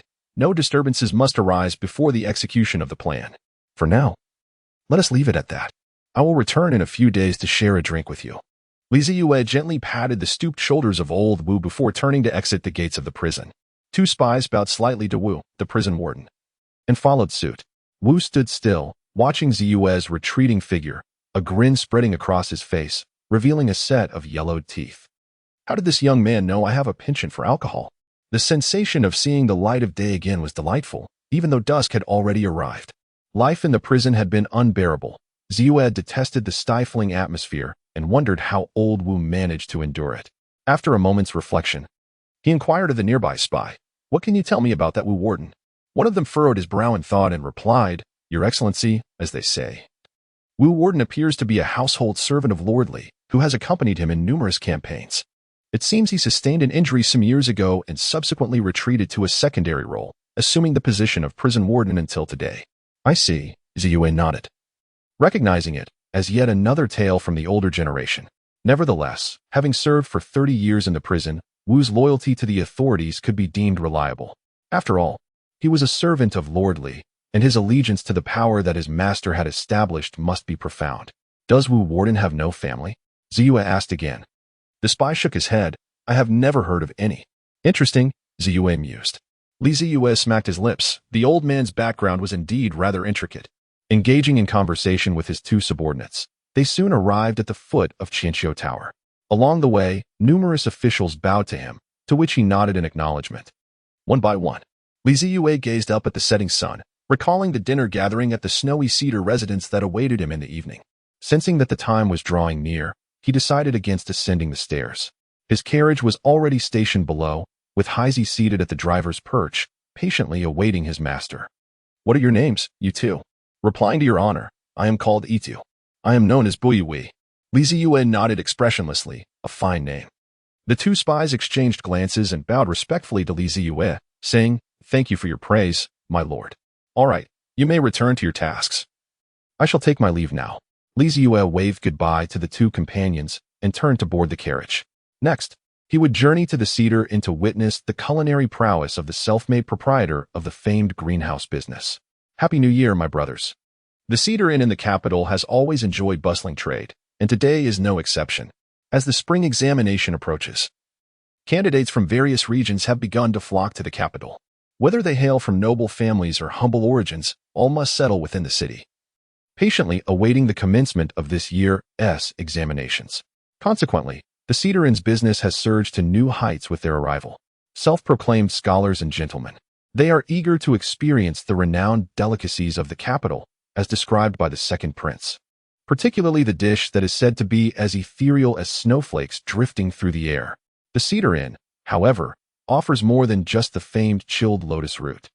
It frequently unveils new culinary creations, each more delectable than the last. Thus, the Cedar Inn on East Street has become a favored destination for the talented scholars of the realm. Wang Yin sat in the carriage, gazing at the figure of Qiao Si opposite him, still in a daze. Since that day of fireworks, Mr. Qiao had maintained contact with him, and Wang Yin understood the implications of this connection. He had successfully established a link with the Shu Wangfu. Today, when Mr. Qiao suddenly approached him, conveying that a noble wished to meet him, a wave of astonishment struck his heart, leaving him unable to regain his composure. What could he possibly offer to such a person of distinction? Since learning of the noble's desire to meet him, he had been plagued by anxiety, unable to find peace. Rest assured, my lord wishes to discuss a collaboration with you, which is why he requested this meeting. You've seen him. He is a gentle soul, and there is no need for concern, Qiao Si said, squinting as if he had discerned Wang Yin's unease, offering a reassuring smile. Wang Yin nodded, reminding himself that his intention to engage with the Wangfu was to conduct royal business. Having the opportunity to meet the second prince directly was indeed fortuitous. His apprehensions were unfounded.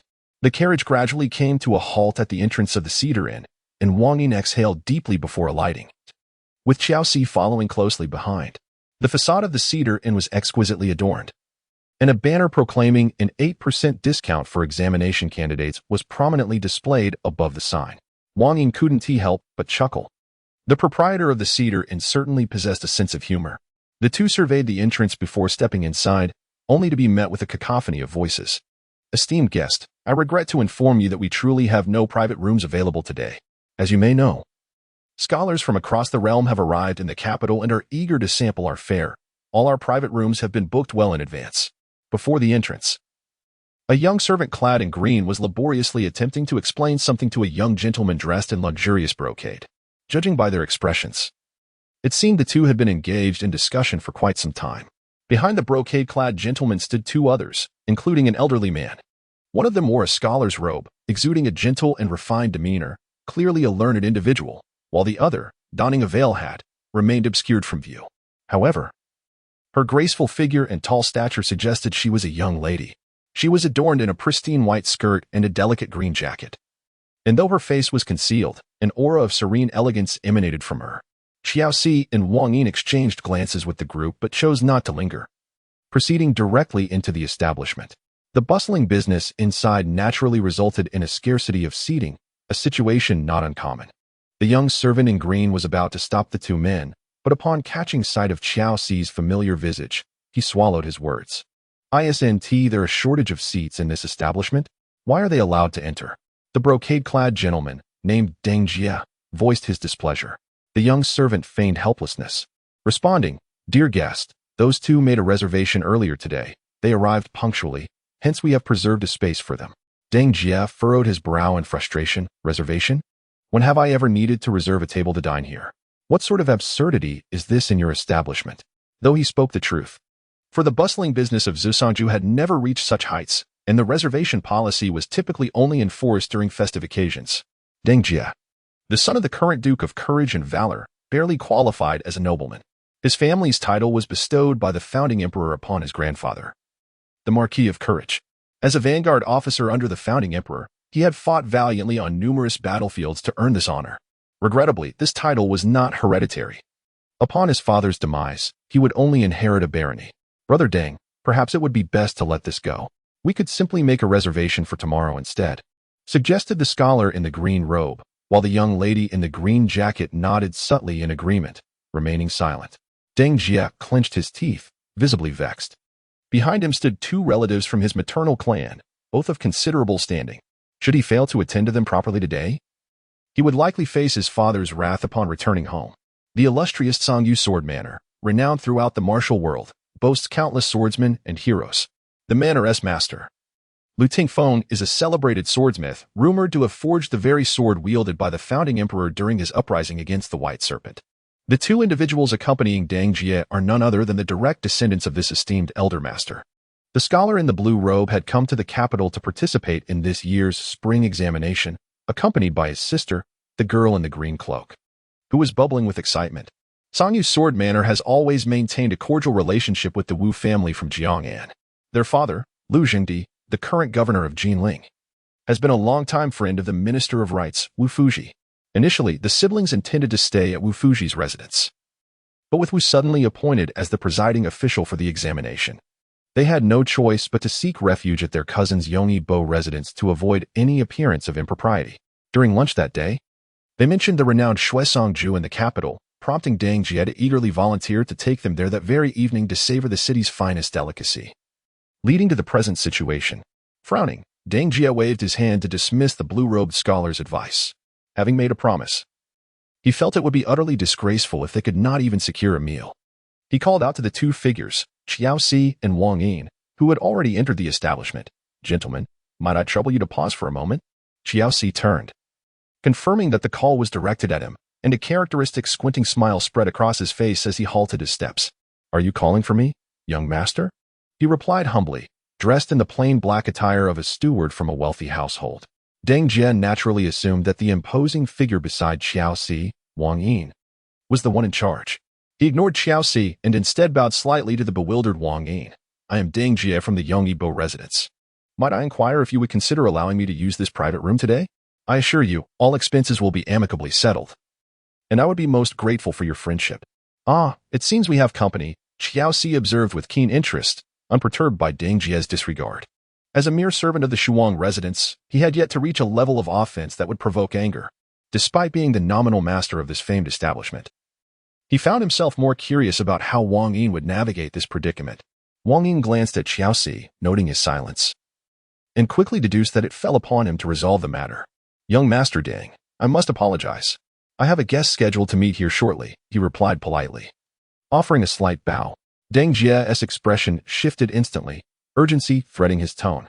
"Ah, my good sir, what if you were to switch dining locations with your guest today? I shall bear all expenses, and you may consider it a chance to make a new friend. What say you? As long as you are willing to relinquish this elegant chamber to me, what difficulties could one possibly encounter in conducting business in the capital? Feel free to seek me at the Duke Yongyi's residence, and I shall do my utmost to assist you." Wang Yin was momentarily taken aback, his expression revealing a sense of dilemma. The gentleman named Deng had extended an offer that could hardly be deemed lacking in sincerity. Not only was he willing to cover the expenses for tonight's meal, But more importantly, he publicly pledged a favor to Wang. In previous times, he would have readily conceded the room, as offending a nobleman was an entirely unnecessary endeavor. Furthermore, the nobleman's demeanor was notably earnest. However, today, Wang Yin found himself unable to acquiesce. The room, after all, was not reserved by him at all. Thus, despite Deng Jie's persistent entreaties, Wang resolutely shook his head. Deng Jie's expression fell. As a young nobleman accustomed to a life of luxury, he believed he had demonstrated sufficient humility and sincerity. Yet, the fat merchant's blatant disregard was infuriating. Were it not for his father's admonition to maintain a low profile since his grandfather's passing, he would have long since dragged this fellow over and given him a sound thrashing, rather than grovel over a mere room. Seeing the growing fury in Deng Jie's eyes, Xiaoxi, who had been squinting, widened his gaze in anticipation. Was the moment they had been waiting for, the arrival of the tyrannical scion, provoking others and facing retribution, finally at hand? Your Highness, do hurry. Just as if he had heard Xiaoxi's silent call, a lavish carriage adorned with a mountain emblem came to a slow halt before the entrance of the Snow Pine Pavilion. The crowd instantly ceased their chatter, and even the pedestrians lining the street turned their attention to the newly arrived carriage, with the exception of a pair of siblings from Jiangnan. The girl in the green cloak from Songyu Sword Manor was perplexed. What was so captivating about that carriage? Just as she was about to inquire of Deng Jie, she noticed his body trembling slightly. At that moment, a dark-skinned coachman dismounted from the opulent carriage, glanced at the group, and drew back the curtain of the carriage. A handsome young man, cloaked in a black mantle, descended slowly from the vehicle. He appeared somewhat warm. Raising his right hand to loosen the knot at the collar of his cloak, revealing the formal attire of a governor from the 13 Yamen, Xiaoxi swiftly approached Li Zeyue, whispering, Your Highness, you arrived too early. The scene has yet to unfold. What nonsense is this? Li Zeyue looked at Xiaoxi with a perplexed expression and inquired, What is the matter? Why are you waiting here instead of going in? Xiaoxi shook his head and directed his gaze towards Deng Jie and the others. What is going on? Li Zeyue felt a lingering sense of uncertainty as he approached the grand entrance of Xue's own residence. A captivating beauty awaited him. Before he could fully comprehend the situation, a voice from Qingqiu abruptly echoed in his mind, disrupting his thoughts. Consequently, his gaze involuntarily drifted toward the only woman present. She possessed an exquisite figure, perfectly proportioned. Yet he remained unaware of her true visage. A sword hung gracefully at her waist, leaving him to ponder whether it served merely as adornment. Her aura was equally remarkable, reminiscent of the gentle mist of Jiang and in May, soft and elusive. He yearned to lift her veil and glimpse the face of the enchanting maiden. No, that cannot be right. Li Zeyue suddenly awoke, exerting immense willpower to divert his gaze from the girl in the green cloak to another direction. The wretched Qingqiu. Li Zeyue gritted his teeth in frustration. After years of rigorous training, he had managed to suppress his body's cravings for desire. However, it seemed that Qingqiu was acutely aware of this, consistently finding unpredictable moments to provoke him, which left him quite troubled. Li Zeyue directed his gaze towards Wang Yin, attempting to suppress the surging desires within him by focusing on the rotund visage before him. Wang Yin swallowed hard, feeling increasingly unnerved by the prince's penetrating stare. He shook his head, intending to step forward to pay his respects, but someone unexpectedly beat him to it. Deng Jie, at your service, Your Highness. The young man, adorned in a luxurious robe, bowed respectfully as he greeted the second prince. Li Zeyue finally diverted his gaze from Wang Yin and turned to Deng Jie, who was greeting him respectfully, reassessing the scene before him. Wasn't he Deng Jie the lad who was constantly bullied by himself and Li Luo during their childhood? Ah, it is you, Deng Bo. How has your health been of late? Li Zeyue pondered for a moment before speaking in a courteous manner. The Deng family has a long-standing military tradition. His grandfather once held the esteemed title of third-rank Mingwei General, and his father currently serves among the 12 guards. Bearing the title of Yongyi Baron, Deng Jie rose and replied earnestly, Your Highness, my father is in good health, and I am grateful for your concern. Li Zeyue chuckled warmly as he patted Deng Jie on the shoulder, causing him to tremble involuntarily. We have known each other for so many years. There is no need for such formality. Are these two your friends? Kindly introduce them to me. The scholarly young man in a blue robe and the girl in a green cloak soon realized that this gentle and poised young man was, in fact, the second prince of the esteemed Dening. Before Deng Jie could make the introductions, the young scholar stepped forward and bowed respectfully, saying, I am Lu Yu, Your Highness. The young maiden in the green cloak, whom Li Zeyue had been longing for, approached gracefully and offered a polite bow. I am Lu Gusu, your Highness. It is a pleasure to meet you. May you enjoy everlasting peace. Her voice flowed like the gentle waters of a spring river under a moonlit night, imbued with the delicate charm unique to the Jiangnan region. Zeyue wondered if he had misinterpreted her gaze. Did Lu Gusu's eyes, veiled behind a light, gauzy fabric, linger on him for a fleeting moment? He dismissed the thought, acknowledging that his mind was perhaps playing tricks on him, given his peculiar state of being. Judging by your attire, dear Lu, are you not here to partake in the upcoming spring imperial examination? Zeyue inquired with a genial smile. Offering a slight bow to both of them, Lu nodded in affirmation. What your Highness says is indeed correct. My brother and I have traveled from Gusu City and are currently residing at Brother Deng's home, awaiting next month's examination. Then allow me to extend my early wishes for your brother's success in the examinations, Zeyue replied cheerfully. Your Highness is too kind, Liu said, smiling as he returned the gesture. Zeyue observed the calm and unperturbed demeanor of the young scholar in his blue robe, secretly speculating about their identities. Generally speaking, upon encountering a prince of the current dynasty, one would feel at least a twinge of anxiety, if not outright trepidation. However, the expressions of this brother and sister pair revealed that their initial surprise was fleeting. Lu engaged in conversation with him in an utterly serene manner, her tone devoid of any fluctuation, suggesting that they were far from ordinary. Could it be that the Lu family hails from Suzhou? Zeyue pondered for a moment and swiftly discovered a clue that aligned with the identities of the two individuals. Zeyue Sword Manor, the Lu family.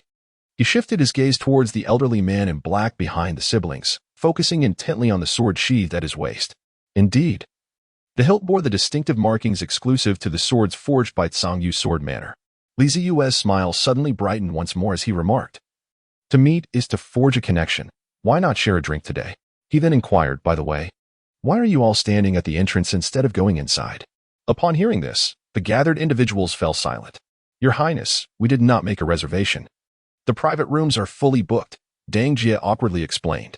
"My brother Lu has just arrived in the capital, and I wish to arrange for them to savor the exquisite cuisine of Zusongju. But alas, there are no available rooms. I had just detained this gentleman to discuss the possibility of relinquishing a private room for us." "Ah, I see," Zeyue responded, casting a glance at Xiaoxi, who nodded and then shook his head, indicating that there was no conflict at hand. Zeyue felt a sense of relief as he smiled and embraced Deng Jie's shoulders, saying, "What's the matter? It's of no concern. Today, I shall treat you. It has been quite some time since we last met, and it would be splendid for us to enjoy a hearty drink together with Brother Lu." Deng Jie, ever the epitome of sincerity in front of Zeyue, inquired, "Will this not hinder His Highness's important matters?" As he spoke, his gaze drifted towards Wang Ying. Having discerned from the exchange between Xiaoxi and Zeyue that the three of them were indeed companions, Zeyue waved his hand dismissively, saying, "It is of no concern. This is the steward of my residence, who has come today to report on the management situation. Since we have encountered you today, it matters not to hear it later." Wang Ying, displaying great perceptiveness, then spoke, "In that case, Your Highness, I shall take my leave." Zeyue nodded and patted Wang Yin's shoulder, saying, "Let us head to the manor first. I shall return shortly." "Understood," Wang Yin replied with a respectful bow, then turned to follow Xiaoxi as they boarded the carriage. "Haha, please, everyone." Zeyue was the first to step to the door, greeting a few individuals.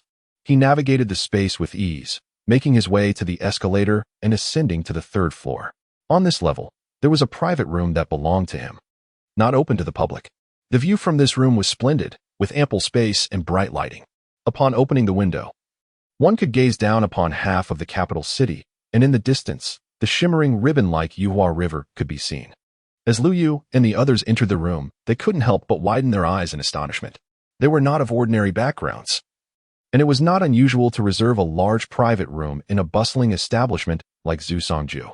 What surprised them was that Zeyue had a room occupying half a floor on the third level of this profitable venue.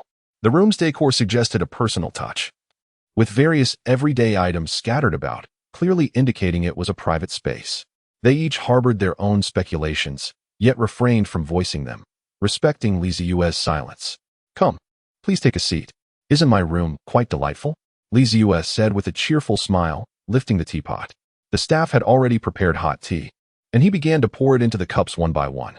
Deng Jie and Lu had already settled down, but upon witnessing the second prince serving them tea, they quickly rose again, exclaiming their reluctance to accept such an honor. At that moment, the gentle and graceful Lu Gusu stood up and approached Li Zeyue. "Your Highness." "Allow me," she said softly. The young lady's voice was tender as she offered a courteous bow, her skirt gently swaying and the delicate fabric fluttering, leaving Li Zeyue momentarily mesmerized. Lu Gusu gracefully took the teapot from his hands and adeptly began to pour the tea. Li Zeyue swore that this time he was undoubtedly untainted by the influence of Qingqiu, nor was he seduced by desire. He found himself inexplicably entranced by the unique aura of Lu Gusu. Upon seeing her, it was as if he beheld the misty, blossoming rivers of Jiangnan. He offered Lu Gusu a faint smile, then, feeling somewhat chagrined, he sank onto the bench, silently berating himself for his lack of resolve. How could he be so captivated? Unable to tear his gaze away, when he had yet to even glimpse her appearance, Lu Gusu poured the tea with grace, gently placing the cup before Li Zeyue. Li Zeyue unconsciously glanced at the delicate young girl, admiring the elegance of her tea-serving technique, each movement exuding an air of grace. However, he refrained from indulging in any frivolous thoughts, as he was preoccupied with his own burdens and lacked the energy to pursue other women. "Brother Lu, if I am not mistaken, you and your esteemed sister hail from the renowned Zeyue sword manor in Gusu, correct?" Li Zeyue inquired, lifting his teacup and taking a slight sip. Liu, seated opposite Li Zeyue, nodded with poise. "I am aware that I cannot conceal the truth from your Highness. My grandfather advised us before our departure to avoid drawing too much attention. My brother and I did not intend to obscure our identities. And we hope your Highness will forgive us." "Ha. Brother Lu, what are you saying? The Lu family of Gusu shares a profound connection with my Li family. It brings me great joy to encounter you. How could I ever harbor resentment?" At that moment, as the food and drinks had yet to arrive, Li Zeyue raised his teacup, subtly gesturing towards Lu Yu. "I trust that your esteemed grandfather is in good health?" "Grandfather remains quite robust, though he has not been able to indulge in alcohol for several years," Lu Yu sighed. Li Zeyue was momentarily taken aback. Is it truly necessary to specifically mention the inability to consume alcohol? How deeply entrenched is this elderly gentleman's passion for liquor? "Your Highness, when you spoke earlier of the connection between the Lu family and the Tian family, were you referring to that particular incident? Could it indeed be true?" Lu Gusu inquired with youthful curiosity. It is widely recounted in the martial realm that the founding emperor, in his youth, traversed the rivers and lakes, passing through the city of Suzhou, where he encountered the budding swordsman Lu Tingfeng. The two formed an immediate bond, their friendship blossoming deeply. Lu Tingfeng even dedicated months to crafting an unparalleled weapon for the emperor. Subsequently, during the uprising against the White Serpent, it is said that the emperor wielded the very sword forged by Lu Tingfeng. Deng Jie, his face alight with intrigue, clearly recognized this legend as well. Lu Yu, with a knowing smile, remained silent, casting a glance toward the equally amused Li Zeyue. The Lu family's patriarch is renowned throughout the land for his sword forging, naturally. I have heard of the tale involving the founding emperor and the esteemed Master Lu. As a child, I was quite curious and once inquired of the Empress Dowager whether this account held any truth. Li Zeyue took another sip of tea, a hint of amusement suddenly gracing his face. "My grandmother used to say," he began, "this tale is indeed true. Back in the day, there were two destitute ruffians. One aspired to become a valiant general, while the other longed to be a renowned swordsman. Naturally, their shared aspirations drew them together. At that time, Master Lu possessed none of the sword forging skills he has today. He borrowed a blacksmith's furnace and managed to produce a crude iron strip. It took the two of them quite some time to barely sharpen it.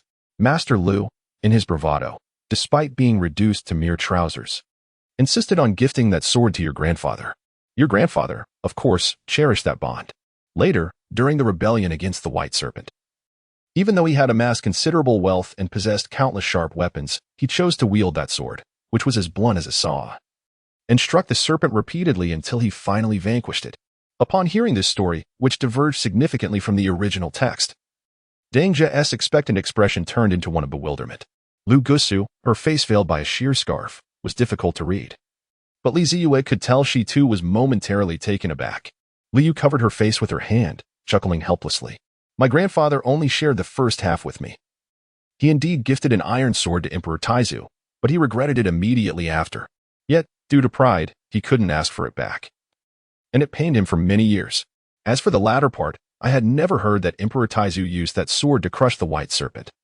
This is indeed my first encounter with such a tale. As she spoke, Liu shook her head, opting not to elaborate further.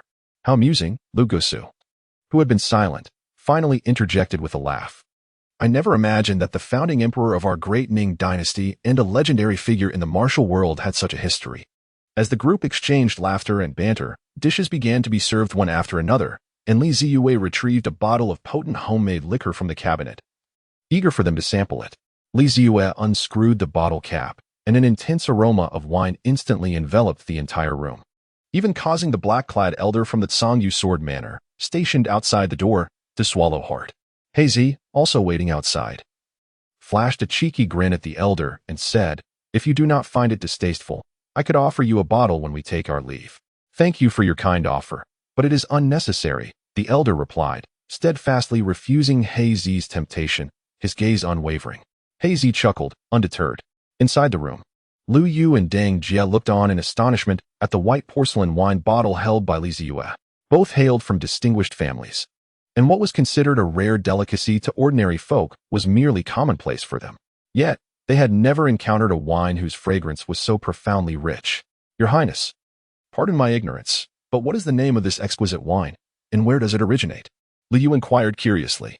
Li Zeyue chuckled softly. "I have named it Maotai, originating from a small workshop in the Shouwangfu of the capital." "Ah?" Liu responded, her expression filled with confusion and surprise. "Your Highness means that this wine is brewed by Your Highness?" Li Zeyue, brimming with pride, declared, "Indeed." Through the meager knowledge of winemaking gleaned from his past life, he toiled immensely, undertaking countless experiments to cultivate the yeast. The subsequent processes of steaming the ingredients, fermentation, and distillation followed in succession. Fortunately, he possessed both wealth and leisure, as well as a group of companions to indulge in this endeavor, which ultimately led to the creation of a fine spirit. As he spoke, Li Zeyue this time did not afford Lu Gusu any opportunity to interject. Instead, he presented 3 glasses filled to the brim and placed them before his companions. After a moment's reflection, he politely inquired, "Miss Lu, are you able to partake?" Li Zeyue had not anticipated receiving her affirmative response, yet to his surprise, Lu Gusu nodded without hesitation. He then turned his gaze towards Lu Yu, who, resembling a scholarly young man in a blue robe, also nodded and remarked with a resigned expression, "My younger sister can drink more than I can." "Good gracious." Li Zeyue took out another wine glass and kindly reminded, "This wine is quite potent. One might easily become intoxicated if not careful. Allow me to pour you a glass. If you begin to feel inebriated, it is perfectly acceptable to refrain from drinking. There is no need to force yourself." Lu Gusu nodded once more, neither affirming nor denying, but simply replied, "Thank you, Your Highness." Li Zeyue fell silent. Yet the young lady remained unaware of the formidable nature of the 53-degree Fatian Matai. Seated upon a stool, he gestured towards the array of dishes that had been served on the table with his chopsticks, saying, "Shall we commence our meal?" Upon finishing his words, Li Zeyue promptly picked up a piece of cool lotus root, placed it in his mouth, and nodded in approval, indicating that it was indeed delightful. Observing that Lu Yu and Deng Jie had begun their meal, Li Zeyue once again directed his gaze towards the maiden clad in a green cloak, seated beside Lu Yu. Lu Gusu appeared somewhat bashful, softly uttering, "I beg your pardon," as she gradually extended her arm to remove the veil from her head. At the moment he beheld the true visage of this maiden, Li Zeyue was momentarily entranced. Apart from Zhao Qingyao and Ningji, he had never encountered a woman of such exquisite beauty. If Zhao Qingyao resembled a solitary wild goose soaring fearlessly through the stormy skies, then Lu Gusu embodied the gentle essence of the Jiangnan, softened by countless misty rains. Her delicate brows resembled the graceful willows along the Qinhuai River, while her enchanting peach blossom eyes mirrored the serene beauty of Westlake and Linen. Merely gazing intently at the young lady was undeniably impolite and could easily lead to misunderstandings, a fact that Li Zeyue was acutely aware of. Thus, after a brief moment of distraction, he swiftly averted his gaze, continually reminding himself, "I am a man of family. I am a man of family." Indeed, the siblings, Lu and Lu Gusu, were a perfect match, one possessing a distinguished demeanor, and the other radiating celestial beauty. Jiangnan truly is a splendid place for nurturing such grace. Li Zeyue smiled and offered his compliments. Lu Yu responded with a wry smile and clasped his hands, saying, "Your Highness, you flatter me." Before my sibling and I departed, our grandfather specifically cautioned us about the capital, reminding us that it is unlike any other place, and one must exercise utmost caution. He advised us to don veils to obscure our features, which could alleviate many unnecessary troubles. Zeyue nodded in agreement, acknowledging, indeed. The capital is a melting pot of diverse characters. Although the Liu family is not intimidated by most forces, it would be prudent to minimize unnecessary troubles. However, there is no need for excessive concern at present. Our families have been close friends for generations.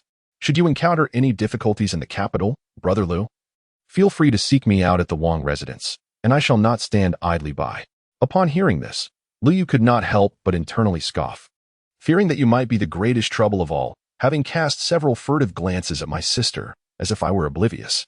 Nevertheless, Liu maintained a radiant smile as he lifted his wine glass and said, I am grateful for your Highness's words. With your assurance, I can finally feel a sense of relief. I propose a toast to you, Your Highness. Before Zeyue could intervene, Liu promptly downed the contents of his glass in one go. A fiery sensation surged from his mouth to his stomach, prompting an involuntary cough. Brother Liu, do take a sip of water. Zeyue promptly poured a cup of tea for Liu and handed it over, saying, I must remind you, my dear Liu, that this wine is unlike any ordinary beverage. Its potency is exceedingly high, and the unaccustomed drinker is sure to find it overwhelming on their first encounter. Liu accepted the teacup and eagerly took several gulps, managing to suppress the burning sensation that threatened to overtake him. Just as he was about to speak, the rich aroma of the wine lingered in his mouth. As it flowed into his stomach, a warm sensation spread through his entire being, bringing an overwhelming sense of comfort. He opened his mouth, his eyes slightly reddened, and all his thoughts coalesced into a single exclamation. What a splendid wine! Zeyue held back his concerns, feeling somewhat bewildered as he muttered, Could it be that the flaws of fine wine are hereditary? Zeyue raised his wine glass and downed it in one swift motion. Others, experiencing such potent liquor for the first time, managed to finish it in a single gulp. He could not allow himself to linger over the drink. Brother Liu truly possesses a generous spirit. Zeyue set down his wine glass and then gave Liu a thumbs up. At this moment, Liu Gusu also lifted her glass, parting her red lips to take a small sip. Zeyue secretly observed her and noticed that aside from the initial discomfort upon tasting, she displayed no further reaction. Once Liu had acclimated, Zeyue finally spoke, inquiring, In your opinion, Brother Liu, if this wine were to enter the market, could it be profitable? Upon hearing this, Liu nodded vigorously, stating, It would be a bountiful harvest. I have never encountered a spirit more rich and robust than this Mitai. Liu Gusu beside him nodded in agreement. Zeyue remarked with satisfaction, At present, this is merely a plan. Our output is still quite limited. However, once our brewing techniques mature, we shall undoubtedly showcase to the world what constitutes a truly exquisite liquor. Liu Gusu, with her enchanting peach blossom eyes, inquired with curiosity, I have long heard that your Highness's poetic talent is unparalleled. I did not anticipate that you would also take an interest in mercantile pursuits. Alas, the funds provided by the palace are insufficient for my needs, so I must devise my own means. One must ensure their hunger is sated. Zeyue feigned a pitiable demeanor, eliciting a light laugh from Liu Gusu as she covered her mouth. You say my poetic talent is unmatched. Could it be that my writings have gained fame in Jiangnan? Zeyue seized the opportunity to engage in conversation. Wherever there is well water, one can sing the verses of Shu. Liu Gusu's captivating eyes twinkled as if they held countless stars. This is a phrase currently in vogue within the literary circles of Jiangnan. Indeed, your Highness's verses are highly esteemed in the south. Zeyue was momentarily taken aback. This line of poetry, originally intended to describe Liu Qi and his world, had unexpectedly found its way to him. He was also aware of the need to avoid mentioning the emperor's surname, opting instead to use his royal title as a substitute. Zeyue could not help but chuckle. Is there no one who has scolded me? Liu Gusu hesitated slightly before responding. There are indeed some. They say that His Highness is adept at composing lyrics, yet merely indulges in the embellishment of words without genuine emotion. They also claim that His Highness can only fill in lyrics, lacking the ability to compose poetry, and that his literary talent is rather mediocre. However, these are merely the opinions of a minority. The majority still extols your Highness's virtues. Zeyue was momentarily taken aback by Liu Gusu's eloquent discourse and inquired, Miss Liu, are you also passionate about poetry? Liu Gusu's cheeks flushed as she softly replied, I merely have an affinity for it, yet I find myself incapable of composing. At that moment, Dang Jie interjected, Indeed. Miss Lu seems to have a genuine admiration for His Highness's verses, as evidenced by your profound understanding of the debates among Jiang and literati regarding His Highness's poetry. It is merely that His Highness's works are widely circulated. I have only heard of them in passing. Lu Gusu shyly gestured with her hand. TSK. Liu observed his sister's growing rapport with Li Zeyue and felt a sense of foreboding. He was well aware of his sister's admiration for Li Zeyue's poetry. And now, as fans met their idol, he feared she might conflate her affection for the verses with the man himself. After a prolonged period of silence from his sister, he had just begun to feel at ease, yet in this brief moment, they had struck up a conversation. Silly sister, did you not witness the brilliant display of fireworks that night? That was not for your enjoyment. By the way, that gentleman. I notice his official attire bears a striking resemblance to the uniforms of the 13th Yamen of the Ministry of Justice. Could it be that he is currently serving there? Liu Yu hastily shifted the topic. Li Zeyue cast a sidelong glance at the oblivious fellow, a disdainful hum escaping his lips. Look at your eagerness. I have no genuine intention towards your sister. Indeed, just a few days prior, the emperor had chastised me, lamenting my idle lifestyle and lack of ambition. Consequently, he entrusted me with the 13th Yamen, burdening a mere dandy, who is only accustomed to enjoying performances and music, with the responsibility of safeguarding the capital during this year's spring examinations and martial arts contests. Such a predicament is truly vexing. Li Zeyue sighed and deliberately spoke in a nonchalant manner. Although the plan had yet to formally commence, he felt it necessary to maintain his carefree faade in order to diminish the attention of those with ulterior motives. However, to his surprise, Liu Yu listened to his words and earnestly shook his head, stating, Your Highness is far too humble. I have heard that at the tender age of 18, you have already achieved the remarkable feat of single-handedly defeating a master of the Guanyin realm. Such prowess is indeed astonishing. In my humble opinion, it is only fitting for you to take charge of the 13 Yamen. With your exceptional talent, given time, you could undoubtedly rise to the stature of the esteemed Duke of Dingbei, a true warrior of daming. After speaking, Liu Yu cast a meaningful glance at his sister. Lu Gusu, seemingly oblivious to her brother's pointed reference to the Duke of Dingbei, interjected, Your Highness excels in both literature and martial arts, and is certainly not akin to the idle science you describe. Having grown up in the Zeyue sword manor and witnessed countless prodigies of the martial world, I have never encountered anyone with talents as extraordinary as yours. I implore you, do not underestimate yourself, but rather devote yourself to your training and assume the responsibilities of the governor of the 13 Yamen, ensuring the stability of our daming Jianghu. Li Zeyue initially intended his words as a jest, yet he was taken aback by the considerable reaction from the two individuals, rendering him momentarily speechless. He could only awkwardly clasp his hands in a gesture of respect, stating, The words of Brother Liu and Miss Gusu shall be etched in my memory. Noticing the young lady's earnest gaze, Li Zeyue felt a wave of discomfort and turned his head, seeking to divert the conversation towards the silent Deng Jie. What have you been busy with lately? He inquired. Deng Jie appeared momentarily taken aback, scratching his head with a hint of embarrassment. I've just been idling at home these days. My father intends to send me to the Jinwei for some training in the near future. Sent to Jinwei? Li Zeyue furrowed his brow. To the battlefield? Are you prepared for that? Upon hearing this, Deng Jie's eyebrows shot up, his confidence evident. My ancestors and father have all earned military merits on horseback. Why should I not do the same?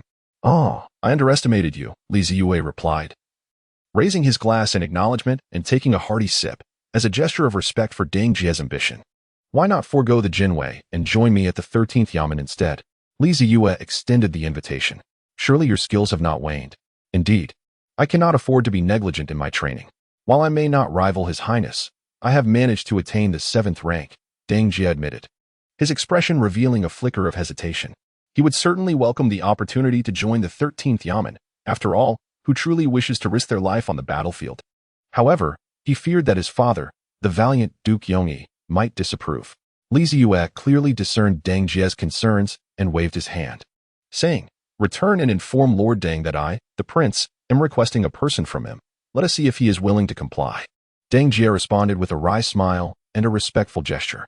At the dining table, the atmosphere among the guests was congenial as they chatted amiably, complemented by delectable dishes and exquisite wines, which elevated everyone's spirits. All present were martial artists, and after a bottle of Mouta was consumed, Li Zeyue proceeded to open 2 more from the wine cabinet. As the evening progressed and the sun had long vanished from sight, The attendants had already entered the room to illuminate the space with bright candlesticks.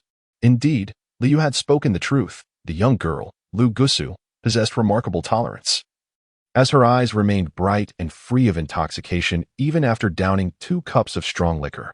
"Ah, Brother Liu, as the young master of the Zeyue sword manor, might you indulge me with an answer to a question?" In the private room, Zeyue, appearing somewhat inebriated, leaned on Lu Yu's shoulder and inquired. "Though I cannot claim the title of young master, Your Highness, feel free to ask anything. Truthfully, I have always been curious about what the Jianghu is truly like." Zeyue took another sip of wine, his gaze somewhat hazy as he inquired. Lu Yu, feeling the effects of intoxication, shook his head slightly and, with slurred speech, remarked, "The world of Jianghu, it is indeed Jianghu. When Your Highness asks me, I find myself at a loss for words. It stands there like a theatrical stage, where both prominent figures and lesser characters, be they the leader of a faction or a humble tavern keeper, are merely actors upon that stage. Each one meticulously crafts their own narrative. Regardless of whether these tales are grand or mundane, thrilling or dull, they belong solely to them. By intertwining these narratives with threads of affection, interests, or enmity, they are bound together tightly, inseparably, allowing even a lofty sect leader and a bustling tavern attendant to have their own stories to tell. Thus, it becomes the essence of Jianghu." Zeyue, with a foolish grin, affectionately embraced Lu Yu's shoulders, exclaiming, "Brother Lu, your words elude my understanding. Your Highness, I too find myself perplexed. Yet my grandfather imparted such wisdom unto me.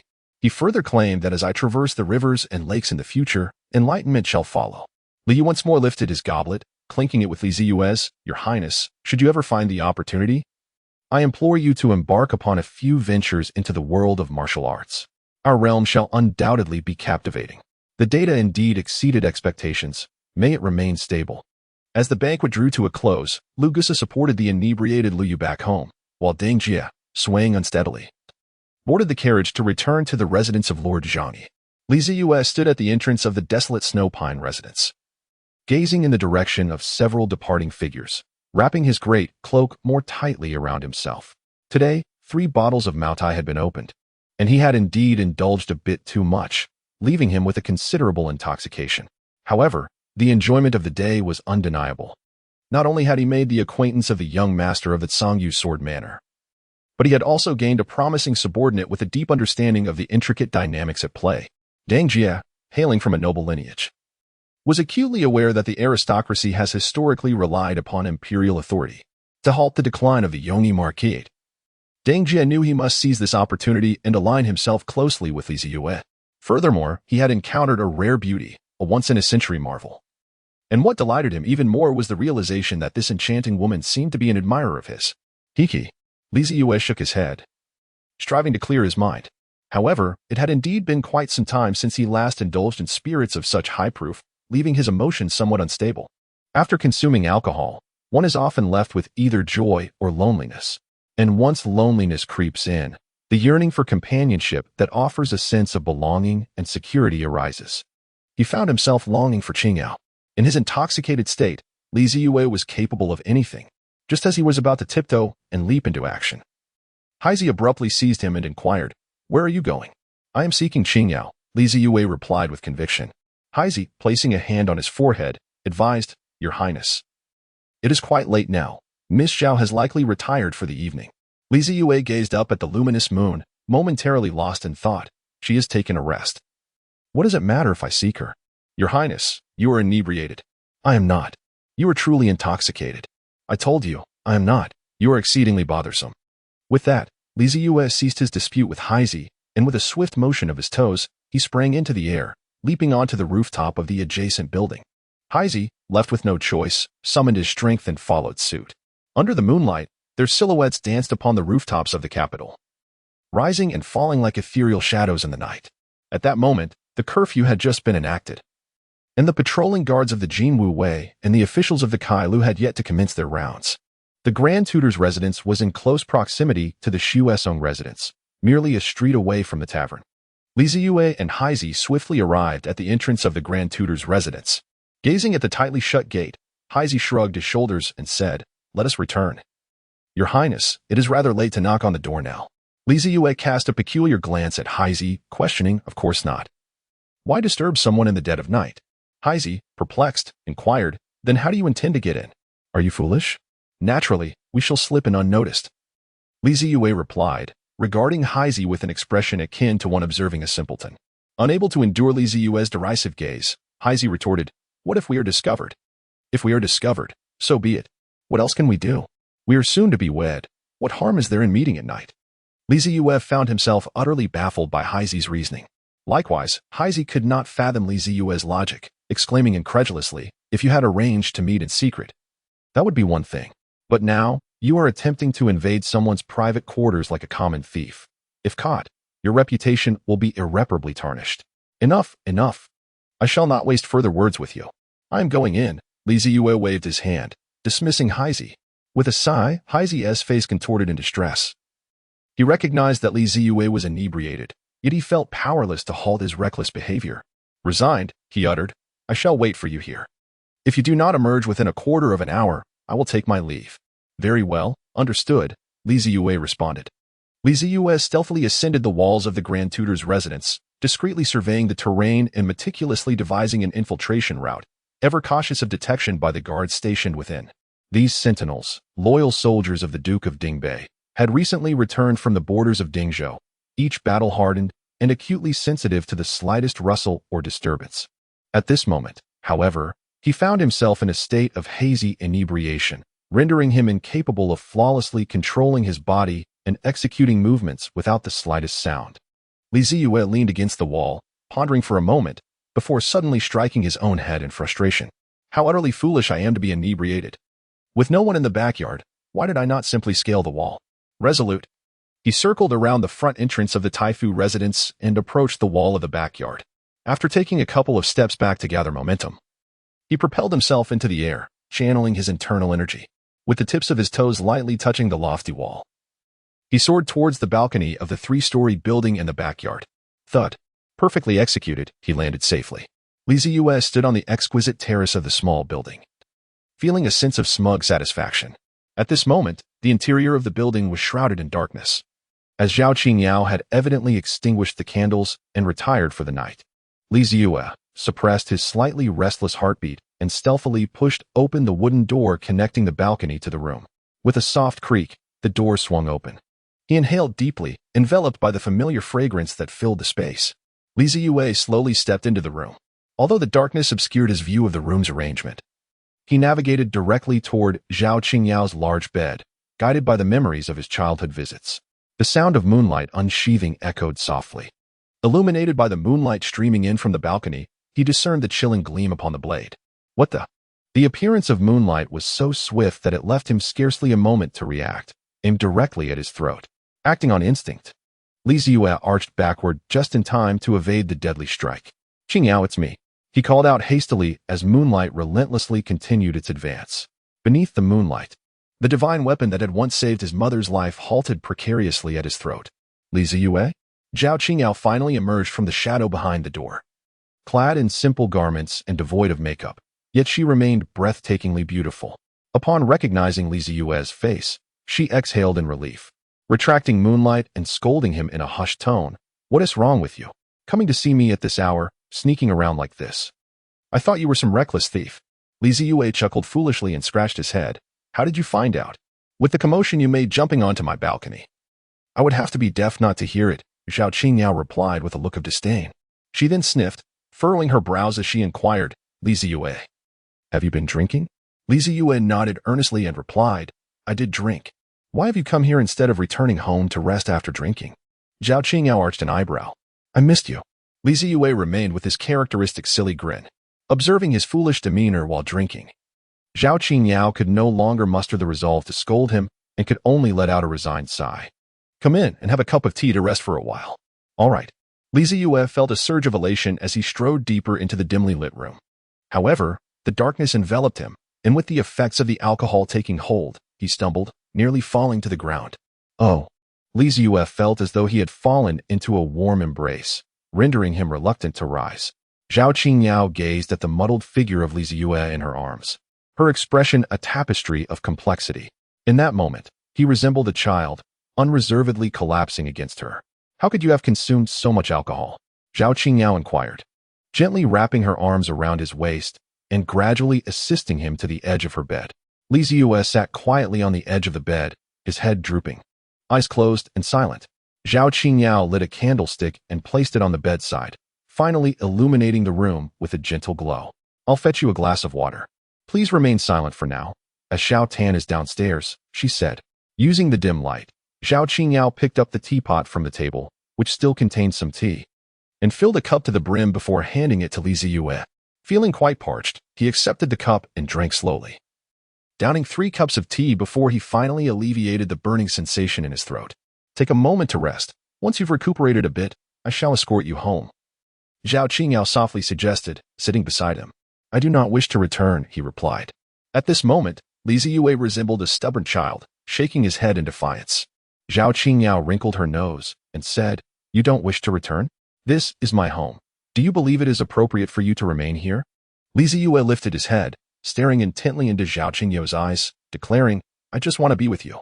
Faced with such brazen insistence, Zhao Qingyao took a deep breath, momentarily at a loss for words. How could this scoundrel be in such a state, regardless of her rationality? How could her heart remain untouched when the one she cherished expressed his dependence so candidly? With a sigh, Zhao Qingyao reached out, gently stroking Zeyue's head, soothingly saying, Be good, let us head home for tonight. We have plenty of time together in the future. As the intoxication mingled with drowsiness, Zeyue struggled to keep his eyes open, savoring the rare moments of tenderness from Zhao Qingyao. Slowly, he lifted his arm, encircling her waist, drawing her closer, burying his face in the strands of hair cascading over her neck. Zhao Qingyao made no resistance. Through his actions, she could feel the profound affection he held for her. Alas, let him indulge this time. Zeyue nuzzled his face against his neck twice, then lifted his head to gaze upon the visage that had stirred his heart for many years, gradually leaning closer. Ultimately, their faces pressed together, with Zeyue's right cheek caressing Zhao Qingyao's left, savoring the delicacy and softness of her skin.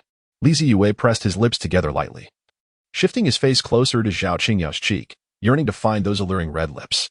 Zhao Qingyao tensed momentarily, instinctively pulling her head back, sensing her reluctance.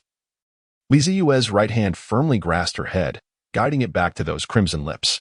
Their mouths met, lingering in an embrace that felt timeless. As they held each other tightly, Zeyue distinctly felt Zhao Qingyao's body stiffen. His hand, resting gently on her head, caressed her hair softly, easing her tension. Gradually, Zhao Qingyao's body began to relax, and Zeyue noticed this subtle change, his heart stirred by her fragrant presence, contemplating a deeper connection. His hand, however, grew increasingly audacious. Suddenly, Zhao Qingyao's eyes widened in shock, and she forcefully pushed Zeyue away. Do not overstep your bounds, she admonished. Zeyue was unexpectedly shoved aside, collapsing onto the bed. It seemed as though he was still lingering on the thrilling moment of contact that had just transpired. Zeyue felt as though a flame had ignited within him, beginning to blaze fiercely. Let us embrace a while longer. Zeyue propped himself up and took Zhao Qingyao's small hand in his, observing her silence, her expression blank as she gazed at him. He could no longer restrain himself and leaned in once more. Zhao Qingyao's lips were once again silenced, and amidst the flickering candlelight, she gradually closed her eyes. Zeyue felt the weighty breaths of the young woman in his embrace and couldn't help but chuckle softly to himself, though he harbored a profound desire to continue. He feigned a demeanor of icy reluctance. With one hand supporting Zhao Qingyao's back and the other caressing her delicate face, he exerted a gentle force, and they tumbled onto the bed in a warm embrace. You mustn't act recklessly, Zhao Qingyao gasped, sensing the stirrings of Zeyue's intentions as she struggled to free herself from his lips, her breath coming in quick bursts. Zeyue once again wrapped himself around her, his hands caressing her delicate face. I know, he murmured. The soft laughter of Qingqiu echoed in his heart, igniting a sudden blaze within him. Zhao Qingyao could undoubtedly sense the shift in Zeyue's demeanor. Her cheeks flushed crimson, and as she attempted to resist, she found him exerting even greater force, rendering her immobile. Simultaneously, that large hand began to stir restlessly once more. Zeyue, please move aside. Zhao Qingyao turned her face to the right, choosing not to continue their entanglement. She gasped for breath, the prolonged kiss having left her slightly breathless. Zeyue's hand continued to probe, testing the boundaries of approval. Zhao Qingyao, with a mix of bashfulness and irritation in her eyes, reiterated her demand. I said, step aside. As her captivating phoenix eyes met those of the man before her, she found not the clarity of affection she longed for, but only an overwhelming blaze of desire. Her expression turned cold, inexplicably filled with disdain for Li Zeyue in that moment. The pure Taoist energy coursing within her dispelled the tumult of her emotions. And with a swift motion, her fingers transformed into a blade, striking decisively at Li Zeyue's chest. In an instant, he became motionless, his body rendering limp. Zhao Qingyao rose and unceremoniously cast him aside. Gazing at the unconscious Li Zeyue sprawled on the bed, she sighed in resignation. Now, it seemed, he was utterly trapped for the night. She turned him over, ensuring he lay on his back, for she did not wish for him to suffocate in his slumber. With a sigh, clad only in a light garment, Zhao Qingyao leaned down to remove his boots, then assisted him into his sitting position while carefully peeling away his official robes. Subsequently, she lifted the quilt and tucked the similarly clad Li Zeyue into the soft bedding. Once these tasks were completed, she exhaled a long, relieved breath and glared fiercely at the sleeping face before her. When had she, Zhao Qingyao, ever attended to a man in such a manner? The audacity of this fellow. Suddenly, as she observed the slumbering Li Zeyue, she pinched his nose playfully. Watching as his brows knitted tightly in response to the lack of air, Zhao Qingyao chuckled softly before releasing her grip. You brought this upon yourself, she thought. After a brief moment of amusement, she stood at the edge of the bed, contemplating her own dilemma. Where would she sleep while he occupied the bed? After a moment's hesitation, she cautiously circled to the opposite side of the large bed, gently lifting the covers to slip in beside him. The young girl turned onto her side, gazing at her childhood companion, and her heart raced anew. When had she ever been so close to a man? Especially in her own bed? Zhao Qingyao blinked her beautiful eyes and inched closer to the familiar profile, her lips curving into a delicate smile. Good night, you fool. As dawn broke, gentle sunlight filtered through the window, casting a warm glow across the room. The candle on the bedside had long since burned out, its waxen tears seemingly narrating the events of the previous night. Get up, or soon Shoutin will wake, and you still won't have left. A familiar voice floated into Li Zeyue's ears, stirring him from his drowsiness. Rubbing his eyes, he turned over, seeking the comfort of sleep once more. Was that Zhao Qingyao's voice? A joke. Surely she would not summon him to rise. He must still be lost in his dreams. Get up quickly. Just as Li Zeyue nestled into the soft pillow, smacking his lips twice and on the verge of slipping back into slumber, Zhao Qingyao climbed onto the bed and firmly tugged at his ear. Ouch, that hurts. Li Zeyue suddenly regained consciousness, sitting up straight, his eyes wide open. He gazed at the unfamiliar room before him, the familiar fragrance enveloping him, and the vividly real presence of the young girl, causing him to feel a momentary daze. How did I end up in Qingyao's room? Li Zeyue, with a look of bewilderment, gently caressed Zhao Qingyao's delicate face, blinking twice. Fragmented memories flickered in his mind. Balcony, moonlight, passionate kisses, and tenderness. Along with the laughter from Qingxiu, Li Zeyue hastily threw off the covers, realizing he was still dressed. He then lifted his gaze to Zhao Qingyao, who stood at the bedside with her arms crossed, her expression as cold and inscrutable as ever. Well, at least the fact that he was alive was sufficient evidence that nothing irreparable had transpired between them the previous night. Zhao Qingyao silently observed the myriad expressions that flitted across his face, from bewilderment to shock, then contemplation, and ultimately a sigh of resignation.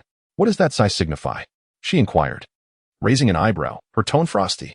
Put your clothes on properly. Leave the same way you came in. Shoutin will be awake soon and will come looking for me. Oh, he responded. Li Zeyue earnestly retrieved his trousers and official attire from the nearby rack, struggling somewhat as he donned them. Without shower around. Why was it so cumbersome to put on a garment? Zhao Qingyao's frown deepened with each passing moment as she observed this individual, questioning if he was truly so inept that he had never dressed himself since childhood. Standing there, she coldly watched him fumble with the ties of his official robe. Ultimately unable to restrain herself, she stepped forward, swatting his hands away and seizing the ties from him. How could a grown man be so incapable as to struggle with mere clothing? It was indeed a source of ridicule. Zhao Qingyao tugged at his collar, ensuring the robe conformed neatly to his form before she began to fasten the left tie. Li Zeyue spread his arms wide, allowing Zhao Qingyao to perform more freely. While somewhat awkwardly retorting, this official attire was just issued to me a couple of days ago. I am still not accustomed to wearing it. Zhao Qingyao pressed the left side of the front flap firmly against the right, deftly pulled the tie, and fashioned a stunning bow that accentuated the upper half of his figure exquisitely. He then retrieved his belt from the table, slightly bent forward, and secured the somewhat billowy robe around his waist. Li Zeyue gazed softly at Zhao Qingyao, who was meticulously tending to his garments. his expression transforming into one of tenderness as he couldn't help but reach out to smooth her hair. Zhao Qingyao paused for a moment, remaining silent, and then resumed her task of smoothing the wrinkles from the clothing. All done, just the arm guard left. You may put it on yourself. Zeyue nodded slightly, picking up the ornate arm guards from the table and donning them over his forearms. In that moment, a remarkably dashing young man in formidable attire materialized before Zhao Qingyao. It was unfathomable to anyone that this gentle, smiling, effortlessly graceful youth was utterly clueless about dressing himself. A fleeting smile graced Zhao Qingyao's lips at this thought, but it vanished almost immediately. All right, you may leave now. Xiaotan is about to arrive, Zhao Qingyao urged. Zeyue donned his greatcoat, retrieved the saber he had carelessly discarded the previous night, and secured it at his waist. He silently ascended to the balcony. With his right foot perched upon the railing and his left foot firmly planted, he glanced back at Zhao Qingyao, who stood at the doorway, and flashed a grin, saying, "See you in a moment." With that, the young man bent his form, exerted a powerful thrust with his right leg, and propelled himself into the air like an arrow released from its bow, soaring from the balcony. Zeyue soared into the air, gracefully leaping over the high walls of the Grand Tutor's residence. Mid-flight, he adjusted his posture and channeled his vital energy, finally descending lightly onto the ground. Standing on the street outside, he beamed at Zhao Qingyao, who was watching him from the balcony, and waved before striding towards the entrance of the Grand Tutor's estate. Now that he was here, it was only fitting for someone of his disposition to indulge in a hearty breakfast. Zhao Qingyao could not help but place a hand on her forehead, letting out a long sigh. With the dawn having broken, she felt no further hesitation as he boldly stepped through the gates of the Grand Tutor's residence, calling out in a loud voice, "Zhao Li, is breakfast ready yet?" His voice startled the swallows nesting in the trees, sending them spiraling into the air, chattering in confusion as if questioning why this fellow had circled back again. "I say, second brother, what has the rush at this hour?" Zhao Li, still bleary-eyed and yawning, emerged from his small courtyard. "I came to find Qingyao." "We have matters to attend to today," Zeyue replied with a cheerful grin. "Ah?" Zhao Li responded with a hint of puzzlement. "Where are you two planning to go?" Zeyue turned to gaze towards the direction of Qiyun Mountain and said, "Let us leave the city and pay a visit to Ruyun Temple." "Very well," Zhao Li replied without further inquiry. He summoned two maidservants, instructing one to fetch Zhao Qingyao and the other to hasten the preparation of breakfast. He was acutely aware that Zeyue, now bearing significant responsibilities, was not merely accompanying his sister to Ruyun Temple for leisure. There were matters to discuss with Master Yunqin. Besides, even if it were a leisurely outing, it was of no concern to him. Breakfast was swiftly prepared. Seated in the dining hall, Zeyue required no visual confirmation. The fragrant aroma wafting through the air informed him that the freshly steamed buns were ready. "Are you going to meet your master?" At the table, 4 individuals remained gathered, one holding a savory meat bun in hand, with a bowl of steaming white porridge before him. A mere quarter of an hour later, Zhao Qingyao encountered Zeyue once more. Indeed, there were matters at the government office that necessitated Master Yunqin's assistance. Zeyue nodded calmly. The old tutor cast a glance at Zeyue, remaining silent. If the esteemed Master Yunqin were to intervene, it would indeed signify a serious matter. What unreliable scheme was this young man secretly concocting? Zhao Qingyao did not hesitate much and nodded in agreement, saying, "Very well, when shall we depart?" "Let us finish our meal first. It is better to act promptly than delay. If we can return by afternoon." "I still have to make a trip to the magistrate's office," replied Zeyue. "All right," Zhao Qingyao responded, hastening her pace to finish her meal. As Zeyue swallowed his second bun, he suddenly recalled something and addressed the Grand Tutor, saying, "By the way, old man, my 4th brother might come to attend lessons in a few days. You must prepare the necessary teachings. Do not withhold any knowledge." The elderly tutor, without even glancing at the young man, replied indifferently, "You need not remind me. I treat all the rascals of the Li family equally." All right, Zeyue said, swirling around as he finished the steaming porridge, wiping his mouth and patting his bulging belly. The fabric of his clothing around his abdomen crinkled momentarily from his gesture. A cold gaze pierced through him, prompting Zeyue to hastily rise and smooth out the wrinkles, after which the gaze withdrew.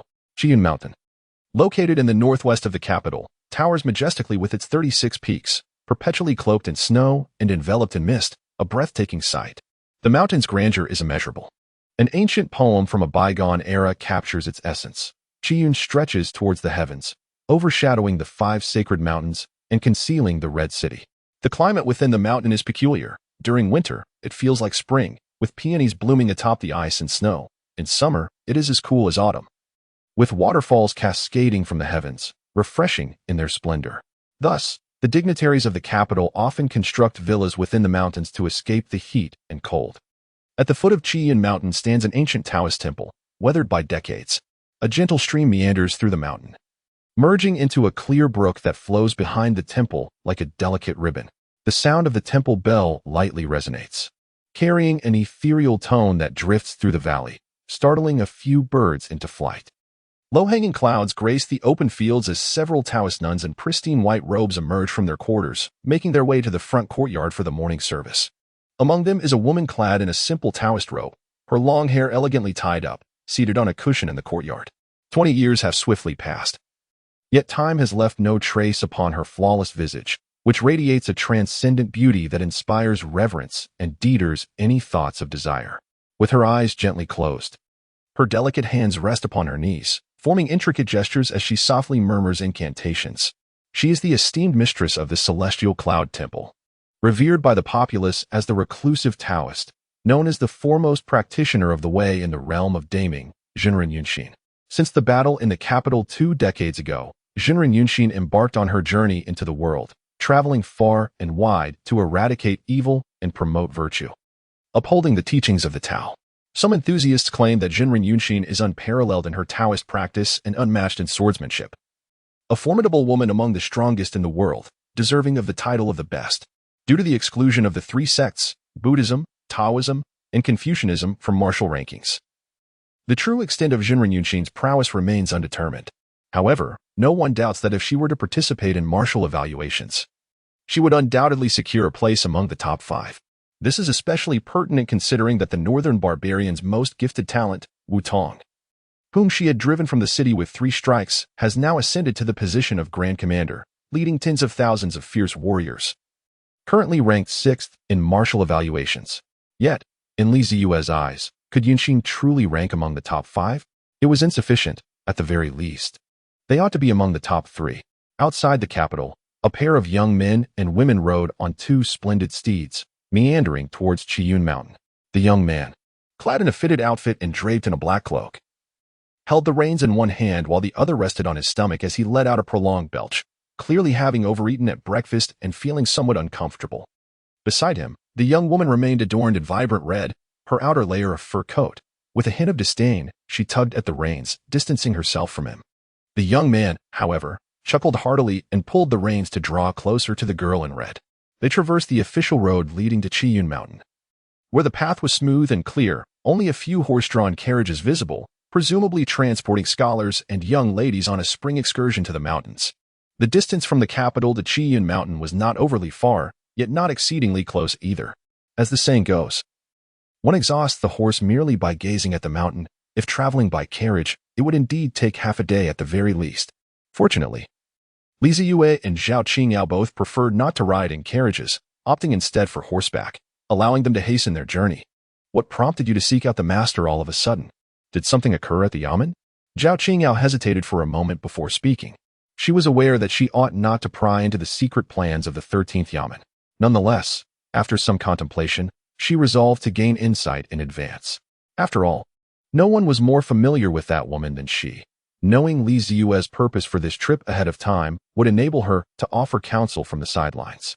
Li Zeyue was evidently aware of this principle, and without hesitation, he articulated the plan he had devised against the Taijue sect. This stratagem was, in essence, a calculated trap designed to lure the enemies of Huaining, the rebels from the Taijue sect, thereby aiming to diminish their strength through ambush. My only concern at this moment is that if Dong Ping were to come personally, there would be no one within the office capable of counterbalancing his prowess. Hence, I contemplated whether it would be possible to invite Master Yunxin to emerge from seclusion and lend his assistance. Zhao Qingyao listened quietly and, with a look of resignation, finally spoke. Your audacity leaves me at a loss for words. To employ such a rudimentary scheme against the 3rd strongest in the world. And yet no one in your office has voiced any opposition. Li Zeyue shrugged, stating that the numerous variables in the plan necessitated the presence of Master Yunxin to maintain order. With her around, no matter what transpired, there would always be room for us to respond. Very well, Zhao Qingyao sighed. I will do my utmost to persuade my master. She should not be too difficult on you. Then I shall trouble you, madam, Zeyue replied, seated upon his horse, playfully bowing. Zhao Qingyao, however, chose to ignore him, acting as if she had heard nothing. Zeyue, undeterred by any sense of awkwardness, merely tugged at the reins and urged his steed into a gallop, with Zhao Qingyao reluctantly trailing behind. The official road leading to Qiyun Mountain was not bustling with carriages. After half an hour of travel, they had encountered only a handful, alleviating any concerns about inadvertently injuring pedestrians with their swift pace.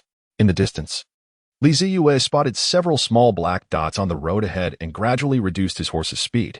As they drew nearer, he discerned that those small dots were in fact a convoy of carriages. Surrounding two central carriages were several robust men, resembling guards, mounted on tall steeds, while in front, two elegantly dressed young gentlemen engaged in jovial banter atop their horses. Could it be mere coincidence? Zeyue gazed at the two familiar figures, murmuring softly. Zhao Qingyao cast him a glance and inquired, "Do you know them?" Zeyue nodded slightly. One was the son of the Yongnibo family, and the other was the legitimate grandson of the Zeyue sword manor from Gusu, both of whom I had shared drinks with last night. Zhao Qingyao felt a surge of anger at the memory of the previous evening and could not help but retort coldly, "Those fair-weather friends of yours. Aren't you going to greet them? Shall we go together?" "I shall not. Come on, just go." Unable to resist Zeyue's insistence, Zhao Qingyao followed him reluctantly, her expression frosty. Their approach soon aroused the vigilance of the caravan's guards, who subtly moved closer to the carriage, their right hands instinctively resting near there. The elderly man clad in black sitting at the front of the carriage turned his head to observe the unexpected visitors encroaching upon the convoy. Upon recognizing their faces, the black-clad elder appeared momentarily taken aback, subsequently leaning slightly to whisper a few words inside the carriage. The two young gentlemen at the forefront also sensed the stir within the caravan and turned back, only to be met with a familiar visage. Deng Jie, astonished, opened his mouth to speak, but upon noticing Zeyue's subtle shake of the head, he swallowed the salutation of Your Highness. "Brother Deng, Brother Lu. What a delightful surprise to encounter you here," Zeyue greeted warmly. The two gentlemen pulled on their reins, preparing to dismount and pay their respects. Zeyue waved his hand, signaling them not to go through such trouble. Deng Jie and Lu Yu realized that Zeyue wished to keep his identity concealed, so they bowed to him from their horses and fell back to converse with him at the rear of the caravan. "Your Highness, it seems we are truly fated to meet here," Liu remarked with a smile, engaging in polite banter. Zeyue nodded with a smile, inquiring, "Are you all headed to Qiyun Mountain to admire the scenery?" "My mother made arrangements yesterday, stating that the views at Qiyun Mountain in the capital are unparalleled. It would indeed be a pity for you, Brother Lu and Miss Lu, to visit the capital without experiencing its beauty." With a sigh, Deng Jie rubbed his temples and added, "Here I am, still recovering from last night's revelry, and yet my mother has summoned me to hastily embark on this trip." Liu maintained a gentle smile, though a sense of caution stirred within her, just after parting ways the previous evening. How fortuitous it seemed to encounter these two princes again today. Was this mere coincidence? Were they also traveling to Qiyun Mountain for the same purpose? Casting a glance at the stunning woman in red accompanying Zeyue, Liu noticed the sword at her waist and feigned curiosity. The Zeyue sword manor is renowned as the sacred forge of swords throughout the realm, and with his discerning eye, he could tell that the blade was no ordinary weapon. However, without a clear view of the sword's body, he found it challenging to assess its true quality. Zeyue shook his head and said, "Qingyao has some matters to attend to at the Yunguan today, and she insists that I accompany her." Sensing Zhao Qingyao's suddenly cold and piercing gaze, he quickly added, "I haven't introduced you yet. This is Zhao Qingyao from the Dingbei Marquise." As he spoke, Zeyue found himself in a quandary regarding how to define their relationship. After all, the concept of romance did not exist in this world. It was referred to as secret engagement.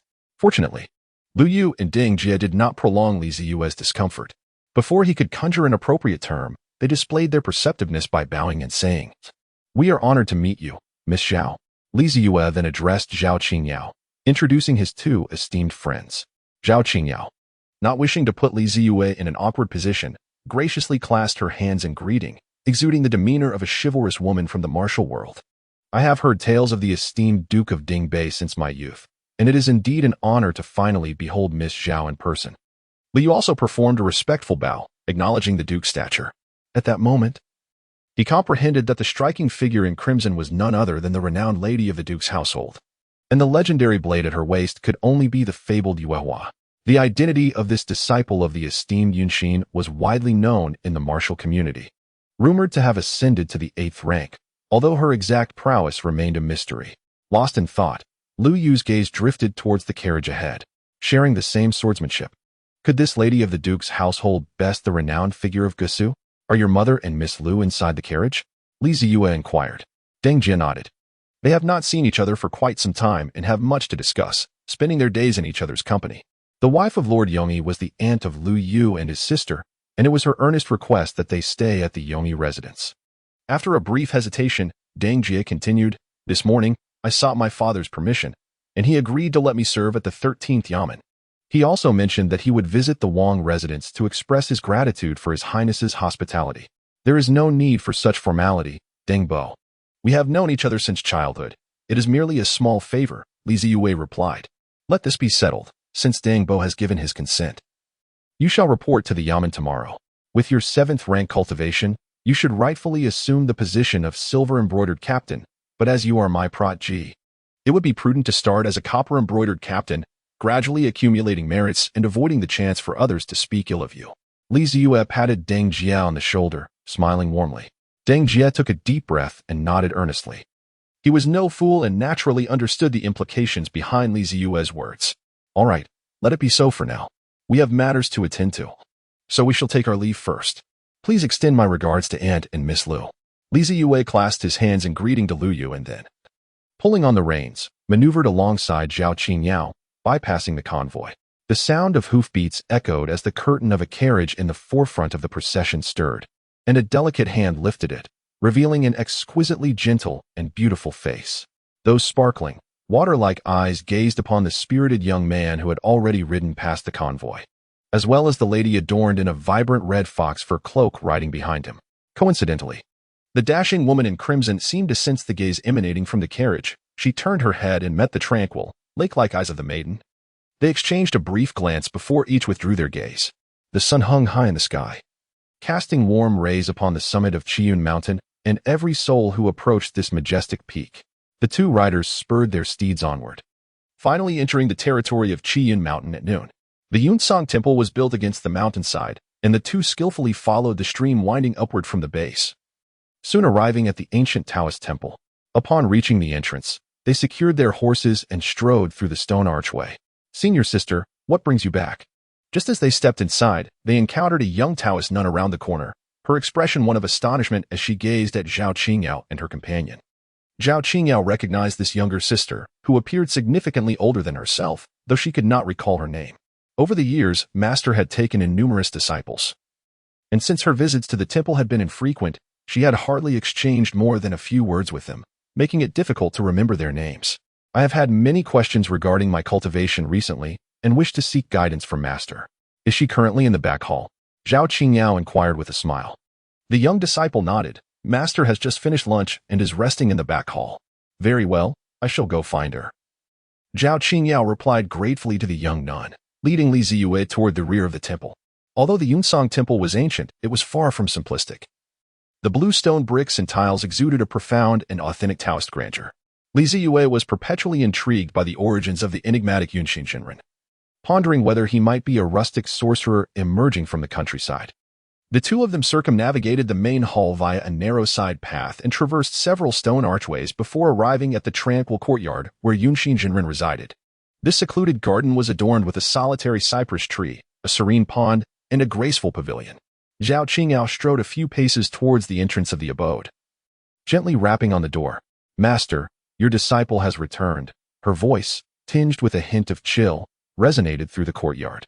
In the solemn ambience of Ruyun Temple, Li Zeyue found himself momentarily entranced. He mused that should Zhao Qingyao don a Taoist robe, coupled with her naturally aloof countenance, she would resemble a true priestess more than any actual Taoist. He was genuinely curious to see what Zhao Qingyao would look like with her hair elegantly coiled, clad in the traditional Taoist attire. Li Zeyue was lost in thought, and couldn't help but chuckle to himself. Zhao Qingyao glanced back at him, furrowing her brow. Just one look at his expression made it evident that he was not contemplating anything virtuous. Li Zeyue noticed Zhao Qingyao's icy gaze directed at him and promptly stifled his smile. He turned his attention to the tightly shut door of Master Yunxin's chamber and took a couple of steps forward, raising his voice to call out, "Master, I have arrived as well." A gentle breeze swept through the courtyard, causing the verdant needles of the pines and cypresses to sway slightly. With a soft sigh emanating from within, a voice tinged with languor and a hint of resignation replied, "Come in, Qingyao. Let that boy wait outside." "Understood," Zhao Qingyao responded, casting a warning glance at Li Zeyue, signaling him to refrain from any unnecessary actions. She then gently pushed open the wooden door and entered the room. "Humph." Li Zeyue scoffed, curling his lip in disdain. "I have no desire to go in anyway." He surveyed the surroundings of the courtyard but found nothing of interest. So he squatted by the clear pond, amusing himself with the goldfish. In this world, few could compel him to behave. And the person within the room was one of them. When his mother was still alive, she often brought him to Qiyun Mountain to play, as she shared a close bond with Master Yunxin, being intimate confidants who confided in one another. After all, it was she who had quite literally saved his mother's life. Thus, it could be said that Master Yunxin was also Li Zeyue's savior. Had the Empress met her untimely demise back then, it would have meant that Li Zeyue would never have come into existence at all. 20 years ago, Li Zeyue counted on his fingers, recalling what his mother had mentioned long ago. 20 years prior, when Yusin the Taoist saved her before the imperial path. Yusin was merely 18. This indicated that Yusin was significantly younger than his mother. If his mother were still alive, she would now be 46. 18 plus 20 equals 38. And 46 minus 38 equals 08. Yusin was 8 years younger than his mother. The two were nearly a decade apart in age, making it unlikely that they would converse amicably. In any case, with nothing better to do, Li Zeyue idly mused over these trivial matters. Inside the room, a refined window was slightly ajar, allowing tendrils of fragrance to waft from a purple gold incense burner. Yellow sandalwood furniture was casually arranged, and layers of sheer curtains hung gracefully by the bedside, enhancing the elegance of the space. Zhao Qingyao moved a stool for herself, casually picked up the lotus-patterned tea set from the table, and poured herself a cup of tea. She then directed her gaze towards the beautiful Taoist nun reclining against the bed, yawning extravagantly and disregarding her image, a stark contrast to her earlier demeanor outside the door. "Master, did you not just finish your meal? Why are you already lounging on the bed?" Zhao Qingyao sipped the fragrant tea and reproached her gently. The Taoist nun lazily turned over, her head nestling into the soft pillow, and with a pout she replied, "I am simply tired. Rising early to teach your junior sisters their morning lessons and guiding them in their cultivation is exhausting. I finally managed to catch a midday nap, and then you all suddenly barged in just as I fell asleep." Zhao Qingyao let out a soft huff. "After all these years, it seems you care little for the matters of the temple and only have an interest in sleeping. What do you understand? Sleeping is the most comfortable thing in the world. Close your eyes, think of nothing, and freely roam in the realm of dreams. How delightful it is." "Qingyao, let me teach you something else. What do we cultivate as Taoists? What you and I pursue is primarily wu-wei, non-action. This is a state of mind in Taoism that you, with your limited cultivation, cannot yet comprehend," Yusin declared with conviction. As she spoke, she turned over once more, fully sinking into the soft bedding. Her arms dangling over the edge, gently swaying, while soft, indistinct sounds of contentment escaped her lips. Zhao Qingyao sighed, as Yusin's chief disciple. She had long grown accustomed to her master's whimsical demeanor. "By the way, I haven't asked yet. Why did you both come here today to find me?" Yusin propped herself up on her arm, sitting upright. She was not clad in her Taoist robes, but wore only a thin garment, slightly disheveled from her earlier rest, failing to completely conceal her graceful figure. Zhao Qingyao pondered for a moment before articulating succinctly, "Li Zeyue seeks your assistance in opposing the Lord of Taijue." Yunxin Jinren blinked in astonishment, momentarily frozen in place. After Zhao Qingyao's thorough explanation, Yunxin Jinren finally comprehended the situation. Realizing that the young man did not intend to initiate a decisive battle at this early stage, where the text had barely exceeded 100,000 characters, he was likely to delay the imminent appearance of Dong Ping, and should the opportunity arise, surround and eliminate him. "This lad truly has grand ambitions," Yunxin Jinren murmured. To lay an ambush for the third most formidable figure in the realm so soon after taking office. Zhao Qingyao shook her head with a sense of helplessness. For this endeavor, he had summoned back most of the Jinxiang captains who were executing tasks outside, truly aiming to deliver a severe blow to the Taiju sect. Such a mobilization of forces could prove disastrous if any misstep occurred, potentially inflicting a fatal blow to his reputation in the 13 Yamen. Zhao Qingyao continued, maintaining an expression of calm. Oh. Upon hearing this, Yunxin Jinren, intrigued, descended from the bed and, barefoot, approached Zhao Qingyao, leaning down to gaze intently into her eyes. Why are you so concerned about him, running here to act as his advocate? Zhao Qingyao turned her head away, avoiding her master's gaze. He came to my residence early this morning seeking my assistance. I could not refuse him, so I agreed to accompany him. Humph. Yunxin Jinren chuckled lightly, a captivating smile gracing her exquisite features. Very well, I understand. You may take him to your courtyard. I shall speak with him personally shortly. Zhao Qingyao had a small courtyard within the Ruyun temple, and for their discussion, it was only fitting that Li Zeyue not enter Yunxin's chamber. Observing the inscrutable smile on her master's face, she wondered what thoughts lingered in her mind.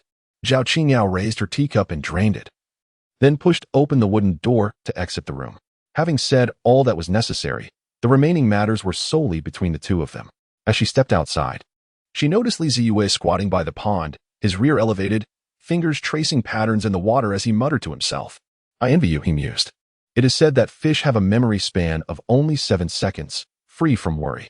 Here in this pond, you need not fear being eaten. And someone feeds you daily. How delightful. Sighing softly, Zhao Qingyao approached him silently and playfully kicked his backside with her toes. What the Li Zeyue was startled, his whole body jolting as he abruptly turned around, losing his balance and tumbling into the pond. With a resounding splash, the water erupted, sending the fish within the clear pool darting in all directions. If they possessed the ability to speak, they would surely exclaim in indignation, "What monstrous creature has startled us so?" The pond was not deep, and Li Zeyue struggled to rise, his freshly donned official robes thoroughly soaked. Frustrated, he brushed aside the damp strands of hair clinging to his face and stepped out of the water, exclaiming, "Zhao Qingyao, have you lost your mind? I merely intended to nudge you awake, yet you reacted so dramatically." Zhao Qingyao gazed at Li Zeyue, drenched like a drowned rat. And though he felt a twinge of guilt, the latter's outburst ignited his temper. Who could have known you were so timid? I merely gave you a light kick, and you frightened yourself into the pond. How dare you blame me? Very well, I shall accept my misfortune. Li Zeyue observed Zhao Qingyao's stubbornness resurfacing, so he refrained from further arguing with her, for her unreasonable nature had been a long-standing trait. He removed his drenched cloak, which had absorbed so much water that it felt as heavy as a stone. A chilly breeze swept by, causing him to grimace and shiver uncontrollably. You should go to my courtyard and dry your clothes, Zhao Qingyao suggested, her heart softening at the sight of his pitiful state. To put it plainly, she had intentionally slowed her pace earlier to startle him. Who could have anticipated that this man, a distinguished 9th-rank master, would end up falling into the water?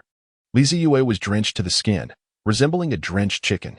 He nodded and made his way towards Zhao Qingyao's modest courtyard. As the contemporary senior sister of the Ruyun monastery, she naturally required a personal abode to correspond with her esteemed status, albeit a rather modest one. Li Zeyue timidly entered the bedroom of Zhao Qingyao's courtyard. Though the stove had yet to be lit, it offered some respite from the early spring chill. In a flurry, he shed the official robes that Zhao Qingyao had dressed him in that morning, carelessly tossing them onto a stool, leaving himself clad only in a pristine undergarment. Zhao Qingyao brought in a brazier, igniting it with a fire stick from the room, gradually filling the space with warmth.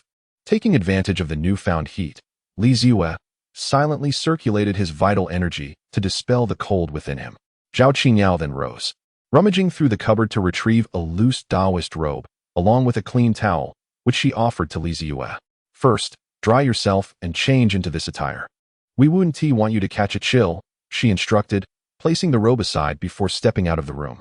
Despite their shared intimacy the previous night, she found herself unable to witness him changing in his bare state.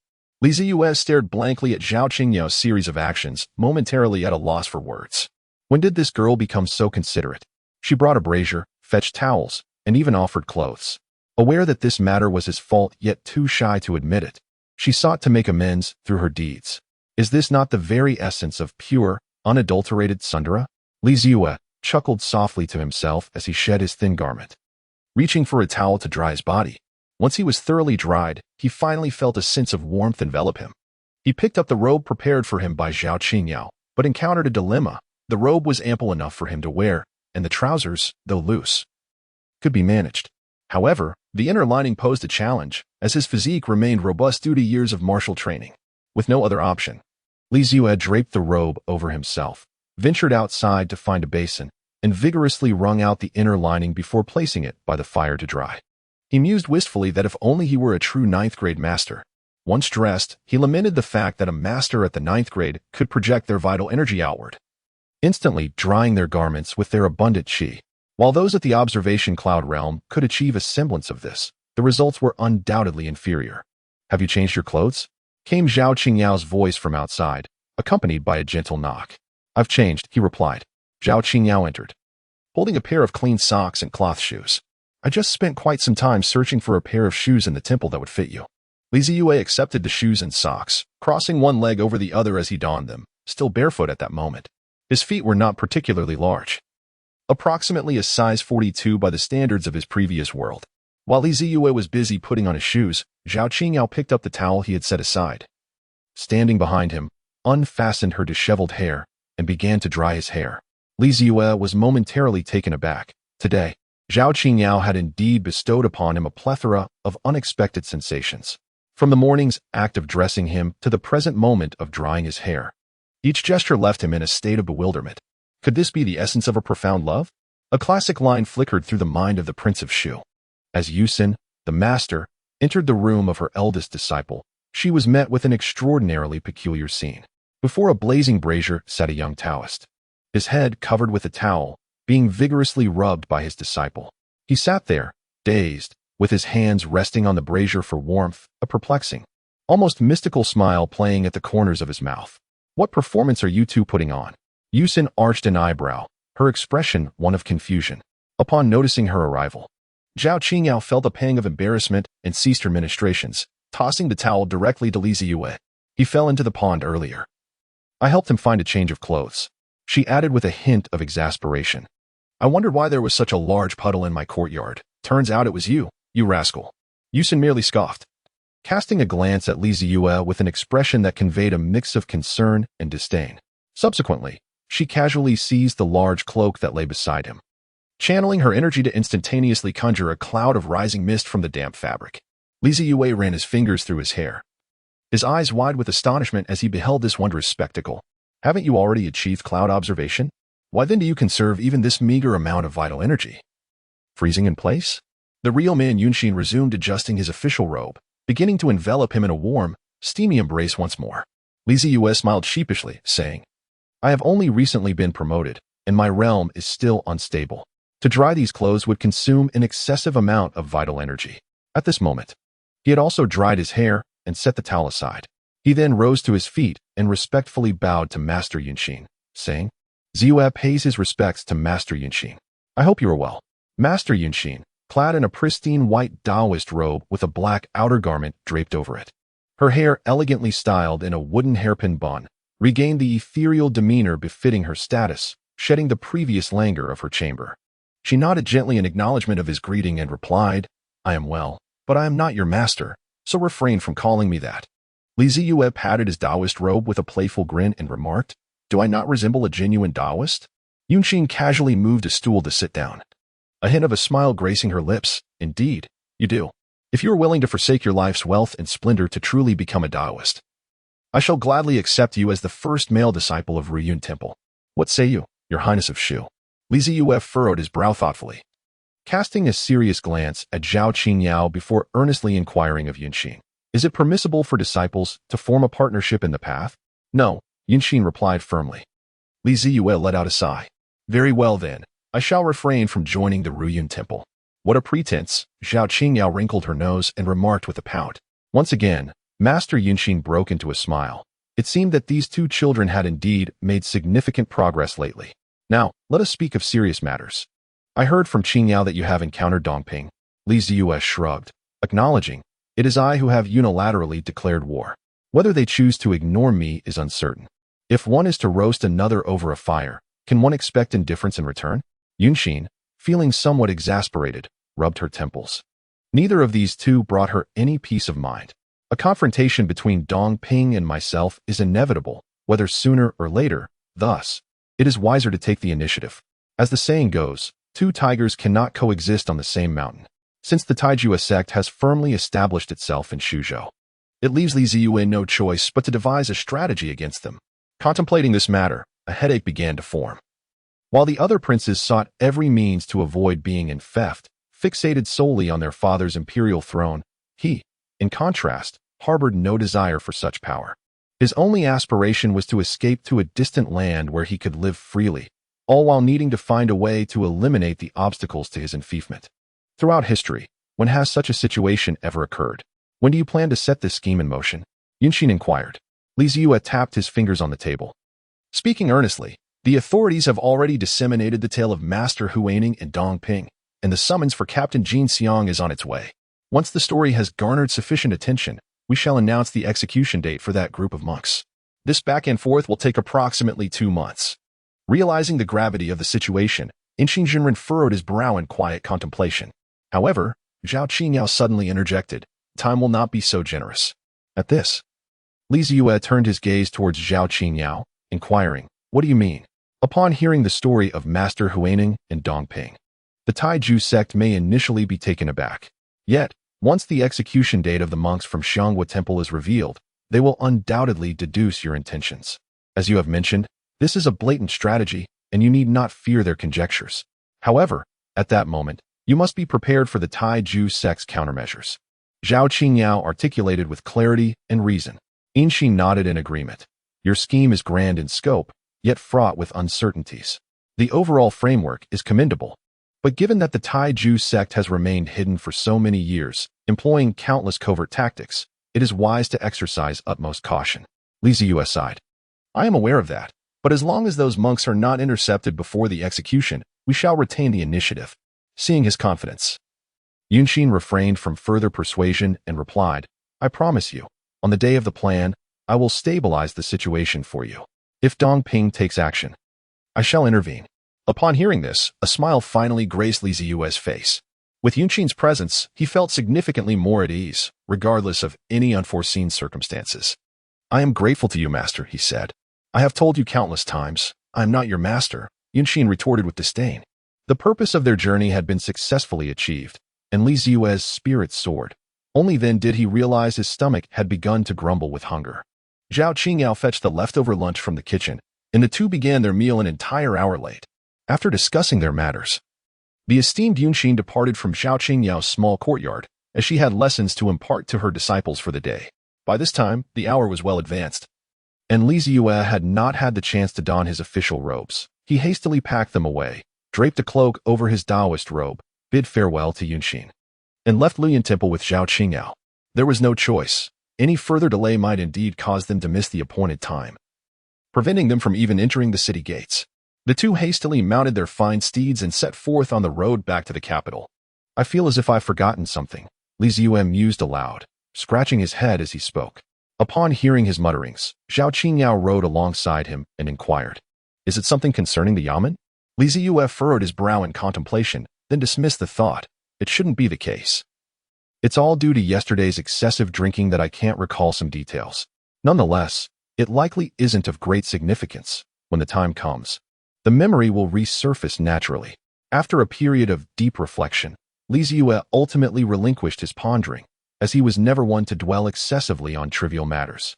Furthermore, there was little time for such indulgence now. Despite their hurried pace, the sun continued its rapid descent towards the western horizon. With a sense of melancholy, he realized that it was quite possible they would not return today, observing the last vestiges of twilight fading across the sky. And with a considerable distance still separating them from the capital, Zhao Qingyao let out a resigned sigh and slowed the pace of his horse. At this point, the city gates must have already closed, rendering any frantic attempts to return futile. What now? Zhao Qingyao regarded the person beside him with a stoic expression. Zeyue pondered for a moment and remarked, Let us find a humble inn on the outskirts of the capital to pass the night. We can return in the morning.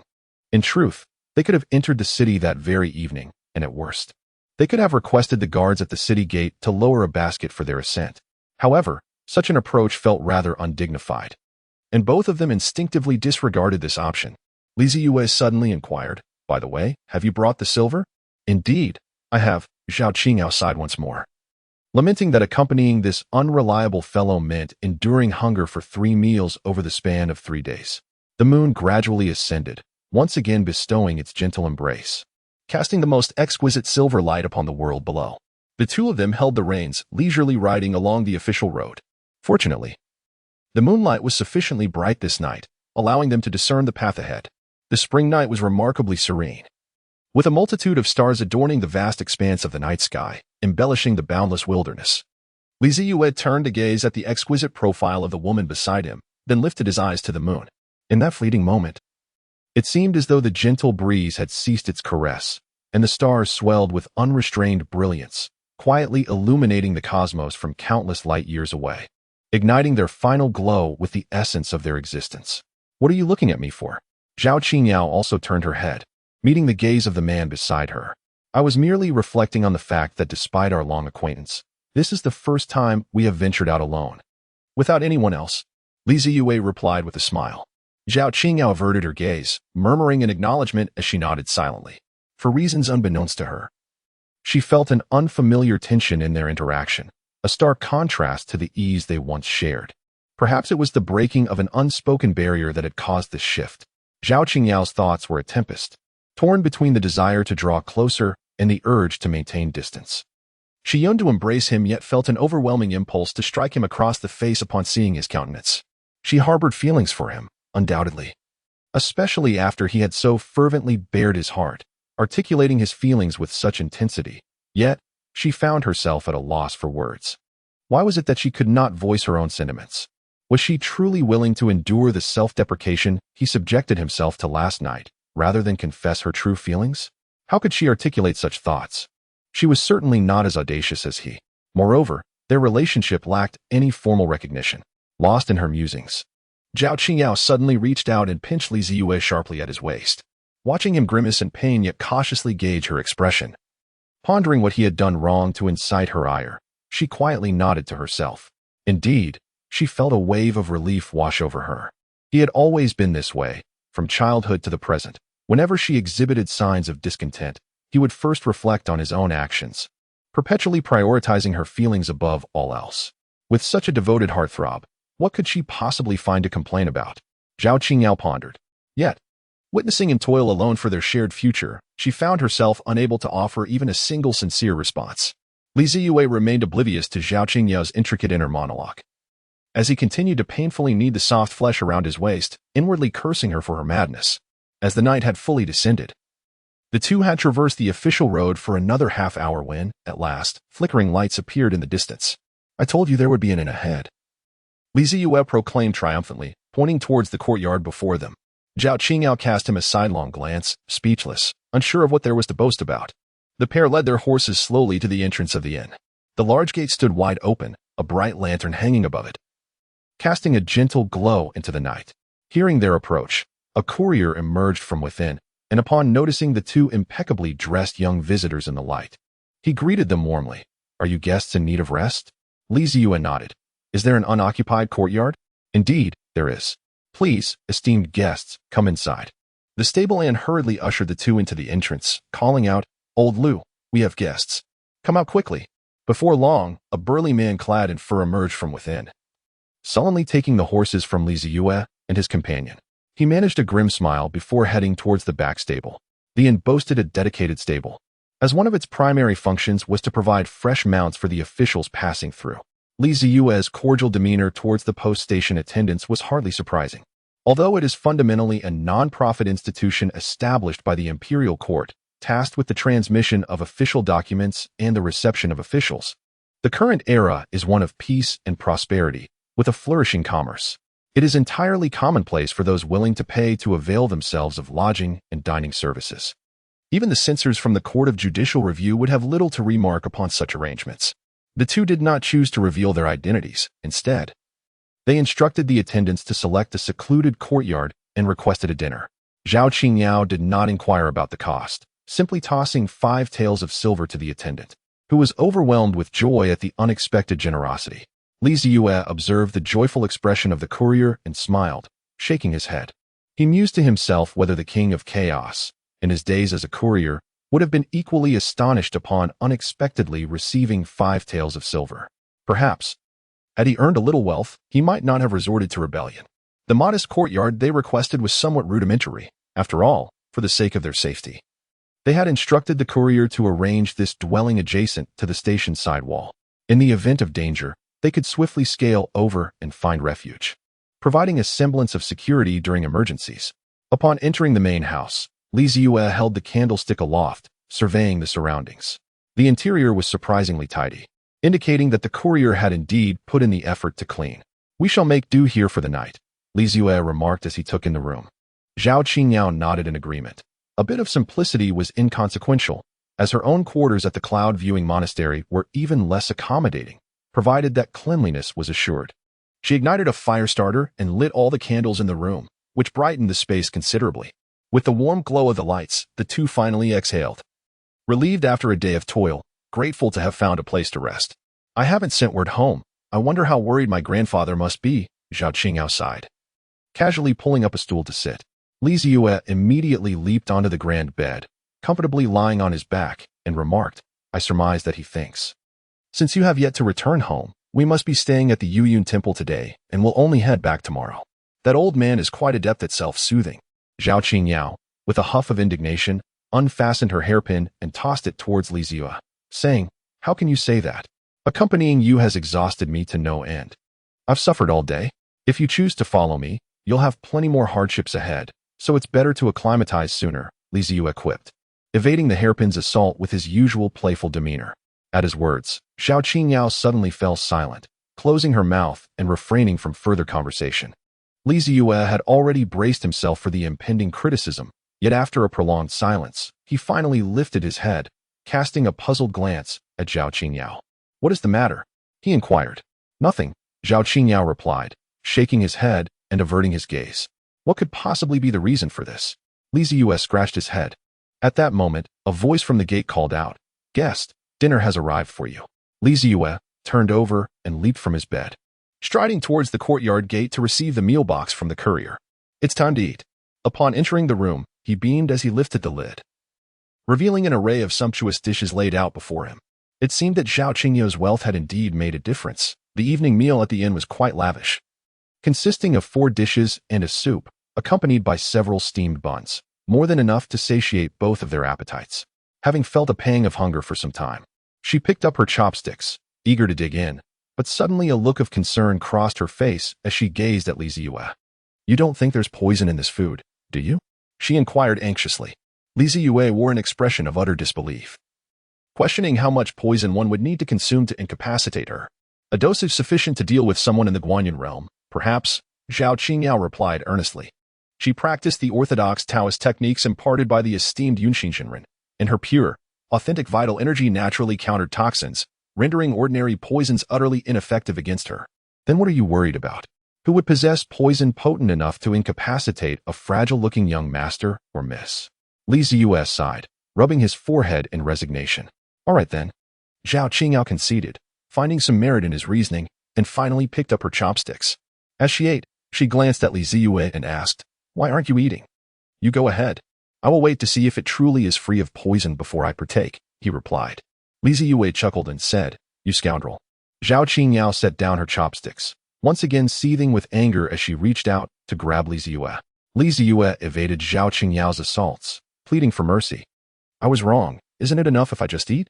"Humph." Amidst their banter, the two swiftly concluded their evening meal. The food was undoubtedly free of poison. They had not yet encountered such misfortune as to be poisoned while merely staying at an inn. After finishing their meal, the pair rested for a while before requesting a bucket of hot water from the innkeeper, allowing themselves a brief but refreshing wash. "Oh, refreshing." Zeyue sat at the edge of the bed, contentedly submerging his feet into a basin filled with warm water, unable to suppress a soft moan of relief.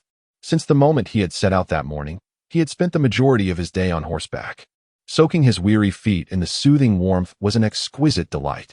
He turned his gaze towards Zhao Qingyao, who was seated cross-legged on the bed, eyes closed in meditation, and inquired, "You two have had a long day.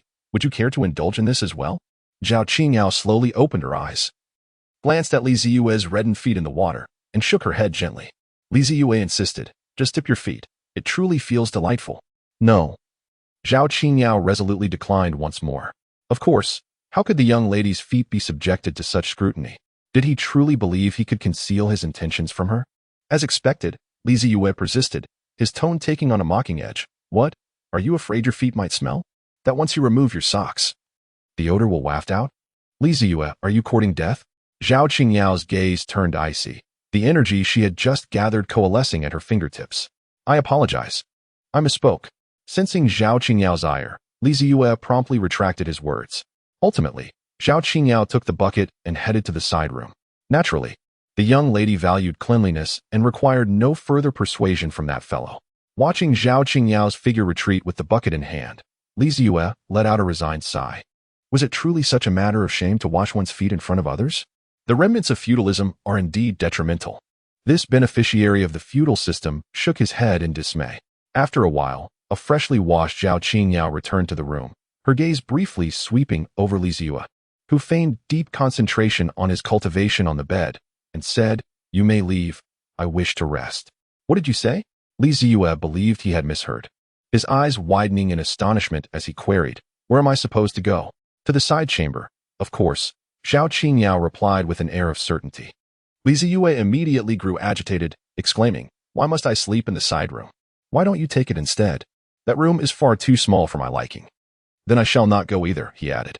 With a mischievous glint in his eye, he proposed, "How about we share a room for the night?" Zhao Qingyao's eyes widened in disbelief as she crossed her arms and stepped back, retorting, "You lecher. What are you planning?"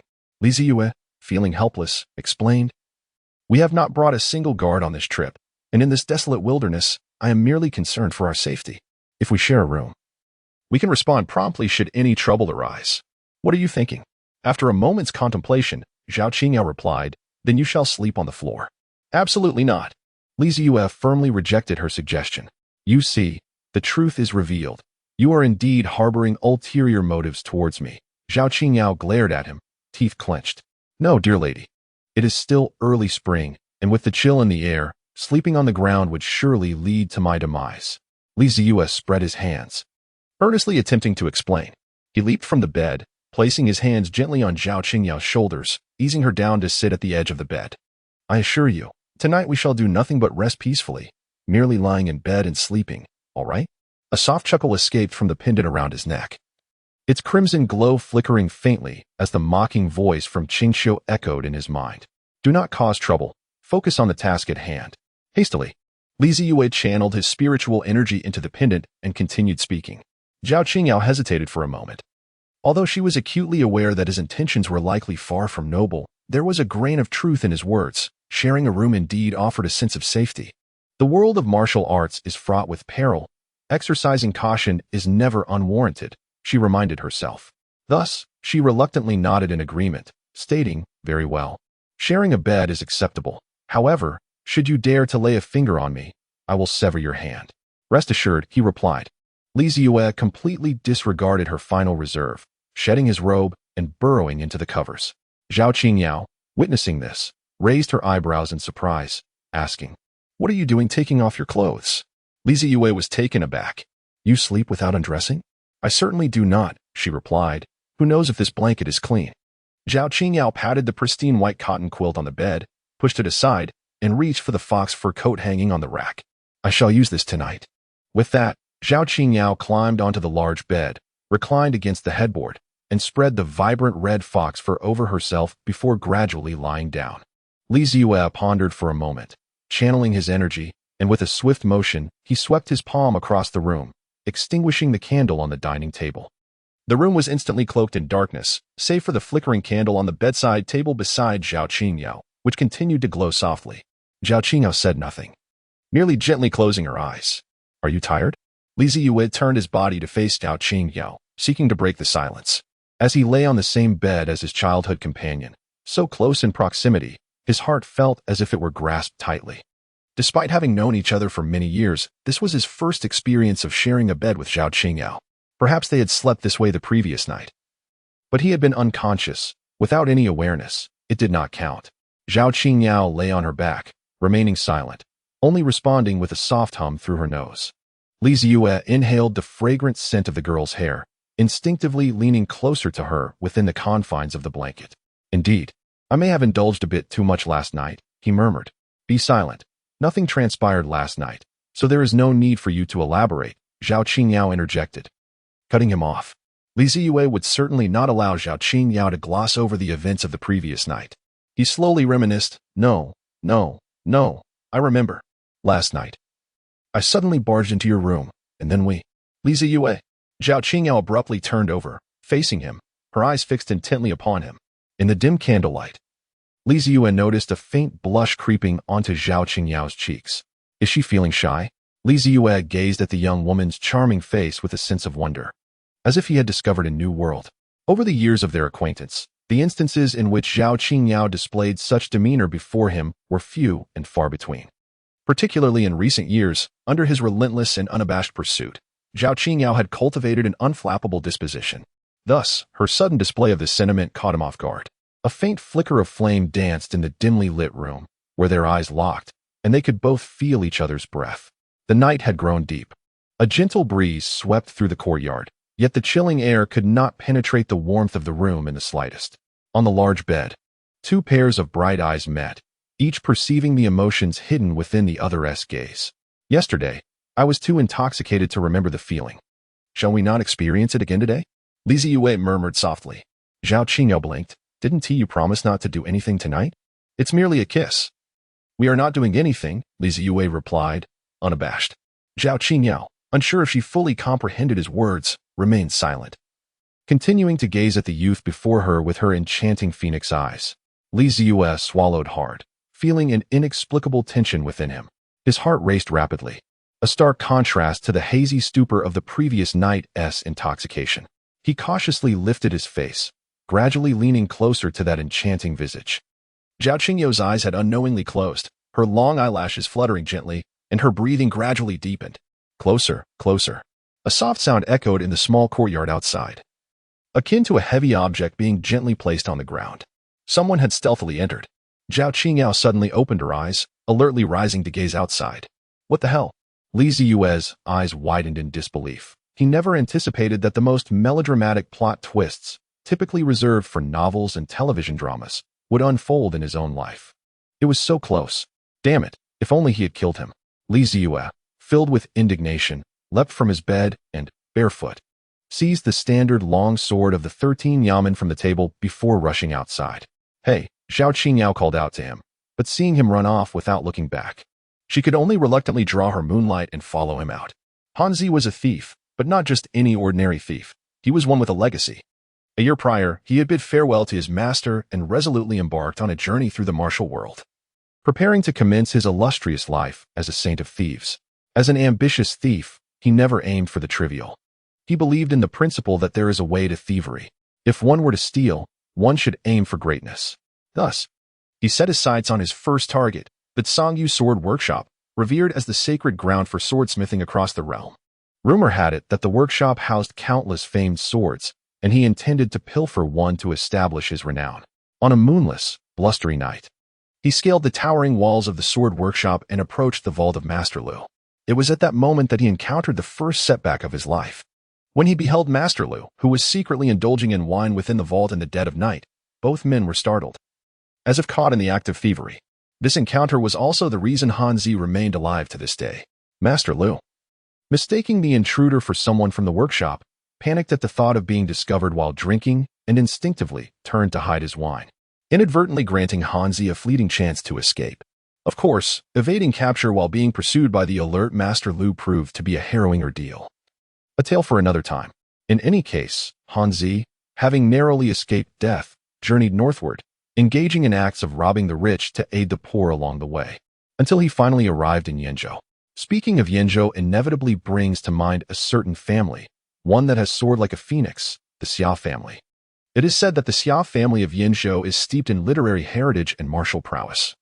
The elder patriarch is a revered figure in the chaotic world of martial arts, and his son, the current head of the family, is a renowned grandmaster in martial evaluations. This stirred Hanzi's ambitions once more. Surely, a family with such profound scholarly and martial lineage must possess exceptional martial arts manuals. On a moonless and tempestuous night, Hanzi once again made his move. He stealthily infiltrated the grand residence of the Xia family, only to encounter the current head of the Xia clan and the imperial uncle of the Dening dynasty, Xia Chun, who was practicing under the moonlight. The memory of Xiachun's emotionless gaze lingered in Han Zi's mind. A mere cold glance rendered him paralyzed, leaving him standing in a daze. It was only when Xiachun shifted his gaze, disregarding this trifling figure from the martial world, that Han Zi fled in a state of panic from the Xia estate. From that point on, Han Zi adopted a more circumspect demeanor, abandoning his ambitions of striking it rich through daring exploits against illustrious families. Instead, he resorted to pilfering from the avaricious landlords he encountered on the roads, sharing his ill-gotten gains with the impoverished, thus earning himself a reputation for benevolence. He languished in this aimless existence for a year, until one fateful day, upon entering the capital, he learned of the news that all the monks at the Xiongwu temple had been imprisoned. This sparked his curiosity. Could there be sacred Buddhist texts left behind by esteemed monks? Once again, on a moonless and tempestuous night, he infiltrated the Grand Xiongwu temple. However, this time, fortune did not favor him. He soon discovered that the officer on duty that day was General Wu Wei, the youngest commander of the Jinwu Guard, renowned for his valor and countless accolades. Although Han Zi prided himself on his agility, it merely provided a fleeting opportunity for escape. As the general shattered 3 walls with a single blow, leaving him with no avenue for evasion, ultimately surrounded by the Jinwu Guard, he was imprisoned. But fortunately not in the notorious celestial prison of the Kai Lu Guan or the infamous Zeyue of the 13 Yamen, but rather in a standard cell of the Jingyao prefecture. Perhaps General Wu had not deemed him worthy of concern, viewing him merely as an ordinary thief, which inadvertently granted Han Zi a chance for escape. Today, Han Zi finally seized an opportunity, skillfully picking the rudimentary lock of his cell, and slipped away from the prison before the city gates closed. On the road, he casually relieved someone of 2 taels of silver and took refuge in a secluded courtyard of an inn by the official road. It was then that he noticed a pair of unusually dressed young men and women taking residence next door. They appeared to be novices with little experience in the martial world, likely young masters or mistresses venturing out to experience life, adorned with swords and daggers like true martial artists. Humph, today this master thief shall impart a lesson to you. Han Zi contemplated the situation. Just as he was in need of funds for his journey, he thought to borrow some from this evidently wealthy young couple. He had been perched on the wall for a while, apprehensive that the young lovers inside might be engaged in an intimate moment, which would be quite awkward for him to stumble upon. After a brief pause without hearing anything inappropriate, he leapt down from the wall and entered the courtyard of the young couple. It was yet another moonless night, fraught with mystery.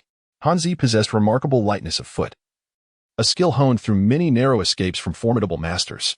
However, he sensed that the young couple within were not particularly skilled, and thus did not attempt to muffle his footsteps. Suddenly, a young man clad only in a white garment burst forth from the house, wielding a long blade and exuding an aura of fierce fury. "You've disrupted my plans. Prepare to face my wrath," he shouted, his eyes ablaze with anger. Taken aback, Han Zi instinctively took a step back. His initial thought was that he had fallen into a trap, but upon hearing the youth's words, he found himself puzzled. "Disrupted your plans? How have I wronged you?" he mused, retreating another couple of steps. Since he had been discovered, he decided against further action. He was a thief, not a brigand. The youth seemed to sense his intention to withdraw, drawing his blade with a menacing grin.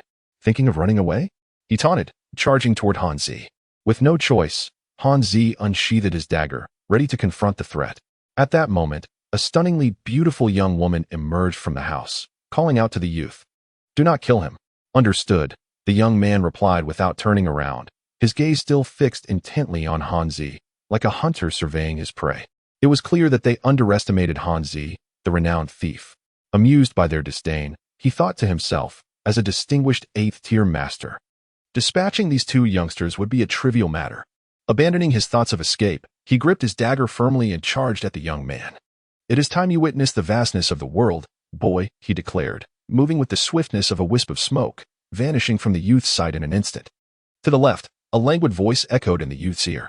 He immediately complied, bending his knees to halt his momentum, pivoting sharply to the left with his blade poised to strike. Clang! In the next moment, Han Zi reappeared at the youth's left side, blocking the downward slash with his dagger. Han Zi was taken aback. Was he not the one executing a surprise attack? The youth, however, wasted no time, delivering a swift kick aimed at Han Zi's abdomen. With a deft flick, Han Zi vanished once more, like a ghost in the night. "Behind you," Ching Qiu continued to remind him. The youth swiftly turned his body, shifting his right foot sideways, and struck again behind him. The sound of metal clashing resounded as the dagger once more intercepted the force of the blow. The strike was heavy and powerful, causing Han Zi, who gripped the dagger, to feel a numbing sensation in his hand, forcing him to retreat 2 steps, with a look of astonishment. He raised his gaze to the youth who remained steadfast in his position. Once could be mere coincidence, but a second occurrence transcended the realm of chance.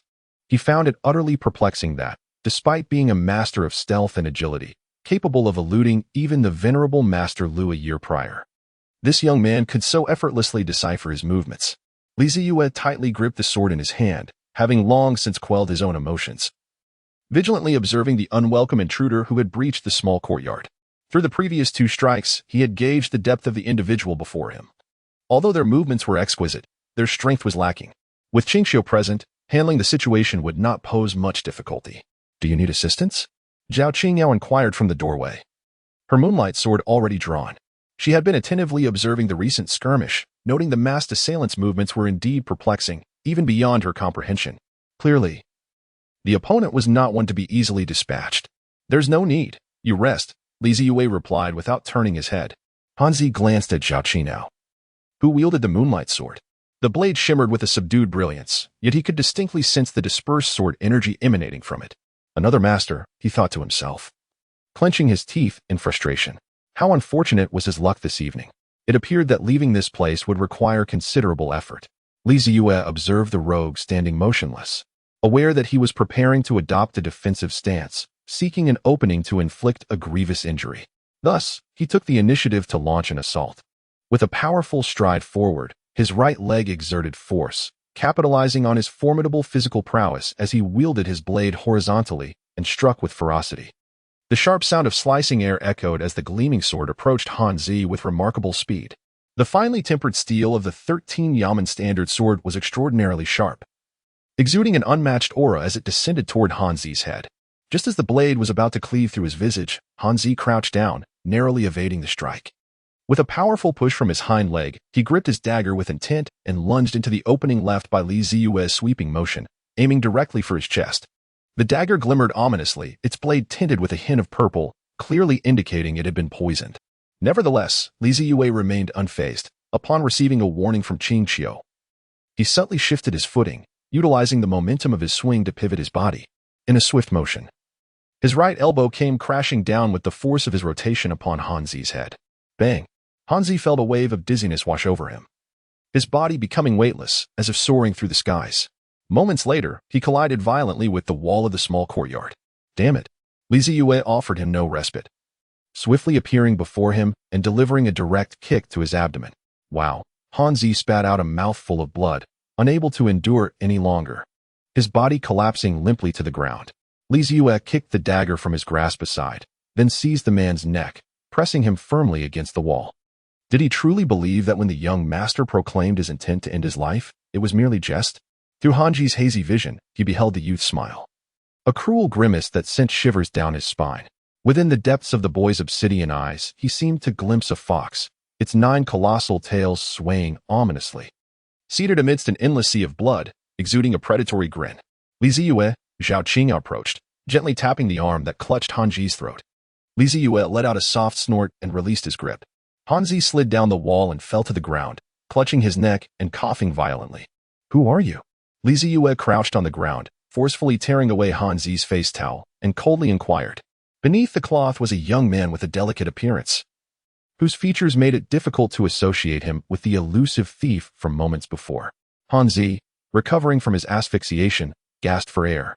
He regarded the indifferent youth before him, as well as the girl beside him wielding a longsword, poised menacingly at his throat, and realized that he was utterly ensnared. "I am Han Zi, an ordinary wanderer of the rivers and lakes," he declared, raising his hands to signal his intention to cease any further resistance. Zeyue shook his head and gazed at Zhao Qingyao, saying, "Go inside and fetch my token." Zhao Qingyao nodded and turned to enter the room. "An ordinary person from the martial world possesses such agility. You must be deceiving me. What is your true identity? Who sent you? And what are your intentions? Where are your accomplices? It would be best if you divulge everything in detail." Zeyue took the token from Zhao Qingyao, waving it before Han Zi so that he could clearly discern the 4 prominent characters 13 Yamen emblazoned on its face. "If you fail to speak now, Upon your return to the capital tomorrow and entry into the imperial prison, you shall endure considerable suffering, he warned. Han Zi, upon recognizing the token, wore a face filled with despair. A young man possessing such formidable power must surely be a significant figure within the 13 Yamen. How unfortunate for him. He had only just emerged from the confines of the Jingzhou Prefecture's jail and had no desire to return to imprisonment. Especially since the 13 Yamen's imperial prison was far more formidable than the Jingzhou cells, tenfold at least. Once inside, escape would be nigh impossible. I am but an ordinary wanderer of the Jianghu, he pleaded earnestly. My skills were imparted by my master, yet I have since ventured forth on my own. Detached from any sect, my presence here is purely coincidental. You are of the 13 Yamen. And perhaps you have heard of the incident not long ago when the Jinwu guards apprehended a thief infiltrating the Xiangwu temple. That was me. I have only just fled, hoping to pilfer a little more for my travel expenses when I unexpectedly encountered you. I swear it is true, Han Zi explained with great difficulty. Li Zeyue reminisced for a moment. He indeed had some recollection of the thief who had stealthily infiltrated Xiangwu temple. He remembered that the thief had been apprehended on the spot by the Jinwei and subsequently imprisoned in the Jingzhou Prefecture's dungeon. Could it be him? If so, it would not be implausible for him to escape from the prison. After all, a jail meant to confine common petty criminals and lewd offenders could hardly contain a master of the 8th rank. Yet, what were the odds that he would fortuitously cross paths with the two of them who happened to be taking refuge there? Li Zeyue furrowed his brow, pondering the veracity of the matter at hand and the potential implications lurking beneath. Who is your master, and what is the name of your sect? Li Zeyue inquired once more. Han Zi hesitated momentarily, but ultimately confessed, our sect is known as the Thieves' Sect, and my master is Qi Wanhua. Upon hearing the name of the sect, Zhao Qingyou's eyes widened in surprise. It was only when she heard Qi Wanhua that she realized he was referring to the Thieves' Sect. Both she and Li Zeyue were well acquainted with the name Qi Wanhua, a renowned figure in the martial world, celebrated as the contemporary master of thievery, known for his profound mastery of techniques and unparalleled agility. Li Zeyue scrutinized Han Zi's appearance once more, finding no trace of the legendary thief's lineage. His agility was passable, however. Li Zeyue murmured, so, this is merely a coincidence. You sought to acquire some silver and ended up in our courtyard? Indeed, indeed, Han Zi nodded fervently. Li Zeyue raised his gaze to glance at Zhao Qingyou, who blinked in response, unable to discern any blatant inconsistencies in his words. Regardless of the veracity of his claims, you shall not be permitted to depart today. Li Zeyue prudently procured a length of rope, securely binding the thief's hands. Han Zi struggled in vain, pleading, please, my lord, our chance encounter is fated. We are both wanderers of this realm, so grant me some leniency. Zhao Qingyou let out a soft laugh, noting that this man's audacity could rival that of Li Zeyue. Li Zeyue struck Han Zi across the head with a resounding slap, exclaiming, who do you think you are to presume a connection with me? Even when I step out to manage a shop, it is the young ladies who pay. How dare you attempt to steal from me? It is truly detestable. My lord, he continued, do you not agree that my discernment is rather exceptional? A mere glance at your attire and demeanor reveals that you are undoubtedly nobility from the capital. I merely sought to request a favor, but I had no inkling of your formidable prowess. Li Zeyue led him into the side chamber, coldly remarking, indeed. Were it not for the fleeting moments we have left, would you not rob us of our wealth and virtue in one fell swoop? Upon hearing this, Han Zi immediately took offense, stretching his neck and exclaiming, Your Excellency, such words are most unjust. I, Han Zi, have traversed the martial world without ever engaging in acts of cruelty or immorality. From my sect to the capital, I have always taken from the rich to aid the poor, harboring no guilty conscience. To utter such things is nothing short of an affront to my character. Oh, indeed. Li Zeyue chuckled as he tied him to the bedside, inquiring with curiosity, so, you are indeed a thief with principles? Of course. Han Zi replied with an air of arrogance. There is a code among thieves. Being a thief is a complex art, especially when one aims to become a notorious outlaw. It is far too intricate to explain to you. Enough of your boasting. When you arrive at the imperial prison tomorrow, be sure to share your vast knowledge with head jailer Wu. I am certain he will relish your profound insights. Li Zeyue firmly bound his hands to the large bed, while Zhao Qingyou approached and struck Han Zi several times, rendering him incapable of movement. Rest well for the night. I shall escort you back to Beijing first thing in the morning. Having spoken, Li Zeyue chuckled and delivered a decisive blow, instantly knocking him unconscious. This fellow certainly possesses an intriguing charm.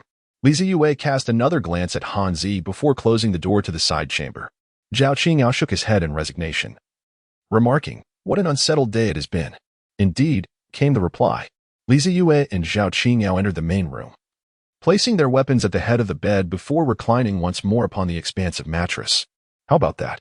I told you tonight would be fraught with peril," he remarked, intertwining his hands behind his head, his gaze fixed upon the beams above, a smile curling upon his lips as he boasted.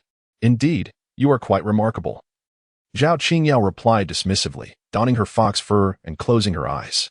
Before her, the vivid memory of Zeyue's fierce countenance as he grasped Han Zi's throat replayed in her mind. Zeyue was no stranger to murder. Throughout her life, they had encountered numerous unexpected situations and had taken matters into their own hands. However, what unsettled her was the glimmer of bloodthirsty desire that flickered across Zeyue's face. It was a demeanor that seemed uncharacteristic of him, resembling more that of a savage beast yearning for carnage. Zhao Qingyao turned away, presenting her back to the boy beside her. "What is it?" Zeyue perceived the subtle changes in Zhao Qingyao and gently inquired. After a prolonged silence, Zhao Qingyao finally spoke. "Are you Zeyue?" Upon hearing these words, Zeyue's heart raced violently, as if the most profound secret had been entirely unveiled. Yet, upon reflection, he realized that Zhao Qingyao had known him since childhood. He had never met her before the original's disappearance, which eased his mind. But what did her words imply? If he was indeed the one with whom she shared so many ties since childhood, what did her statement signify? Am I still myself? Zeyue found it somewhat amusing. "What are you saying?" "Of course, I am Zeyue." Zhao Qingyao let out a slight sigh, closed her eyes, and fell silent. Suddenly, she felt a broad arm encircle her from behind, pulling her firmly into an embrace. The warm breath that brushed against her neck gradually soothed her restless heart. "In your presence, regardless of what transpires, I shall forever remain myself," Zeyue's voice softly echoed in her ear, evoking the comforting presence of the gentle youth she once knew. "Go to sleep," Zhao Qingyao replied in a similarly soft tone.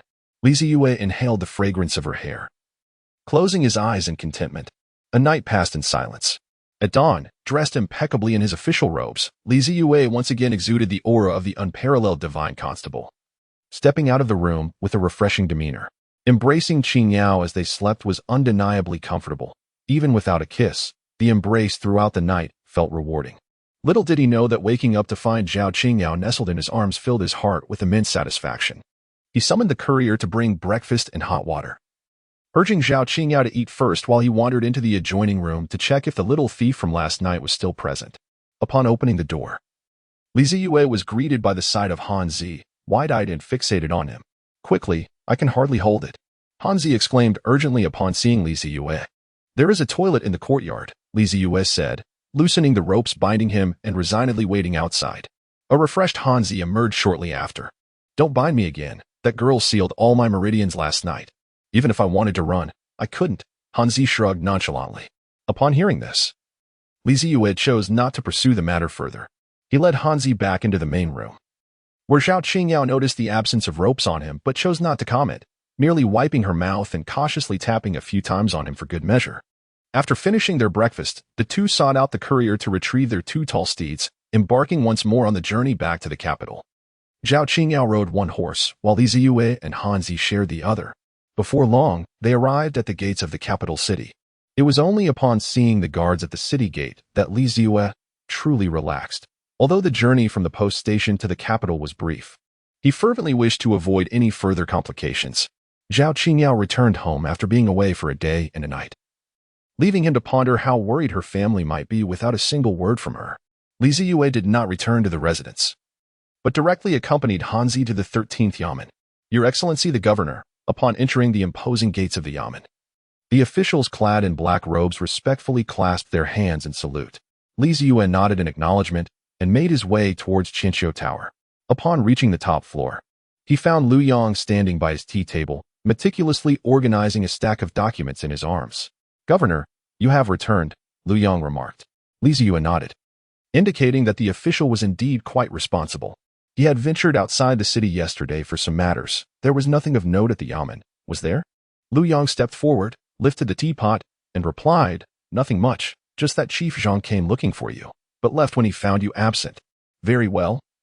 Summon Jiangsu, I have matters to discuss with him." Understood. After Lu Yang departed, Hanzi fixed his gaze upon Li Zeyue, his eyes wide with disbelief. Are you the governor of the 13th Yamen? Li Zeyue sat calmly on the soft couch of the top floor of Qianqiu Tower, gently sipping the fragrant tea freshly brewed by Lu Yang, and subtly nodded in acknowledgement. What? Does it not seem so? How old are you? How could it be possible? Hanzi murmured. When Li Zeyue assumed the position of governor of the 13 Yamen, Hanzi had already been imprisoned. Thus, he was unaware of the fact that the 13 Yamen had acquired a new master. Hanzi scrutinized Li Zeyue's visage once more. He appeared no older than 20. The manner in which he delicately handled his tea revealed an air of pretentiousness, suggesting he was undoubtedly a privileged offspring of a noble lineage. It is self-evident that without a formidable background, one could not attain such a prominent official rank at such a tender age. Indeed, this was a second-rank position. A second-rank position? A jolt of realization surged through Hanzi, as if he had suddenly grasped something significant. What kind of esteemed family could secure such a high-ranking official role for their youthful descendant?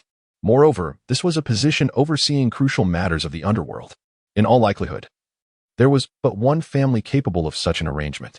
Before even inquiring further, Hanzi respectfully clasped his hands and cautiously posed the question. May I ask your esteemed name? I am called Li Zeyue. The youth reclining on the soft couch replied with a smile. Hanzi inhaled deeply. Li, you say? Li Zeyue observed Hanzi's ever-changing expression with great interest. Given his inquiry, it was evident that he had already surmised Zeyue's identity. Having committed theft right under my nose, he must now comprehend the gravity of his transgression. Soon, he shall obediently make his way to the imperial prison. Serving time there will hardly be an unjust fate. Hanzi let out a despondent sigh and nodded. The charges against him, if viewed from a broader perspective, amounted to an illicit intrusion into the prince's residence with nefarious intentions, regardless of his initial motives. The pivotal question remains whether he had wielded a dagger against the second prince. Should the matter be pursued earnestly, the consequence of losing his own head would merely be a matter of words. It was unexpected for such a promising young man from the martial world to face his downfall so swiftly. Alas, Li Zeyue chose to disregard the lamentations of Hanzi, who wallowed in self-pity, and instead lowered his gaze to peruse the documents bestowed upon him by Lu Yang.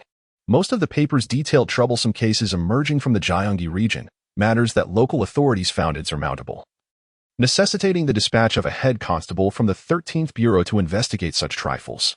Additionally, he uncovered a financial report from the previous year, revealing that the salaries for the numerous personnel within the 13th Bureau, along with expenses for case management, informant fees, and the maintenance of weapons such as concealed blades and crossbows, collectively exceeded a staggering 100,000 taels. Li Zeyue rubbed his forehead with a hint of discomfort. He had initially found the uniform of the 13th Yamen lacking in aesthetic appeal and had intended to arrange for the more stylish flying fish attire. However, it seemed that this matter would have to be postponed. As he pondered deeply, the sound of footsteps echoed from the staircase.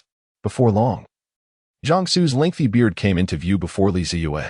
You've arrived. Please take a seat. Li Zeyue greeted with a cheerful smile. Governor. Zhang Su clasped his hands in salute towards Li Zeyue, showing no pretense of formality as he took a seat beside the tea table. Li Zeyue lifted the teapot and graciously poured a cup of tea for Zhang Su. Zhang Su hurriedly stood to receive it. How did the matter proceed? He inquired. The news has already been dispatched, and I anticipate results within a fortnight, Li Zeyue replied. Zhang Su cast a glance at Hanzi, who stood disheartened by the side. Since Li Zeyue had not introduced him, Zhang Su was unaware of Hanzi's background and refrained from speaking too candidly in the presence of this individual. Indeed. Li Zeyue nodded, then continued, I visited Qiyun Mountain yesterday. Upon hearing this, Zhang Su was momentarily taken aback, but quickly grasped the implication. Who resides at Qiyun Mountain? He recalled Li Zeyue mentioning that he would address the issue of who could contend with Dong Ping if the individual from Qiyun Mountain intervened. The problem would be resolved in an instant. Zhang Su's face lit up with delight as he looked inquisitively at his governor. Li Zeyue nodded with a smile. Thus, the situation was settled. Zhang Su, filled with excitement, struck his palm with his fist. Li Zeyue lifted his teacup and took a delicate sip. One must always exercise caution. Once they realize, they will undoubtedly implement countermeasures. The imperial examination is merely 7 days away, and it is imperative that no disturbances arise in the capital during this time. Understood, my lord, Zhang Su replied, bowing respectfully once more. By the way, this individual, named Hanzi, claims to be the direct disciple of the Saint of Thieves. Yesterday, He infiltrated the courtyard where I was staying outside the capital, but I managed to apprehend him. Please send someone to deliver him to head jailer Wu. Informing him that this fellow possesses a wealth of information, he should be interrogated thoroughly. Jiangsu then regarded Han Zi with a look of astonishment. Taking in the significance of a disciple of the Saint of Thieves, a rare find indeed. My lord, I assure you, I speak nothing but the truth. I have not deceived you, Han Zi said, his face etched with helplessness. Zeyue chuckled. I find myself in quite the predicament. Last night's events were too fortuitous. I simply cannot proceed without a thorough examination. If you genuinely harbor no concealed identity or ulterior motives, then I implore you to candidly provide Officer Wu with information of value to our office. Perhaps you may yet redeem yourself and earn a reprieve from my judgment. With that, he clapped his hands together. Very well, there is little more to discuss. Jiangsu, escort him away. Understood, Jiangsu replied, producing a length of rope from his person to bind Han Zi's hands. As they descended the stairs, Zeyue cast a glance at Han Zi and nodded subtly to Jiangsu. Jiangsu comprehended his intent, blinking in acknowledgement. It appeared that the individual he was restraining was indeed a person of talent, one whom the governor was reluctant to interrogate harshly. Thus, it was best to let old Wu instill some fear in him, to ascertain whether he could be of use to the office. To engage in thievery was a true waste of potential, Jiangsu mused. As the day waned in the office, Zeyue mounted his steed and ambled along the path homeward. A person can only hold their thoughts for so long. He now perceived the noble horse beneath him as strikingly handsome. Do not falter now, he admonished himself, standing at the crossroads leading to Yuhua and his residence.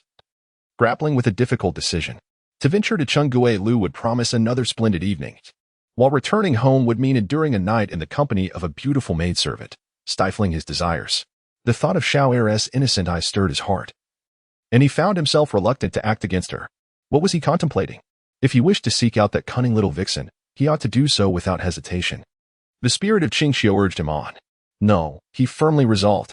Zeyue gritted his teeth, resolutely made up his mind, and firmly set off towards his residence. He could no longer allow Qingxiu to lead him by the nose. Zeyue, unusually resolute, returned home to attend to his pressing matters. He recalled an important obligation he had neglected during his journey back to the capital yesterday. The esteemed manager Wang of the Doping Trading Company was awaiting his presence. This was a vital territory for the cultivation of his influence, and it could not be delayed. Upon returning to his residence, he was greeted by a tranquil atmosphere. After handing over the horse he had acquired from the Grand Tutor's estate to a servant, he made his way directly to the backyard. Your Highness, you have returned. As twilight descended, Shower was lighting the candlesticks in the room. Upon seeing Zeyue enter, her face lit up with joy, having just resolved to practice self-discipline. Zeyue naturally wrapped his arms around Shower's soft form, affectionately asking, Did you miss me? Shower, shyly nestled in his embrace, blinked her large eyes curiously. Where have you been these past 2 days, Your Highness? She inquired, tilting her head in innocent curiosity. Zeyue gently caressed Shower's cheek and playfully pinched her delicate nose, saying, You have yet to answer my question. Shower's charming face flushed slightly, and with a barely perceptible nod, she whispered, I have thought about it. Zeyue smiled contentedly and then addressed Shower's inquiry. I accompanied Qing Yao on a trip to Qiyun Mountain to discuss certain matters with the esteemed Master Yunqing. Oh, Shower replied, her question devoid of ulterior motives. After all, it was only natural for her to feel a twinge of curiosity after Zeyue had been away for 2 days and nights. She was elated that he was willing to share the events of his recent endeavors with her. After sharing a moment of intimacy with Shower, Zeyue finally removed his heavy cloak and settled onto a stool to rest. By the way, where is Xiaoxi? Is he present in the residence? Shower placed the candlestick down and turned towards the doorway, saying, You should be here. I will go fetch him. Before long, the squinting-eyed Xiaoxi entered the room. Your Highness, did you call for me? Zeyue nodded and said, The night before last. I instructed Wang Yin to return to the residence with you and wait for me. Unfortunately, I had some matters to attend to that evening and could not return. Now, are you aware of Wang Yin's residence? Please send someone to summon him. We have yet to discuss the matter with him. Xiaoxi, maintaining a composed demeanor, slightly cupped his hands and replied, Your Highness, since that day, Manager Wang has not departed. I took the liberty of allowing him to stay in my courtyard these past 2 days, awaiting your return. What a fine fellow. Zeyue was taken aback for a moment, then said, That's perfect. Go invite him over. Dinner will be ready soon, and we can all sit down together and enjoy a drink. Certainly, Xiaoxi replied with a smile, turning to call Wang Yin from the courtyard. Zeyue, turned to Xiao, and said, "Send someone to the wine cellar to fetch 2 bottles of Maodai." "Ah, 2 bottles?" Xiao exclaimed, her eyes widening in surprise. Zeyue waved his hand dismissively, saying, "I know my limits. You may leave now and urge the kitchen for the dishes." "Understood." Once all the instructions were properly conveyed, Zeyue finally shed his constricting official attire, donning only a simple garment beneath a loose white robe, allowing himself a long sigh of relief. Indeed, wearing a flowing robe is much more comfortable. The Taoist robe of Qin Yao was also quite pleasant, yet regrettably, it had been taken by her, and he could not reclaim it. Zeyue lamented to himself. Before long, Xiaoxi entered, accompanied by Wang Yi. Wang Yi had previously met the second prince. The plump merchant bowed respectfully. "Please rise, Master Wang. Since you have stayed at the Wang residence, you are considered one of our own. There is no need for such formality in the future," Zeyue jested, raising his hands in a dismissive manner. Wang Yi, with a bashful smile, hurriedly replied, "I dare not, I dare not. I have taken the liberty of staying overnight without seeking the prince's pardon." Zeyue waved his hand with an air of nonchalance, saying, "It matters not. With Xiaoxi vouching for you, should any trouble arise, we shall first sever his head." Xiaoxi stood calmly to the side, a faint smile playing on his lips. The ostensible leader of the Wang residence was Zeyue, yet the true authority lay with Xiaoxi. "Enough standing around. Please take a seat." Zeyue gestured towards the stools, inviting them to sit at their leisure. Wang Yi felt a twinge of anxiety as he settled at the table, silently chastising himself for his lack of resolve. This precious opportunity had been hard won by him, so why did fear creep in at such a critical moment? He endeavored to suppress his unease. Despite the meteoric rise of the doping trading company in recent years, he ultimately lacked a solid backing. In the grandeur of the Wang residence, he remained a morsel easily devoured. Coming to this estate was a gamble. Should he win, he would establish a connection with the prince and become a man of royal lineage.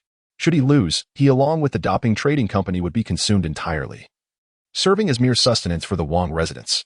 Not everyone is deemed worthy to become nourishment. He had steeled himself for the significant cost that lay ahead. Soon, exquisite dishes were brought forth by the maidservants, and Xiao'er arrived at the table, carrying 2 white porcelain wine bottles. As she deftly uncorked the bottles, a rich aroma ensnared the noses of all present. After pouring the wine into the cups, Zeyue lifted one and placed it before Wang Yi. "This?" Wang Yi exclaimed in astonishment, hastily rising, "Your Highness, this is too extravagant. Such precious wine is beyond the means of a lowly merchant like myself." He had never encountered a liquor with such an intoxicating fragrance. Could it be the legendary court reserve? "Sit down," Zeyue chuckled, pointing to the cup before Wang Yi. "Taste it." Wang Yi, eyes wide with disbelief, obediently returned to his seat, raising the full goblet of exquisite nectar to his lips for a tentative sip. Zeyue picked up his chopsticks and selected a dish. Noticing Wang Yi lost in thought, smacking his lips, he couldn't help but chuckle. "How does this wine taste? Such a brew seems to belong only to the heavens." Wang Yi sighed, casting a contented glance at the wine in his cup, as if savoring this single sip made his entire life worthwhile. Zeyue smiled and exchanged a glance with Xiaoxi, lifting his glass to take a sip. "Since you are so fond of it, it shall henceforth belong to you." "Belong to me?" Wang Yi stared blankly at the other unopened bottle of liquor, declining, "Your Highness, I am unworthy of such an honor." No, you misunderstand my intent. What I mean is that the production and sale of this liquor will be entrusted to you, and you will have full authority over it." Zeyue gently swirled his wine glass, tapping its rim twice with his fingers. The clear, resonant sound seemed to echo within Wang Yin's heart, momentarily disorienting him. "Are you saying that this wine can be mass-produced, and that you intend to grant me the rights to sell it?" Zeyue nodded, affirming, "Indeed, it is not merely the sales rights. I shall also impart to you the brewing techniques. You may commence production as you see fit. How it is sold and the methods employed are of no concern to me. I am solely interested in the final profit share." As his words resonated, an enveloping silence descended upon the room. Observing Wang Yi, who had suddenly bowed his head in contemplation, Zeyue expressed understanding. After all, the situation had unfolded abruptly, and a prudent businessman must meticulously weigh the pros and cons. In Zeyue's perspective, this was undoubtedly a lucrative venture. He himself could not assume the role of a merchant and could only rely on established sales channels, seeking a trustworthy representative. Through this liquor, which he had named Matai, he could not only generate profit but also cultivate his own commercial influence, achieving multiple objectives simultaneously. After a considerable pause, Wang Yin lifted his gaze and earnestly addressed Li Zeyue. Your Highness just mentioned that I am affiliated with the Wang residence. I am indeed capable of assisting you in this matter. The Daping commercial house can produce and sell this liquor without charge. Ah, Li Zeyue raised his hand. Expressing his displeasure, I have stated that the profit share is fixed. The Daping commercial house is not your personal property. Your Highness, it is as follows, Wang Yin replied. I assure you that under the auspices of the Daping commercial house, this liquor will undoubtedly become the finest in the realm. Likewise, the renown of our house will spread far and wide through the sale of this liquor. Thus, in essence, I would still be the one profiting. Li Zeyue understood well that a remarkable product could indeed elevate a brand. Nevertheless, he still declined Wang Yin's proposition. The Daping commercial house had its own enterprises. Once Matai was introduced to the market, it would inevitably overshadow their various shops and sales channels, swiftly becoming the flagship product. If the Daping commercial house could not derive profit from it, well, would they have to sustain themselves? Business, after all, thrives on mutual cooperation and shared success. I propose a 50-50 split. We shall each take half, Li Zeyue proclaimed with grandiosity, gesturing expansively. Xiaoxi's eyes widened in astonishment. Even Xiao'er, who was standing nearby, momentarily halted her breath. Wang Yin, taken aback, nearly tumbled from his seat, almost prostrating himself before Li Zeyue in reverence. Your Highness, I comprehend your consideration for me. Yet such a proposition is quite daunting. This business cannot be conducted in such a manner, Wang Yin said, offering a wry smile. What merit do I possess to claim such a 50% share of the profits? Li Zeyue furrowed his brow in feigned curiosity, asking, What do you wish to do? Wang Yin swallowed hard and cautiously replied, In my humble opinion, if your esteemed residence retains 95%, it would suffice for the Daping Chamber of Commerce to possess merely 0.5%. Wang Yin, have I summoned you here for a meal only for you to toy with me? Li Zeyue, with a sudden clatter of chopsticks, furrowed his brow. Resembling a lion whose dignity had been affronted, casting a fierce glare at Wang Yin, on the verge of unleashing his wrath. In a swift motion, Wang Yin knelt on the ground, his voice tinged with desperation. Your Highness, truly, I have merely taken a sip, and I can already envision the magnificent prospects it would hold were it to be sold. The share is substantial, and even this modest portion feels like a burning treasure in my hands. This wine is crafted by your Highness. My role is merely to facilitate its sale. I cannot bear to take more. I beseech your Highness to show understanding. Xiaoxi cleared his throat gently, nodding in agreement with Wang Yin's sentiments. As your Highness mentioned earlier, I am to be one of your own in the future. Thus, the profits I earn will essentially belong to your Highness. The generous share you offer is merely a transfer of funds within the estate. It is truly unnecessary, your Highness. Wang Yin continued, kneeling on the floor. Prior to his audience with Li Zeyue, he had envisioned countless scenarios, yet none had prepared him for this unexpected windfall. However, this fortune was being tossed at him by a prince. Should he accept or decline? Wang Yin resolved to transform his 300 pounds of flesh into an even larger pot to throw back. He had spoken the truth. The market potential for this Maotai product was beyond measure, and should everything proceed smoothly, the profits would be staggering. Regardless of whether the prince's offer of 50% profit was genuine or feigned, he could not acquiesce to such terms. After all, what if he were to smile amiably during negotiations, only for the prince to retract his offer upon witnessing the immense profits? Would his life still be secure? Furthermore, he was no fool. Just because someone offered, it did not mean he had to accept. Thus, it was better to clarify his stance from the outset, regardless. I am already yours. The earnings are yours. My money is your money. I am entrusting my very life to you. Do as you see fit. Very well, very well. Rise quickly, Li Zeyue replied, rubbing his temples in exasperation. 90-10. You take 1, I take 9. Let us speak no more of this. Consider that portion as development funds for the business. There will be even better opportunities in the future. Upon hearing this, Wang Yin finally rose from the ground and returned to his seat. Let us settle matters for now. For specifics, consult with Xiaoxi. He will take you to the workshops in the city tomorrow to observe the brewing process. My workshop is small and for true mass production. You will need to devise a plan in due course. Yes, I understand, Wang Yin replied respectfully. Li Zeyue, satisfied, nodded and raised his wine glass. Come, let us drink. That night, he indulged in a drunken stupor. In the end, 2 gin of wine proved insufficient. He insisted that Xiao'er fetch another bottle. After opening it, he hardly touched it, casting it aside. The primary reason was that Wang Yin, experiencing strong liquor for the first time, could barely manage a few sips before succumbing. Ultimately, it was Li Zeyue who engaged in a duel with Qiao Si, who soon fell victim to Li Zeyue's prowess, collapsing onto the table in a deep slumber. He summoned a servant to assist in carrying them back. While inebriated, Li Zeyue was supported by Shower to bed, where he quickly succumbed to sleep. This was the true intent behind Li Zeyue's excessive drinking that night, to drink excessively and then sleep, rendering Qingshou's attempts at mischief futile. He did not awaken until the sun was high in the sky, groggily coming to his senses, leaning against the headboard, as sunlight streamed through the window. With a pounding headache, he clutched his head, gasping for cool air. Li Zeyue called weakly, "They've arrived." "What is it, Your Highness?" Shower hurriedly rushed in. Clad in a deep indigo dress, her upper body enveloped in a pristine white jacket, exuding both purity and a touch of charm. "Hurry. I feel as if my head is about to split. Quickly think of a solution." Li Zeyue wore an expression of utter despair. Shower exclaimed, "Oh," and hurriedly dashed outside. Before long, she returned with a bowl of detoxifying soup. "Please drink this, Your Highness. It contains herbs that alleviate pain." Shower then took a cup and set it aside, pouring in half freshly boiled hot water and half cooled water, achieving a pleasantly warm temperature that was just right for consumption. Li Zeyue, with a bitter expression, consumed the hangover remedy, followed by a gulp of refreshing water, feeling considerably better thereafter. "I shall never drink again," he lamented, rubbing his temples in distress. Xiao let out a gentle hum, remarking, "You say that every time."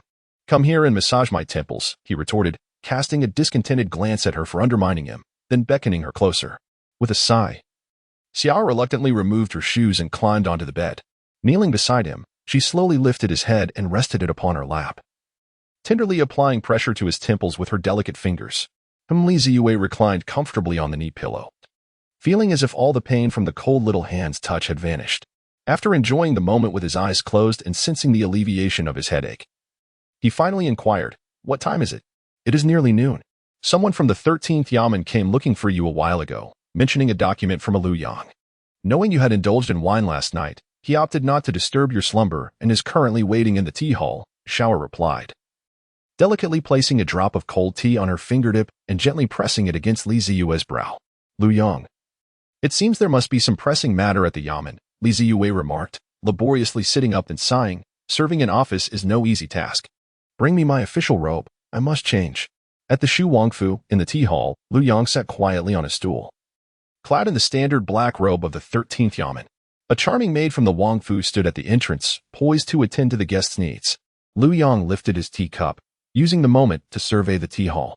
The exquisite screens, the rare Nanmu wood, the valuable calligraphy and paintings, and the fine teaware, evidently from a renowned kiln, all left him in silent awe. This was indeed the Wangfu, as he savored the fragrant and clear tea. The aroma of the misty tea from linen seemed on the verge of overflowing from the cup. He touched the official attire he wore, acutely aware that without it, he would never have entered this grand estate in his lifetime. Reflecting on the past few days, Lu Yang felt as though he were in a dream. A youth from a county near the capital, he had honed his physique since childhood, diligently studied the law, and endured countless hardships to pass the examination for the 13th Yamen, earning the honorable title of clerk. He had resigned himself to a life of monotonous document work within the Yamen, prepared to spend his days in obscurity. However, that fateful afternoon, a chance encounter at the Yamen's entrance altered the course of his destiny. By merely stopping a young man at the door, he became the dedicated clerk to the newly appointed governor of the Yamen, instantly elevating his status and influence.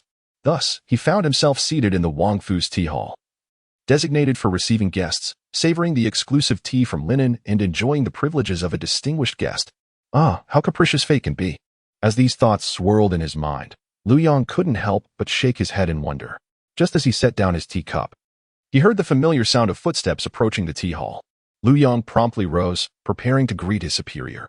"I humbly greet you, my lord." As Li Zeyue entered, he was greeted by his diligent secretary, who performed a courteous bow. He smiled and gestured with his hand, indicating that Lu Yang need not be overly formal. "Please, take a seat. You've been waiting here for quite a while, haven't you?" Lu Yang, observing Li Zeyue take his seat, finally settled down himself and shook his head, replying, No, I haven't been here for long." Li Zeyue chose not to linger on the issue, taking a seat beside Lu Yang. He accepted the tea offered by the maid and gestured towards Lu Yang, saying, "In the future, when he visits the residence, Instruct him to go directly to the back courtyard to find me. There is no need for him to wait here. The maid, Ying, acknowledged with a bow and then withdrew. Lu Yong, momentarily taken aback, recognized that the governor's arrangement indicated a trust in him. However, he had rather enjoyed sitting here, sipping tea. What had transpired in the yamen? Zeyue turned to Lu Yong and inquired. Lu Yong quickly retracted his thoughts and replied solemnly, "My lord, the interrogation results from head Wu have emerged. Through the testimony of Han Zi, we have uncovered some noteworthy details." "Pray tell," Zeyue urged. Lu Yong organized his thoughts and spoke slowly, following the reminder from Chief Shang. Head was suspended Han Zi in the interrogation room for an entire night without resorting to extreme measures. He merely intimidated him and posed questions in a conventional manner. Upon hearing this, Zeyue raised his hand to interrupt, tentatively asking, "Are we to understand that the ordinary interrogation methods employed in our office refer to the application of mild coercion without leaving any lasting effects?" Lu Yong maintained his composure and affirmed. Zeyue blinked and sighed. "All right, go on." Indeed, according to Wu Laotu, he believed that this Han merchant was not lying. The encounter with his Highness at the inn was purely a coincidence, rather than a deliberate arrangement. Zeyue nodded, as this was within his expectations. Lu Yong continued. After confirming that there were no suspicious aspects regarding Han's identity, Wu Laotu began to inquire about his personal history. The lad, aside from being reticent about his sex address, was otherwise quite forthcoming. I reviewed the records, and his movements since entering the martial world aligned precisely with the time and location of several thefts reported to the capital. Among them, both Zeyue Sword Manor and the Xia family of Yanzhou have sent representatives to the magistrate's office to request that we dispatch personnel to search for and capture the intruding thief who had infiltrated their residences. Zeyue wore an expression of disbelief and interjected once more, "Wait, he has even pilfered from the Zeyue Sword Manor and my grandfather's home?" Lu Yong nodded in affirmation. Yet, each time he fled empty-handed before he could seize anything. Surviving to this day is truly a testament to his skill. Zeyue shook his head in admiration. Finally, he mentioned a matter that I deemed worthy of attention. Lu Yong paused momentarily, noticing the inquisitive gaze of Zeyue, and then continued. Hanzi stated that prior to infiltrating Taiju Temple for theft, he had wandered through a black market in the capital. Due to being pursued by the Zeyue Sword Manor, he was particularly sensitive to matters concerning the Lu family. According to him, during his time in the black market, he observed individuals seeking information about Lu Yu and Lu Gusu of the Zeyue Sword Manor, inquiring about the whereabouts of the siblings from the Lu family. Zeyue furrowed his brow, and before him instantly appeared the gentle and exquisite visage of Lu Gusu. Without further hesitation, he rose and declared, "Let us return to the yamen." Lu Yong, taken aback by Zeyue's earnestness regarding the matter, promptly stood up and followed him towards the exit. Zeyue had no time to call out to Haizi. He mounted his horse and made a beeline for the yamen with Lu Yong. Along the way, they encountered no significant dangers, and soon they arrived at the foot of Qinshu Tower. "You go and fetch Hanzi from the prison.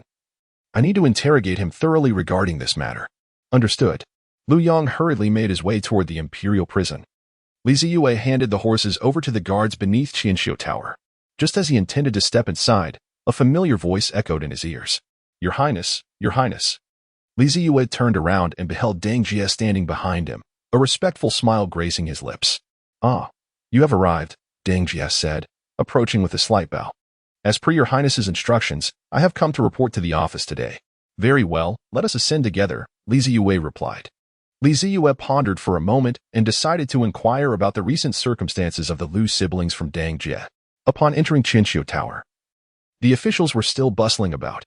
Zeyue casually seized one individual and instructed, "Go summon Zhang Su and Lu Wan. Have them come to the top floor to meet me." "Yes, sir." The man, upon recognizing Zeyue's demeanor, promptly swallowed his vitriolic remarks and respectfully clasped his hands in salute. After making the necessary arrangements, Zeyue ascended to the upper level with Deng Jie. "How did you find your time at Qiyun Mountain these past few days?" Sitting before an exquisite tea table, Zeyue gestured to the adjacent seat, signaling Deng Jie to take a seat. Obediently, Deng Jie settled down and replied, "The scenery at Qiyun Mountain is undeniably breathtaking, and the spring vistas possess a unique charm. We spent 2 delightful days atop the mountain and returned only yesterday evening. Judging by the look on Gusu's face, it is evident that she is somewhat reluctant to leave. Yet, no matter how reluctant she may be, she cannot remain on the mountain any longer. The spring examinations are imminent. It is essential for Brother Lu to devote some time to his studies at home. Zeyue chuckled. Indeed. After spending so many days in the capital, it is only in the days leading up to the spring examination that Brother Lu has begun to exhibit a sense of urgency. Just yesterday, upon returning home, he plunged into his study, declaring his intent to engage in a thorough retreat for revision. Dangjie appeared to recall Lu Yu's demeanor from the previous day and smiled lightly, shaking his head. Is that so? Zeyue nodded slightly. If Brother Lu is sequestered indoors, then the young lady from Suzhou must also be confined within the estate these days? Not at all, replied Dangjie. My mother has taken the young lady out of the city today for a spring outing, saying that since they have come all the way to the capital, they must make the most of their visit and explore the sights. Zeyue raised his brows slightly before lowering them once more. Choosing not to pursue the topic of the Lu siblings, he merely nodded and remarked, upon your employment today, you must immediately engage in your duties and immerse yourself in work. You may find little time to attend to the Lu siblings, so be prepared. Understood, Dangjie replied, his expression suddenly serious. The previous night, his father, Duke Yongyi, had shared numerous insights, many of which were fraught with unspoken taboos. The invitation from the second prince represented for Dangjie and the Duke's household not merely a job, but a pivotal choice of allegiance and stance. This stance encompassed various implications, including the contentious matter of succession in the eyes of certain interested parties. The seasoned warrior, who had fought valiantly on the battlefield for half his life, utilized his accumulated wisdom to elucidate the pros and cons of this decision for his son, citing examples and laying bare the realities. As the moon illuminated the night and the candlelight flickered, Duke Yongyi ultimately relinquished the final decision to Dangjie, the heir of the Duke's household. After a night of contemplation, Dangjie arrived at the government office today, standing before Zeyue. Ultimately, he aspired to carve out a future for the Deng family through his own efforts. Zeyue and Dangjie engaged in conversation once more, while Jiangsu and Lu Luan also arrived at the rooftop. After several days apart, Lu Luan appeared as disheveled as ever, trailing beside Jiangsu and offering a respectful bow to Zeyue. You've arrived just in time. I have matters to discuss with you. Zeyue beckoned the two to take their seats, while Dangjie, with keen insight, stepped forward to pour 2 cups of tea. Upon encountering unfamiliar faces, Jiangsu discerned that these were individuals brought by Zeyue. He extended his hand to accept the tea, casting a searching glance at Zeyue. This is Dangjie, Zeyue introduced, a 7th-rank martial artist, hailing from a family with a long military tradition, possessing a commendable background. I intend to have him work at our yamen. What are your thoughts on this? Jiangsu paused momentarily, then looked at Dangjie again, promptly stating, since he is a talent selected by you, my lord, and comes from a lineage of loyalty and righteousness, we shall certainly welcome this young man eager to contribute to the 13th yamen. He discreetly glanced at Zeyue's expression, internally sighing. It seemed that this master had not yet fully entrusted him, opting instead to install his own confidant within the yamen. However, he could comprehend this decision. After all, as a prince, Zeyue needed to find ways to wield complete control over his power, and directly placing trusted individuals within the yamen was evidently the swiftest route. Despite Jiangsu's decade-long dedication as a stalwart supporter of the yamen, his loyalty and support throughout these days had evidently not garnered the full trust of this lord. Introducing capable new blood was not inherently detrimental. He merely hoped that this would not disturb the waters of the yamen. Such were Jiangsu's contemplations. Lu Luan, with her disheveled hair, also cast a glance at Zeyue, remaining taciturn, with the spring imperial examination commencing in 5 days, and the emperor having assigned the 13th yamen the responsibility for ensuring security during this crucial event. It was imperative that they accord it the attention it deserved. Following the examination, another month would usher in the martial examination, attracting numerous young talents from various factions to the capital, which would inevitably lead to a mixture of chaos within Qianan City. Zeyue lightly tapped the table and inquired, Zhang, are we adequately staffed in our office? There are over 100 individuals on standby for duty every day, Jiangsu replied, regaining his focus upon hearing Zeyue's question. Very well, Zeyue continued. From today onwards, we shall assign 3 officers from our bureau to each open city gate in the capital, led by the copper-clad captain. Their responsibility will be to meticulously record the information of every individual entering or exiting the city over the next few days. We must especially scrutinize those wandering heroes visiting for the martial examination, ensuring we ascertain their affiliations and purposes for being in the capital with utmost clarity. Please dispatch personnel to the Ministry of Rights to obtain the list of all individuals participating in the martial examination. Should we discover any of them arriving in the city, we must immediately send someone to keep them under surveillance. The Department of Law should also be involved in this matter. We cannot afford to be remiss.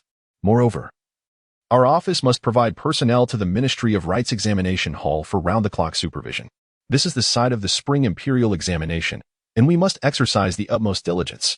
We shall conduct thorough searches of all surrounding residences to ensure no suspicious individuals are lurking. In these days, our office will also deploy night patrols in conjunction with the Golden Watch to enforce a curfew. We must maintain order and prevent any disturbances. Zeyue meticulously orchestrated the plan.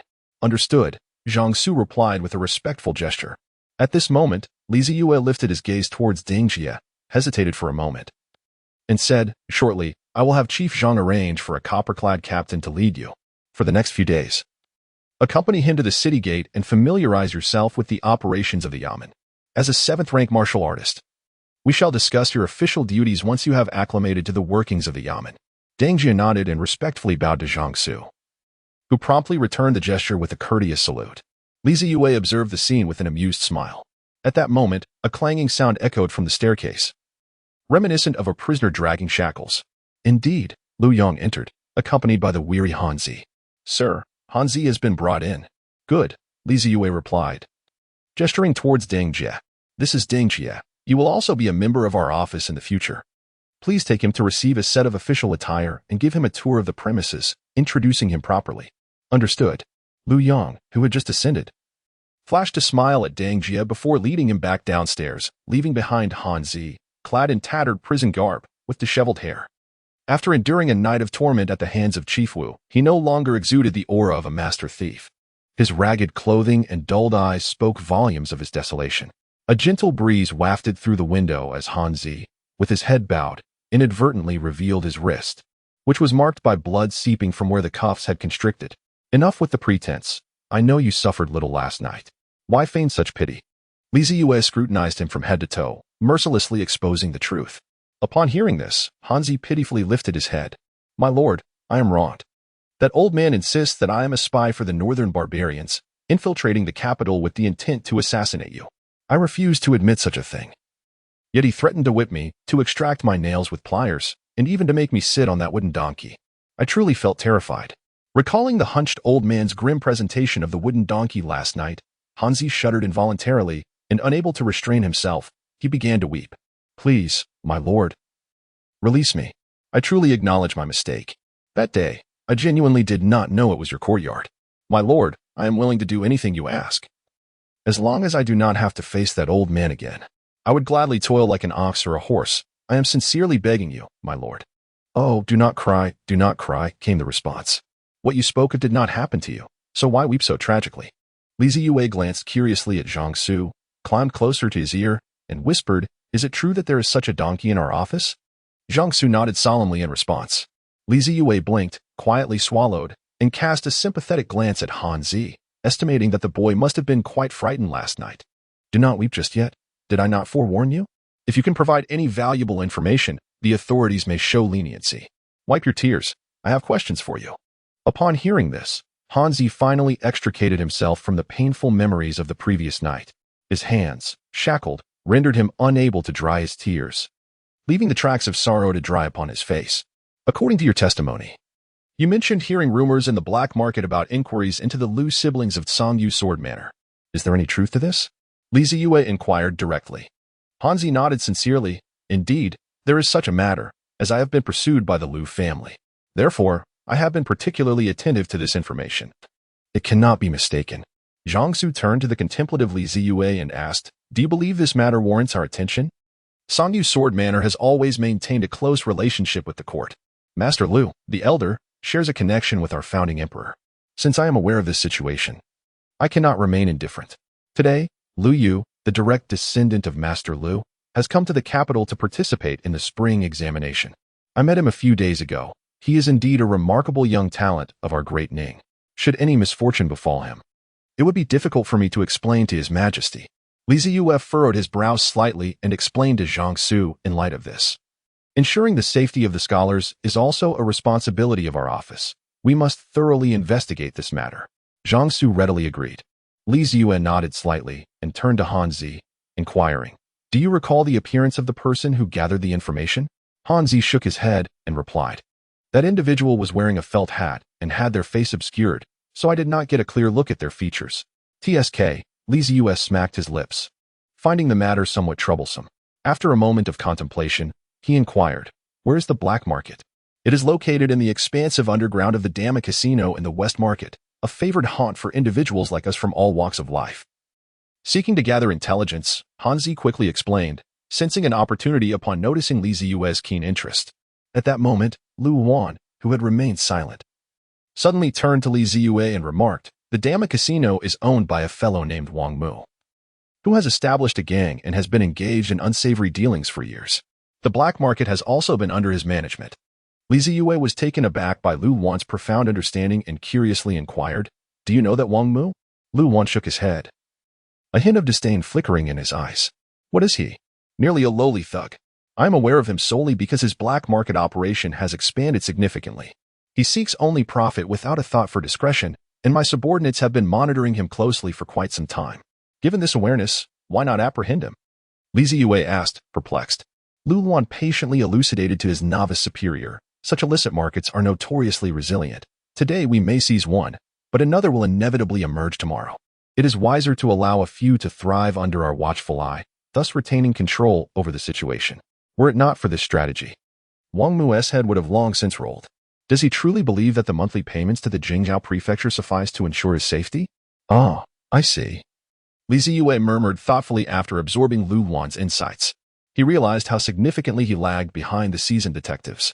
Han Zi, feeling a bead of sweat trickle down his back, recognized that everything was indeed under their control. The officials were exceedingly cunning. Then, since the informant was seen at the Damu Casino, let us go there directly. Perhaps he is still present. If he is not, we can seize the casino owner, Wang Mu, and extract information about the individual from him, Li Zeyue decisively declared. Lu Wan nodded in agreement.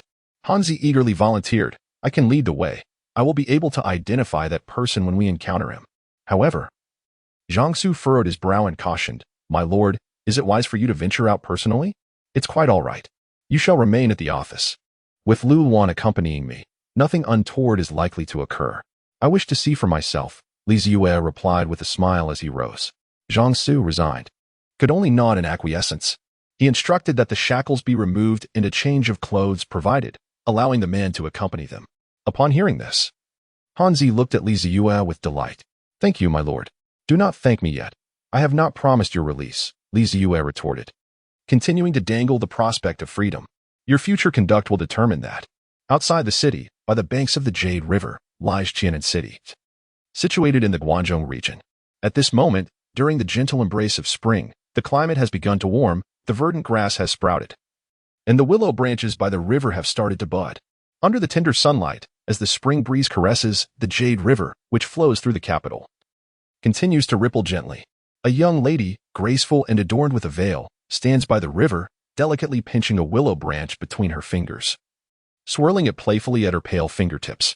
There are several young gentlemen and ladies nearby, standing in small clusters, their glances occasionally drifting towards this enchanting maiden.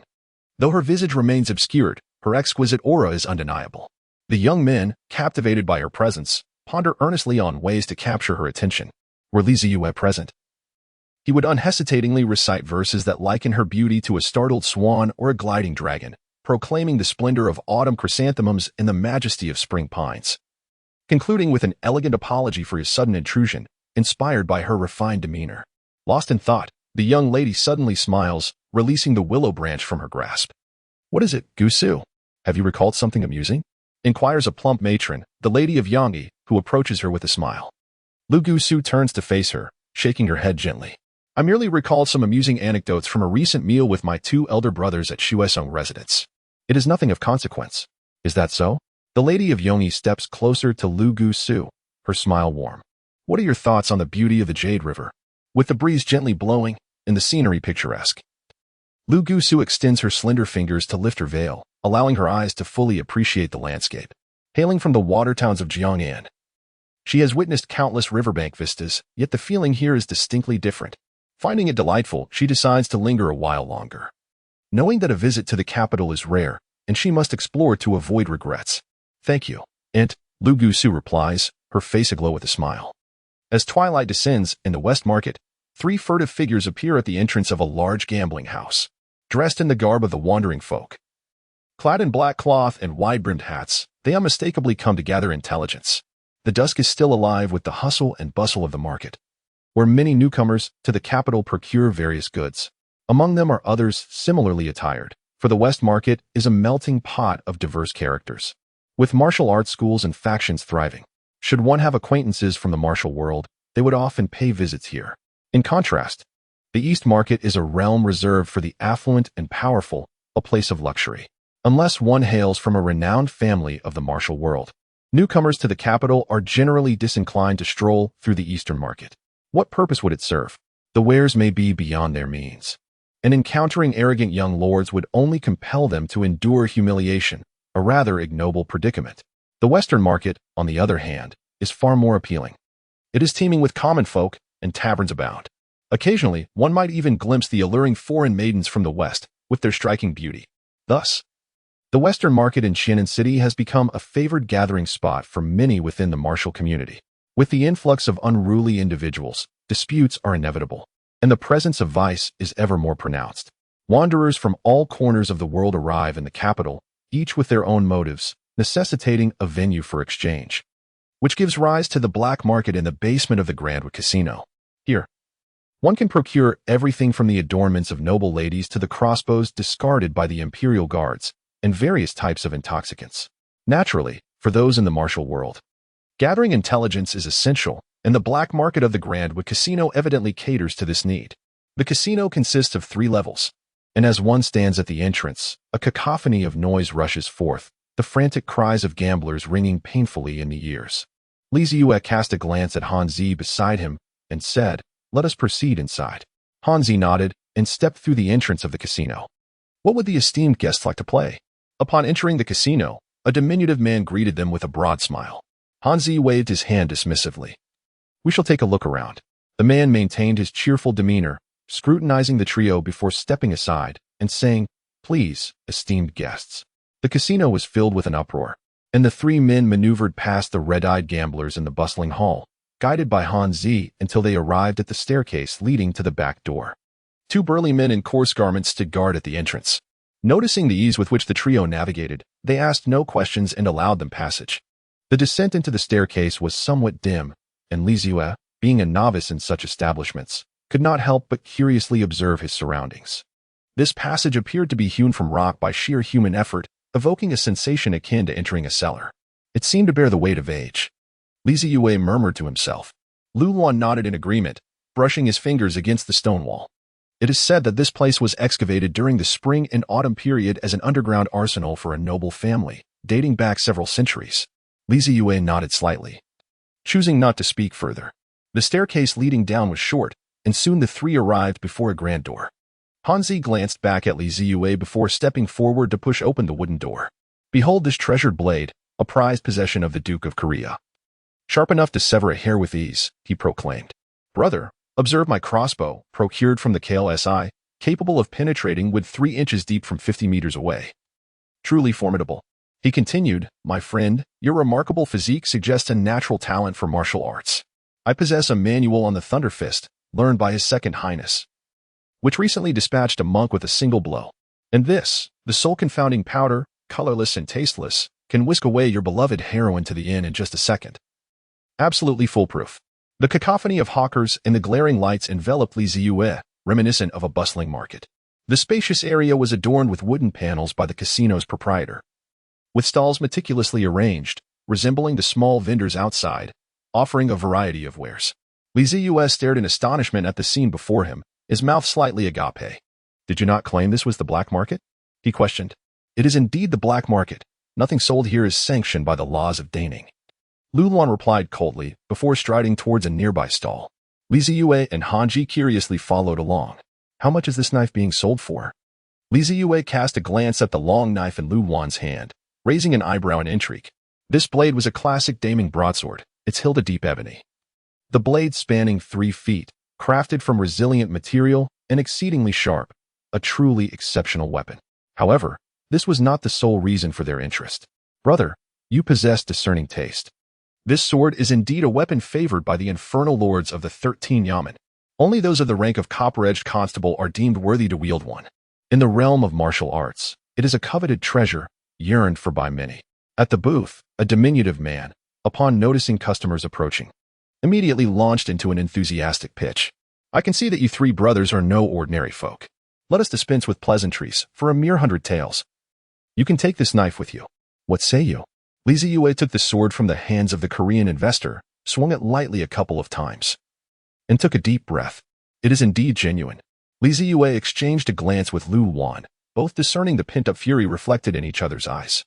He lowered his gaze to the junction where the blade met the hilt, seeking to discern the inscription upon it. Each broadsword distributed by the 13 Yamen to the captains bore its own unique number, meticulously logged in records to ensure that, in the event of death or loss, the rightful owner could be identified.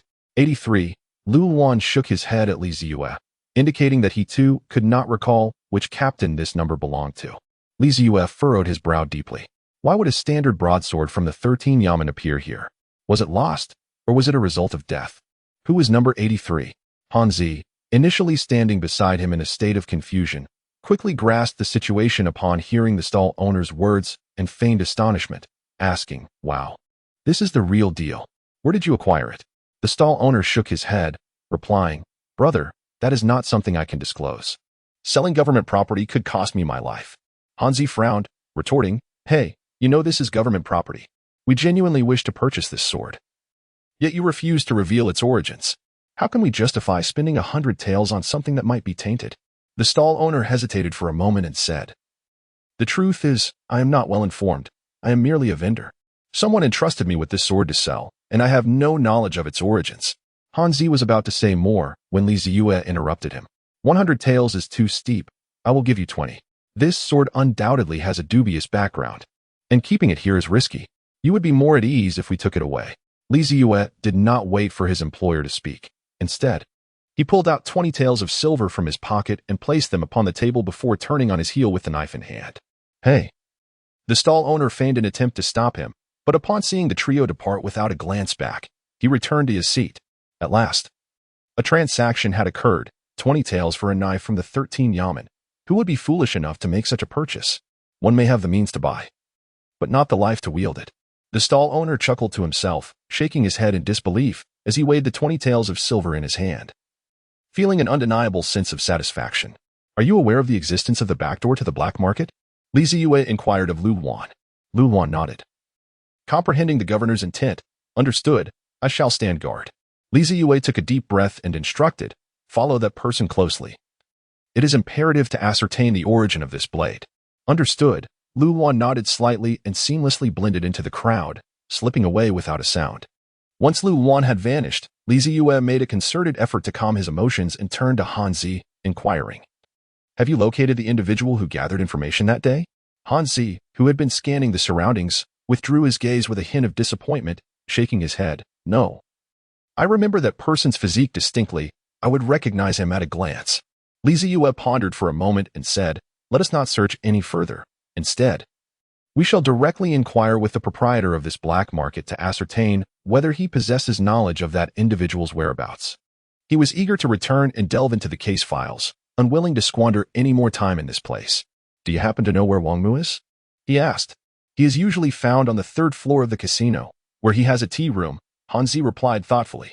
Zeyue turned and walked away, gripping the newly acquired ceremonial dagger as he made his way down the staircase. Navigating through the dimly lit stairwell, the two arrived at the grand hall of the casino on the 1st floor. The two burly men stationed at the foot of the stairs observed Zeyue emerging with the dagger in hand and could not help but chuckle. "Did you stumble upon a treasure?" "Indeed, a fine treasure," he replied. Zeyue smiled and turned to ascend the staircase. "The stakes on the 2nd floor are considerably higher. Do you have enough money in your pocket?" one of the burly men cautioned. Zeyue tapped the sword in his hand and grinned. "Did you see that? Bought it for 100 taels. Good heavens." Observing the extravagance of this man in a conical hat, the other individual chose to refrain from further comments. Ascending to the 2nd floor, Unlike the chaotic arrangement of gaming tables and the clamorous gamblers in the hall below, he encountered a series of private rooms. Their doors firmly shut. Zeyue walked straight to the third floor, his gaze unwavering. This time, he could not advance as freely as before. What are you doing here? At the stairway on this level, two imposing figures stood guard, their fierce appearances revealing them to be seasoned thugs of the underworld. Hanzi was about to step forward to negotiate when Zeyue pulled him back with a firm hand. I need to speak with your boss. Clear the way. The two enforcers, seeing Zeyue brandishing his weapon with determination, cautiously unsheathed their machetes. One of them stepped forward and said, since you are a friend from the underworld, you must first reveal your name. Zeyue shook his head, weighing the broadsword numbered 83 in his hand, and softly uttered, you are unworthy. Upon hearing these words, the expressions of the two burly men instantly shifted, and they comprehended that this fellow had indeed come to provoke them. One of them swiftly raised his machete, deciding that since the visitor bore ill intentions, it would be prudent to bring him down at once. Zeyue had no intention of wasting time here. He took a step forward, wielding his sword with one hand to parry the descending blade, then delivered a powerful kick that sent the assailant sprawling. With a resounding thud, the man crashed onto the ascending staircase, producing a muffled sound. Zeyue did not allow the other person a moment to react. He stepped aside and raised the unsheathed broadsword high, striking it sharply against the back of the man's neck. The individual did not even have the chance to perceive Zeyue's movement before he collapsed into unconsciousness. Everything transpired in the blink of an eye. And apart from the sound of the man tumbling onto the stairs, no one noticed the events that unfolded in this place. Let us depart. Zeyue paid no heed to the two individuals lying unconscious on the ground and ascended the stairs with determination. Hanzi, anxious about being discovered by others for their intrusion, hurriedly dragged a swaying, burly man along, following closely behind. On the third floor of the Dama Casino, in a tranquil tea room filled with the fragrant aroma of incense, a man dressed in merchant attire sat at a table, gazing with satisfaction at a trembling young girl standing nearby. Beside him, a diminutive man chuckled, just as the boss predicted. That fellow named Lu San has squandered his entire fortune and is still eager to gamble. Look, he has even pledged his daughter to us, hoping to recover his losses this time. Where's the contract of sale? The man in merchant attire rose and approached the quaking girl, lifting her chin with his plump fingers to scrutinize her delicate features. The girl attempted to shy away but was firmly grasped by the man, rendering her immobile. The small man hastily produced a piece of paper from his bosom, clearly inscribed with the girl's name, age, and her father Lu San's signature. Here is the contract, boss. The merchant then released the girl's chin, took the contract, verified its authenticity, and nodded in approval. Well done. Acquiring such a beautiful girl for 5 taels of silver is quite a bargain. Clean her up and send her to the Red Smokehouse. Understood, replied the small man, grinning as he tucked the contract away. This was not their first venture into such dealings. After all, the essence of running a casino was to find ways to extract every last coin from the gamblers. Transforming Lu San, the simpleton, into a gambling fanatic had required considerable cunning. Buying a girl for 5 taels and reselling her for 30 taels in a brothel was akin to picking up money for free. However, the Chungui Lu did not accept girls from such dubious origins. The first time he engaged in such a transaction, he had also acquired a girl to settle a debt, believing that with the bustling business at Chungui Lu, he would surely profit. To his surprise, upon learning of her background, several burly men had mercilessly beaten him and seized both the girl and the contract. Afterward, their boss, Wang Mu, learned of the incident and dared not confront Chungui Lu, choosing instead to swallow his indignation, reasoning that he could simply refrain from selling girls to them in the future. Meanwhile, the young girl, upon hearing that she was to be sold into a brothel, wore an expression of utter helplessness, her eyes filled with terror, her body trembling uncontrollably. No, please don't sell me to a brothel. I am capable. I am not afraid of hard work. I implore you, she pleaded, gazing desperately at the slender man approaching her. This is beyond your control. If you must blame someone, blame your fortunate father. The frail man curled his lip, intending to approach and grasp the girl's arm. At that moment, a dull thud echoed from downstairs, resembling the sound of a heavy object colliding. The merchant cleared his throat twice and instructed the frail man, go and investigate the situation. Understood. The frail man obediently exited the tea room, making his way towards the staircase. Before he could descend the first step, he noticed 2 figures clad in black cloaks steadily ascending, one of whom was dragging 2 burly men behind him. However, those 2 robust individuals seemingly receiving a massage from the staircase, appeared increasingly familiar. Who are you? What have you done to them? The frail man retreated 2 steps in alarm, distancing himself from these evidently formidable individuals. Are you Wangmu? Zeyue gazed at the gaunt figure before him and inquired. The frail man immediately shook his head vigorously, exclaiming, "No, I am not." Observing the denial, Zeyue chose to disregard him and continued on his way. The emaciated man swallowed hard, recalling that his boss was listening just behind the door, and gritted his teeth to stand in front of Zeyue, declaring, "Hey, halt. If you take another step forward, I shall summon others." Alas, Zeyue let out a sigh, swiftly raising his right hand to grasp the man's throat, rendering him utterly voiceless as he dragged him forward. The feeble man struggled to breathe, his face turning an ashen hue, legs flailing and hands desperately attempting to pry away the constricting grip, yet to no avail. Before long, Zeyue entered the tea room, tossing the bamboo pole onto the floor. The frail man gasped for air, as if granted a reprieve. Wangmu, having overheard the exchange at the stairwell and poised to investigate, was taken aback as he witnessed his subordinate being unceremoniously hurled inside. Are you Wangmu? Zeyue inquired, scrutinizing the robust figure before him, clad in merchant attire, appearing rather incongruous. Before Wangmu could respond, 2 more burly men, resembling nothing more than heaps of clay, were flung in after. Wangmu's eyes narrowed as he surveyed the 3 fallen subordinates, instinctively retreating a step and reaching for the long knife on his table. Not inclined to speak? Then I shall take that as an admission. Zeyue lightly tapped the sheath of his knife twice and took a couple of steps closer to Wangmu. Might I inquire as to your identity and the purpose of your visit? With a weapon in hand, Wangmu felt a surge of confidence. After all, this individual had silently dispatched 2 of his subordinates downstairs, indicating a certain level of skill. However, the extent of his martial prowess remained uncertain, so caution was still warranted. I have no other business than to inquire about a person, Zeyue replied nonchalantly. Upon hearing this, Wangmu tightened his grip on the hilt of his knife.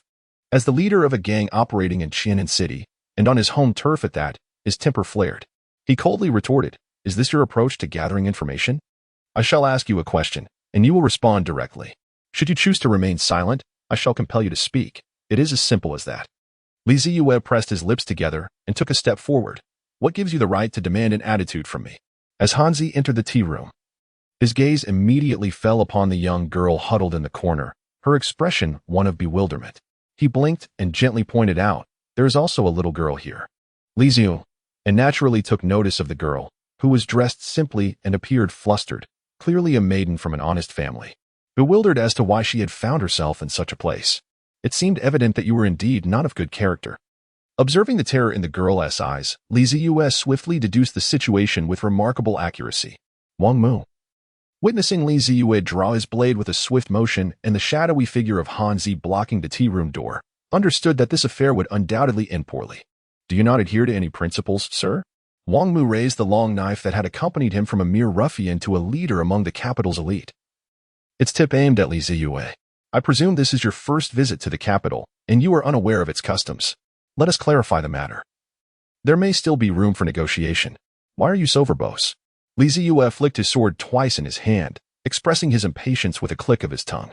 He had already been seething with anger upon discovering that the blade of his own constable had appeared in the black market. Now, upon ascending the stairs and witnessing the continued abduction of young girls within the capital, his interest in conversing with this man had completely evaporated.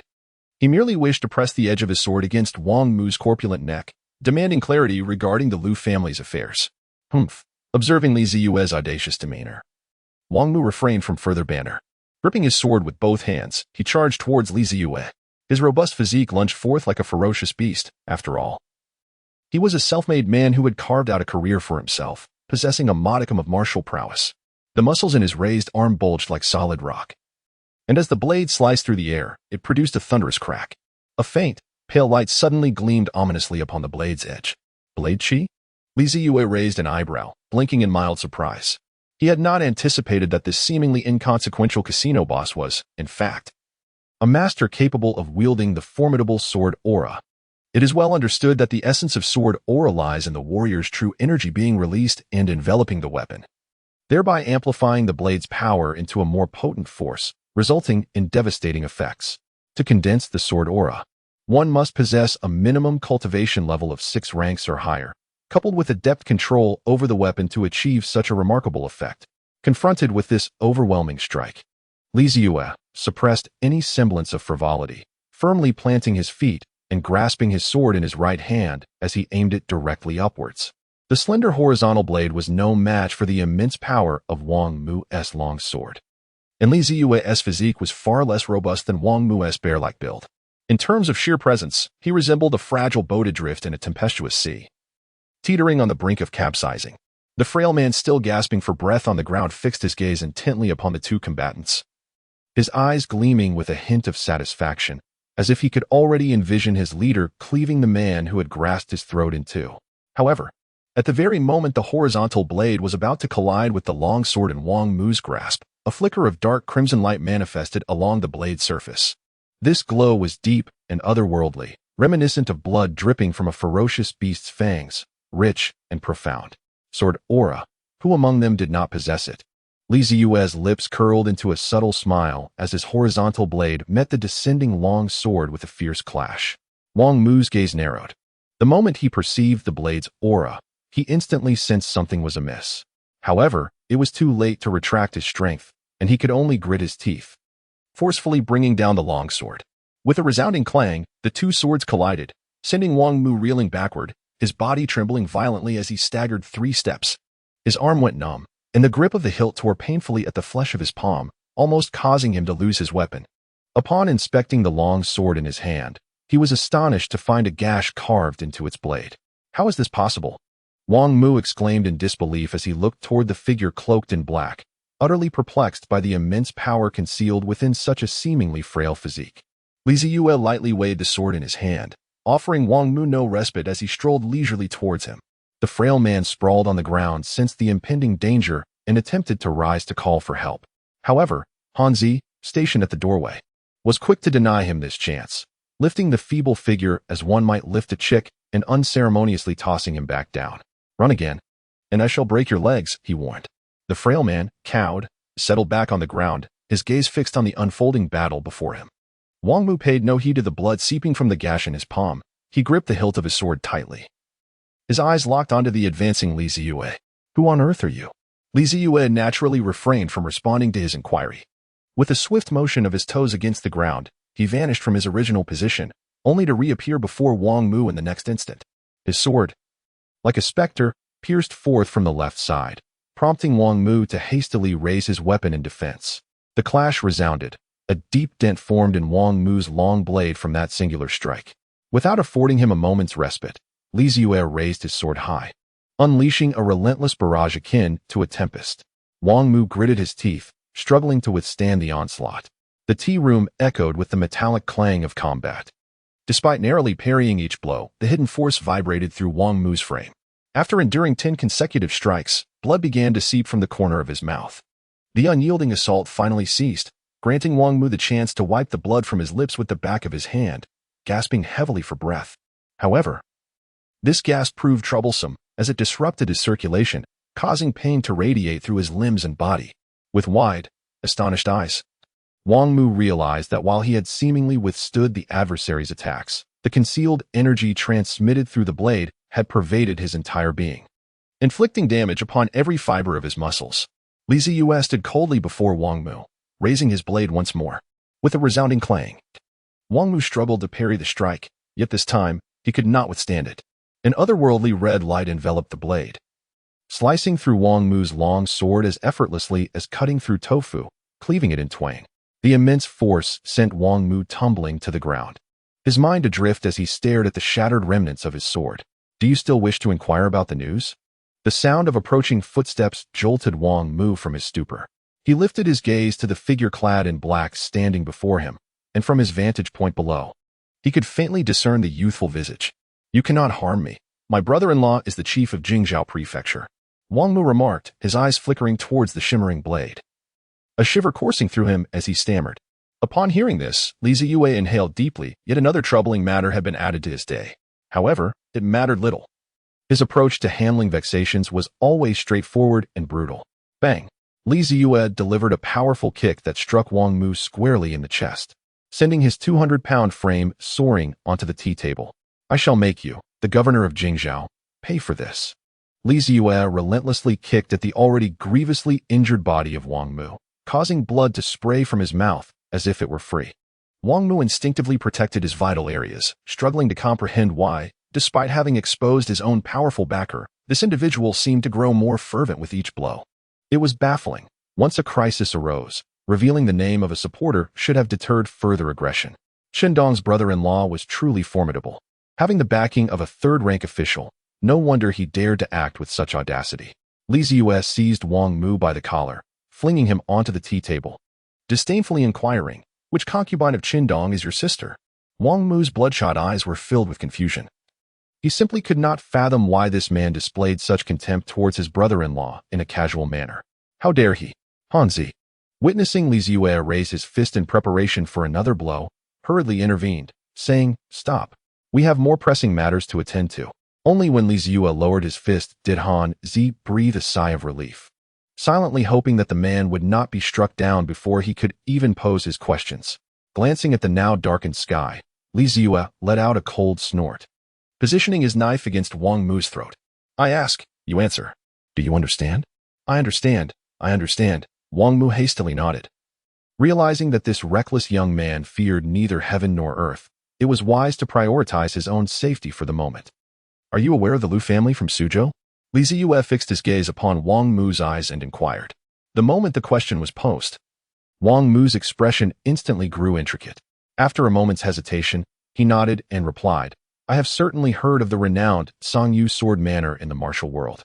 Zeyue naturally captured the complex expression that flickered across Wang Mu's face. Furrowing his brows, he remarked, "A few days ago, someone from the Liu family came to the capital. You must disclose everything you know about them.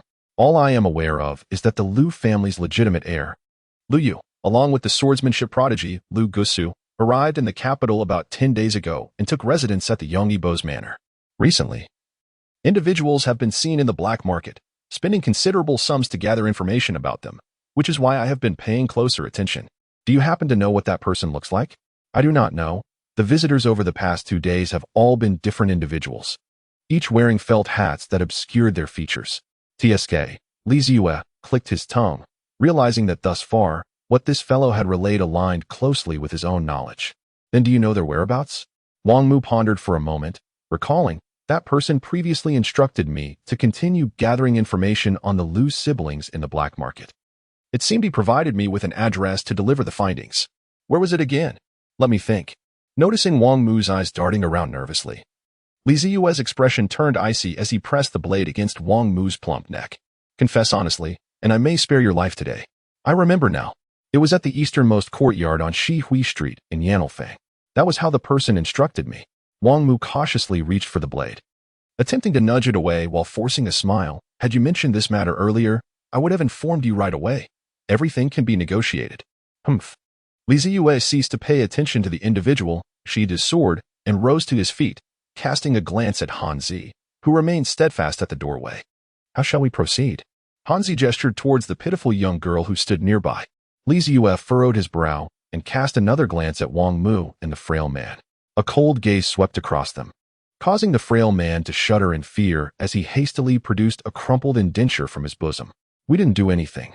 It was his father who offered her to us. I know nothing." Hanzi reached out to take the indenture, exchanged a knowing look with Zeyue, and then stepped forward, decisively delivering a swift strike to each of them, rendering them unconscious. Zeyue pondered for a moment before slowly approaching the young girl. Removing the conical hat from his head to reveal his visage, his voice softened to a gentle tone. "What is your name?" The girl, startled by Zeyue's sudden proximity, instinctively pressed herself against the wall and took a couple of steps back. To her surprise, the once fierce man bore such a clean and handsome countenance that she found herself halting in her tracks.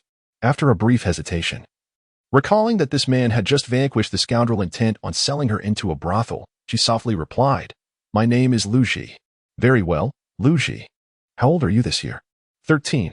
Zeyue pondered for a moment before inquiring, "You have seen it for yourself. Your father has gambled you away to the casino. Now that you are free, do you still wish to seek him out?" Liu Ji recalled the overwhelming sense of helplessness and despair she had just experienced and involuntarily shuddered. Shaking her head, "What about your mother?" "Years ago, my father squandered everything in our home due to his gambling addiction. No matter how hard my mother tried to intervene, she could not stop him. He beat her until she fell ill, and without the means to seek treatment, she passed away last year. Hiss, Hanzi inhaled sharply. As a devoted disciple of the noble art of thievery, he found such circumstances unbearable. He could hardly fathom how a young girl managed to uphold a household while her mother lay bedridden and her father was consumed by his vice. Well then, let us propose this. We are, in fact, agents of the government. As you have seen, we are good people, dedicated to apprehending the nefarious individuals who run such gambling establishments. If you truly have nowhere else to go, would you consider accompanying us? Zeyue gestured for Hanzi to remove his hat, revealing his delicate features. Luji glanced left and right, blinking her eyes. With such handsome brothers, they surely could not be villains. After all, they had just rescued me. Should I accompany them? After a moment of hesitation, Luji spoke. I cannot fight. I can only work. Would I be of any use to you? Would I cause you trouble? Hanzi smacked his lips, thinking what a wonderful girl she was. Not at all. We have rooms in our office where you can stay. Your willingness to work is appreciated. You can help with cleaning or assist in the kitchen with meal preparation. If you wish to learn martial arts, we have many skilled masters who can teach you. Zeyue smiled and spoke.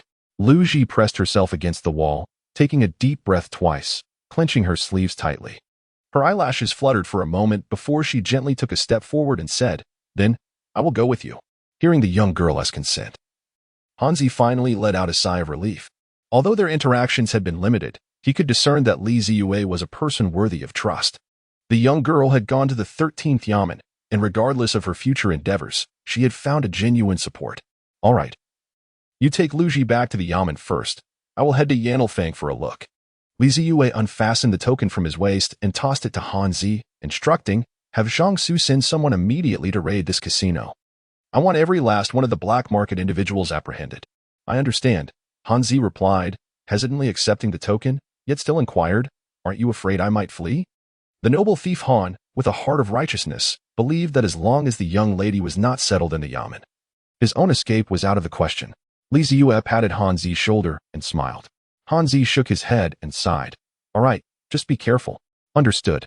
Upon exiting the casino, the sky had completely darkened. Although curfew had not yet arrived, a few pedestrians still wandered the streets. Zeyue exited the casino, mounted his horse, and adjusted his hat to obscure his features, then set his course towards Yanlfang. On the swaying back of the steed, he furrowed his brow in contemplation. The Zeyue sword manor was established by the venerable Lu Tingfeng during the tumultuous warfare decades ago, a bastion of martial prowess amid the chaos of that era, when heroes rose and the land was shrouded in smoke and fire. In those dire times, the old master Lu single-handedly defended the citizens of Suzhou from calamity, achieving the remarkable feat of confronting 1,000 cavalrymen with but a single sword, ultimately awaiting the arrival of the founding emperor of the current dynasty.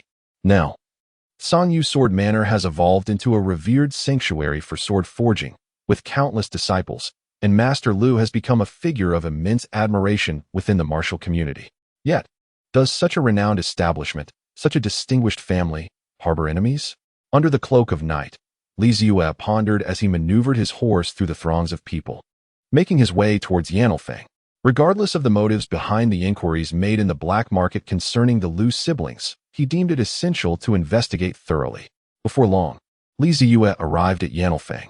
He casually inquired of a passerby regarding the location of Shihue Street, then urged his horse onward, ultimately reaching the easternmost establishment. This should be the one, he mused. Zeyue dismounted and gazed at the rather shabby courtyard before him, which appeared to be no more than a single entrance. He pressed his ear against the door, hearing no sounds within. Glancing at the low courtyard wall, he took a deep breath, poised himself, and lightly leaped over it. A faint sound of landing echoed in the courtyard, yet it failed to stir any response. Surely, there cannot be no one here. Zeyue smacked his lips, his gaze sweeping around the chaotic surroundings, which bore no semblance of habitation. Should he return empty-handed without finding anyone, he would have no choice but to seek out Luyu and remind him to exercise caution in daily life, thus fulfilling his duty as a friend. After a moment's contemplation, he decided to approach the main house. The wooden door was unlatched and swung open with a gentle push. The creaking sound of the dilapidated door echoed, a testament to its age. Bathed in the faint glow of the moonlight, Zeyue surveyed the interior's arrangement. Dust-laden tables and chairs, broken window frames, and an antiquated screen filled the space.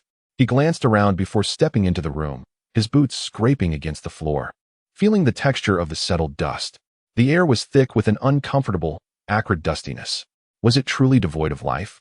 Zeyue furrowed his brow. For the room bore no semblance of habitation. He circled the table and took 2 steps to the right, directing his gaze towards the imposing bed nearby. The sole refuge for concealment within the room. A layer of dusty curtains hung before the bed, obscuring any view of what lay within. Zeyue gently approached the bedside, lifting the cross knife to slowly part the curtains. Inside, there was no one hiding, only a thick bedding yet to be neatly arranged. Bedding? Zeyue's gaze narrowed. In the next instant, a sharp sound sliced through the air behind him, aimed directly at his head. What the hell? The velocity of the sound was so swift that he felt it could pierce through his skull at any moment. Fortunately, the moment he caught sight of the bedding, he instinctively reacted, stepping to the right just in time to narrowly evade the sudden onslaught. He crouched slightly, stabilizing himself, and then focused his attention on the source of the ambush. It was a dagger, its blade embedded deeply into the bedpost, penetrating the wood significantly. A testament to the force behind it. Why didn't you warn me? Zeyue's soul force surged into the pendant as he furiously questioned Qingqiu. Will I have to rely on you to alert me to every unforeseen circumstance in the future? Qingqiu's tone remained languid and indifferent, seemingly unconcerned by Zeyue's ire. Your combat instincts are woefully inadequate. A 7th-tier assassin, merely employing a few concealing techniques, rendered you as oblivious as a blind man. You only react when the strike is upon you, and you dare to ask why I did not warn you? What if I had failed to notice in time and you had perished? Qingqiu let out a barely perceptible sigh. If such a trivial ambush could claim your life, it would simply prove your insignificance. We 7 cannot place our hopes on you in the days to come. Zeyue fell into a moment of silence. At present, your meager soul power serves little purpose. Only through the trials of life and death can you truly hone your combat awareness. What use is it to seek practice from the guards of your estate day in and day out? Countless brushes with death are required to forge a genuine warrior. My young friend. The emotionless voice of Qingqiu echoed in Zeyue's mind, causing him to grip the hilt of his sword tightly. A soft sound resonated from above, and a small figure emerged on the beam of the room. He seemed taken aback that the recent strike had been evaded by the intruder, momentarily caught off guard. Only then did he comprehend the situation, and he swiftly turned to flee. The figure bizarrely clung to the beam, using both hands and feet to rapidly approach the nearby window, having discerned the enemy who had nearly taken his life moments ago. How could Zeyue possibly let him off so easily? It was the perfect opportunity to vent the frustration he had endured at Qingqiu. With a swift motion, he unsheathed his blade, and before the thief could descend from the beam, Zeyue had already materialized at the window like a specter. The sinister red glow of the blade illuminated the surroundings as he propelled himself into the air, the tip of his sword aimed directly at the thief perched above. As if the beam were mere parchment, the horizontal blade cleaved through it.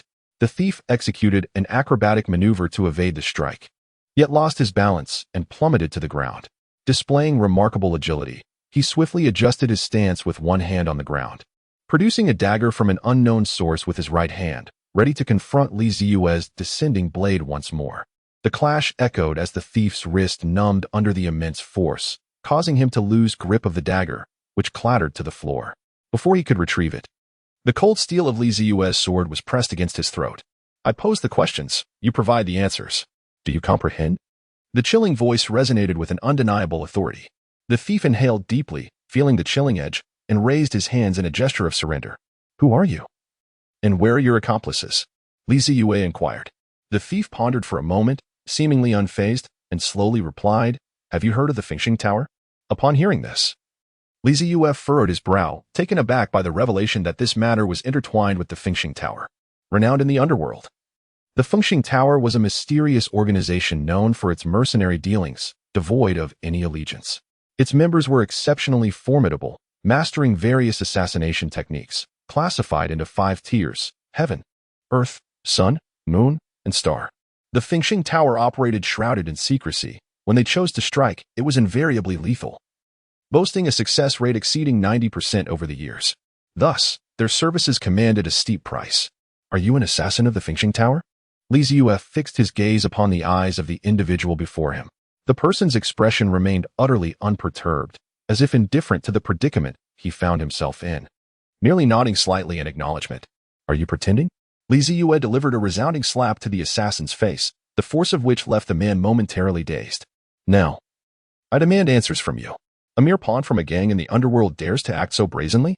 Zeyue firmly grasped the assassin's cheek. His right hand opened as it struck towards the man's chin.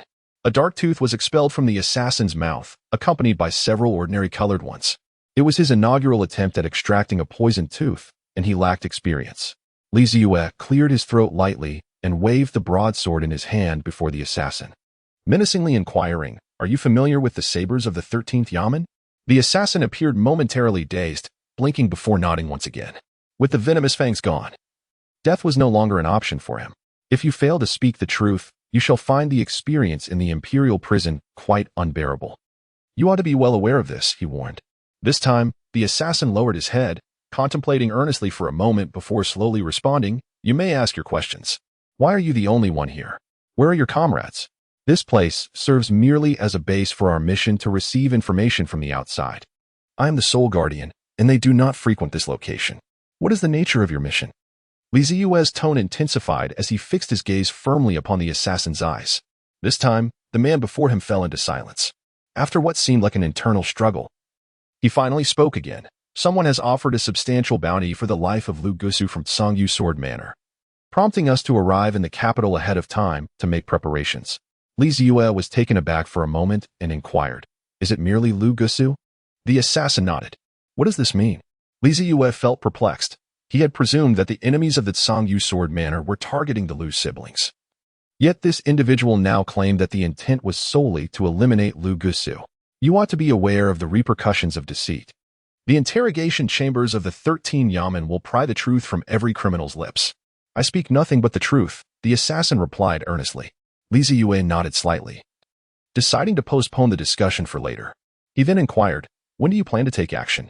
The assassin pondered for a moment, casting a sidelong glance at Zeyue before averting his gaze, and weakly replied, "We have already acted."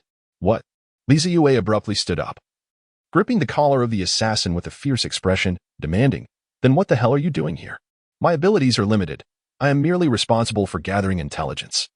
"You should have mentioned it sooner." "You did not ask." Zeyue dragged the assassin and dashed outside, kicking open the courtyard gate. As he walked, he inquired, "Where have they gone?" It was said that this afternoon, Lady Lu and Lady Yongyi had ventured to the outskirts of the city to enjoy the spring at Jade River. Their plan was to ambush the two on their return to the city, and they may have already taken action by now. "Your mother." Zeyue ceased any further conversation with the man, swiftly incapacitating him with a precise strike before mounting his steed and tossing the unconscious figure before him.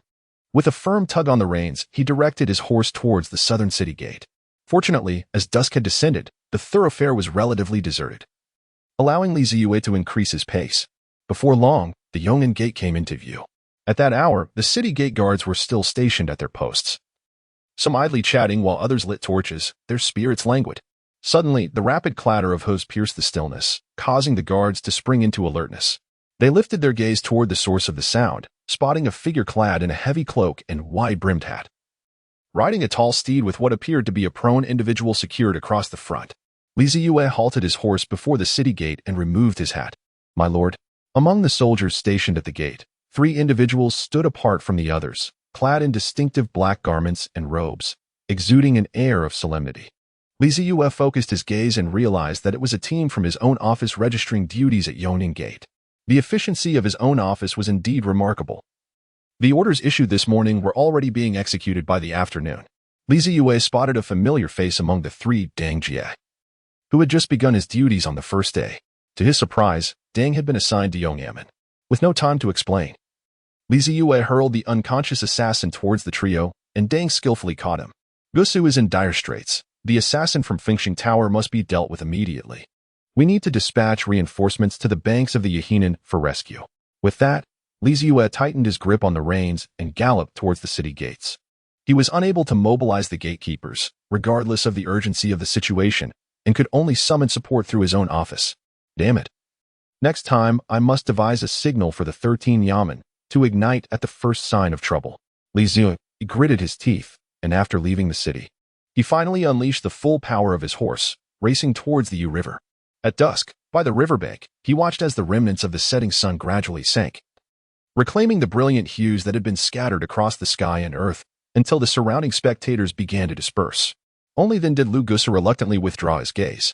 "And the time to close the city gates is approaching. We should return," he suggested. Lady Yangyi nodded, draping a thick fox fur coat over Lu Gusu's shoulders. The capital is unlike Jiangnan. Once night falls, the air turns quite frigid. "You must dress warmly." "Thank you, Aunt," Lu Gusu replied softly, adjusting the fur as she boarded the carriage alongside Lady Yangyi. The young ladies and gentlemen by the river had departed early, leaving only the carriage of the Yangyi Marquis' residence remaining. "Miss, madam, shall we set off now?" inquired the elderly man in black from the Lu family, holding the reins. "Let us go, Zhengbo. Please hurry. We must not miss the closing of the city gates." Lu Gusu's voice soon echoed from within the carriage. The elder known as Zhengbo said nothing further, skillfully guiding the carriage towards the official road.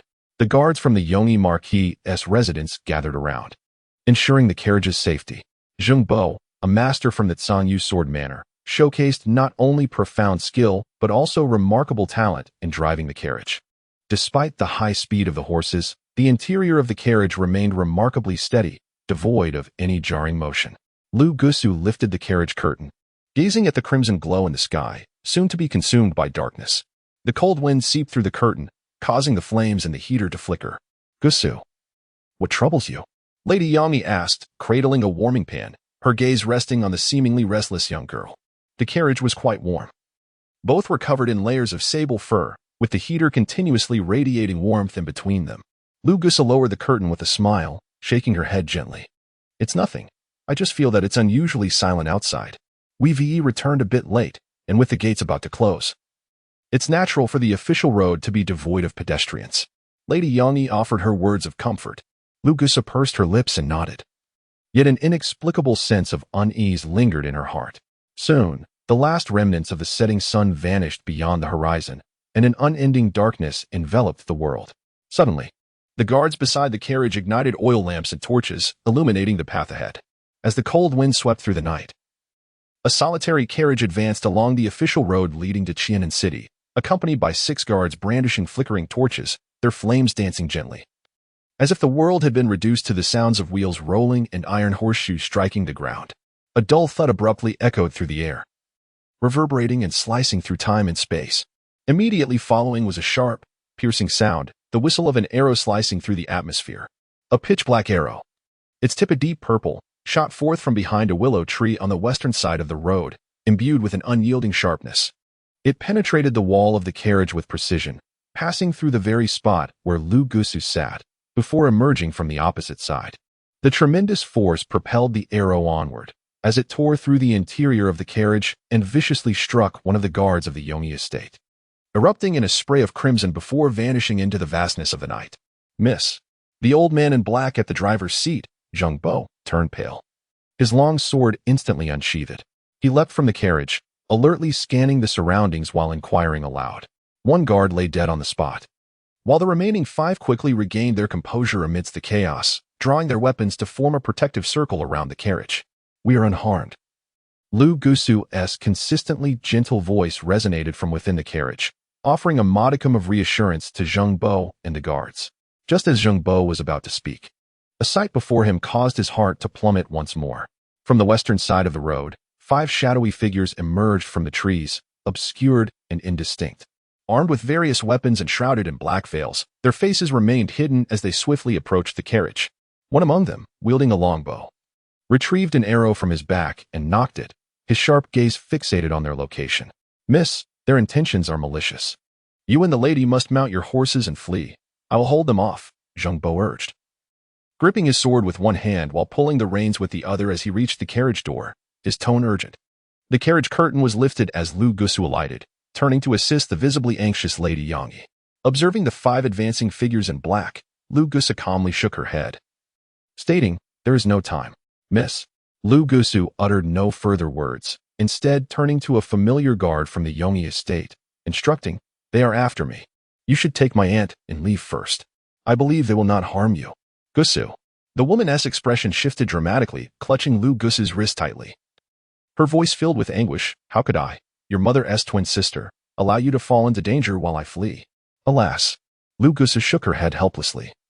gently prying away the woman's hand that clutched her, and turned her gaze towards the guard, saying, "You may go." "Understood," the guard replied, disregarding the cries and struggles of his mistress, and resolutely lifted her onto the same horse. With a swift tug on the reins, they galloped towards the capital. Indeed, the 5 assassins approaching did not cast a single glance at the departing Lady Yangyi. They seemed to think that the distance to the capital was still considerable. Even if those 2 managed to summon aid upon entering the city, they would have long completed their mission and retreated by then. Lu Gusa looked at the remaining 4 guards, her gaze lingering on the unfortunate one who lay lifeless on the ground. With a sigh, she softly remarked, "You should also leave. Losing your lives here is not worth it." The guards were, after all, in the employ of the Yangyi Duke's residence, and had no ties to her, Lu Gusu. Moreover, these men likely lacked the ability to withstand even a couple of blows before those who approached. "Miss, your kindness shall be etched in our memories for life." With that, the guards hoisted their fallen comrade and mounted their horses, departing without a backward glance. At that moment, the 5 assassins had closed the distance to within 10 meters of Lu Gusu. "Is this the esteemed Miss Lu of the Zeyue sword manor?" "Truly. She embodies the virtues of the old Master Lu, prioritizing benevolence above all." One step forward, a mocking smile plastered across his face. "Chui Lu, enough with the idle chatter. Let us settle this swiftly." A burly man unsheathed a heavy weapon from his waist, his voice cold and resolute. Chui Lu merely shrugged in response, withdrawing his 2 daggers without further comment. The others remained silent as well, each brandishing their weapons and advancing towards Lu Gusu and her companion. "Who sent you?" Lu Gusu's expression remained unchanged, her gentle voice a stark contrast to the tense atmosphere. "We are merely here to fulfill a contract, Miss Lu. Please do not take offense." The burly man replied, before launching the first attack with a powerful stomp, raising his weapon high with an overwhelming force, aimed directly at Lu Gusu's head. Clang! Lu Gusu remained unmoved, a long sword positioned horizontally before the oncoming strike. To slay a daughter of the Lu family, you must first seek permission from this old man. Zheng Bo stood firmly before Lu Gusu, his slender frame resolutely shielding her. "Chui Lu, you may proceed." The burly man sensed the immense sword intent emanating from the frail old man before him, realizing that he was facing a formidable opponent, one he could not easily dispatch. "All right then, you old brute," he retorted. With a grin, Chui Lu twirled the dagger in his hand and charged alongside the 2 companions towards Lu Gusu. The man wielding a longbow remained stationary, nocking an arrow and patiently searching for the opportunity to deliver a lethal strike. The assassins of the Fengxing Tower were categorized into 5 ranks based on the elements of heaven, earth, sun, moon, and stars. The experts of the heaven rank were designated with the names Jia, Yi, Bing, Ding, while those of the earth rank were named Zi, Chou, Yin, Mao, representing the 8 foremost masters of Fengxing Tower. The lower ranks of sun, moon, and stars bore distinct code names. The assassin known as Di Chou ranked 6th within Fengxing Tower and had just entered the realm of the 9th grade, the Guanyun realm. As Chui Lu and his companions circumvented him and advanced towards Lu Gusu, Zheng Bo's sword blazed with brilliance, sweeping aside Di Chou's formidable dragon hammer with one stroke, then aiming another strike at Chui Lu. However, at that moment, the bowman in the distance released the bowstring. Whoosh! The feathered arrow hurtled forth, aimed directly at the chest of the elder in black. Reluctantly, Zheng Bo had to redirect his sword in defense, parrying the incoming projectile. The force of the arrow was tremendous, and the strength of the archer was formidable. The internal energy reverberated through Zheng Bo's grip, causing his hands to tingle. Seizing the moment, Di Chou swung down another blow with his hammer. Before Zheng Bo could catch his breath, he barely managed to raise his sword to fend it off once more. The bowman snorted coldly and drew back his bow again.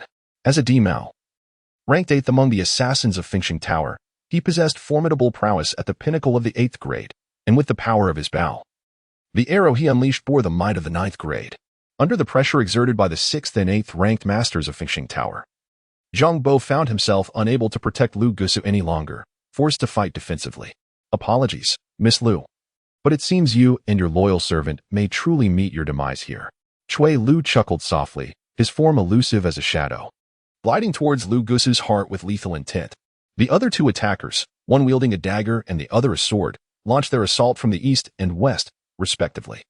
3 8th-tier masters, 3 assaults from different directions, all aimed at the vital points, creating an atmosphere of impending doom.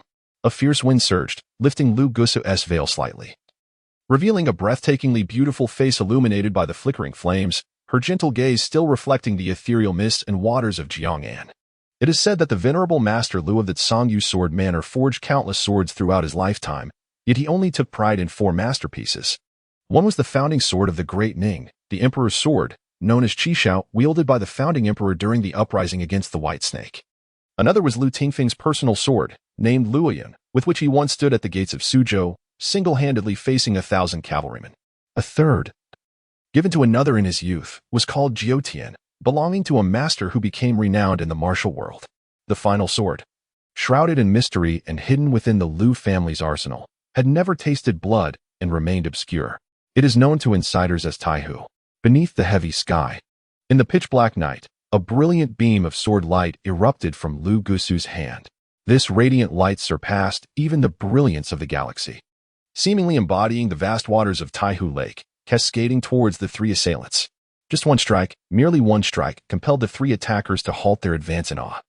Raising their weapons to parry the deluge of sword light, Cui Lu was forced back 2 paces by the sword's aura, regaining his footing while brushing his hand against the tear in his garments caused by the sword's energy. 8th tier pinnacle. Blood trickled from his wound, prompting Cui Lu to grit his teeth in frustration. The overwhelming sword energy also captured the attention of the other 3 combatants in a nearby skirmish. Di Chou and Di Mao exchanged astonished glances at Lu Gusu. They had gathered intel that the Zeyue sword manor had indeed produced a prodigious talent in swordsmanship, a young woman who had already attained the 8th tier realm. Regarded by Master Lu as the future of the manor, they had learned through various channels that this individual was none other than Lu Tingfeng's granddaughter, Lu Gusu. Yet, who could have anticipated that she had already reached the pinnacle of the 8th tier? Comparison breeds envy, Cui Lu thought, gripping his dagger tightly and taking a deep breath. 3 8th tier masters, and yet you fear a mere girl? What is there to be afraid of? Di Chou, facing Zhengbo, noticed their hesitation and urged them on. It's easy to speak, but this is the Lu family's direct lineage. Is it truly so simple to engage in battle? Cui Lu murmured to himself, yet exchanged glances with his 2 companions before charging once more towards Lu Gusu. The true energy of a martial artist is finite. Such overwhelming sword light as earlier could scarcely be summoned more than a few times. Grasping Taihu, Lu Gusu's expression grew solemn. She stepped back to evade the dagger thrust by Cui Lu, then swung her sword to deflect the incoming long knife, only to meet the blade aimed directly at her chest in the next moment. The emerald robe billowed in the night breeze as Lu Gusu defended against the trio's onslaught while pondering a solution to the predicament. Zhengbo could not hold out for much longer. He was merely a 9th-grade observer of the clouds, and his stamina paled in comparison to the robust Di Chou. Not to mention the concealed archer, Di Mao, at his side. Her own situation mirrored his, even if these 3 could not overpower her immediately. The prolonged engagement would surely lead to her downfall. What should I do? Lu Gusu furrowed her brow, unleashing a beam of sword light from Taihu that struck the chest of the knife-wielding assassin, tearing through flesh and causing blood to flow profusely. Before she could catch her breath, Cui Lu's dagger pierced her from behind, compelling her to pivot and block. Whoosh! Another hidden arrow was loosed, and this time, Zhengbo could no longer fend it off. After such a protracted battle, his stamina was nearly depleted, as yet another arrow flew towards him. His long sword failed to fully deflect it, merely redirecting it slightly, allowing it to embed itself in his shoulder blade. A blood hole appeared on Zhengbo's gaunt shoulder, and blood gushed forth.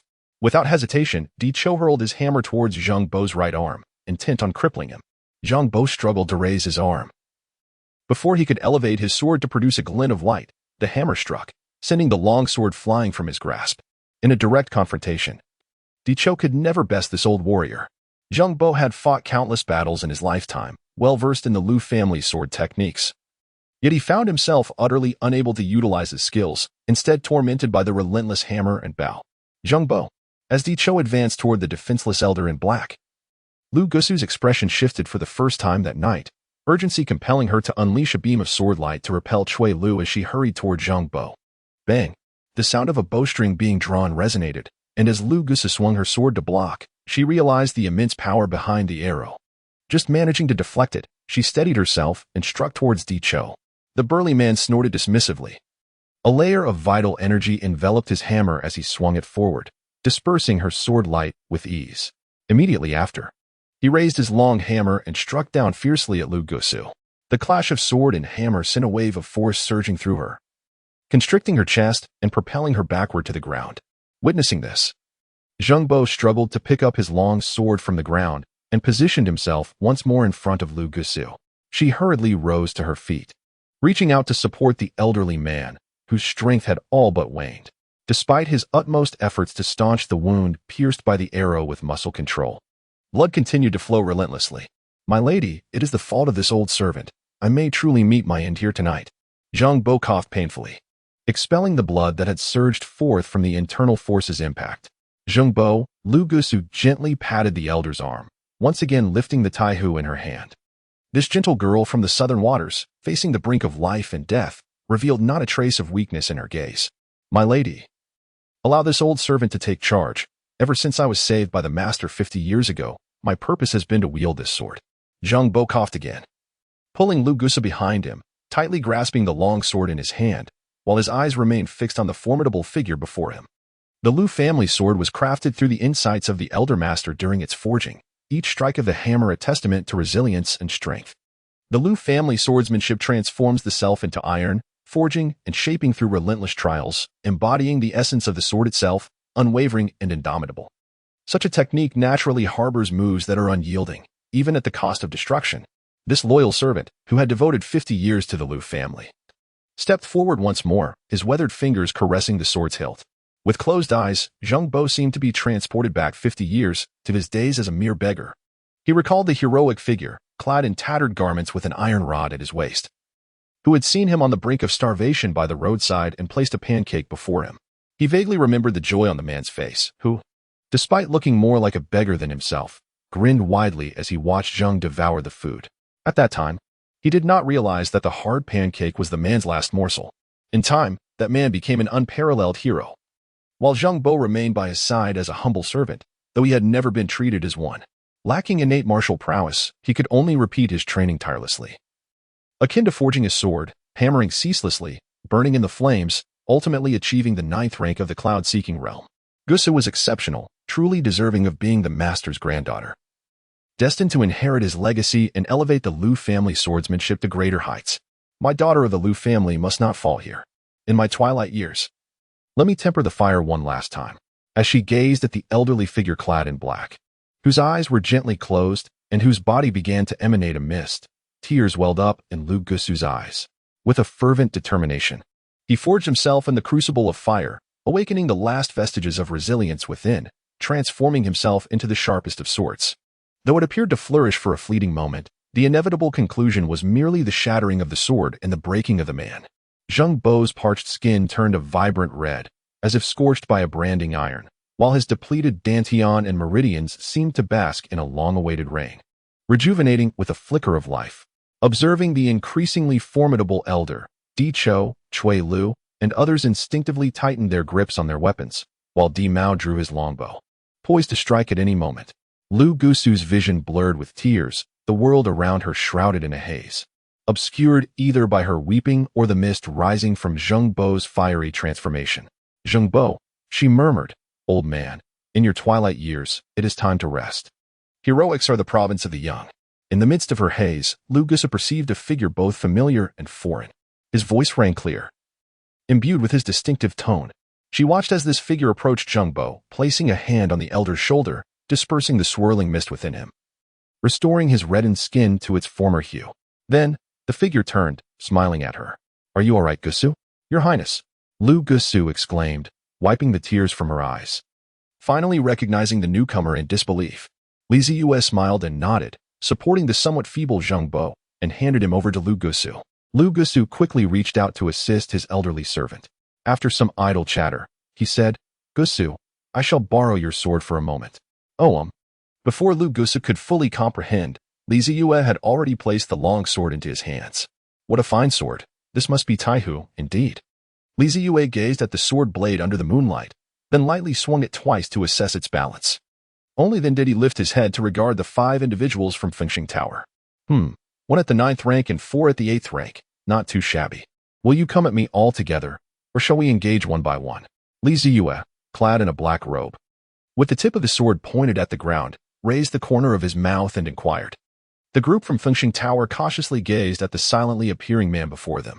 What a peculiar name, Dianza, the earthly ugly brother. Is there truly someone with the surname Dianza? Cui Lu had just heard Lu Gusu address this arrogant individual. However, uncertain if it was indeed his name. He wore a puzzled expression. The earthly ugly smirked faintly, spread his fingers wide, then firmly grasped the handle of the Konglong mace, murmuring, if not Dianza. Could it be your highness? After a moment's hesitation, aware of his lack of understanding regarding the opponent's strength and identity, he cautiously spoke. Fengxing Tower is conducting its business. I advise you not to interfere. I had thought that the heroes of Fengxing Tower were men who could kill within 10 paces. Why then? Do we hear so much nonsense from you? Li Zeyue raised Taihu, directing the tip of his sword at a few individuals, stating, the chief of the 13 Yamen of the Ministry of Justice has issued an edict. The scoundrel of the Fengxing Tower has conspired to harm the eldest daughter of Lu Zhengdi, the governor of Jinling, according to the laws of Danning. Both the principal and accomplices are subject to execution. 13 Yamen, are you officials? Cui Lu suddenly drew his dagger. Fully aware of the formidable presence of the 13 Yamen and the judicial officers within the capital, these organizations operated with utmost caution and secrecy. Yet he had not anticipated being caught by the authorities. Di Mao drew his bow taut, instantly aiming at Li Ziyue's head. The others also armed themselves, becoming vigilant. As Di Chou extended his finger and signaled, a bow and arrow, imbued with a hint of thunderous energy, tore through the air and appeared before Li Ziyue. Since they were officials, there was no need for further discourse. Be careful, Lu Gusu exclaimed in alarm. She had not expected that the archer had yet to unleash his full prowess. This arrow, imbued with thunderous energy, was exponentially more powerful than the previous one. Upon hearing the sound of the bowstring being drawn, Li Ziyue reacted promptly. The blade of his sword radiated a brilliant red light, and Taihu Lake, seemingly unaccustomed to such an eerie essence of true energy, quivered momentarily before swiftly regaining its composure. Li Ziyue stepped back and swung his sword, striking directly at the feathered arrow that was shot towards him. The blade sliced through it with effortless ease, akin to cutting through tofu, creating a smooth cut as if polished jade, splitting it neatly in two halves that fell gracefully to either side. Li Ziyue gently executed a sword flower maneuver. Di Mao's pupils constricted slightly as he realized that the arrow infused with his upper-grade chi had reached the formidable power of the 9th-rank cloud observation. To his astonishment, this almost full-powered shot was effortlessly intercepted by this individual. Who could this person be? Among the 4 divine captains of the 13th Yamen, 3 were outside, and Lu Luan did not wield a sword. Who within the 13th Yamen possessed such prowess? Di Chou stepped forward, firmly grasping his heavy mace, and charged directly at Li Ziyue, exclaiming, "Let us all attack together." Cui Lu and the others also unleashed their agility, following suit. Li Ziyue's lips curled slightly as he faced the formidable Di Chou, who charged forward. What was a mere skirmish? If he couldn't prevail, he could always call upon Qing Qiu. It seemed that Qing Qiu had anticipated the thought swirling in Li Ziyue's mind, letting out a cold huff. Don't count on me. I shan't assist you tonight. Please. Li Ziyue thought, panic rising within him. What if he couldn't fend off this opponent and met his demise? Qing Qiu. No matter how fervently Li Ziyue called out, Qing Qiu remained unresponsive, as if ensnared in a deep slumber. This situation was dire. As he beheld the long mace descending with great force, Li Ziyue felt tears welling up in his eyes. With no other recourse, he took a deep breath and brandished his sword to confront the oncoming Konglong mace. The imposing figure of Di Chou radiated an intimidating presence, amplified by his 9th-grade Guanyun cultivation, instilling a sense of caution in Li Ziyue. With a resounding clang, Taihu firmly intercepted the Konglong mace, its peak 8th-grade beastly form enduring the forceful strike. However, Di Chou deftly twisted his wrist, ensnaring the sword's tip within the mace's slot. In the blink of an eye, Cui Lu's elusive dagger lunged straight for Li Ziyue's chest. Damn it! Li Ziyue had no choice but to relinquish his sword grip, stepping back to evade Cui Lu's ambush, and delivering a kick to his shoulder that sent him flying. Di Chou, wielding the long mace, flung the ensnared Taihu high into the sky. Li Ziyue did not hesitate. He leaped high, striving to reclaim his weapon. Yet, the moment his fingertips grazed the hilt of the sword, an aura of death enveloped him completely. Turning his gaze, he beheld a glimmer of cold light not far away, poised and aimed directly at his heart. With a swift whoosh, the feathered arrow, infused with the essence of thunder, hurtled towards him at an astonishing speed. Li Ziyue's eyes narrowed with a fierce intensity had that arrow struck him. the Li family tomb would undoubtedly have gained a new member. Ignoring the nearly within reach Taihu, he executed a deft twist in midair, allowing the feathered arrow to graze past the roots of his hair. Gritting his teeth, he resolutely reached out to seize the arrow. Unperturbed by the pain inflicted on his palm by the lightning bolt, he unleashed the formidable resilience of his beastly physique, grasping the arrow and, propelled by its inertia, spun around. He aimed at the archer's position and hurled it back with ferocity. The lightning flickered, combined with the brute strength akin to a feral beast. The arrow shot forth with astonishing speed. Mao's pupils constricted in astonishment as he swiftly retracted his longbow, retreating hastily. In all his years, this was the first time he had witnessed someone return an arrow, and even more astonishingly, using their bare hands. How could this person be so ferocious? Yet, his momentary lapse in concentration cost him dearly. His retreat was not swift enough. The arrow, imbued with residual force, pierced through his thigh, anchoring him firmly to the ground. Mao. Initially, it seemed that Zeyue was about to be mercilessly shot through, but the scene underwent a dramatic reversal. Cho, staring incredulously at the archer whose leg now bore a gaping wound, lifted his gaze towards the 13th Yamen captain, who remained suspended in midair. Even someone of his caliber, from the observation cloud realm, could not have returned an arrow wrapped in such potent energy. Seizing the opportunity, Zeyue finally grasped the flung Taihu and landed upon the ground. His palm was charred black, yet he endured the pain, gripping the longsword firmly. Your Highness. Lu Gusu had been vigilantly observing Zeyue's every move. Upon witnessing his injury, she hastily leaned the unconscious Zheng Bo against the carriage and picked up the longsword from his hand, preparing to rush over. I am fine. There is no need for concern. Zeyue waved his hand, signaling Lu Gusu to keep his distance. The few individuals from Fengxing Tower, having emerged from their initial shock at the injury sustained, finally recalled the objective of their endeavor upon observing Lu Gusu's movements. Cho exchanged a knowing glance with Cui Lu and the others, and he once more brandished the Konglong club, advancing towards Zeyue. Cui Lu, fully understanding his leader's intent, directed the three of them to refocus their attention on Lu Gusu. Zeyue furrowed his brow, although he had not witnessed the recent battle. The pallor of Lu Gusu's face and her unsteady breath clearly indicated that she had overexerted her vital energy and sustained internal injuries, rendering her incapable of engaging in further intense combat. Contemplating this, he cautiously stepped closer to Lu Gusu. However, Cho was determined to thwart Zeyue's intentions, striding forward to block his path. As the three adversaries encircled Lu Gusu, a sense of foreboding enveloped Zeyue. The brilliant crimson sword light enveloped Taihu as he charged toward Cho. The intensity of his strike was so formidable that Cho could not afford to underestimate it. He summoned his vital energy without hesitation, channeling it into the Konglong hammer, preparing for a clash of titans. Yet, Cho still failed to grasp the essence of Taihu. Renowned swords across the world may be sharp, inscrutable, or delicate, each possessing its unique characteristics. The most formidable trait of Taihu is its capacity for absorption.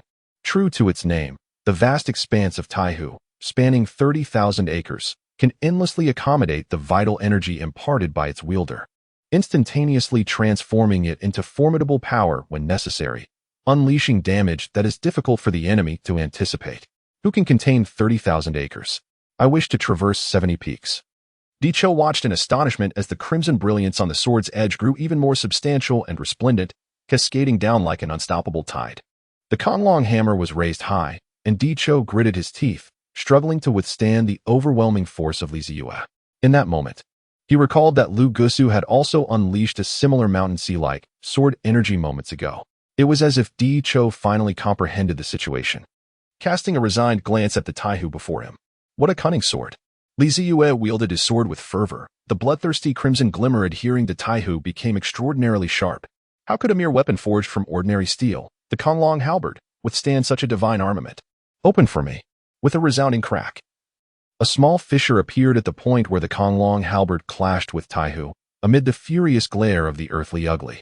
As the blade pressed incessantly downwards, a torrent of sword energy erupted forth, continuously slicing through the robust muscles of the earthly ugly. This was a desperate maneuver from Zeyue, who had channeled nearly half of his vital energy into the Taihu's sword, all for this unforeseen strike. At last, the finely woven sword energy seeped through the breach, eroding the halberd's formidable interior, the blade cleaving through the weapon as effortlessly as one would slice through paper. With the obstruction of the Konglong halberd eliminated, Taihu's sword energy finally surged forth unabated, and as the razor-sharp edge descended, it carved a gaping wound deep enough to reveal bone upon the earthly ugly's chest. Earthly ugly boss, Cui Luyan, who was besieging Lu Gusu, halted his assault upon witnessing the near-fatal blow to the earthly ugly and shouted in alarm. Lu Gusu, wielding her longsword, seized the opportunity to catch her breath as she observed the disheveled Li Zeyue, his chest heaving violently, the Taihu, sword now dripping with blood, and finally, the earthly ugly, incapacitated in a pool of blood. Her lake-like eyes were filled with astonishment. She had heard the rumors of Li Zeyue's ascension to the 9th tier and knew of his past feat of defeating Guanyun with a single punch. Yet, witnessing it firsthand left her utterly astounded. The earthly ugly, ranked 6th in the Fengxing Tower, had been felled in an instant by a single sword strike. However, as Lu Gusa regained her composure, she noticed that Li Zeyue's hand gripping Taihu trembled uncontrollably. That is, recalling the dazzling sword light moments ago. She glanced at the now dim Taihu and suddenly understood. His Highness had infused too much vital energy into Taihu, leaving his meridians somewhat depleted. Li Zeyue took a moment to steady his heaving chest and advanced step by step towards the fallen earth fiend. The principle of delivering a finishing blow was something he had mastered in his previous life. The earth fiend lay in agony on the ground. A gruesome sword wound gushing blood from his chest, with the residual sword intent continuing to ravage his muscle tissue, preventing him from controlling his muscles to staunch the bleeding. Without uttering a word, Li Zeyue raised his Taihu sword and swung it towards the earth fiend's head. Lu Gusa suppressed her worries and brandished her sword to block the approaching rescue attempts of Cui Lu and others. However, just as the Taihu was about to make contact with the earth fiend's neck, from a spot that everyone had overlooked, an arrow infused with thunderous energy shot forth once more. Earthmao, with a massive hole in his right leg, leaned against a tree trunk, struggling to draw his longbow once again. Li Zeyue gritted his teeth, once again channeling a sliver of true energy from his dantian, deftly sweeping aside the feathered arrow with his sword, yet the previous sense of ease eluded him. At this moment, Cui Lu had also maneuvered around Lu Gusu's obstruction, lunging with a dagger aimed at Li Zeyue's waist. Although Daihu had lost his combat capability, Cui Lu did not perceive their mission as a failure, for he had already discerned that the individual before him was nearing the end of his strength. Before Cui Lu could fully process this thought, he was taken aback to see the corner of Li Zeyue's mouth curl into a faint smile as he faced the dagger aimed at him. Li Zeyue swiftly pivoted his form, seemingly anticipating Cui Lu's strike. When the elbow collided with his chest, the force and speed were astonishing, revealing no sign of exhaustion. Cui Lu emitted a gasp as he expelled a mouthful of blood. His chest caved in, and he crashed to the ground, his breaths becoming shallow and labored. Although his vital energy had indeed been depleted, what beastly physique relies solely on vital energy to fight? Li Zeyue curled his lips into a faint smile. The depletion of his true energy indeed rendered his meridians uncomfortable. Yet, his formidable physical prowess remained the foundation for his life and death struggle. Without further hesitation, he placed a foot upon Cui Lu's chest, utterly crushing it and extinguishing his life force. Following this, he elegantly swung his right hand, severing the head of the earth ugly. Gazing at the wide-eyed visage of the earth ugly, Li Zeyue could not help but smirk. It was indeed quite unsightly. He then lunged forward, akin to a ferocious beast, towards the distant figure of Di Mao, who was still drawing his bow. This would be the final arrow. Di Mao's arm trembled violently. As a peak 8th grade archer, he wielded a 9th grade arrow imbued with lightning. He could manage only 3 shots at most. However, he was now drawing his 4th arrow. His top muscles felt as if they might shatter, but he could no longer afford to concern himself with such pain. If this arrow failed to be loosed, he would simply await death after being pierced through the thigh. Drawing the bow, nocking the arrow, and aiming. These were actions he had repeated countless times since childhood in the mountains, now ingrained in his very soul. His eyes fixated on the approaching figure, a beast-like silhouette that instilled profound despair within him this night. Yet, it mattered not. During his youth spent hunting in the mountains, he had faced despair innumerable times, each time emerging victorious against it. Come forth. Di Mao released the taut bowstring, akin to a full moon, a shooting star, or a thunderclap. His veins felt as if they were tearing apart, blood mist erupting from his right arm, rendering it incapable of lifting again. Still, his gaze remained steadfast on the arrow he had loosed. He had exhausted every last drop of true energy within him, channeling it entirely into this arrow. Observe as the arrow sliced through the fabric of space, embodying his indomitable will in the face of formidable adversaries, alongside the unwavering confidence of a hunter destined for victory. The thunderous roar of lightning surged around this arrow. This shot was stronger than any he had released that night. Zeyue gazed coldly at the arrow hurtling towards him. At this moment, he had exhausted all his vital energy and could only rely on his sheer strength and the long sword in his hand to counter it. Clang! Zeyue once again wielded the taihu. Every muscle in his arm trembled as the violent thunderous energy coiled around the arrow, biting into his arm like a ferocious beast. Zeyue's body was a testament to strength. Each muscle meticulously honed and pulsating with vigor as he braced himself against an arrow imbued with the might of the 9th rank. "Your Highness," Lu Gusu observed, her heart racing as she beheld Zeyue's contorted visage. The upper half of his black robe had long since been torn asunder in battle, and the surging energy of the tempestuous arrow had already begun to envelop his form. "Can you withstand this, young man? Do you require my assistance?" On Zeyue's sturdy chest, the pendant once again emitted a crimson glow. Qingxiu's tone remained alluring, yet it was tinged with a hint of seriousness. Zeyue gasped heavily. The veins on his forehead prominently visible, yet his soul force remained subdued, failing to engage with the tentative power extended by Qingxiu. "Ah, young one. You've gained some ambition," Qingxiu remarked softly, before once again plunging into silence. Each inch of skin on his arms felt the agony, and the hands gripping the hilt of the sword had turned a charred black, the epidermis peeling away bit by bit, yet he stood resolute, showing no sign of retreat. A son of 1,000 gold cannot recline in comfort. A gentleman does not stand beneath a perilous wall. Zeyue roared, taking a firm step forward. Since his arrival in this world, he had never experienced such a thrilling battle. This was a struggle for life and death. The arrow was poised before the blade of the taihu, and should he falter even slightly, the feathered projectile would pierce the taihu and drive straight into his skull. Is this what it means to possess the body of a ferocious beast? Zeyue felt a surge of power coursing through his veins.